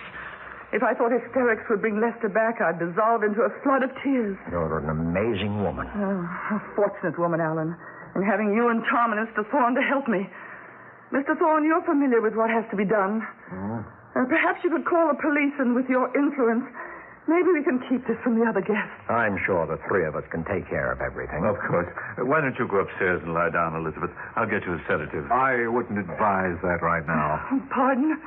I have had a lot of experience in matters of this kind. And there's a procedure that the police automatically follow. What's that? You're a lawyer. You should know that they will take a paraffin test of Mr. Crane's hands to prove that he fired a gun tonight. And if the test is negative, they'll run the same check on Mrs. Crane. I think her test will prove positive. What are you suggesting? Oh, shut up, Tom. You mean the police will know that I fired the Derringer? Definitely. Death did dance at your party tonight. And it was murder. All right. Call the police, Thorne. I killed him. My dear, you are hysterical. Don't admit anything. Quiet, both of you. There's a lot to be done. Alan, I want all the money allocated for the Caswell Porter Memorial Mental Hospital to be transferred to the fund immediately. Tom, I want your promise that you will push through the fund drive and start construction on the hospital as quickly as possible. But Elizabeth... Oh, think, will you? Think. Obviously, I'm going on trial for murder. It's equally obvious that we'll have only one possible defense. If that defense is successful, who knows? I may be the first patient in the Porter Memorial Mental Hospital. I'll certainly want a comfortable suite.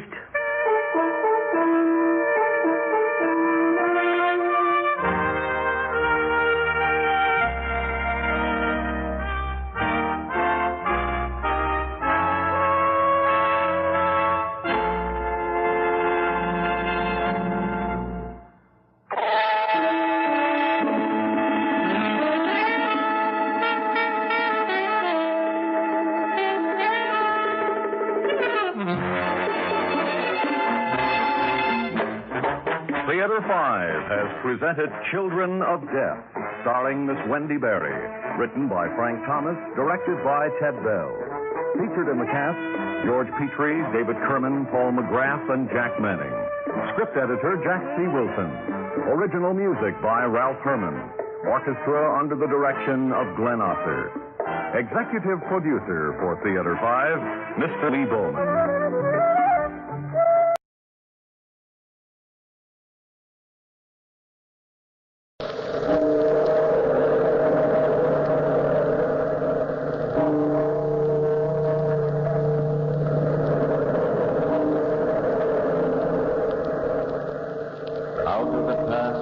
phantoms of a world gone by speak again the immortal tale, the ghost's touch.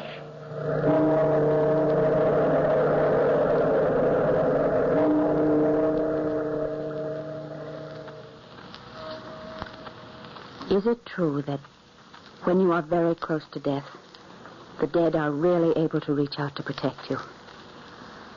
I don't know, but Ralph Zant and I had been married only a few months when he died. We had been so completely and deeply in love that the memory of the happiness we had found is a thing which will always dominate my life. Well, John Stevens, one of Ralph's best friends, had invited me to spend some time with him on the coast where he had a large house. It was in the town where I had first met Ralph. Mrs. Stewart, my housekeeper and companion, went with me, and Paul Weston, another of Ralph's closest friends, was also there. But he lived in his own house nearby. I had been enjoying my stay there immensely. John had not been with us much, but Mrs. Stewart and I enjoyed the park and the beach. John had been particularly careful about my food, a fact which greatly pleased me. One morning, Mrs. Stewart and I had just returned from the beach. We were standing in the great front hall of the house when she brought up something I know had been on both our minds ever since we'd arrived. My, it's quiet in this big old house. Hasn't it been quiet, Mrs. Stewart? You know, I can remember when this was one of the liveliest houses in St. Anne's. And John was one of the jolliest men alive. Sort of gives me the willies, Mrs. Zant. Something kind of brooding here. No one ever around this part of the house. The servants are all way off in the back there. Does that seem strange to you? You know, I thought that maybe I was just disappointed, comparing it with the way I remembered it when Ralph and I were here together. Oh, no, ma'am. There's something funny here. You mark my words.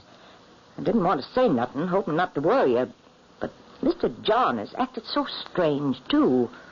He's a lot more thoughtful than he ever was before. And then there's that funny smell. Yes, I've smelled that, too.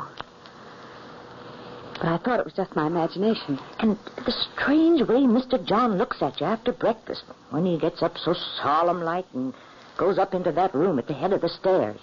He never comes out again till dinner. So what's in that room anyway, Mrs. Zant? Well, I don't know. It's a study of some sort, I guess, where John's doing some work. You know, yesterday I got hunting for that smell, and I traced it right to that door. I sniffed all around there and tried to decide what it was. I heard something in there, too. What? Mr. John was in there. I could hear him muttering to himself. No words, mind you, just muttering. And every once in a while, it sounded as though he was stirring something in the glass. Finally, guess what he said? Oh, Mrs. Stewart, I think you've been imagining things.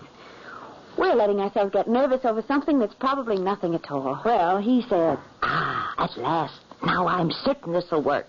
And just then he came toward the door, so I ran back to my room and shut the door. Well, I don't think he'd mind if we went and paid him a visit. Then we can see what he's doing. I wonder if he's up there now. Oh, my goodness, that startled me. It's just the front door. Why, it's Mr. Paul. I can see him through the glass in the door. I'll just let him in. It takes these servants here so long to get from way back where they are. Oh, hello, Mrs. Stewart. Is Mrs. Zant here? Hello, Paul. Come on in. Oh, why, Dorothy. What are you standing there like that for? You look worried, and as though you're just about to do something about it. Well, Paul, as a matter of fact, we were just going up to pay John a visit in his study. There at the head of the stairs. Study? Why, Dorothy, didn't he tell you what that is? No. That's a laboratory, and he's forbidden everyone to come in there, practically on pain of death. Well, he hasn't forbidden me, and I'm going to find out what goes on in there. I think that was a little mean of him. Oh, Mrs. Zant, do you think you'd better? Certainly I do. And I'm going up now. Well, I might as well get hung for a sheep as a lamb. I'll come along, too. Come on, Mrs. Stewart. Well, you aren't frightened, are you, Mrs. Stewart? There's no telling what we may find. Well, it can't be too awful. John's no demon, anyway. No answer. Maybe he's gone out. I'm going to look and see. Be careful, Mrs. Zant. Get out. I told you. Oh, Dorothy, come in. I didn't realize it was you. Well, we're all here, John. We came up to pay you a little visit. Fine. Come on in, but shut the door. Hello, Paul. When did you arrive? Just came in.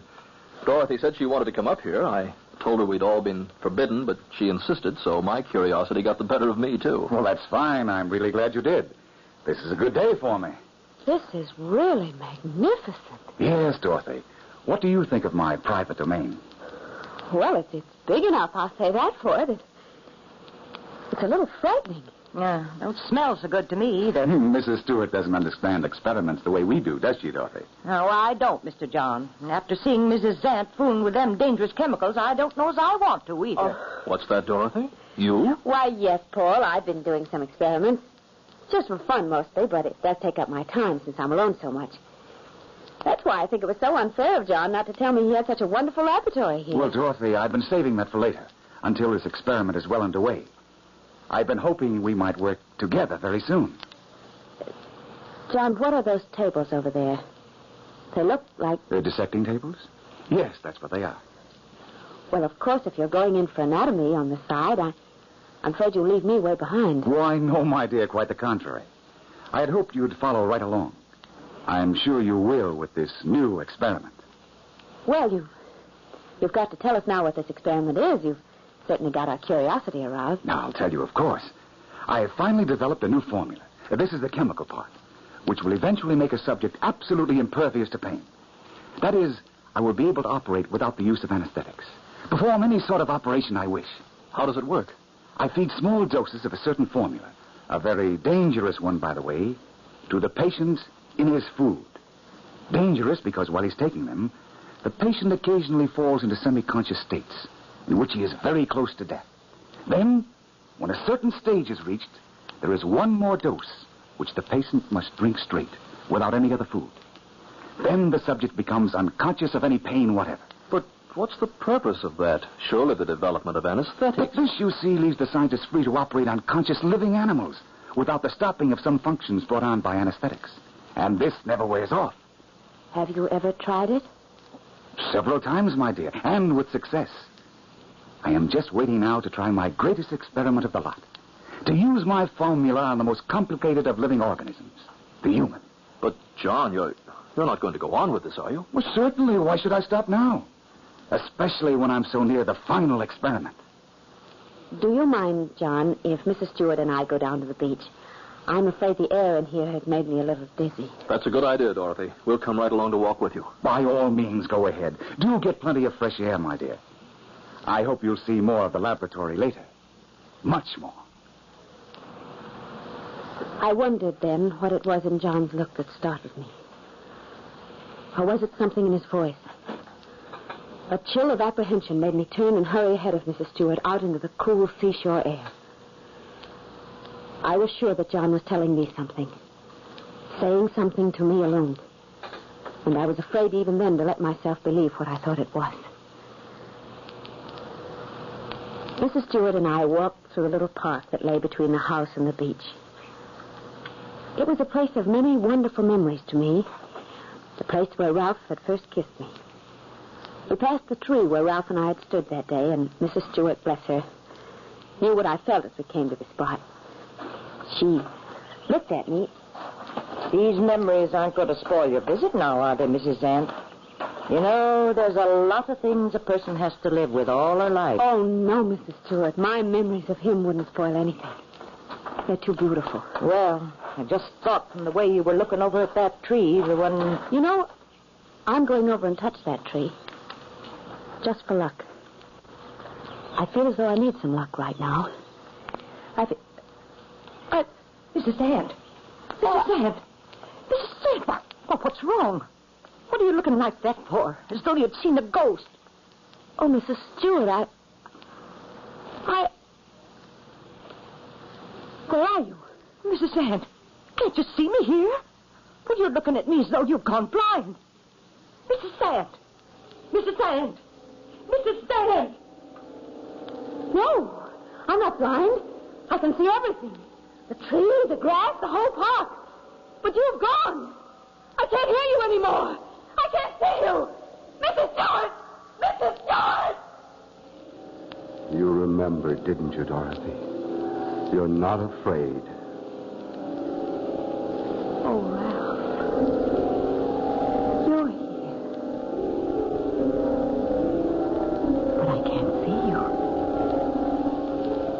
seems as though I can feel your hand on mine.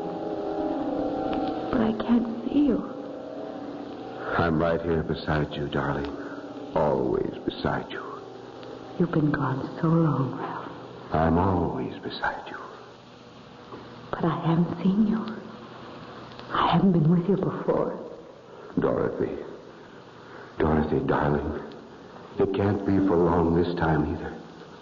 They're coming soon. They're on their way now. Who, my dearest? All of them. Don't forget the others. They'll be here. Don't forget the others. Why can't I see you, Ralph, when I want to so much? I can still feel you. It seems as though you have your arm around me. Oh, Ralph. Oh, Ralph. I'm here, though. Right here with you, my darling. Why didn't you let me know before that we were so near to each other? Because you had to come a long way to me first. And now it's time for you to know it certainly. You already know why. Are you here to protect me? You are. You are, I know it. But from what, Ralph? From what? Dorothy! Dorothy! Mrs. Sand! Oh, thank heavens, Mrs. Sand! You are, aren't you, Ralph? You will protect me. I'll come back to see you here, Ralph. I'll come back. Ralph! Where are you? Why don't you answer? Oh, Ralph, where are you? Dorothy, it's all right. Dorothy, can't you hear me? Can't you see me? Oh, Paul. Paul, it's you. Yes, Dorothy. Do you feel all right? Oh, Mrs. Stewart. Oh, Mrs. Sand. I ran and found Mr. Paul as fast as I could. You stood there looking straight at me and you wouldn't answer me. You didn't even see me when I put my hand up in front of your face. Oh, you gave me an awful fright. Mrs. Stewart came running for us. She said you seemed to have gone into a trance. I came as soon as I could. She's all right now, isn't she? Yes, now she is. But it certainly is strange. Not strange at all. In fact, rather to be expected. Why, Mr. John, Mrs. Zant hasn't ever had anything like that before. You didn't even see how she was.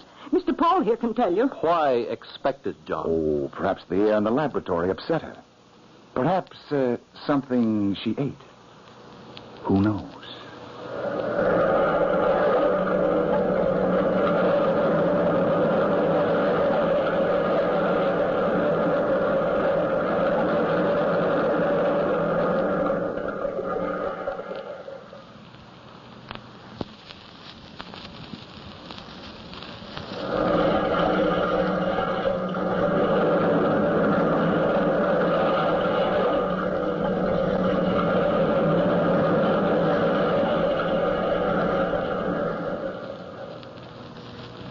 The shock of Ralph's passing away hasn't really left her yet, has it, my dear? I think we're imagining things. I'm afraid that perhaps the food my cook has been serving has been a bit rich these past few days.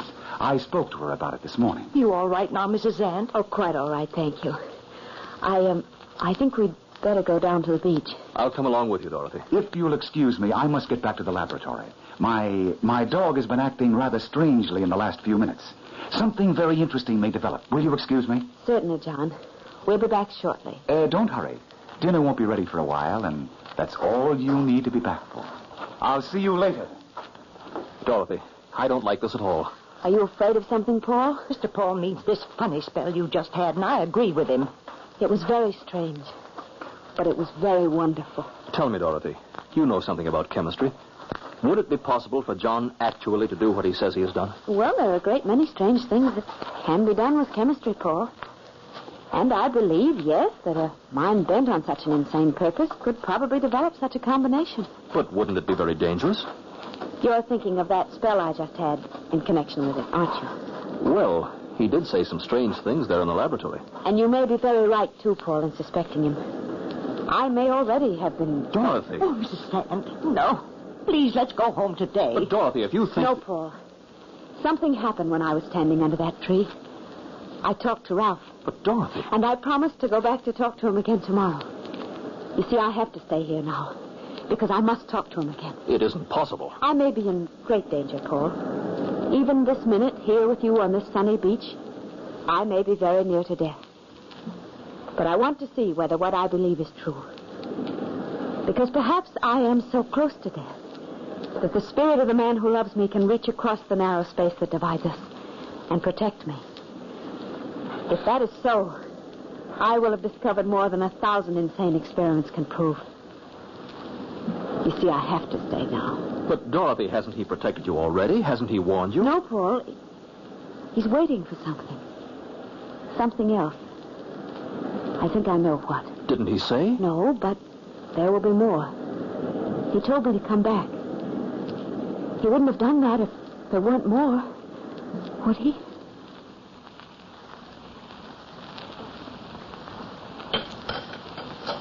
Shall I have the main dish brought in?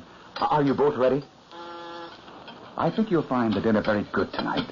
Since I spoke to the cook this morning, she... Oh, here it is now. Are you sure you feel well enough to eat, Dorothy? Yes, thank you, Paul. I feel very well now. The afternoon must...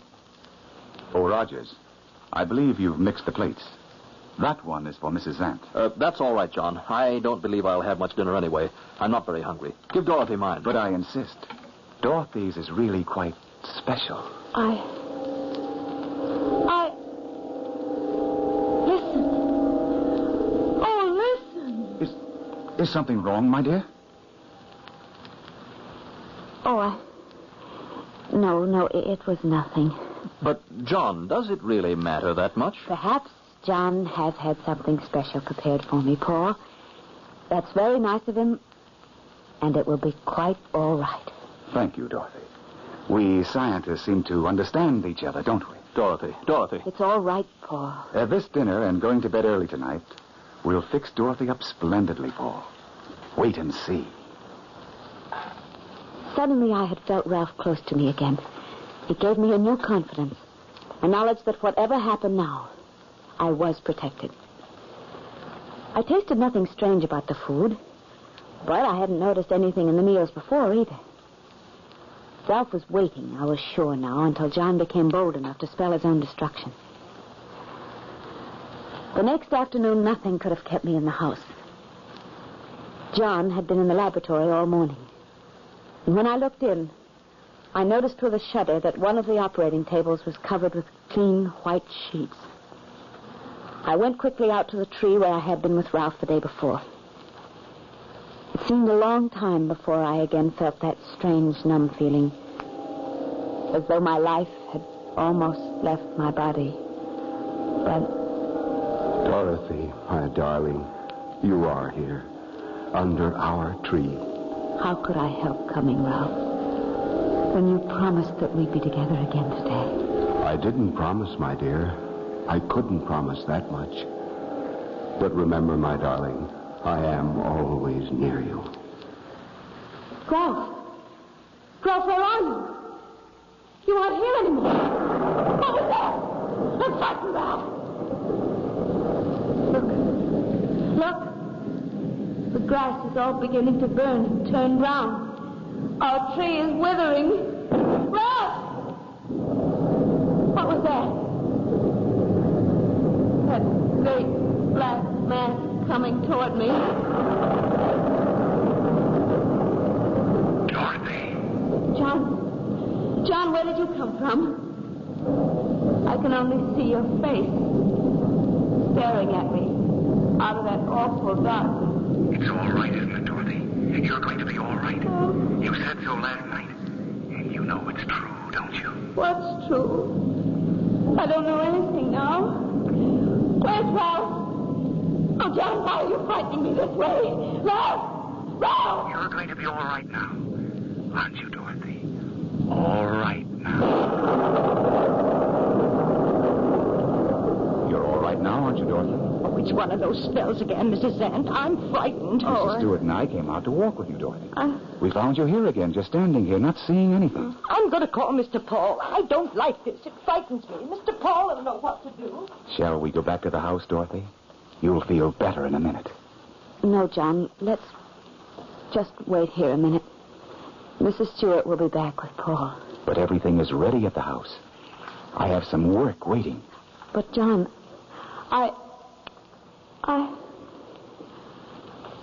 that darkness all around you. I can't see anything but your face again. You will follow me back to the house, won't you, Dorothy? it. Of course you will. Yes, John. Of course. I'll come with you. Everything here is brown and burnt. Park has grown so withered. It's horrible here now. Come on, Dorothy. We'll go slowly. Come along with me. One step. One step. That's it. Come along with me. Look at those birds over there. They're such big black birds. And they're falling, dropping right into the sea. What's the matter with them, John? Why don't they come up again? Don't be afraid of them, Dorothy. Just come with me. One step. One step. And look, those awful things. Snakes.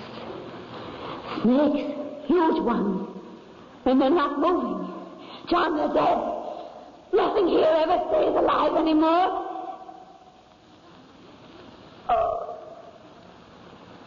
Oh, it's hard. It's hard. It's burning hot. It doesn't matter now, Dorothy. Nothing will hurt anymore. One step. One step. Here's the door. The door to the house. Wait. Wait while I open it. But John, it's open. It's open and it's all dark in there. So dark I can't even see your face anymore. John, where are you? Right here, Dorothy. Come up the stairs. One step. One step. But everything is so confused. I can't find the stairs. I can't find anything. It isn't real.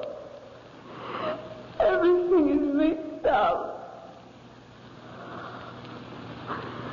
I've lost something.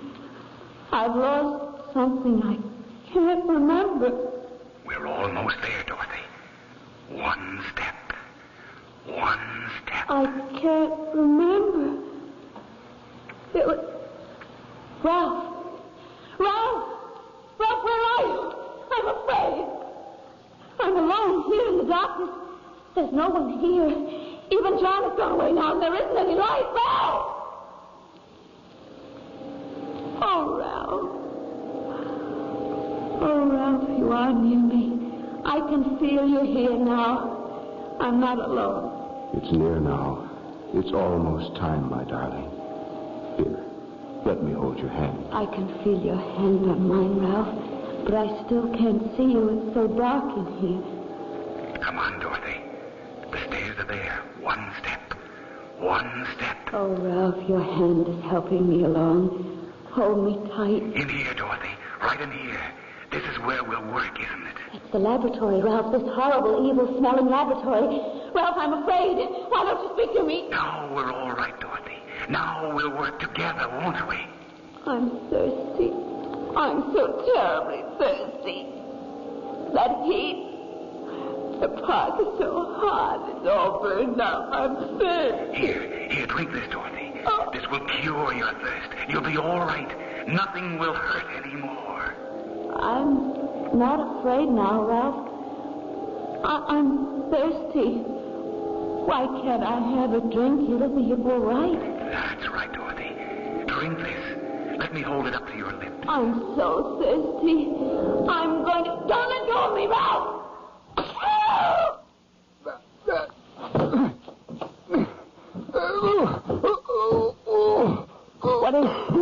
What is it, Mr. His hand up there. Lord, what's got him? He's choking to death. Something's strangling him. John. John. He's dead. Oh! He was just holding that glass to your lips, Dorothy, when we came in, and suddenly it shook out of his hand as though someone had grabbed hold of his wrist. A powerful hand. It was like as if a ghost had reached out and knocked that glass out of his hand. Someone did, Paul. Ralph. But no one was here. It couldn't have been. Oh, Mrs. Sam. I was protected. I knew I would be. Ralph was able to reach across and save me, Paul. I know it.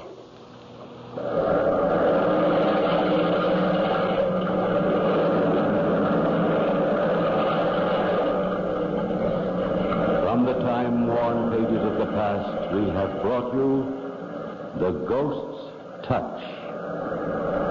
Bellkeeper, toll the bell.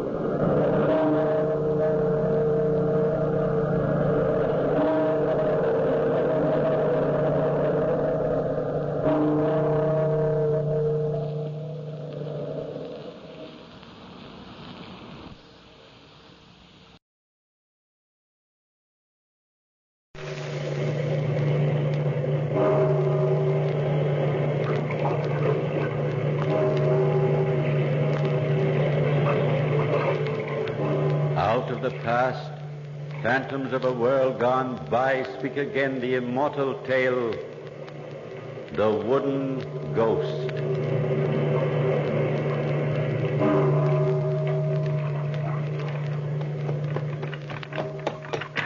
Head down. Look yonder on the road. Well, what is it, Fandril? A man hailing us to stop. What shall I do? Where? I don't see a thing but darkness.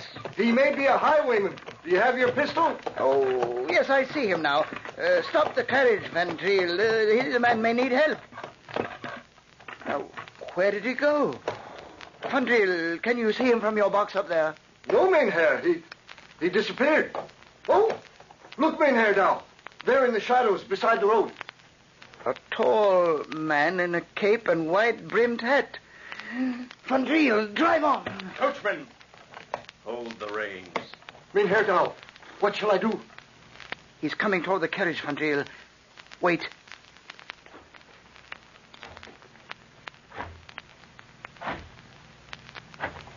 Are you Mainherr Gerard Dow? I am. What do you want? I have been waiting until your return from Rotterdam. You are the uncle and guardian of Rose Falderkaust, I believe. Yes, I am.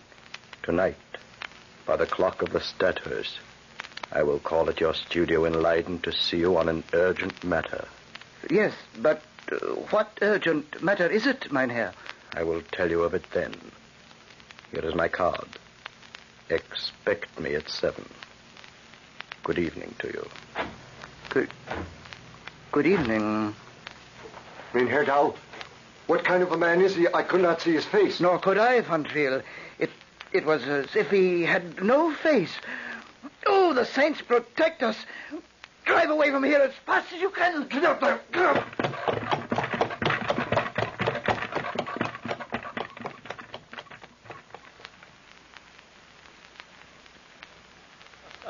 And I'll admit your good uncle's the best teacher in Holland, that without a shadow of doubt I'm his most promising student. But I can't understand how you, Rose Felderkaust, can expect anybody to paint a portrait of a man without a face. But, Godfrey, I told you I've never seen his face. Well, then when did you first meet him? Oh, long ago, when I was a little girl. And Uncle Gerard and I lived in Rotterdam. One day we went for a long walk outside the city and ate our lunch on the steps of an ancient house that's fallen to ruin.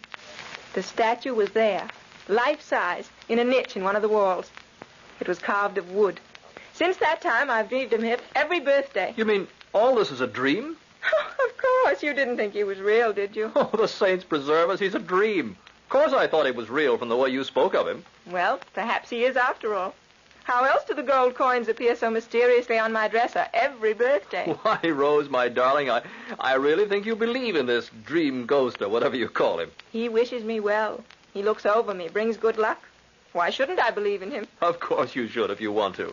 Rose, where are you? Here, Uncle Gerard, with Godfrey in the studio. Oh, I thought he wasn't returning till late tonight. Something must have happened. Oh, dear, what a trip. 2 hours of being bounced and jostled in one of Fandril's infernal carriages. I'll never rent another one from him, never. Was it so bad, Uncle Gerard? You do look tired. I do I? Well, I am. Oh, now, where's your new frock? Go, put on your new frock, Rose. Look pretty for Godfrey and for me this evening. But I was planning to wear it tomorrow on my birthday. But girls should always look pretty, birthday or not. You run along, Rose. Put it on. All right, if you say so. Dinner will be ready before long. There. She's gone. Godfrey, the most extraordinary thing happened to me on the road to Rotterdam just a little while ago. What time is it now? Oh, a little before 7. Oh, we've made it. Had to drive like fury, but we've made it. Godfrey, listen, and I'll tell you what happened. Then he walked away quickly into the darkness. I tell you, my boy, the hairs on my head... Oh, there's the Studhurst clock. Godfrey, don't leave me. You stay here. Face him with me. Of course I will, sir. Oh, but the card. What does the card say? Here, read for yourself. You'd better turn up the lamp a little. Yes, sir. Well, how strange. Roosevelt van der Huysen. Rotterdam, Manor House of the Boom Key. Gentlemen. Godfrey! How do you do? Did I startle you? I'm sorry. My appointment was for 7, I believe. Yes, of course, it was for 7. Come in, sir. Welcome to my house. Thank you, but I can stay only a few minutes. This young man... Oh, forgive me. He is Godfrey Schalken, a student of mine. Is he to be trusted? Trusted? Oh, indeed. He's a friend as well as a pupil. Then perhaps he will do an errand for us. A matter of fetching a box from my carriage. If Herr Dow wishes me to. Indeed I do, Godfrey. Our visitor's wish is mine. It's a small box, resting on the carriage floor. Will you bring it to us? Why, I'll be happy to do so, sir. Now, what can I do for you, sir? You are the guardian of Rose Felderkaust, I believe. She is your ward? Yes, that's right. I am prepared to offer her 5 times the future she has a right to expect from her husband. Well, you are asking for the hand of my niece. I don't believe she's acquainted with you. But it is a tempting offer from so fine a gentleman as you. Then it is only necessary to sign the engagement. I have the paper with me. But under the circumstances, well, I think it best to consult with my niece about such unexpected business. As you wish. After the engagement is signed. Here. There's ink and quill on the table. But let me call my niece. You are not content? Another day, sir. When I know my ward's inclination. Time is too precious, not another hour. But I do not know if... Write your name to the engagement. Yes. As you say.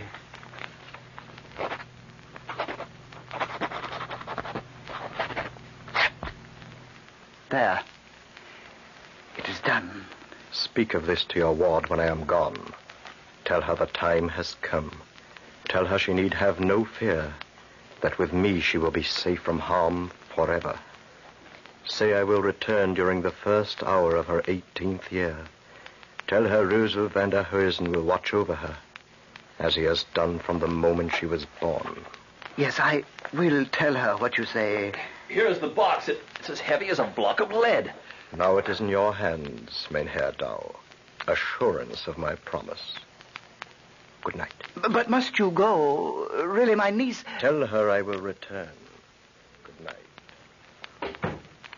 night. Herr Dow, you've gone white with fear. What did that man say to you? Oh, the saints forgive me, Godfrey, for what I've done. What do you mean, sir? What happened? He took the paper with him. Godfrey, call Rose to us, quickly. Here I am, Uncle Gerard. All got up in my newest frock. I even pinched my cheeks to make them rosy. Now do I please you both? Rose, my child, I've done a terrible thing. What is it? What happened, Godfrey? Your uncle had a visitor named Roosevelt van der Huysen. What? Roosevelt? Such a man was here. And demanded that I sign the paper. An engagement in marriage for you, Rose, and this man who says you are acquainted with him, that you'd welcome his proposal. An engagement paper? Rose, did you know anything about this? No, of course I didn't. Roosevelt isn't a real person. He was quite real to your uncle and me. Look what he left. A box full of gold, ancient gold coins. Gold? For me? Then it's true, he is real. It's my birthday gold, Godfrey, don't you see? Herr Dow, let me have that card. Yes, of course, my boy. Here it is. I'm going to find out what this is all about before it's too late. Godfrey, where are you going? To Rotterdam, that's where I'm going. To look up this Roosevelt van der Huysen at the Manor House at the Boom Key, wherever that is, and bring back the engagement paper. Godfrey, wait. Oh, what is he doing? Uncle Gerard, stop him. There's no need. No, my child. Let him go. I, for one, will welcome information about this stranger. But didn't this man say who he was? Didn't he ask to see me? No, my dear.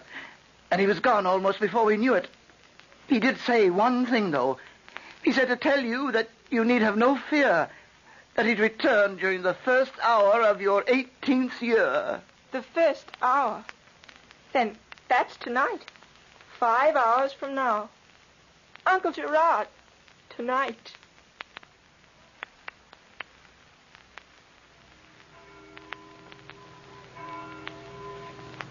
Rose Felderkaust? Oh, who is that in the garden? It is I. Come to you as I said I would. You are Ursula. Of course. Don't you recognize me? Yes, the wide hat, the long cape. Just as I used to dream of you on nights before my birthdays. But I don't understand. I thought you were a recurring dream. And so I have been. Till now. My Uncle Gerard waits for you in his study. And I was waiting here in the garden until he called me in. You didn't see him. We have nothing to say to one another.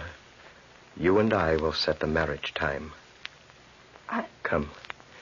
We have much to say. I'm afraid, Mynheer. The fear will go. Take my hand. I cannot leave the garden. But there is much I would show you. And at last the time is now. It has been too long. My carriage waits on the street. Will you take me away? Only to show you wonders. To have you say you love me with an understanding heart. Come. Here is the garden gate.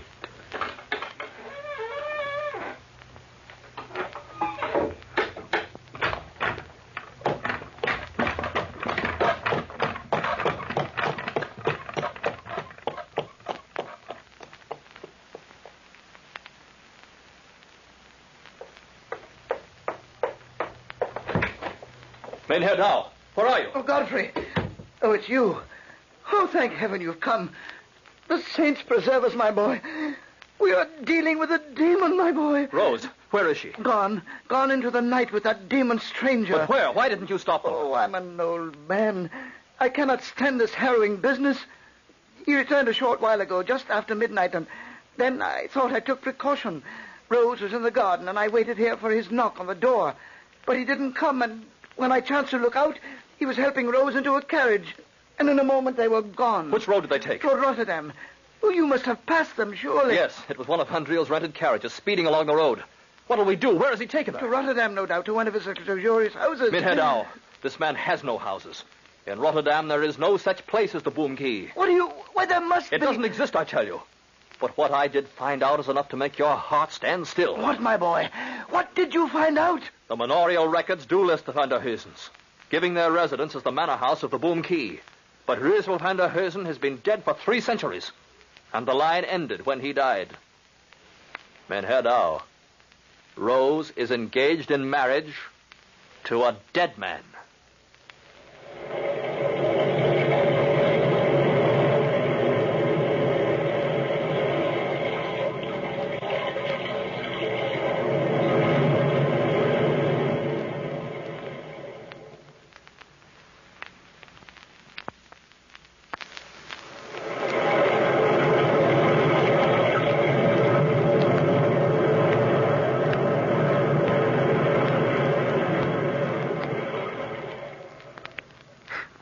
My boy, what did you find out? The manorial records do list the Van der Heusens, giving their residence as the manor house of the Boom Key.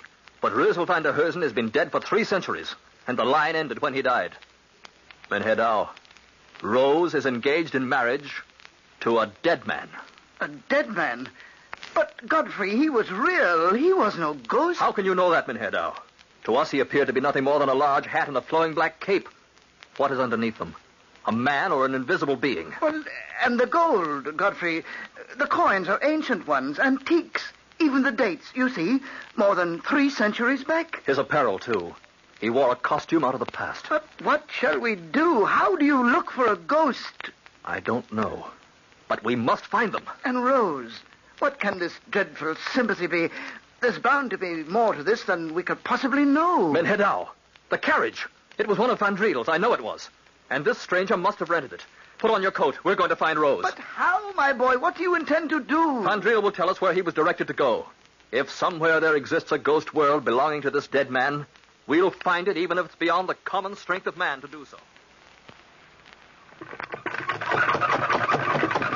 Van Driel! Drive as fast as the darkness will allow you. Are you sure you can find the place? I think I can. It was some miles this side of Rotterdam, by a little road that ran next to a canal. And Patril, did they just disembark in this deserted place on the road? That's right. He said drive until I saw two men standing to one side of the highway. But, Patril, when did this stranger hire your carriage? Well, a little before midnight.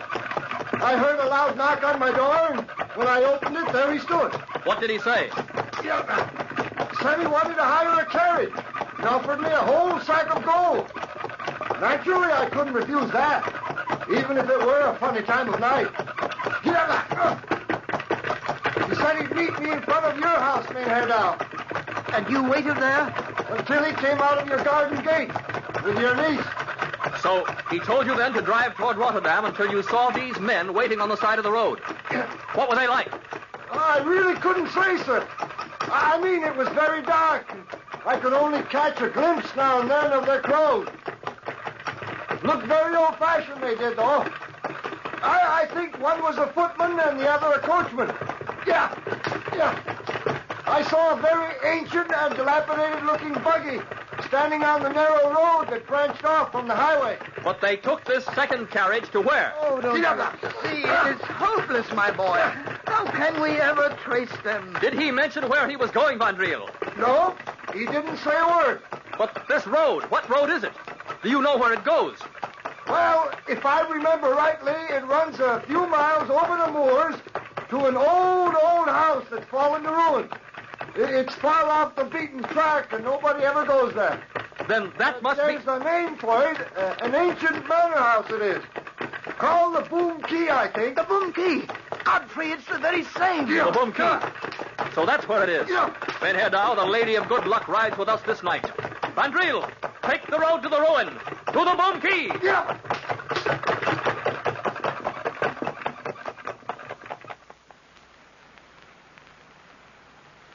You see, there is nothing to be afraid of, my Rose. We are at home. But let us come another time, Mynheer. It's so dark here, and there's lightning in the western sky. I will protect you, even from the lightning. Look, is the manor house of Boom Key to your liking? Boom Key? Is that where you brought me, Mynheer? It is our home, and you will be a lady here, with beautiful gowns and servants. Anything you desire. I was here before, long ago. I know. I remember it well. You were a little girl then. But who are you? I don't ever remember seeing you before, except in my dreams. Mynheer, I don't understand. Who are you? I am one who has waited beyond the generations for this night, when you would come to me. But I'm afraid. I don't like it here, Mynheer. Take me away back home. Please take me away. I cannot now, my Rose. The risk is too great. Come. There is nothing to fear. Take my hand. No. But we have much to say. We must set the wedding day, and I would show you treasures and shower you with precious gifts. The statue. There in the niche. That's where the statue was. You remember it then? It was a statue of myself. Where is it now? Come with me. I will show you. But where would you take me? To the tower. There you can see the splendor of the Boom Key. All that I offer you. For a bit of affection in return. A bit of love in exchange for the outrageous riches of a king. Oh, take me away. Take me back. This is but a ruin. There's nothing here except decay and the feel of death. But that's not true. There is beauty here. I have tended it all these years, just for you. Then why do you hide from me now behind that cape and hat? Show me your face so that I won't be afraid. Come then, and I will show you. Come with me to the tower. Here are the stairs. The tower stands alone in the ruins, and the stairway is open to the sky. But then, will you take me back, Mynheer? My uncle, he will grow alarmed. He's an old man. He loves you, too. How can you love me, whom you have never known, Mynheer? How? It began very long ago. She was as beautiful as you. limpid brown eyes and dazzling cheeks, and her hair was like the shining ripples of the canal water. But what was her heart like, my Rose? It was like a stone on which the frost sits. And she betrayed me. Who was this woman? Look, here from the tower, the fields of tulips. Stagnant marshes they are. The abbey and the windmills. Piles of musty stones. She would have had it all. But she betrayed me. Who betrayed you so, Mynheer? Oh, my Rose, now you can save me. A man who has never loved, who can never die till he feels the warmth of a woman's heart. Say you love me now. Say you do. No, Mynheer, take me away. Please take me away. But she was your grandmother, 4 times removed, and I loved her more than I loved my own life. And even as you, her name was Rose. My namesake? She's been dead 3 centuries, Mynheer. Even as I. And when she betrayed me, I stood here in the nighttime and climbed here to the tower's ledge, and my body dropped from this height to the ground below. Mynheer. But I could not die. My ghost lived on, hungry and cold for the want of a woman's love, and none will set me free save yours. My love.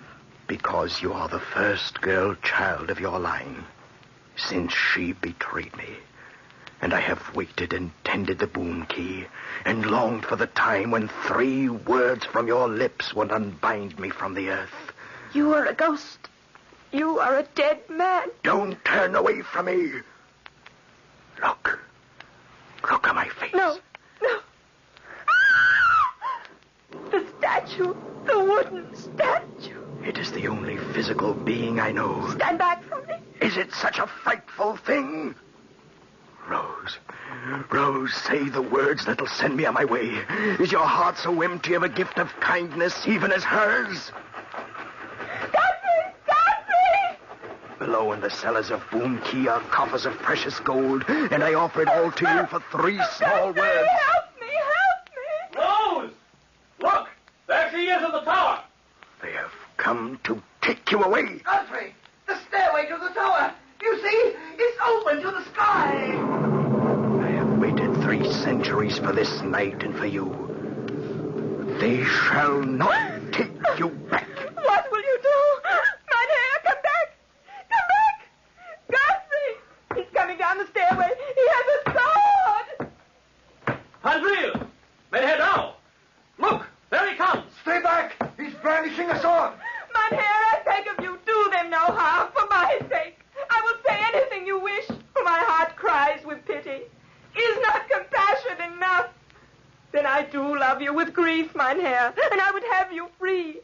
Do you hear me? Do you hear me, Mynheer? I love you with sorrow because you are lost, and I would have you free. Look! The lightning struck him and he fell to the ground. The figure burns like kindling. Oh, what a terrible thing to see. Look, how straight it lies. Like a statue of wood. Rose, oh my darling, are you all right? Godfrey, I was so frightened, so afraid. But now it's all right. You're safe. And the ghost is destroyed. Look where it burns. He was a ghost in a wooden statue. A phantom caught between 2 worlds and belonging to neither. Come, my child. Let us leave this dreadful place. It's like a tomb here. Now he is dead, Uncle Gerard. When I said the words, did you see? The lightning set him free. Yes, my darling. We saw. And above all, he wanted me to say I loved him.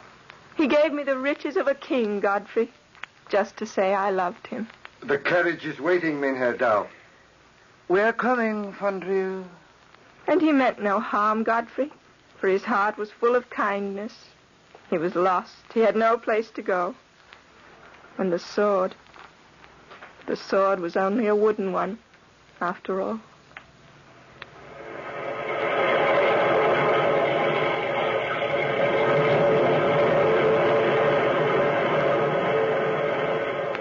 From the time-worn pages of the past, we have brought you the story, The Wooden Ghost. Bellkeeper, toll the bell.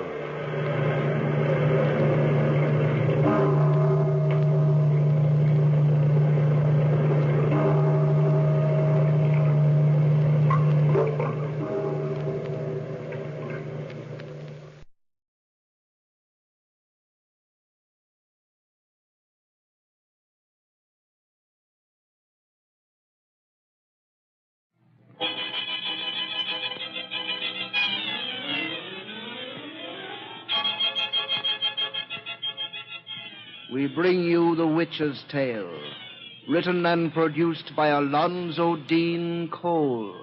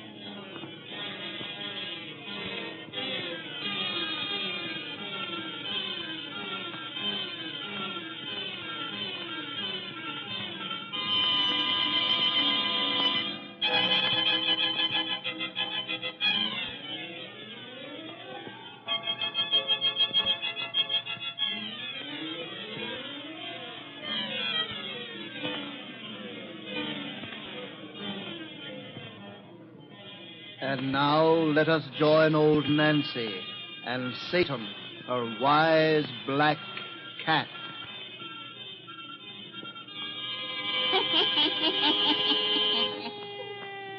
Hannah and 17-year-old I be today. Yes, sir. Hannah and 17-year-old. Well, Satan, if these folks will just douse out their lights, we'll spin another of our little bedtime stories to ruin their night's rest. That's right. Nice and dark and cheerful now. Draw up to the fire and gaze into the embers. Gaze into 'em deep, and soon you'll see an island in the center of a lake in Michigan.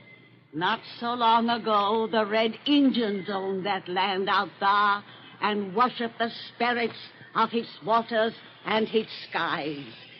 And they're what we're going to hear about tonight. The spirits of the lake. The spirits of the lake.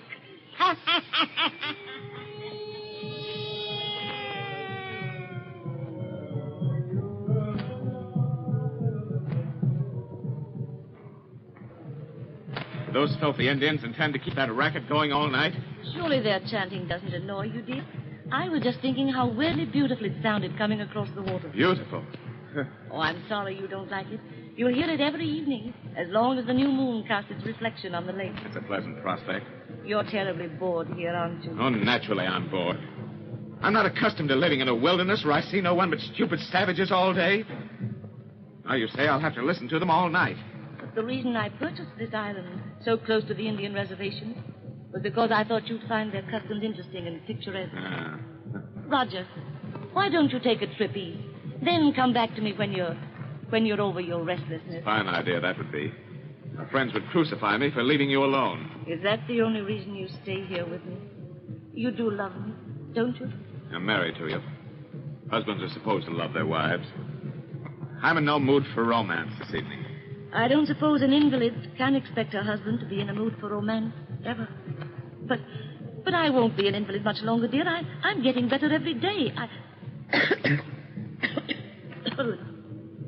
It's really very seldom that I cough anymore like that, but in a little while I'll be completely well, and we can return to New York together or travel in Europe, anything you want to do. Oh, I mean to give you such a good time, to make up for the dreary months you've spent out here because of me.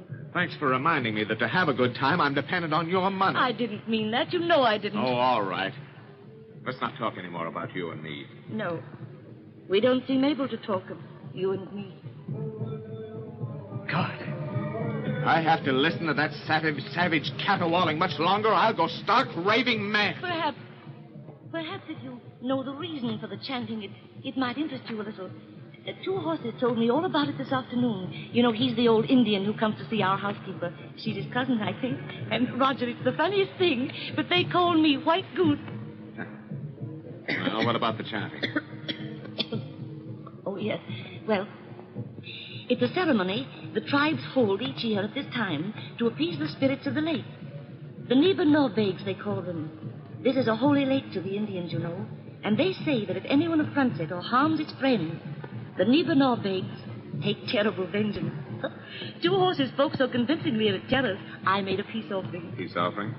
What do you mean? I cast a bouquet of flowers on its waters and said a prayer Two Horses taught me. No wonder he calls you White Goose. Another month in this wilderness, and you'll be going about clothed in a blanket. Roger. Oh, I'm going out. I'll prowl around in the canoe and try to work my nerves off.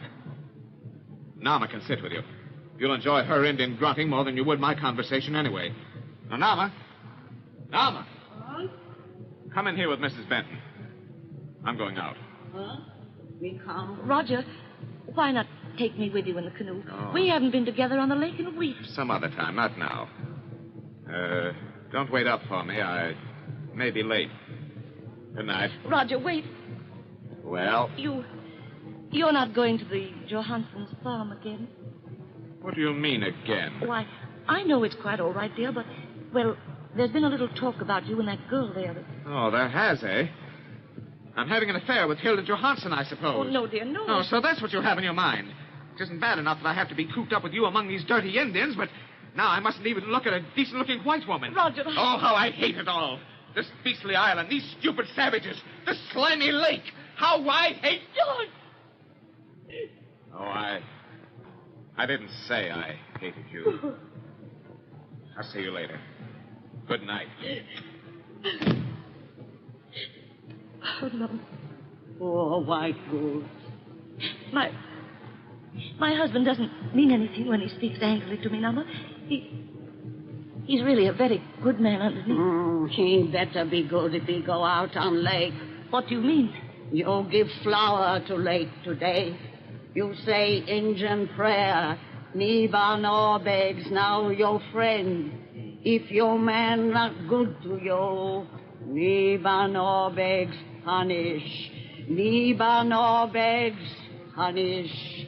Ah.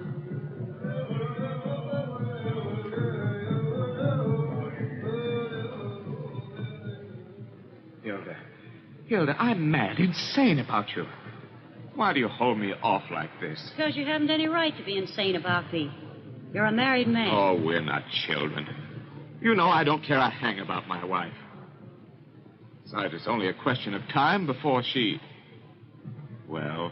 Before she'll die, you mean? Yes. She thinks she's getting better. The doctors don't tell her what they tell me. And the moment I'm free, I'll marry you, Hilda. I swear I will. I can't wait for you till then. I've got to have you, Hilda. Let me go. You'll only have me as your wife. Told you that before. Well, if you really mean it, why don't you stop making a fool of me? Why don't you stop meeting me here by this lake each night? Playing with me as a cat does with a mouse. Because I hope you'll not always be a mouse, but a man. And take what he wants. What do you mean? Simply that if you're so mad about me as you say, you'll not let a woman that you hate stand between us any longer. What can I do? Divorce is out of the question. Of course. And our money would be taken from you. Oh, I'm not thinking only of money. I'm not thinking only of divorce. What are you thinking of? Of how mistaken doctors are sometimes. Your wife may live for years. Unless an accident should happen. An accident? On this lake, for instance. It's very deep. And there are sharp rocks near the surface that can rip a canoe to pieces. You might be paddling with her in the moonlight, not knowing those rocks were near. You told me your wife don't swim. She might drown before you could save her. You're suggesting... I'm only talking. But if such an accident should happen, you'd inherit all her money. Have me for your wife. No. No. I won't. I couldn't. You are a mouse, not a man. I'm going. No, Hilda, wait. Hilda, don't leave. I'm leaving you for good. No, Hilda. Oh, listen, you fool. I'm not satisfied to be just the daughter of a Swedish farmer. I want money. I want to live in a fine house like your wife has built in the center of this lake. I want to be a lady and swell it over people who despise me now because I'm poor. All my life I've dreamed of that, and I'm going to have it, for I have youth and looks and brains. If you don't give me what I want, somebody else will. You say I played with you? Well, I play no longer. You won't see me anymore. Goodbye. No. Don't say that. Come back. Hilda. Hilda, I can't lose you. I'm mad about you. Hilda. Wait. Well? As you say, an accident might happen. Accidents are common. You will marry me if my wife should die. I'll marry you when your wife is dead.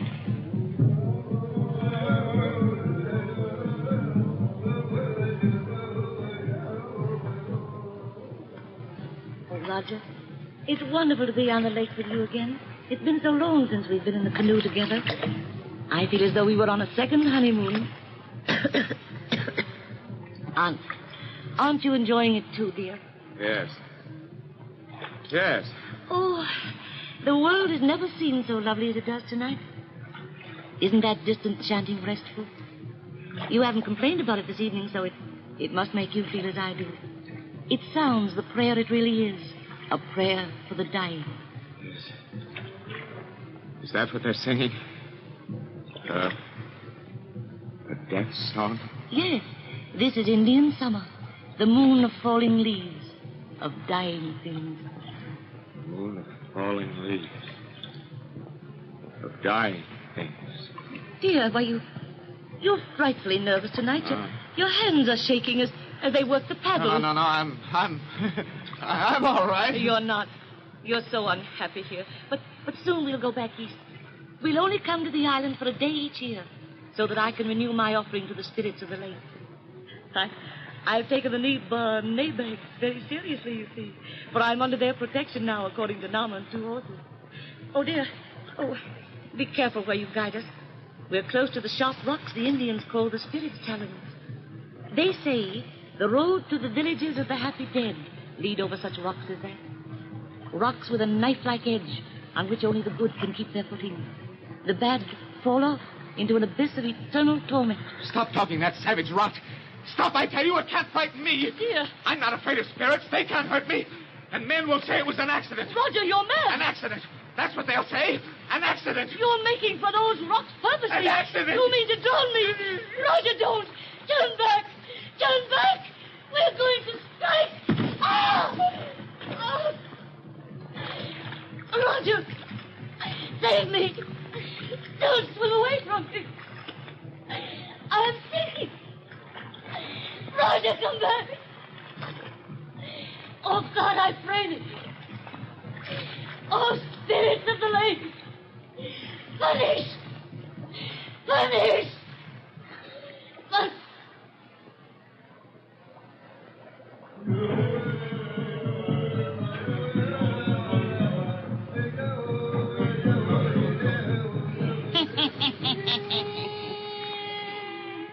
Spirits of the lake is gonna punish that fellow, all right.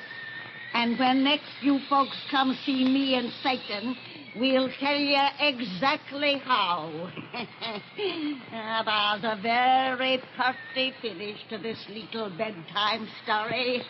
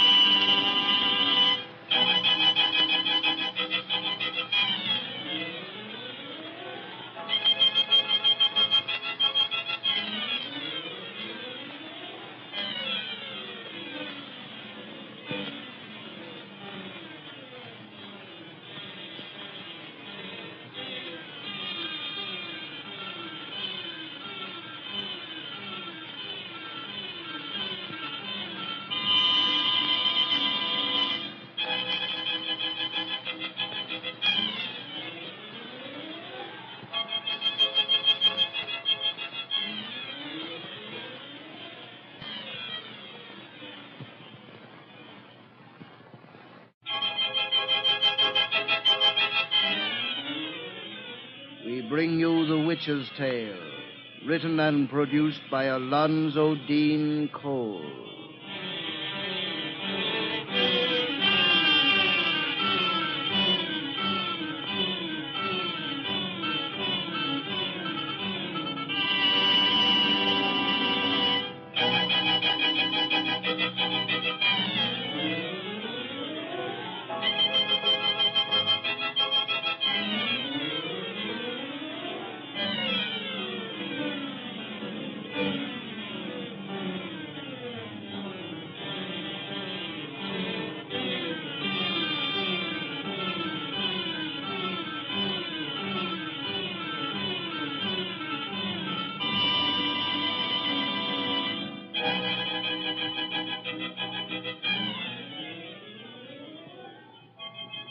And now let us join old Nancy and Satan, her wise black cat.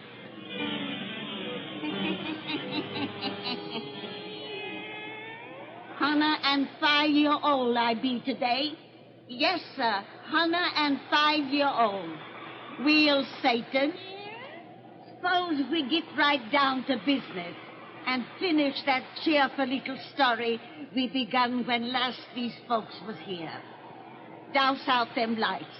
Old Nancy's yarn sound best when heard in gloom and shadow. Let's see, Satan, what'd we leave off?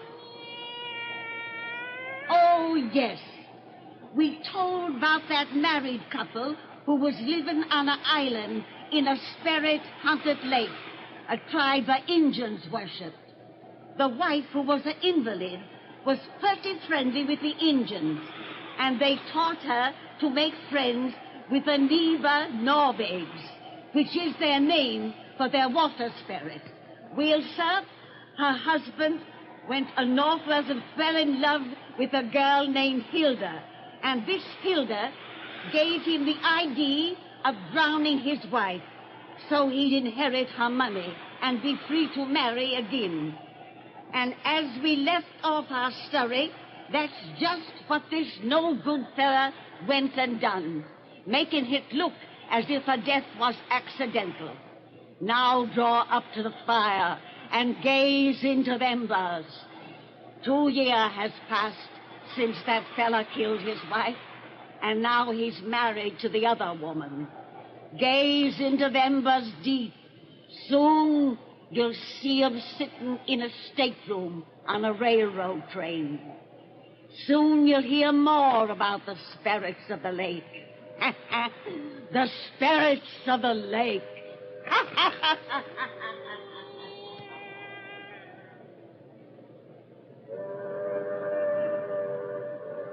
It's the next station. Only a few miles now. Anyone would think something was going to happen to you on the island the way you're whining about going back there. Oh, I don't want to go back there, Hilda. If you were anything but a human cake of ice, you'd understand my feelings about the place. What a durable conscience you have. After 2 long years, the accidental death of your former wife bothers you as much as ever. Hilda, for God's sake, don't talk like that. Oh, don't worry. I hardly think anyone is listening at our stateroom door. You fooled the law for so long, it's not apt to get wise to you now. Oh, won't you ever let me forget? It was all your fault anyway. You planned it. You drove me to I had it. nothing to do with it. I wasn't even there. In fact, I know nothing about it. Oh, God. Snap out of this and get our bags together for the porter. If my folks are at the station to meet us, I don't want them to see you looking like a frightened cur. Hilda, couldn't we stay with your family while we're here instead of on the island? Live in a dinky farmhouse when I can swell it over the neighbors in that big house on the island? I guess not. But, Hilda, I've told you I'd buy you a nicer place somewhere else. Hilda, I'll buy you anything you want, but don't make me go back there. You could buy me the most expensive mansion on Park Avenue and wouldn't give me the kick of living on that island, owning that big house there, swelling it over the people who knew me when I was poor. You kept it from me for 2 years, but now at last I'm going to have it. You don't understand. Oh, yes, I do. It isn't just conscience that troubles you. You're afraid of the place. Afraid of an Indian superstition. No, Your other wife made you believe there were spirits in that lake. Some sort of Indian goblins who'd make you pay for what you did to her. You said she called upon them as she sank beneath the water. Yes. With her last breath, she called on them to punish. I'll go with you, Hilda. Just let's not talk any more about it. All right. We're coming in. If my family are waiting here, they can drive us to Two Horses' place, and he can row us to the island. Get those bags together. Coming back in Indian summer. Just the moon, falling leaves. What about it? Time. 2 years. Oh, quiet. Who's there? Hold him, ma'am. We've come to your station. We're ready. Open the door and help him get the bags. Yes. The moon of falling leaves.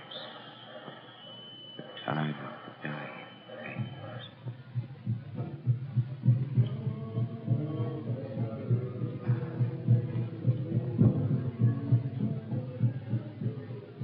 The house looks simply great, Norma. Never knew it had been vacant for 2 years the way you've kept it. I've been over every inch, Roger, and it's spotless. This squaw's worth a raise in wages. You like me for a boss, old woman? Oh. Norma, your people are singing their prayer to the spirits of the lake. It's from the moon of falling leaves. Yes, I know. And of dying things. Me go now. Oh, run along. Two Horses is waiting for you in his rowboat. Mind you bring back everything I'm sending you for, too. Oh, Norma, wait a minute. Is the canoe in good shape if we wanted to leave the island? What do you mean, if we want to leave the island? Hilda, Canoe, all right. Go on, get out. Me go. Haven't you any sense at all? The way you've acted since we landed here, even those stupid Indians know you're scared to death of the place. You want them to suspect the reason why? Oh, I think they've always suspected. Now we're alone here. You and me. Well, what of it? Let's get out of this kitchen. You better lay down a while and see if you can pull yourself together. I'll try. Wait till I put down this window. I can't stand that noise of those drums, that chanting. Well, I'm not crazy about it myself. Looks like a storm is blowing up. Come into the living room. My living room. No, Hilda. I can't go in there. Oh, I forgot that's where they brought her when they found her in the lake. Yes, they laid her on the divan in there. I had to go in and look at her. Hilda, you think I'm mad to believe there may be spirits in these waters, as the Indians say. Spirits who love Bernice, who would punish those who hurt her. There was something queer about the way they brought her from that lake. What do you mean? It was as though the lake had taken care of her. Taken care of her? Yes. You know the slime that coats its surface in this month of falling leaves? Green, filthy slime that rises from the bottom and covers all it touches. Bernice's clothes were sodden. Weeds were entangled in her matted hair. The ugly slime had never touched her. The lake had not defiled the one who loved it. What a booby you are. Your mind is so filled with crazy notions about the place, you're only a step above a lunatic. Now that you're here and can see for yourself, there's nothing to be afraid of. You may come to your senses. Come on. We're going in that living room. Oh, you must be right. There can't be anything to be afraid of. Of course there isn't. Come on. Hilda, wait. What's the matter?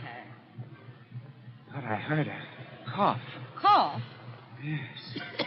There it is again. There's someone in that room. Well, now, who... Wait. Don't open that door. What's the matter with you? You're white as a sheet. Hilda, that's the way she used to cough. You're crazy. It's probably Nama. She's come back in the house No. by the other door. Look out the window. Nana's with two horses in the middle of the lake. That's funny. I don't see how anyone else could be in the house. I inspected every room. There's the cough again.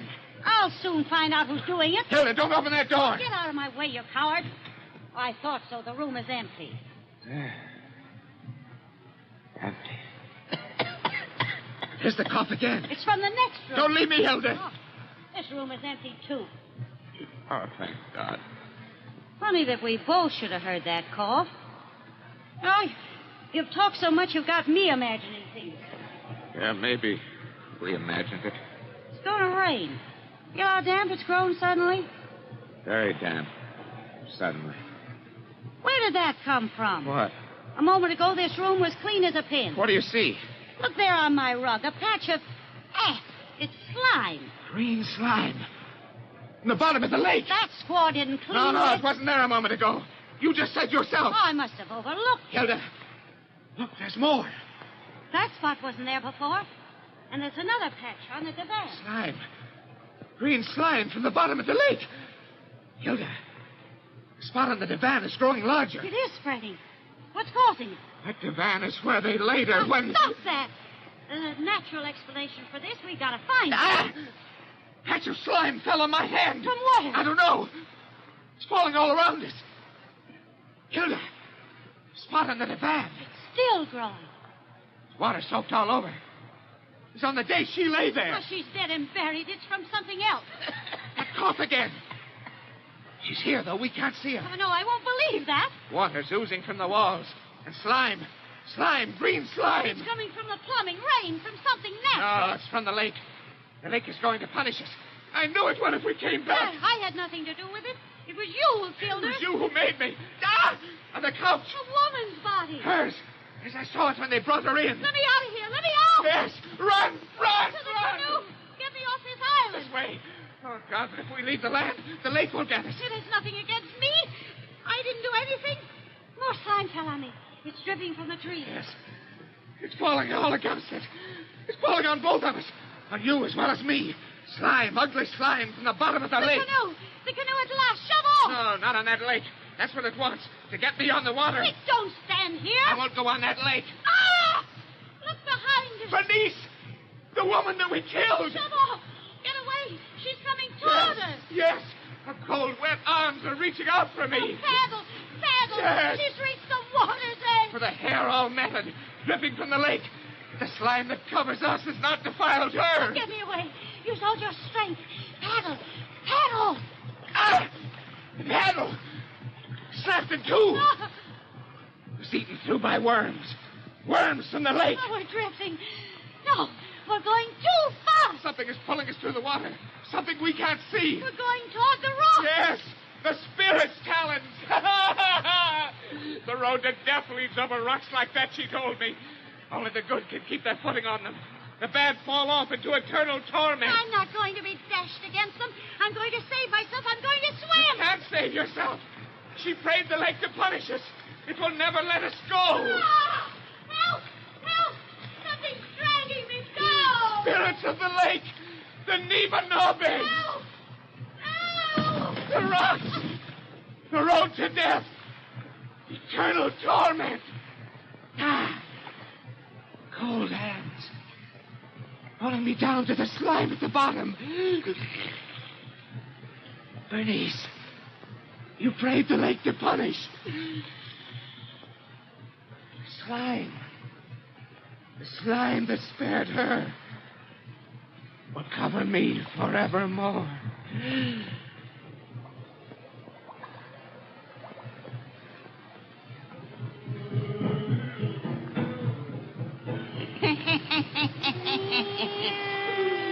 Well, Satan, the moral of this story is that crime don't pay, especially if you lives around an Injun lake.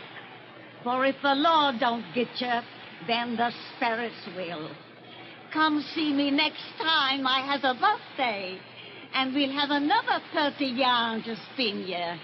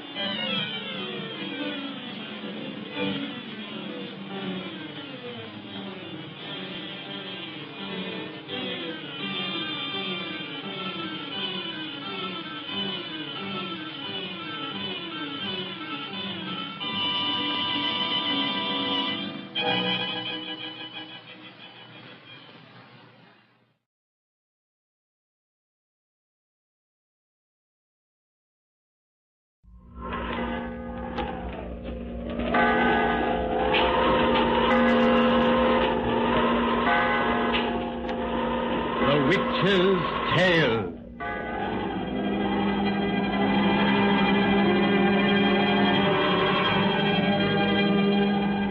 The fascination of the eerie, weird, blood-chilling tales told by old Nancy, the witch of Salem, and Satan, her wise black cat.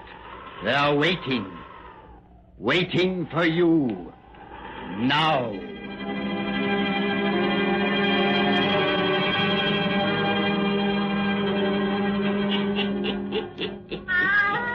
113-year-old I be today. Yes, sir.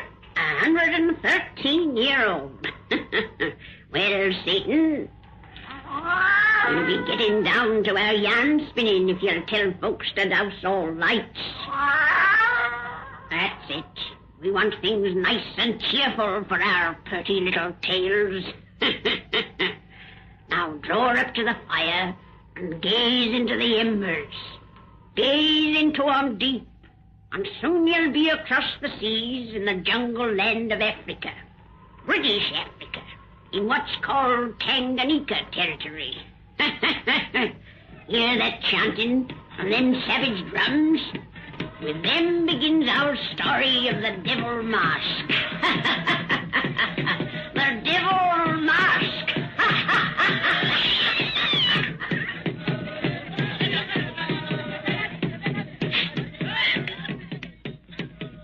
8 o'clock.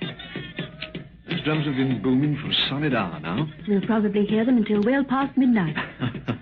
I'll wager the drummer Johnnies will have aching wrists tomorrow, and the singers won't be able to speak above a whisper. On the contrary, they'll all feel wonderfully refreshed. Such a ceremony to these tribesmen is, well, like going to St. Paul's on Easter morning or cantering through Hyde Park on a bright spring day would be to us. Oh, you mustn't speak of London here. It's only a reminder that we're over a month away from there. But we're leaving for England tomorrow, Harlan. You and Alec and I.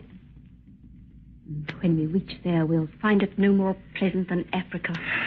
You're right. For one finds contentment within himself, not in his surroundings.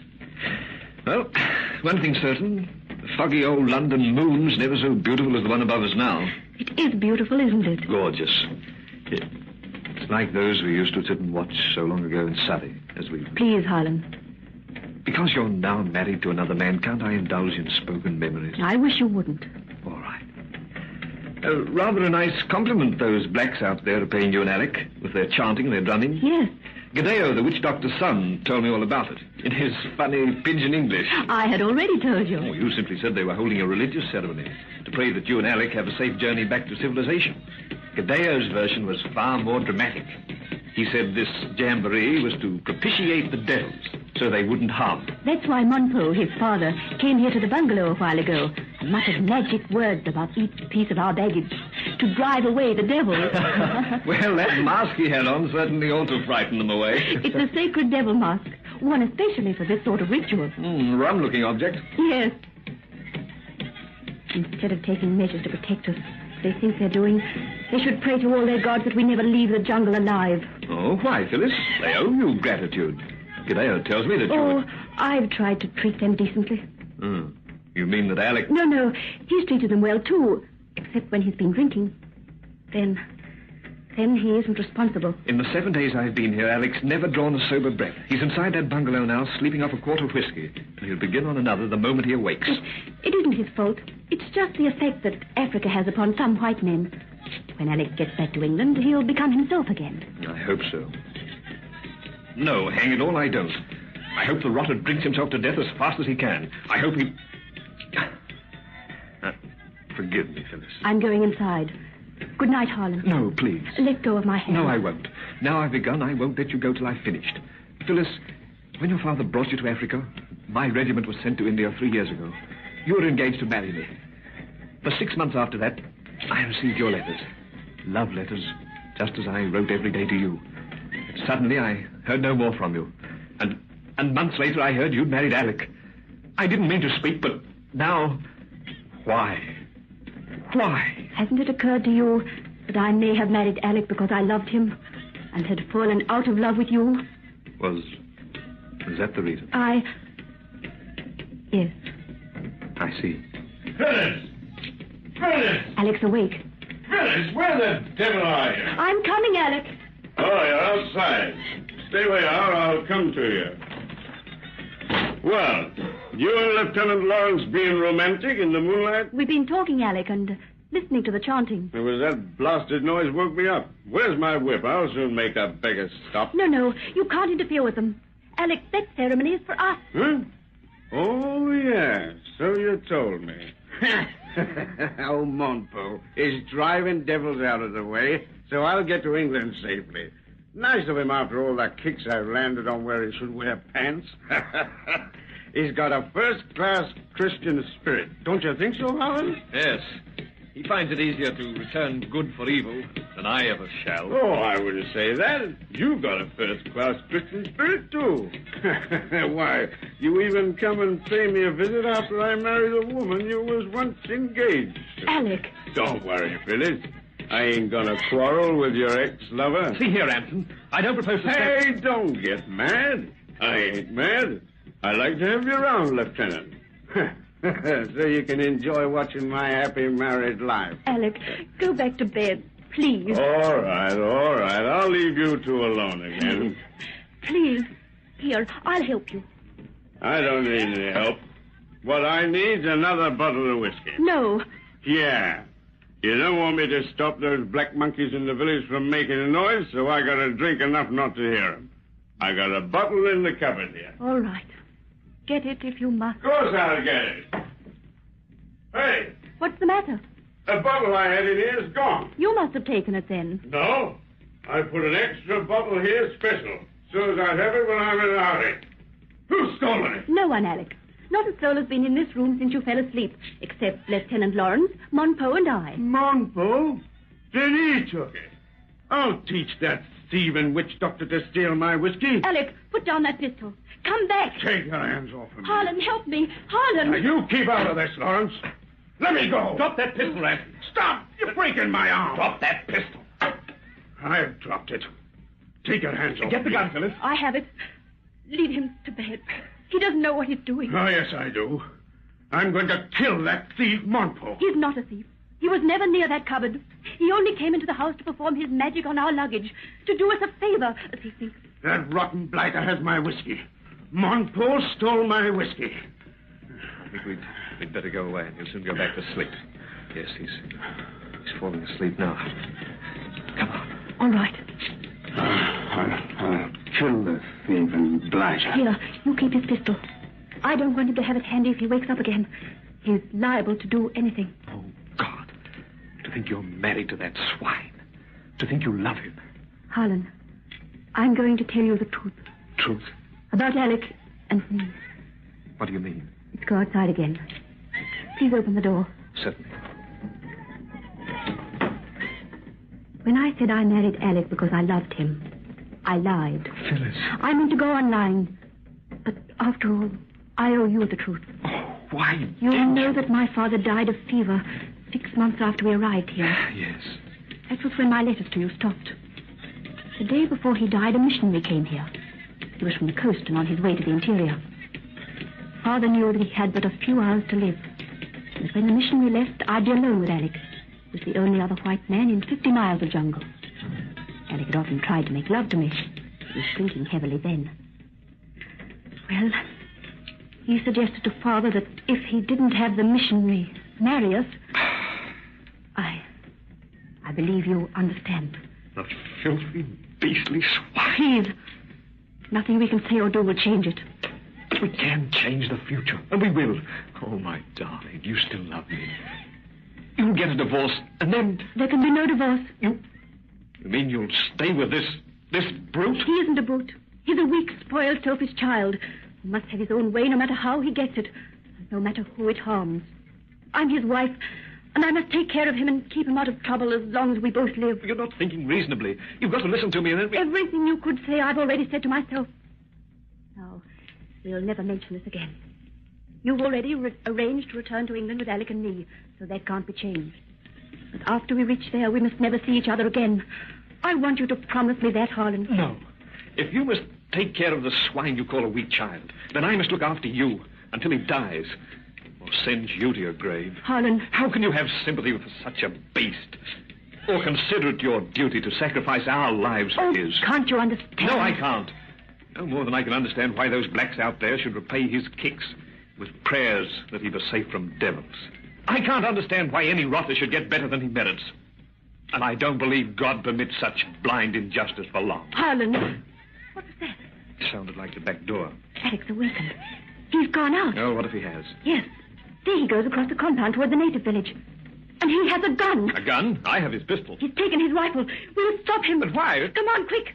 He thinks Monto stole that whiskey. And if he reaches the village before we can stop him... Oh, you don't think he's... He's liable to do anything. Oh, he's disappeared among the huts. Harlan, if he attacks the witch doctor when he's wearing the sacred devil mask, the other blacks will... Oh! A rifle. The drums have stopped. I'll teach you blacks to steal my liquor. Alec! Look! By that fire. Monto, lying on the ground. I said I'd kill that dirty thief. Gadeo, your father isn't badly hurt. He isn't... Look for yourself, I'd miss you. There's a hole in his mask that's spattered with blood. Shot between the eyes. Yes. My father, Monpo, die as you have on the sacred mask. Oh, Gadeo, Gadeo know that you do not wish him die, White Missy. But for both who did... Come on, the clone. Come now. Gadeo, my husband didn't know what he was doing. Phyllis, get behind me. They're closing in around us. Keep away from me, you blacks. I'll shoot the first who takes another step. You keep back, Gadeo, or I'll kill you like I did your thieving father. Another of you. Now will my father people. It is the dead who pay you for what you do tonight. Dead? You have killed a priest as you drive them devils from your path. Now his soul will drive those devils on you. That's funny. When the sun rises in the morning, you will laugh no more. For you will own my father's devil mask. I'll own the devil mask? With his blood on the hole your bullet make when you kill him. If you take his life, he gives to you his mask. Samba Romeo! I'll father people no more close them way. You free to leave here now. When the sun rises, you will own the devil mask, and it will never leave you, come die.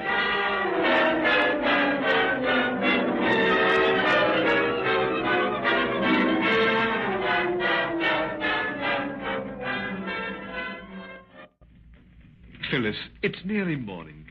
Won't you lie down now and get a little rest? Don't ask me again.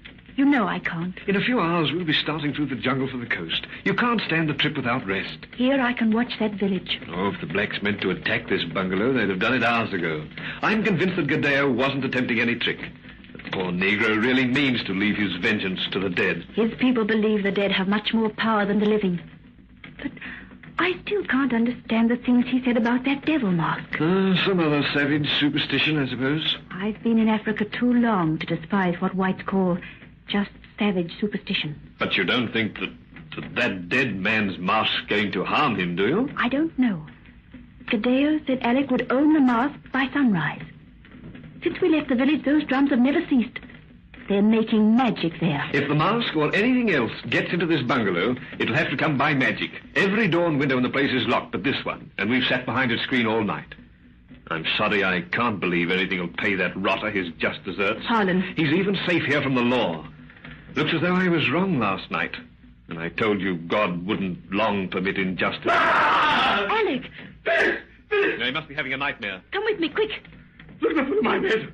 That thing that's grinning at me. A devil mask. How did it get here? Look out of that window, Harlan. Lord, the sun's rising.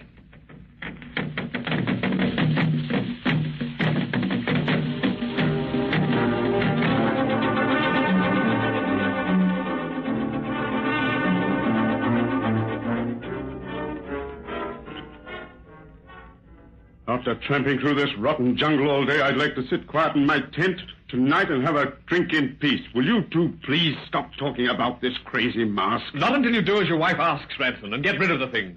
Why in heaven's name did you bring it with you? When you first saw it on your bed this morning, you were more afraid of it than Phyllis is. I was merely startled. When I saw how frightened you two were, I made up my mind to keep it and prove what fools you are. There's no use arguing with him further, Harlan. It only makes him more stubborn. I'm stubborn because I won't give in to savage superstition. And I let Gadeo and the rest of those blacks know they weren't going to scare me with their mumbo-jumbo. You heard me when they all came sneaking around to watch us leave. I thanked them for their funny devil mask and said I'd keep it to remember them by. Yes. And Gadeo repeated that you'd keep it until the day you die. Then I'll have it for a long while, and it won't hurt me in the meantime. I wouldn't be too sure of that. It wasn't presented to you as a love token, and it came to you somehow through locked doors and solid walls. So you and Phyllis say... Because we know. Don't think for a minute I care what happens to you. But your wife's terrified of that mask. The least you can do is to humor her fears. If you must know, I'm keeping it because I like to see you bothered. I guess that leaves nothing more to be said, Phyllis. I hope not. Then I can have a quiet drink. Trying to scare me with an ugly wooden face that has shells for eyes and bits of filed-off lead and brass for teeth. Yeah, and a bullet hole between the eyes. It was about this time last night I put it there. I'll have a drink to celebrate. Let's get out of here, Phyllis. Where we won't have to breathe the same air as that. I thought that'd shock your tender sensibilities. Get out! Get out, both of you, and leave me alone. Tell my wife what a cad I am and how much better off she'd be with you. It won't do you any good, but she won't leave me. Get out! Get out, you swine! Don't, Harlan. Come. Wait! Come back! Where are those drums sounding? Drums? Yes! We're miles away from any village. Who's drumming in this jungle? I don't hear any drums. Neither do I. Oh, what's the matter with your ears? They're getting louder every second. There isn't a sound outside. There's drums, I tell you. And voices chanting. Like there was last night. Those blacks are coming after me. You can't hear drums or chanting. No, there's none to hear. You're lying to me. Now they're just outside. They're all around this tent. Where's my gun? They won't get me without a fight. Don't let him touch that rifle, Harlan. Well, I've got it. The fool's gone mad. Let me go. Let me go. Look at the mask. The mask? There's blood on it, as there was last night. Fresh blood. Oh, you're seeing and hearing things that don't exist. You're lying to me. Lying. Drums are beating all around me. Blood is pouring from that mask.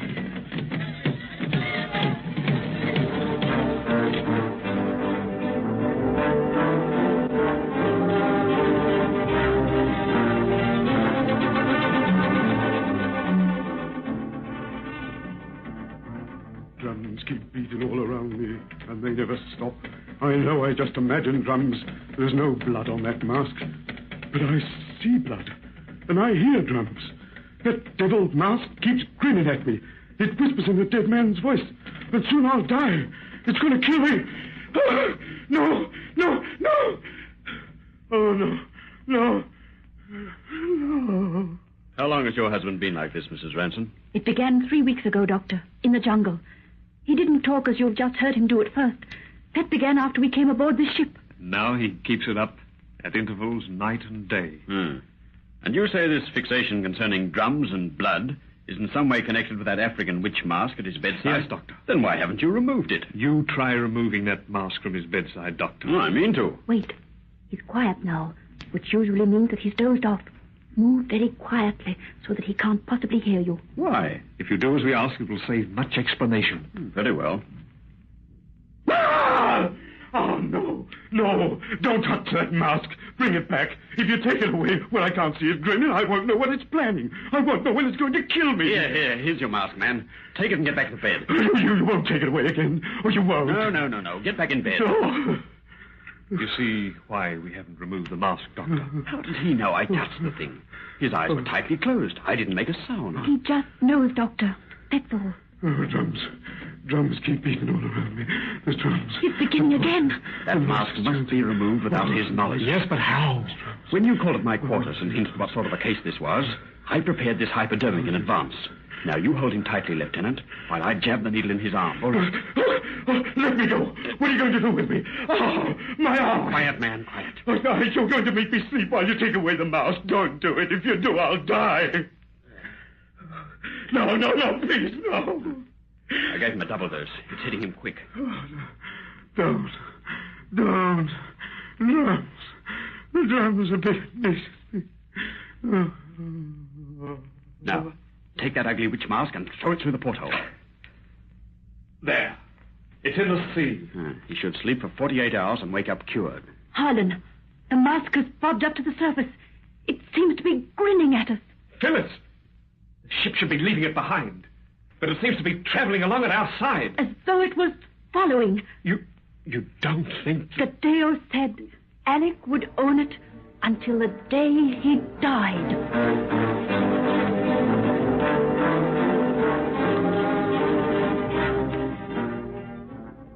As much as it hurts me to thank you for anything, Harlan, I'm forced to admit that you probably saved my life by throwing that rotten mask overboard. I'm not at all proud of saving your life, Ransom. Too bad I didn't go crazy or blow out my brains when those drums were throbbing in my head all day and night. Then you'd have won my wife, perhaps. Suppose we don't discuss that. I've called at your hotel tonight to bid Phyllis goodbye. May I see her now? Did you say goodbye? She made me promise that after we reached England, I'd never see her again. Our ship docked this morning and you rushed her away. I'm keeping my promise after tonight. Well, that's simply fine. She'll be here in a moment. Knowing I won't see you anymore adds extra delight to being home again. England. After 3 years in the bush. First-class whiskey instead of African trade slush. And feast your eyes on that roaring fire in the grate. No open fireplaces in Tanganyika.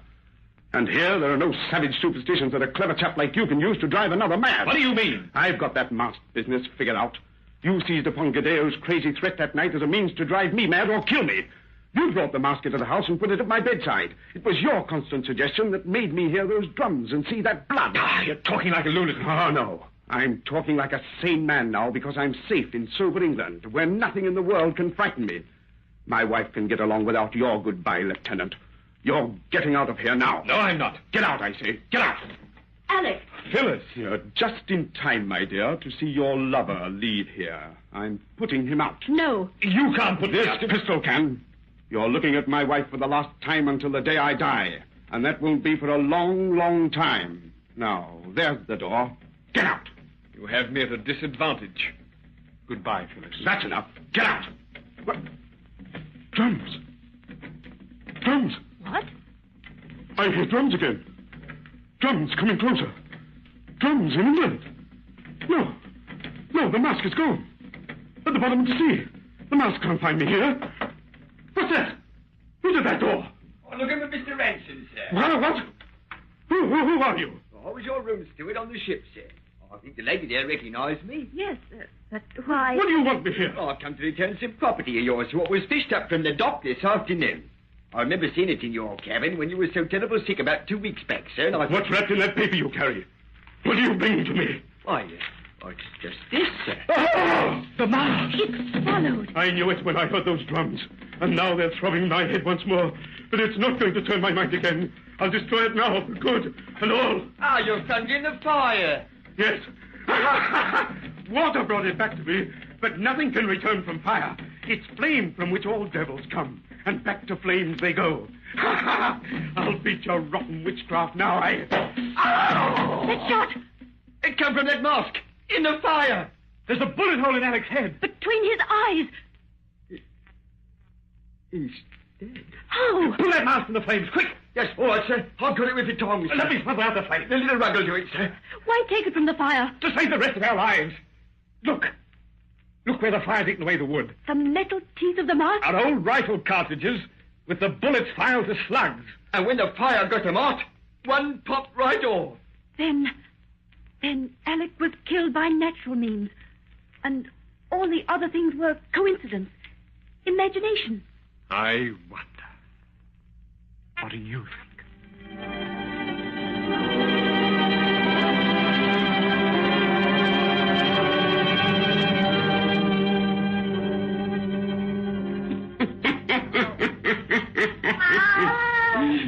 Satan, what do you think? You're right about that. After the husband's funeral, them lovers went right out and got a marriage license. Good old devil mask.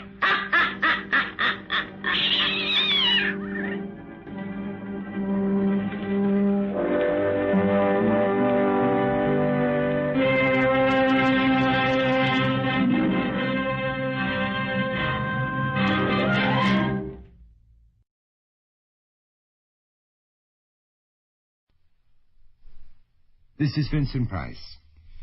Listen to a story of the night.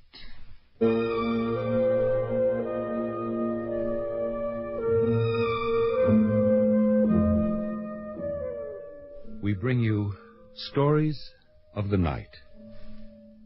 This night. Today's night. A night which covers and uncovers. A night which brings sleep. But before that rest is full of small adventures, small laughter, small mysteries, and the tears. The salt tears. From the waters from which the shadowed gods made all things and us and you. We bring you small stories of the night. This is Vincent Price again. You're about to hear a very unusual story, and yet it is more than unusual because you may find some of the events as close to you as your own blood.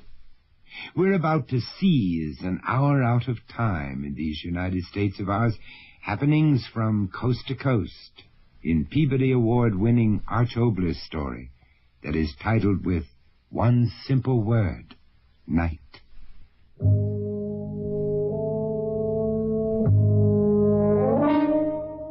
The land is in darkness. The day, once capering with the promise of its allotted hours, has gone, creeping agedly over the edge of the sky. Night, soft veiling, lies thickly over the ponds and swamps, and lakes and rivers, over the knolls and dunes and buttes and mountains, over the homesteads, farms, the ranches and plantations, over the villages and towns, and county seats and cities. For a whisper of time, the night is on the land.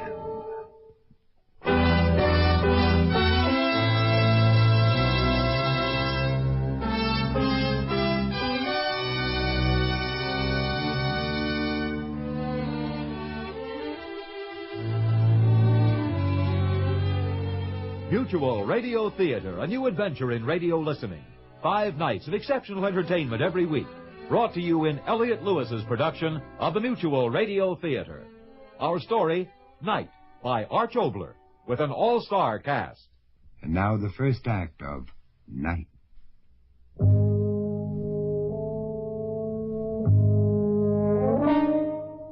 The night is a trickster. It mutates, transposes, changes, shuffles, conjures, prestidigitates, juggles, spoofs, hoodwinks, and hocus-pocuses. A white sheet, wind-tossed, spawns a ghost. A tumbleweed, a roving demon, a timber's creak, a dead man's bones. And underneath the bed wait nameless, faceless, night-born things. The night moves on and whispers behind the joke of the dark beyond the dark. You mean he cut them up in little pieces and stuck them in the boiler? That's what I mean. Gosh. Hey, Ryan, cut that out, will you? What's the matter? Nothing's the matter with me. Can't you play nothing else? Sure. Ryan, cut it out, will you? What's the matter with you guys? Nothing. We don't want to hear you play, so there's something wrong with us? Yeah. This the music center or a fire station? How would you characters like to... Hold it. Oh, that's over in Brooklyn. Yeah. It's a hoodoo, all right. Hoodoo what? What are you guys up to? Listen to Hank. He'll tell you. Okay, I'm listening. It's Thursday, isn't it? Yeah, it's Thursday.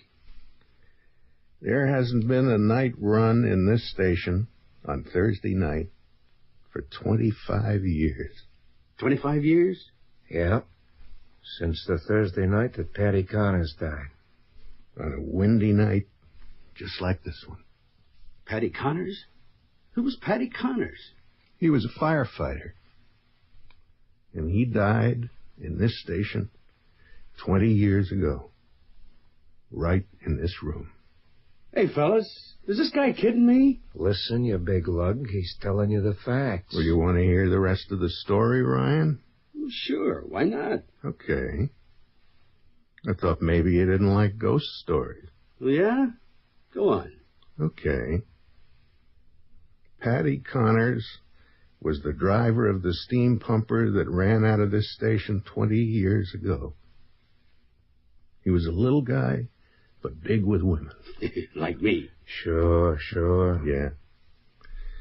Only one day he met a woman he shouldn't have met.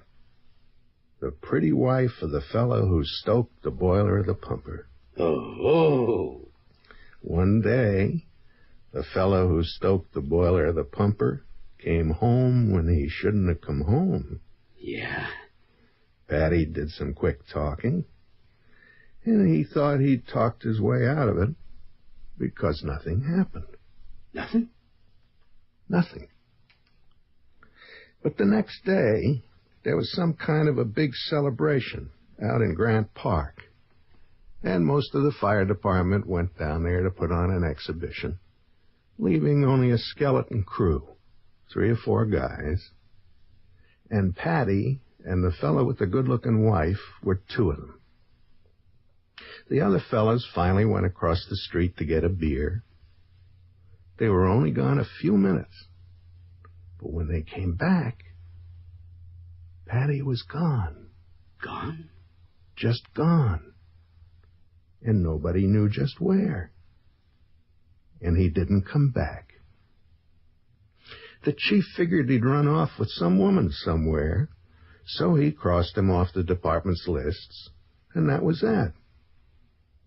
Only it wasn't that, because a year went by, and it was Thursday, just about this time of night. Fellas were sitting around just the way we are, right in this room, everything okay, when all at once somebody said, "Look, on the floor. What's that?" That was a big stain. And when they looked closer and touched it, it was blood. What could they do? Nobody knew how it got there.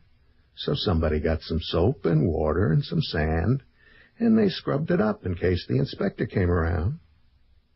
And everybody helped but one, the fellow who had the pretty wife. He just sat there. He didn't move. He just kept watching. A week went by. Thursday again. Same time of night. Fellas were sitting around here, just the way we are. And there it was again. The fresh blood. This time they called in cops. It didn't do much good, because blood is blood, and that's all it was, just a little blood on the floor. They scrubbed it up. A week went by. Thursday night came around again, and they were waiting. The floor was clean. They had a lantern sitting there. They waited. Nothing happened. And then all at once it did. The light went out. Everybody began to yell in the dark, running around, bumping into each other. At last someone found a light, lit it, and then they saw there on the floor was blood again. Only this time it was pouring out from the throat of the fella who had the pretty wife. Well, what? Who? He cut his own throat. At least that's what they say. And he left a letter telling what he had done to Paddy. Cut him up and stuffed him in the boiler of the pumper all those weeks ago. Right here in this station. That's right. Right here in this station. And there hasn't been a night run out of this place for 25 years. What do you know? There was something else you fellas don't know about. Huh? His confession. The murderer said that he had cut Paddy up. Right in there. In there? You mean the place where we Make our coffee. That's it. Oh, Well, how do you like it? I don't like it. Well, that's all there is to it. Gosh. Sure is a dark, quiet night tonight, isn't it? Yeah.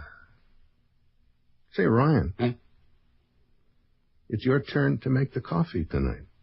Is it? Sure. Well, Hank, would you like to come along and sort of help me?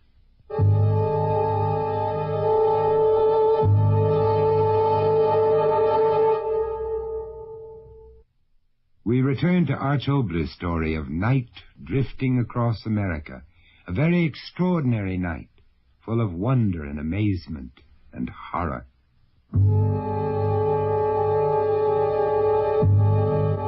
The night is a memory book, a diary, a doomsday document, inscriptions in deep-carved eternal stone and metals, a tape unerasable with memoranda, notes, and picture jottings of every brainwave of 1,000,000 billion bits of depositions made since slime was random life, and life was slime.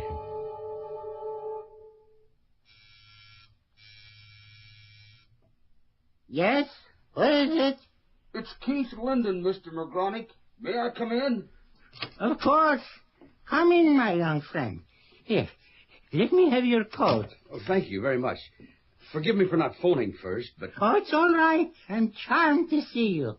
Now then, sit down, please. What would you like to drink?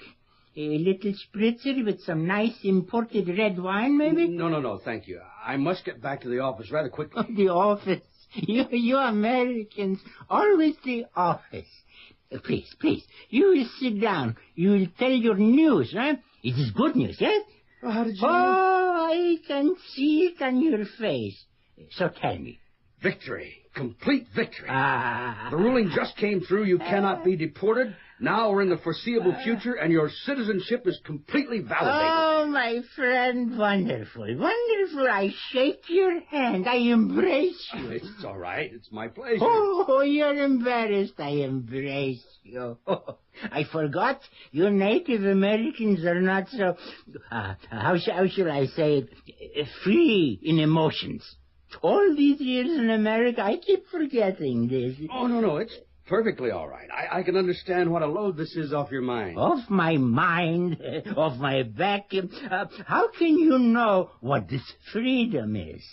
Oh, bless you, Mr. Attorney. Well, I really must go. I have a late meeting.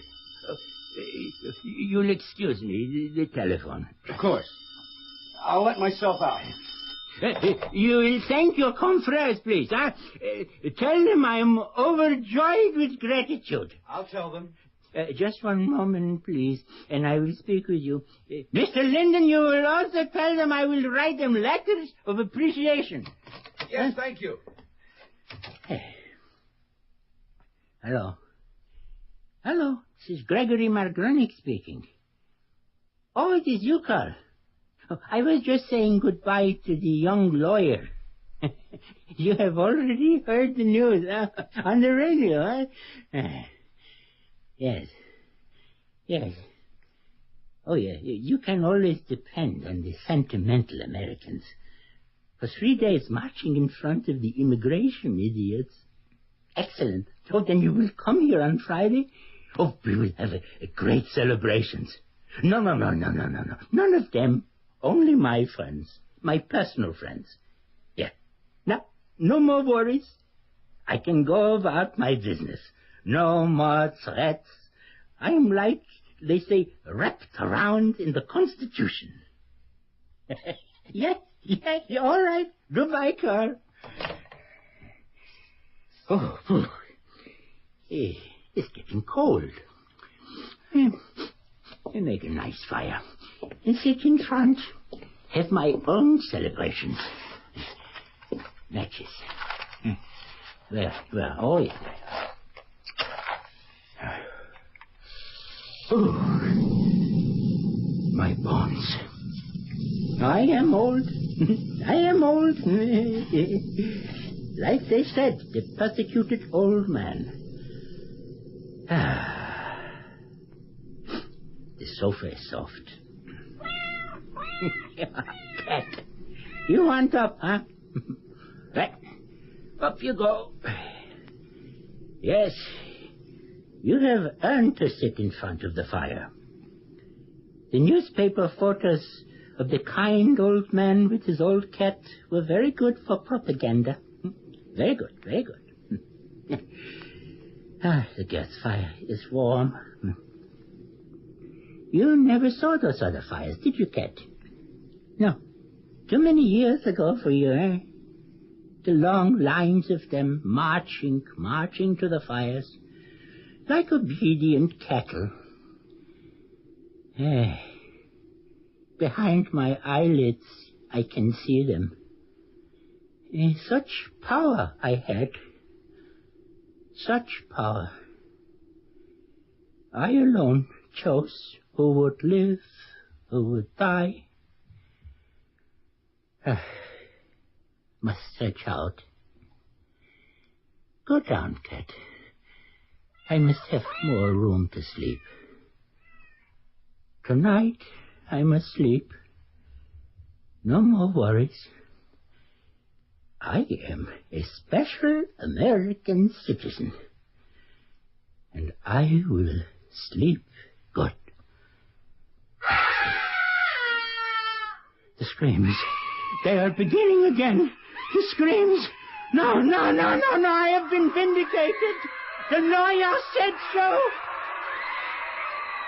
Then why do I still hear the screaming? Why do I still hear the screaming?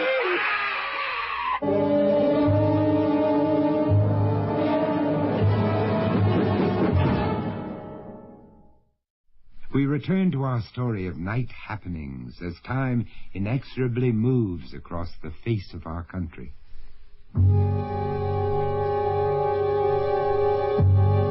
The night is a non-sectarian, air-conditioned meeting house, echoing in a thundering chorus, Bible-pounding, Bible-reaching, hallelujahs, Lord's prayers, whispers, heaven-reaching, devil-catching, gospel-grinding, pitching, catching. The night is a meeting house.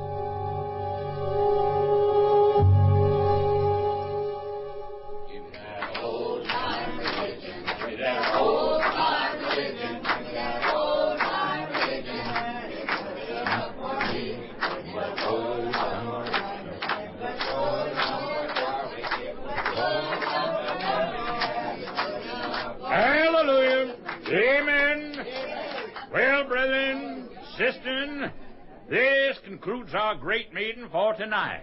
Bless you all, and don't forget to leave your free will offering as you go out to carry on the work of the Great Spirit. Good night. God bless you, and don't forget to bring your friends next Saturday night, same time. Hallelujah. Hallelujah. Hallelujah. The meeting is closed. Excuse me, Reverend. No, sorry, brother. Sorry, in a little hurry tonight to do the work of the Lord. See you later. God bless you, Reverend. Harriet. Harriet. All right. I heard you stop yelling. Well, if you'd answer me, I wouldn't have to yell at you. Well, how'd we do? $50.83. $50.80? Why, the low-living, tight-fisted... Don't blame them. It's you. Me? Preaching. By the way you were going tonight, you couldn't raise $1 out of a hard shell on his way to perdition. I've been doing all right. You were doing all right, but I'm telling you, you're slipping downhill faster than a pig on a greasy pipe. You look here. Now, you listen to me. $50.83 from a meeting like tonight. You better listen. Well, what do you got to say? I've been doing a lot of thinking. These West Coast amen snorters ain't what they used to be, working in airplane plants and all that. They're getting modern ideas fast. Well, all right. Why shouldn't you get modern ideas? I preach from the headlines. Oh, that ain't enough. Charlie, we gotta throw off the old coat like a rattlesnake in the spring. What do you mean? Don't be thicker-headed than you are. We gotta go out of business and come back into business again. Oh, talk words. Just this. Electronics. Huh? Electronics. I've been giving it a lot of thinking.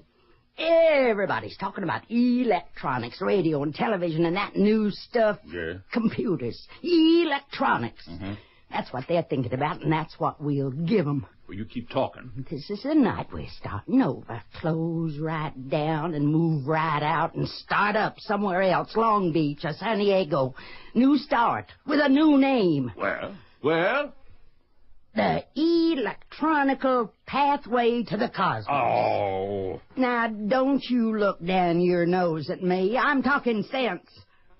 The Electronical Pathway to the Cosmos. Now, that's scientific. Yeah. Build a stage full of electrical stuff. Uh-huh. Sparks shooting around. Sparks rising up to heaven. Going up to heaven.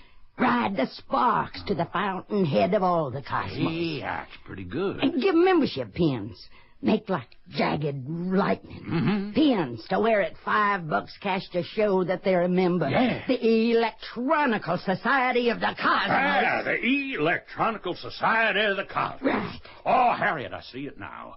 Jagged lightning crashing down on sinners. That's right. Burning sparks lifting the repentant sinners up to the highest pinnacle of the highest cosmos. That's right. Oh, the prophecies seen through the eyes of modern science, through electronics. Right. Oh, hallelujah. Amen. That's it. We're in business.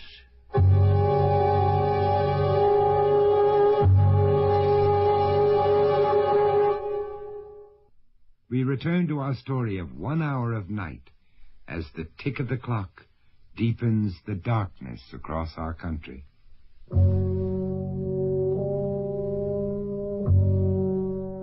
The night is restless.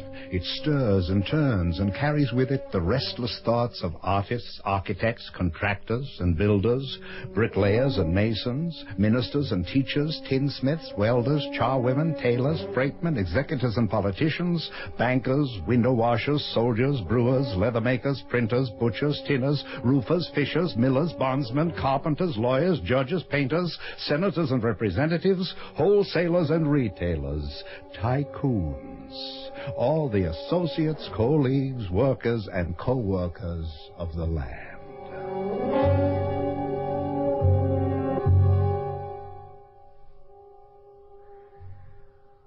Lawrence, close that window. What? What did you say, Philip? I said close the window. One thing I don't need is to catch a blasted cold. Oh, sorry. I like to look down at the street this time of night. Wall Street. Might as well be Hootersville, Indiana. Not a car, not a pedestrian. The window. Okay. The window.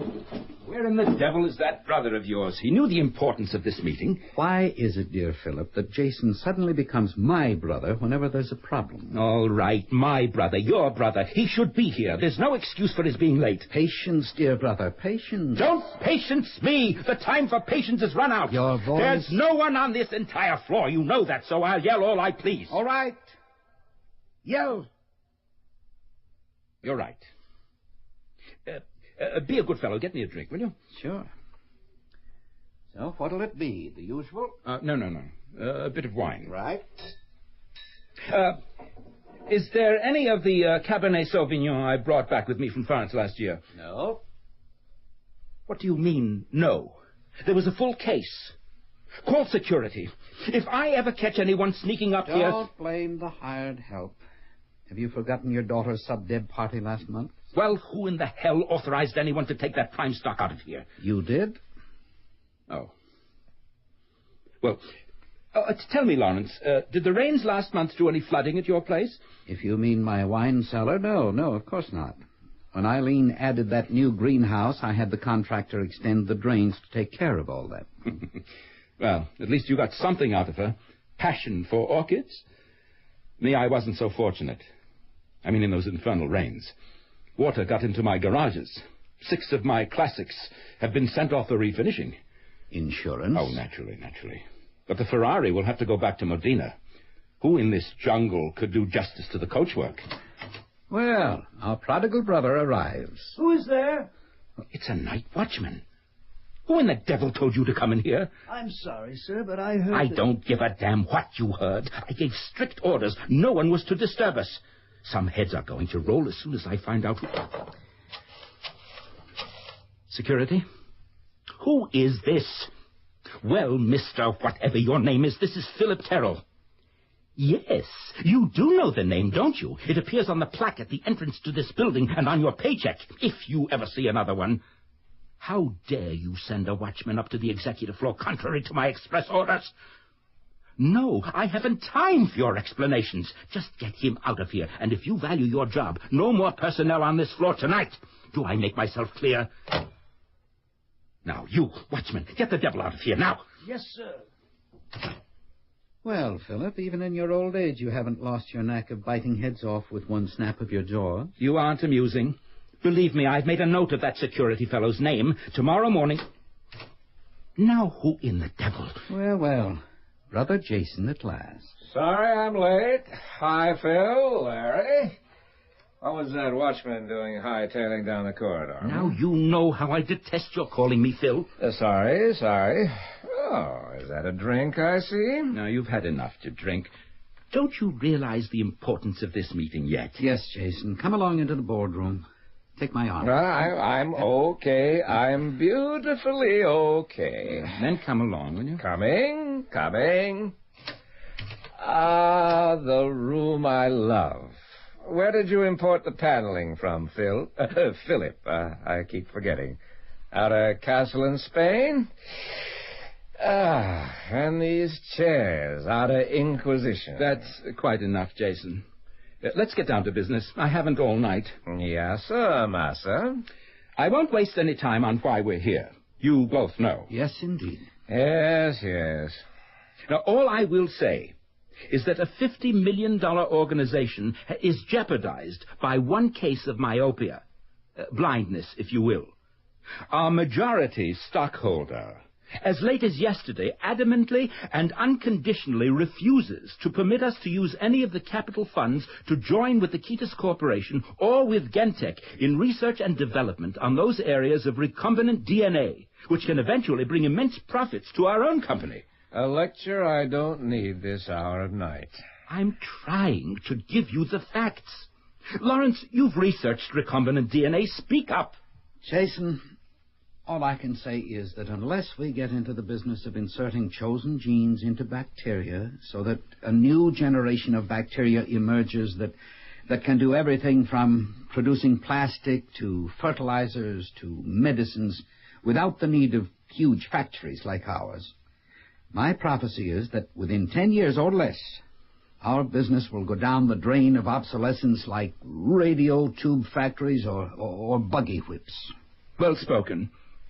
Well, Jason? Why exactly did our chairman of the board object? With the statement that in dealing with DNA, we'd be tampering with life itself. The hour is late. No more discussion. Action. We've got to eliminate this block to the future of our company. There is only one answer to the problem. She has the voting power to stifle this corporation. I repeat, there is only one answer to our company problem. One answer. We've got to murder Mother.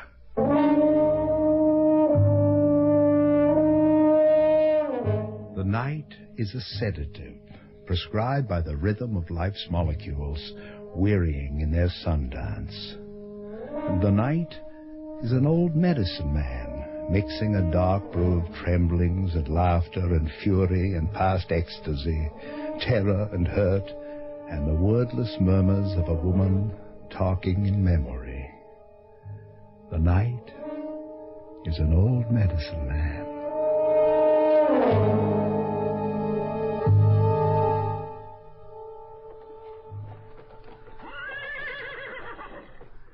Easy, girl. Easy. She's tired. Duster is, too. Aren't you, Duster? Have we been riding long? What's the matter? We've been out for over 2 hours. Well, what do you know? I hope it rains soon. I mean, inside of a week. But Barley... Yes?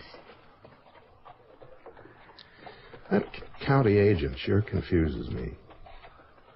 About the plowing. I've used that kind of a plow on the North Field for over 20 years. Now he talks about disking it. Sure got me confused. The wind feels good. Yes. I've enjoyed riding in the moonlight. Haven't you?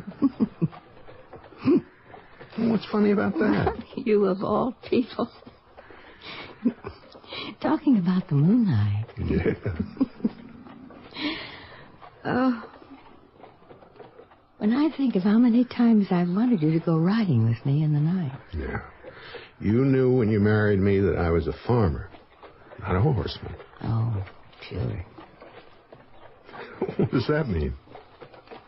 When you were courting me. Oh, yeah. We did do a lot of riding in those days, didn't we? You wore a path all the way to the woods. Yeah. I've been thinking. Those days we used to ride on other people's land.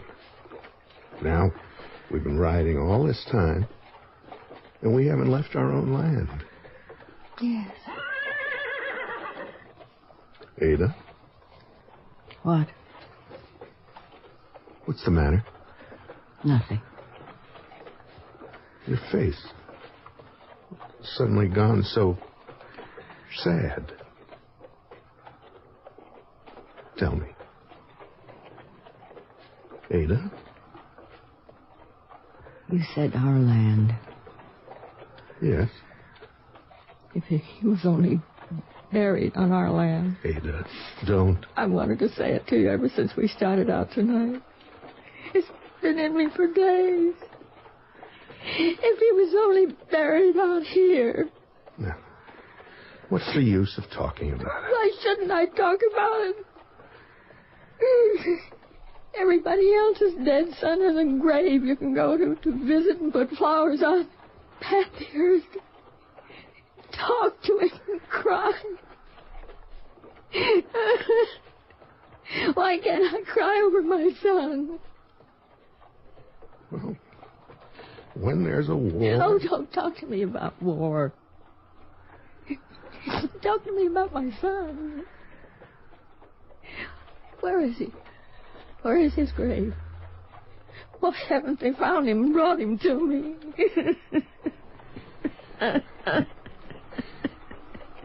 You know, I have no answers. Just Vietnam.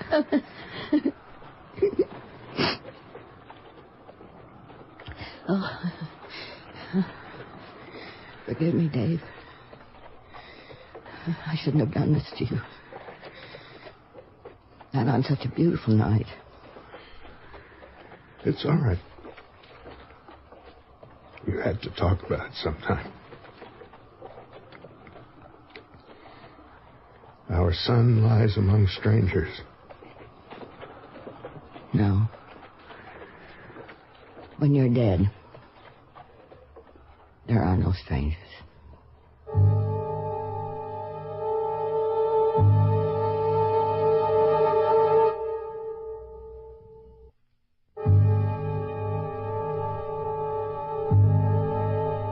The night is a movement, east-west along the path grooved by the sun. The night is a movement, east-west.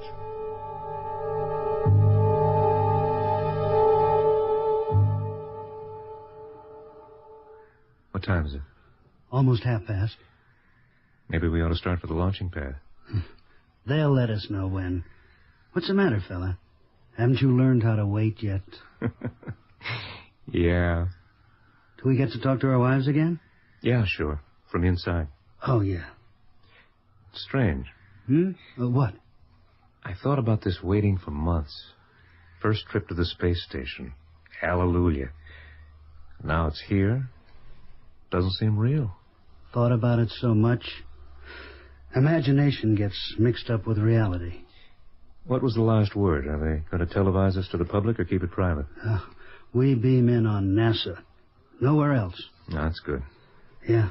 With this new propellant, if we blow, I guess they don't want the taxpayers to get turned off. You know what I used to do on a night like this when I was a kid? What? I used to take rowboat rides in the park. Same deal tonight. Bigger boat. Yeah. Only then it was with a girl. Florence? No. Long before her. Look. Night's so clear. All those stars. Yeah. Stars.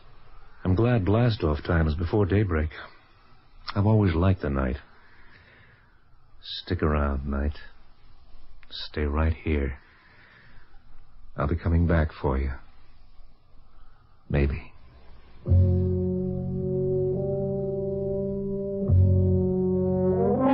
land is in darkness. The day, once capering with the promise of its allotted hours, has gone, creeping agedly over the edge of the sky. Night, soft veiling, lies thickly over the cities, county seats, towns and villages, over the plantations, ranches, farms, and homesteads, over the mountains, buttes, dunes, knolls, over the rivers, lakes, the bays, and harbors. For a whisper of time, the night is on the land.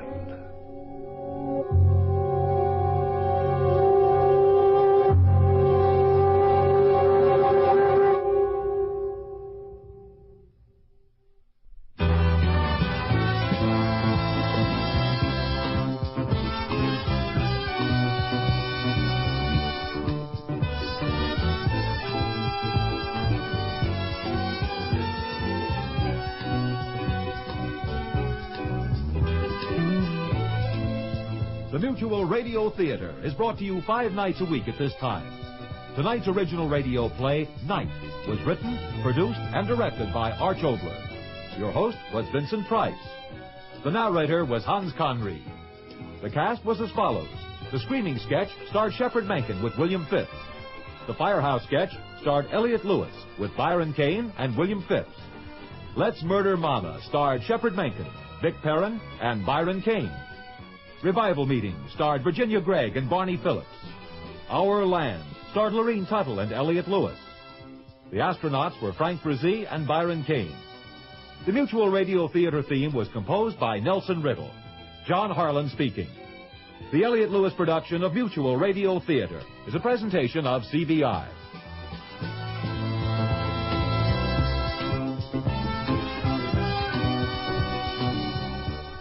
This is Cicely Tyson. Join us tomorrow when I'll have another story that illustrates one of love's many faces.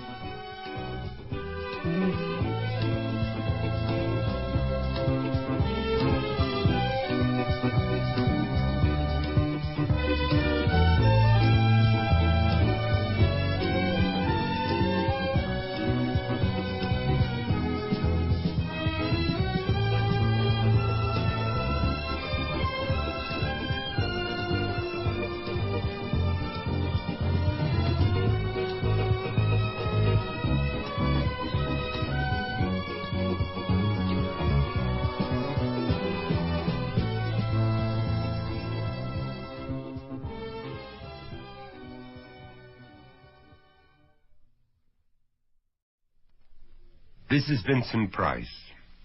Death. Shakespeare called it the undiscovered country from whose bourne no traveler returns.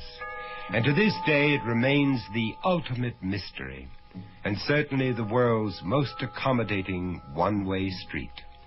Yet suppose one of us stepped up to eternity's tour window and ordered a round-trip ticket. Morning, Mr. Beasley. Morning, young man. Lovely day, isn't it? And lovely flowers you have there, Mrs. Grimshaw. Oh, azaleas. Courtney's favorite. Wouldn't want him to feel neglected on the day before our reunion.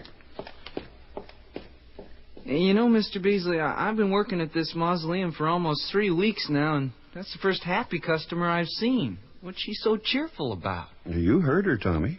Oh, you mean about a reunion or something? Or something. She doesn't look that sick. Well, what's that got to do with it? Well, she's over there placing those flowers at that crypt, and unless I'm mistaken, that would be this Courtney fella inside that crypt. Courtney Grimshaw, her late husband. Okay.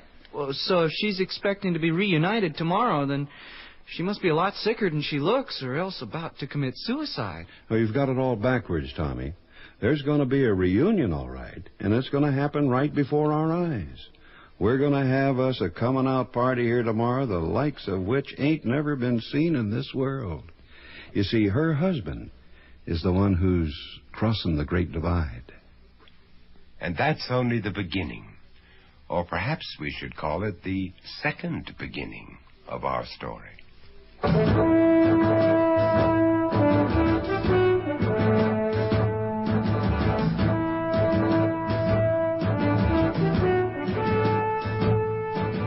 Mutual Radio Theater, a new adventure in radio listening. 5 nights of exceptional entertainment every week, brought to you in Elliott Lewis's production of the Mutual Radio Theater. Our story, Death Warmed Over, by Larry Tubell. Our stars, Mary Jane Croft, Keith Andes, and Elliott Reed.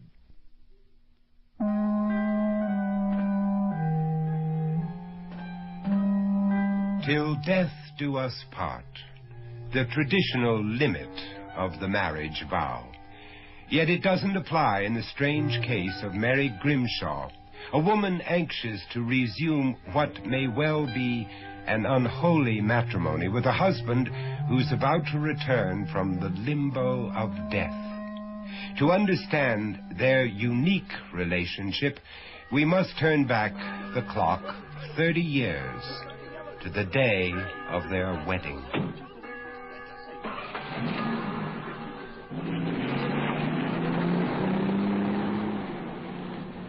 Oh, Glad it's over? glad to be alone with you. Mary, don't. Don't what? Don't sit so close. You're blocking the rear view mirror.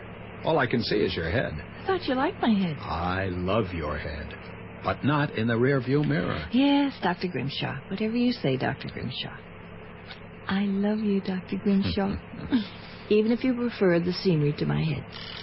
What's that? My new watch. What's it trying to tell us? That it's time for my pill.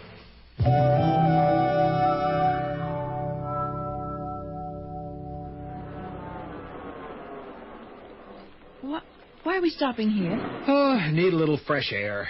Get away from those gasoline fumes for a few minutes.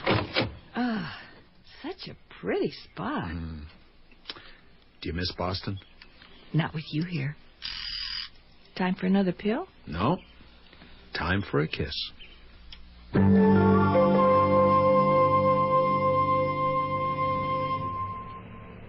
Well, what do you think of Mason's Notch, Vermont? Is this it?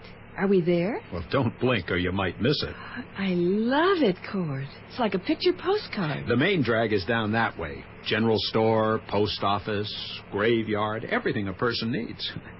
Why, there's even a diner for special occasions. Why are we stopping? Behold the Grimshaw Estate. A fitting domicile for the town's new general practitioner. What do you think of your new home, Mrs. Grimshaw? Oh, Cord. It's beautiful. Oh, but it's so big it must have cost a fortune. Didn't cost me a penny. This was the family's vacation home when I was a boy. We spent our summers up here before my folks died. It was a happy time. I dreamed of living here someday, for good. I guess some dreams do come true. How come you never told me about this house? Well, you never asked. Besides, I've only known you for 3 weeks. There are a lot of things I haven't told you. Time for a kiss. Yeah, but you can't fool me. It must be time for another pill, too.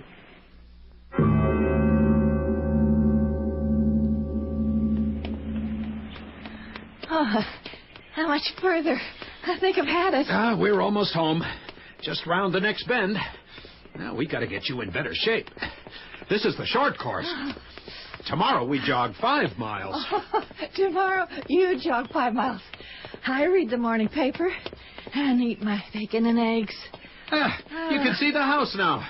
We're almost there. Oh, can't jog another step. You go on. I'll walk the rest of the way.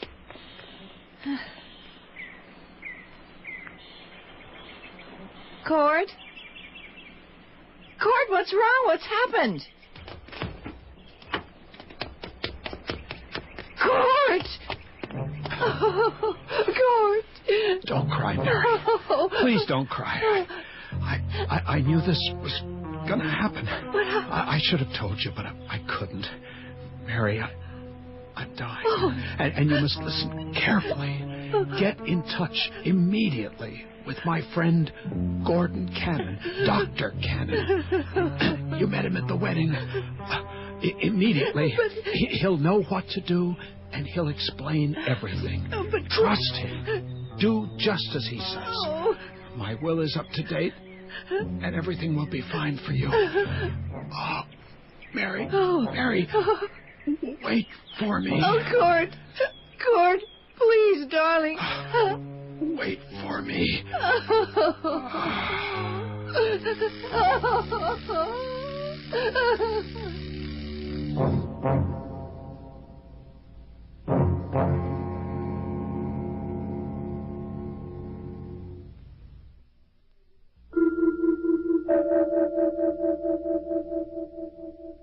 Wait for me.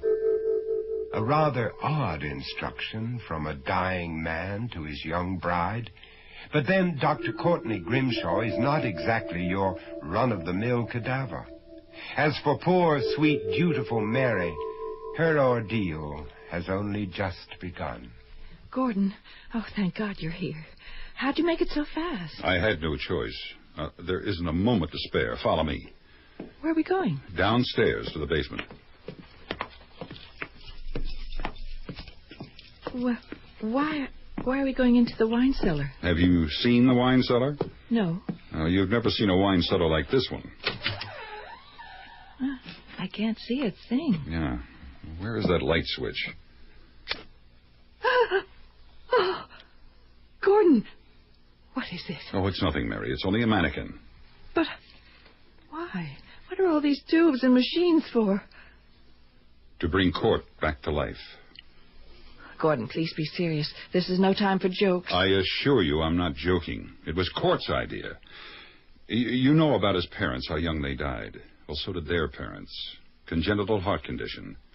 Court knew he was going to die young, but he couldn't settle for such a short life, so he designed his own resurrection. You mean Court is actually going to come back to life, to me? Well, not right away, Mary. Heart transplants aren't perfected yet, but Court and I figured that in another 25 or 30 years they'd be foolproof. And that's when Court will be brought back. 30 years? I won't be a young woman in 30 years. Young or old, the question is, do you want to be with your husband again? Of course I do. Then we've got a lot of work to do. And we've got to do it fast. Now, it's going to be very difficult and very unpleasant. Are you up to it? Well, I don't know. What do I have to do? Well, to begin with, while I prepare this equipment, I want you to go upstairs and get Court's body ready for transfer down here. I want you to massage his chest and to breathe deeply into his mouth. We've got to get his heart and his lungs working again. This machine will take over once we get him down here. Oh, Gordon, I can't. It's too horrible. You can't ask me to do that. It's not me that's asking. It's Court.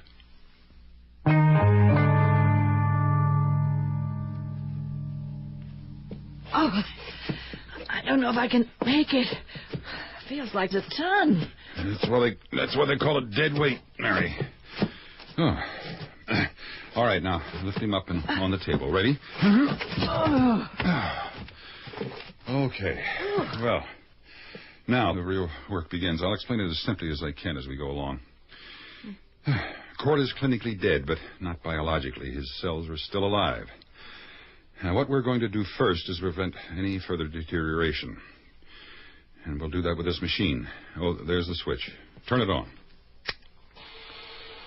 Now, this is called a heart-lung resuscitator. What it does is push that piston down on Court's chest so that his heart is squeezed and starts pumping blood again. There. Yeah, good.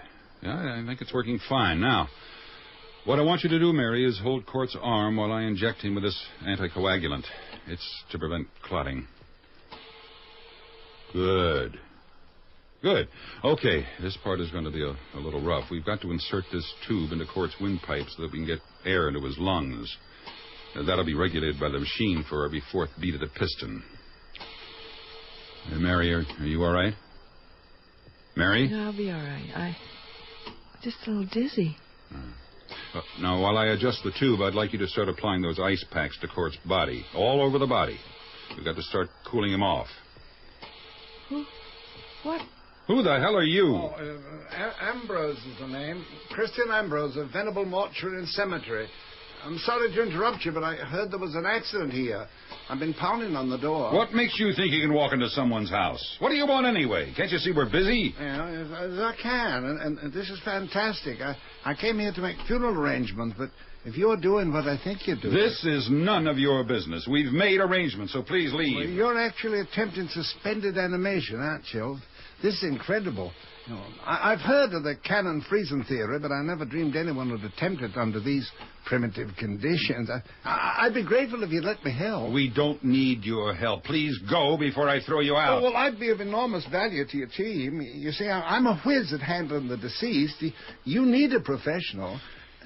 Why would you possibly want to get involved in this? Oh, well, because ever since I read of the freezing process, I've dreamed of the day it had become a reality. Oh, but just put yourself in my shoes for a minute. We mortuary people are treated as if we were parasites, feeding on other people's tragedy and misery. I see this innovation as our last great hope. It makes us the architects of immortality instead of the agents of oblivion. It gives us respectability, prestige. It's nice to have your endorsement of our project, but we don't need you. Oh, I think you do. If you look on the floor over there, you'll find the other 50% of your team. She's just collapsed. Mary. You tend to her. I'll begin icing our friend here. After all, we wouldn't want him running a fever now, would we?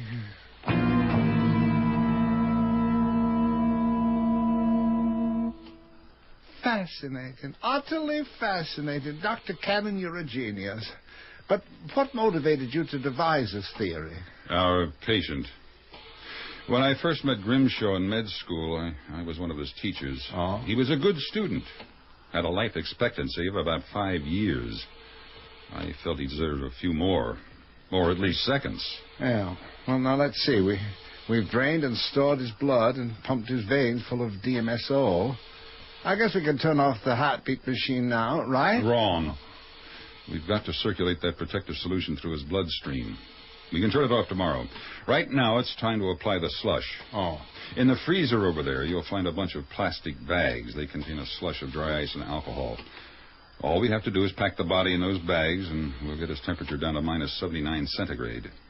Then, in a few days, we'll go from dry ice to liquid nitrogen and get him down to minus 196. At that point, he'll be in cold storage until whenever we decide to throw him back to life. Oh, here. Put these gloves on before you start handling the dry ice. Marvelous. Absolutely marvelous. Mary, what are you doing here? I told you to stay in bed. I'm better now. Can I help? Mary, stay out of this. You've had enough trauma today. I don't want you to wind up with a nervous breakdown. I tell you, I'm all right. We're finished for the day anyway. Ambrose will be leaving in a minute, but I think I should stay the night. I'm afraid to leave you alone in your condition. My condition is fine. I'm perfectly capable of staying alone in my house. Besides, you forget. I'm not really alone.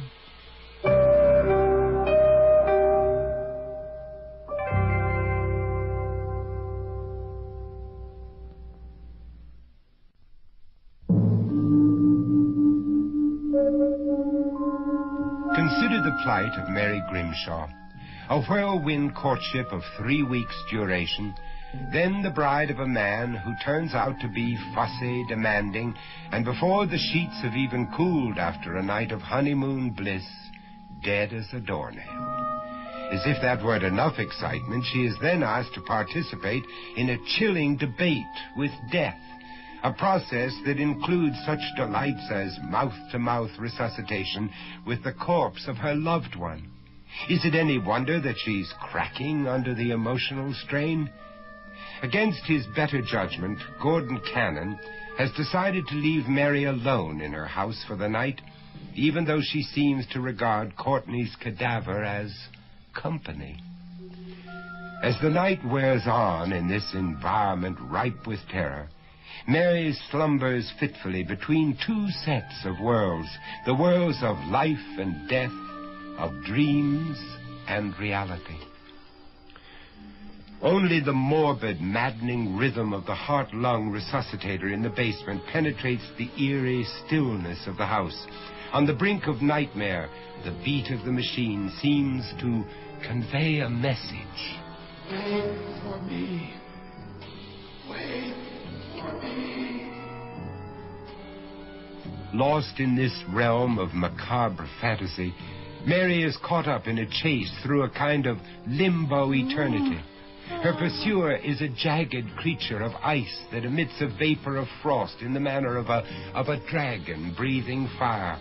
Cornered, she produces a match, strikes it, and holds it up towards the oncoming creature as if holding up a cross to ward off a vampire.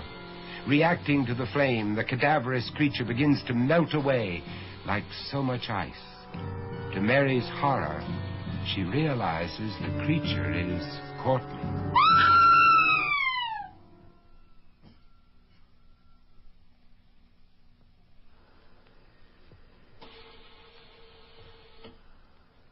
Oh, thank God, only a dream. Oh, maybe this is all a dream. Maybe I've only been dreaming about the past 24 hours. Court? Court, tell me you're not dead. Come back to me, my darling. Is that you, Court? Are you calling me? Oh, come to me, my darling.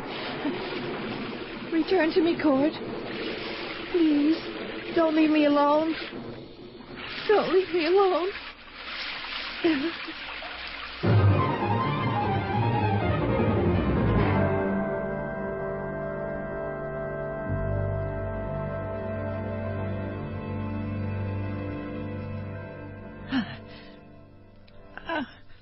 I must have dozed off again. Well, at least the storm's passed. It's so still. What a relief. Oh, the machine. My God, the machine stopped. Oh, for how long? Oh, is it too late to save Court? The phone. Where's the phone? I must call Gordon at once. The lights are all out. Dead. Phone is dead. Storm must have knocked out the power. Oh, I must get to Court before it's too late. Oh, can't see a thing in this darkness.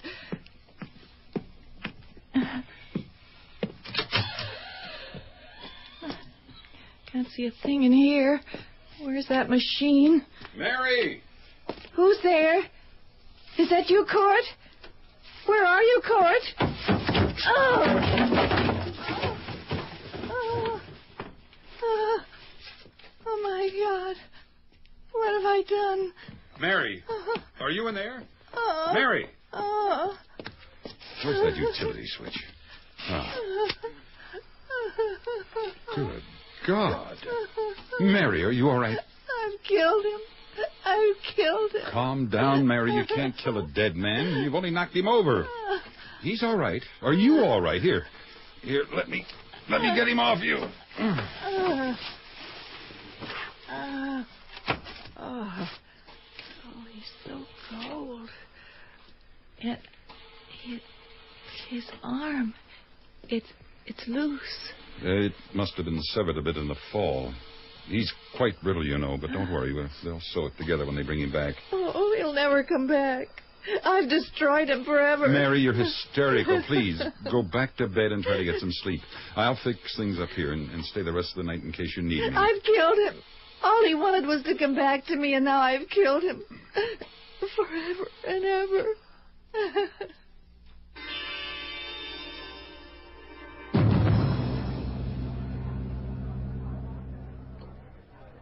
Well, here's to a job well done. And here's to Grimshaw. Frozen stiff and ready for recycling. I've quit my job with Venable. Well, that hardly sounds like a cause for celebration. Oh, but it is. It is. Bartender, one more here. Oh, Venable was too scared he'd offend people by taking in Grimshaw. He simply refused to see the business potential of suspended animation. I talked myself blue in the face, but he'd only respond with, "You can't tamper with the master plan." So I quit. Well, where does that get you? On welfare? No, not on welfare. As a matter of fact, it could make me a very rich man. You know, I'm planning to open my own small place on the edge of town. That's just what Mason's Notch needs, another mausoleum. Oh, no, mine's going to be different. It'll have a freezer wing, and the court. And court's going to be my first customer. You know, I can see it now. I'm going to call it the Rip Van Winkle Freezoleum. And the ads will say, "Play it cool. Die now, 4 later." Oh, I've got a better one. How about immortality on the easy layaway plan, huh? I like it. The county mortuary board will call me an opportunist, of course. They'll pick up the story in Boston. I might even make 60 Minutes. They'll come from all over the country to be frozen to death. And you, Cannon, you will be hailed as the founding father of eternal life. You know what, Ambrose? Why? I think you're daffy. Yeah, but you got to be a little daffy to become a millionaire.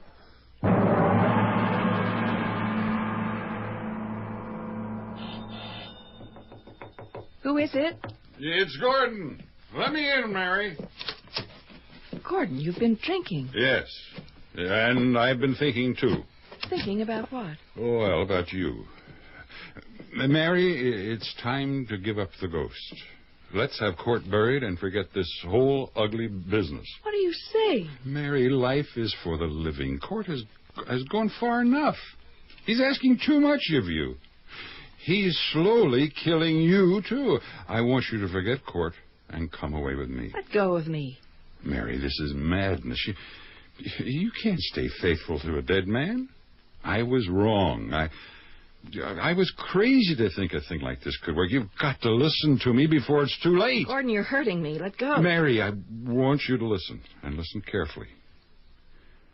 I love you, Mary. I won't stand by and let you destroy your life. I won't let you be sentenced to life imprisonment. Come away with me, Mary. I want you to be my wife. Oh, Gordon. Say you will. Gordon, hold me. Hold me tight. Say you come with me, Mary. I can't. I can't leave with you.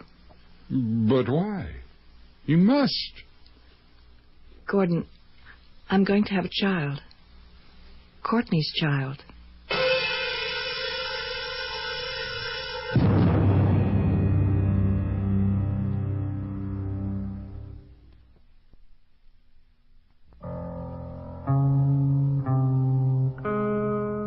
While her husband snoozed for 30 years in icy suspension, Mary Grimshaw, too, remained on hold, the prisoner of a remarkably courageous and unselfish vow.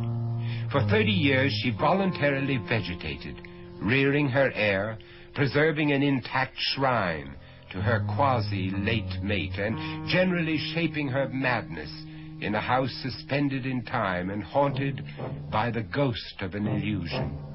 The townspeople chose to regard her not as a madwoman, but rather as a fascinating eccentric. Then finally the great day dawned, Resurrection Day for eternity's first round-trip passenger, an event of monumental impact, of worldwide attention. Television commentators drooled over the dramatic prospects of this second coming.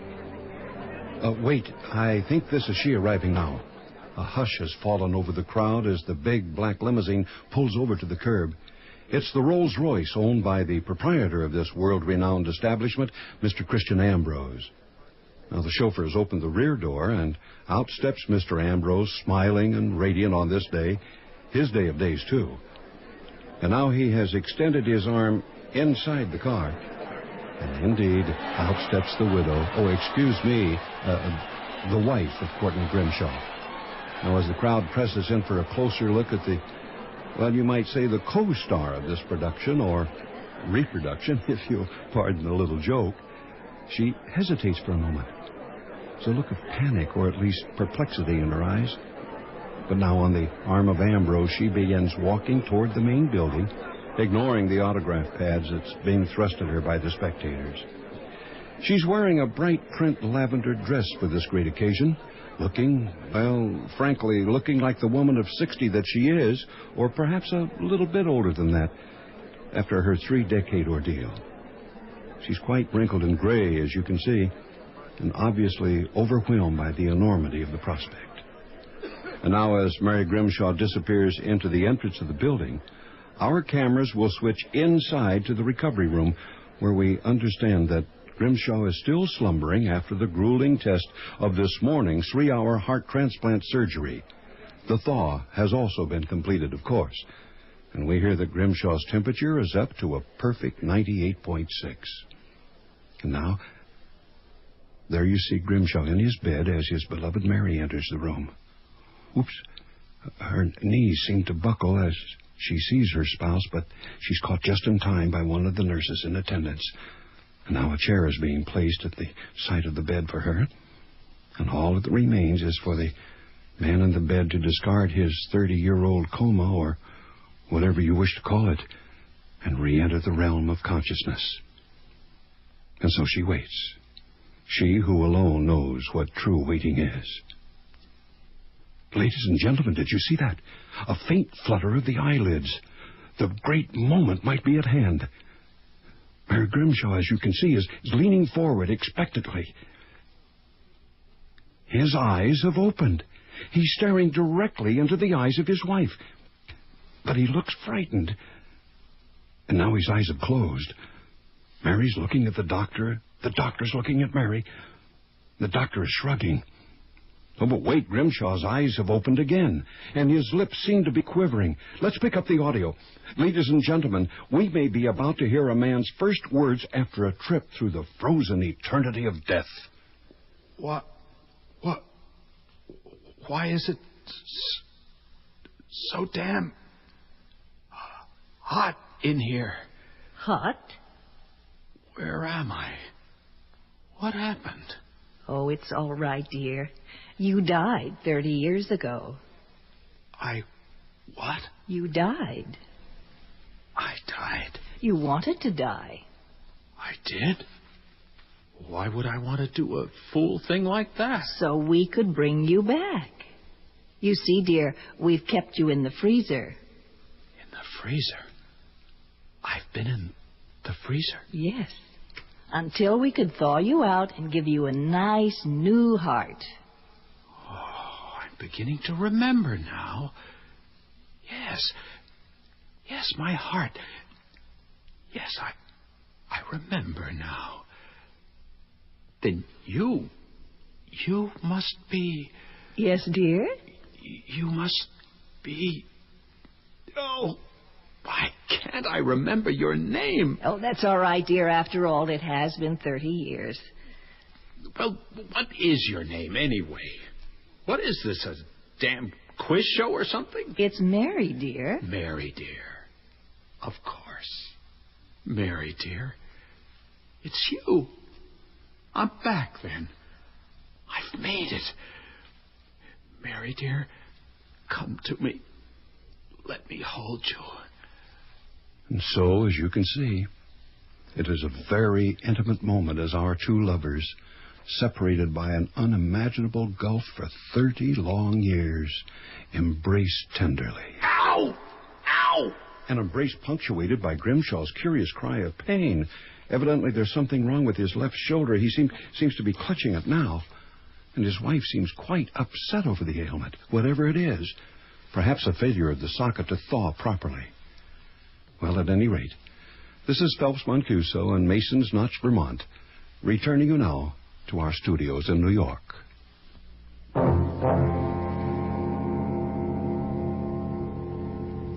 Now close your eyes. Close my eyes? Why? You'll see. Notice anything? I notice a bedroom. Our bedroom, as I recall. You notice anything different about it? No. That's the point.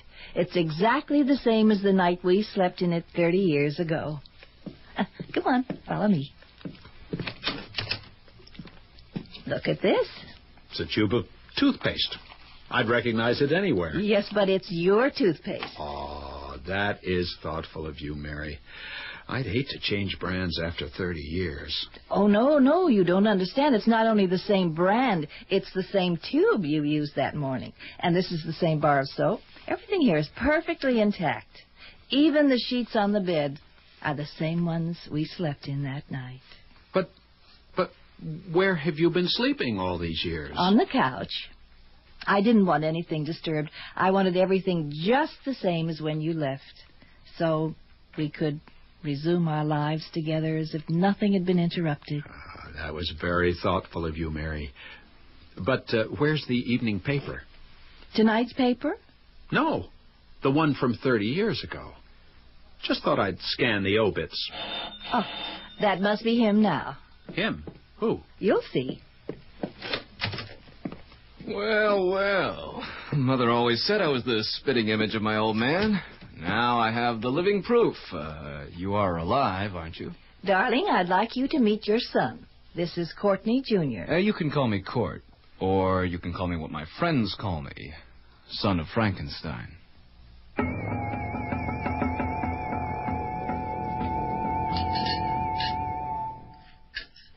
You're not eating. I've planned this dinner for 30 years, and he's hardly eating a scrap. Oh, just not very hungry tonight. It's not the food. You know, dear, it's really not necessary to follow that old food chart of mine now that I've got a healthy ticker. My first night at home after 30 years in the cooler, and she feeds me cottage cheese and a raw vegetable plate. The woman is mad. Quite mad.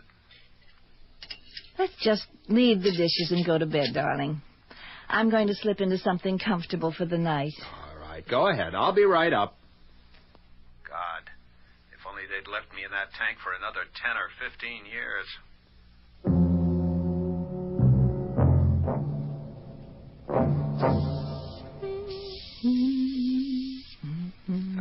You look very lovely, dear. Poor thing. Primping like a schoolgirl. Can't she see what the mirror is telling her? You haven't lost your charm. Or your taste for necks. You know, you don't look bad yourself, Dr. Grimshaw. Bad? He looks marvelous in the mirror. And look at that old hag next to him. My God, I hadn't realized. What a fool I've been to think it could work. I look twice his age. Well, that's not surprising. I am twice his age. It must be that 30-year beauty rest I've had. She's right. I do look good. Or maybe it's just the contrast. Well, I'm ready to call it a day. Me too. Good night. Good night.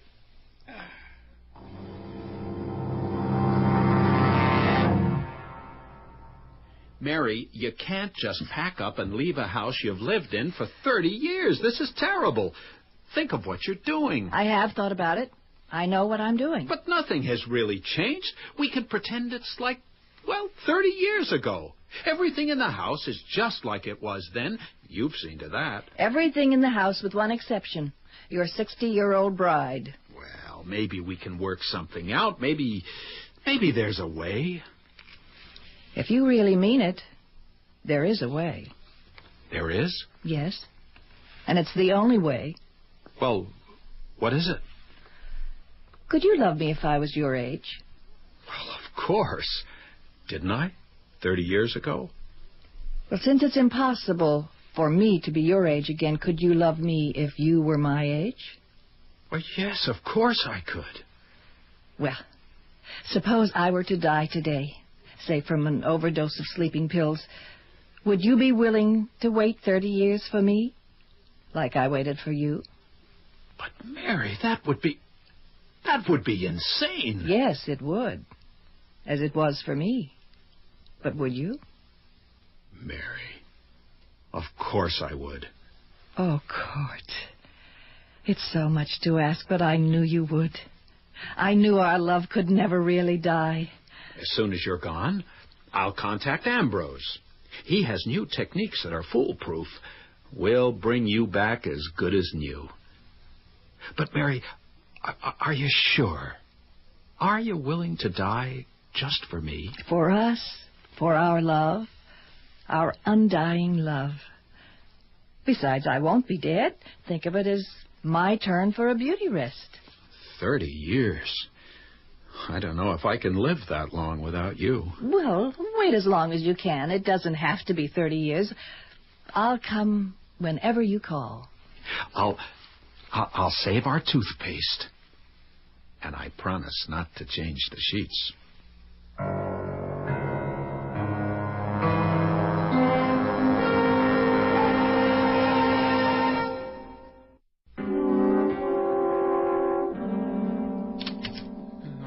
As I could, Court. How long's she been dead? It couldn't be more than a few minutes. I talked with her less than an hour ago. She seemed despondent, but I never suspected she'd do a thing like this. Well, there's still time. We can freeze her and bring her back, just like we did to you. I'm sure that whatever was bothering her will seem insignificant, but she's brought back to you for another chance at life. You know, Grimshaw, there's something beautiful about this. Sort of like, Romeo and Juliet. So let's get her ready. We haven't a moment to spare. No, Ambrose. Huh? We must let the poor woman rest in peace. She was old and wretched and miserable. She'd lost her will to live. What good would it do to bring her back? Well, we could wait 30 years, and you two could resume your lives and renew your love on even terms. There's a kind of poetic justice to that. Wrong, Ambrose. Oh? It would be insane. She said so herself. She knew what 30 years of separation could do to a relationship. It was my mistake in the first place, and she paid a terrible price. We can't make her pay that price twice, can we? No, I suppose you're right, Grimshaw. You certainly can't force someone back to life when they'd rather be dead. I guess it's a new twist to an old story. Live and let live. Die and let die.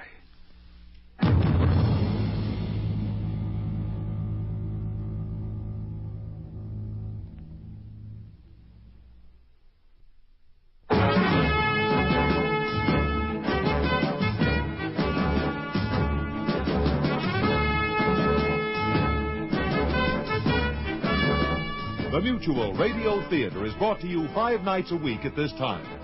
Tonight's original radio play, Death Warmed Over, was written by Larry Tubell and produced and directed by Elliott Lewis. Your host was Vincent Price. Our stars were Mary Jane Croft, Keith Andes, and Elliott Reed. Featured in the cast were Hans Conried, Bill Baldwin, and Corey Burton. John Harlan speaking. The Elliott Lewis production of Mutual Radio Theater is a presentation of CBI.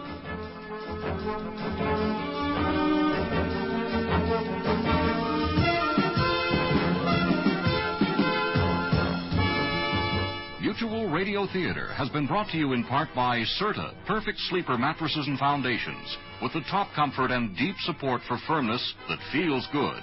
And that's a healthy investment in yourself. This is Cicely Tyson. Join us again tomorrow at this time for another portrait of people in love and sometimes in trouble.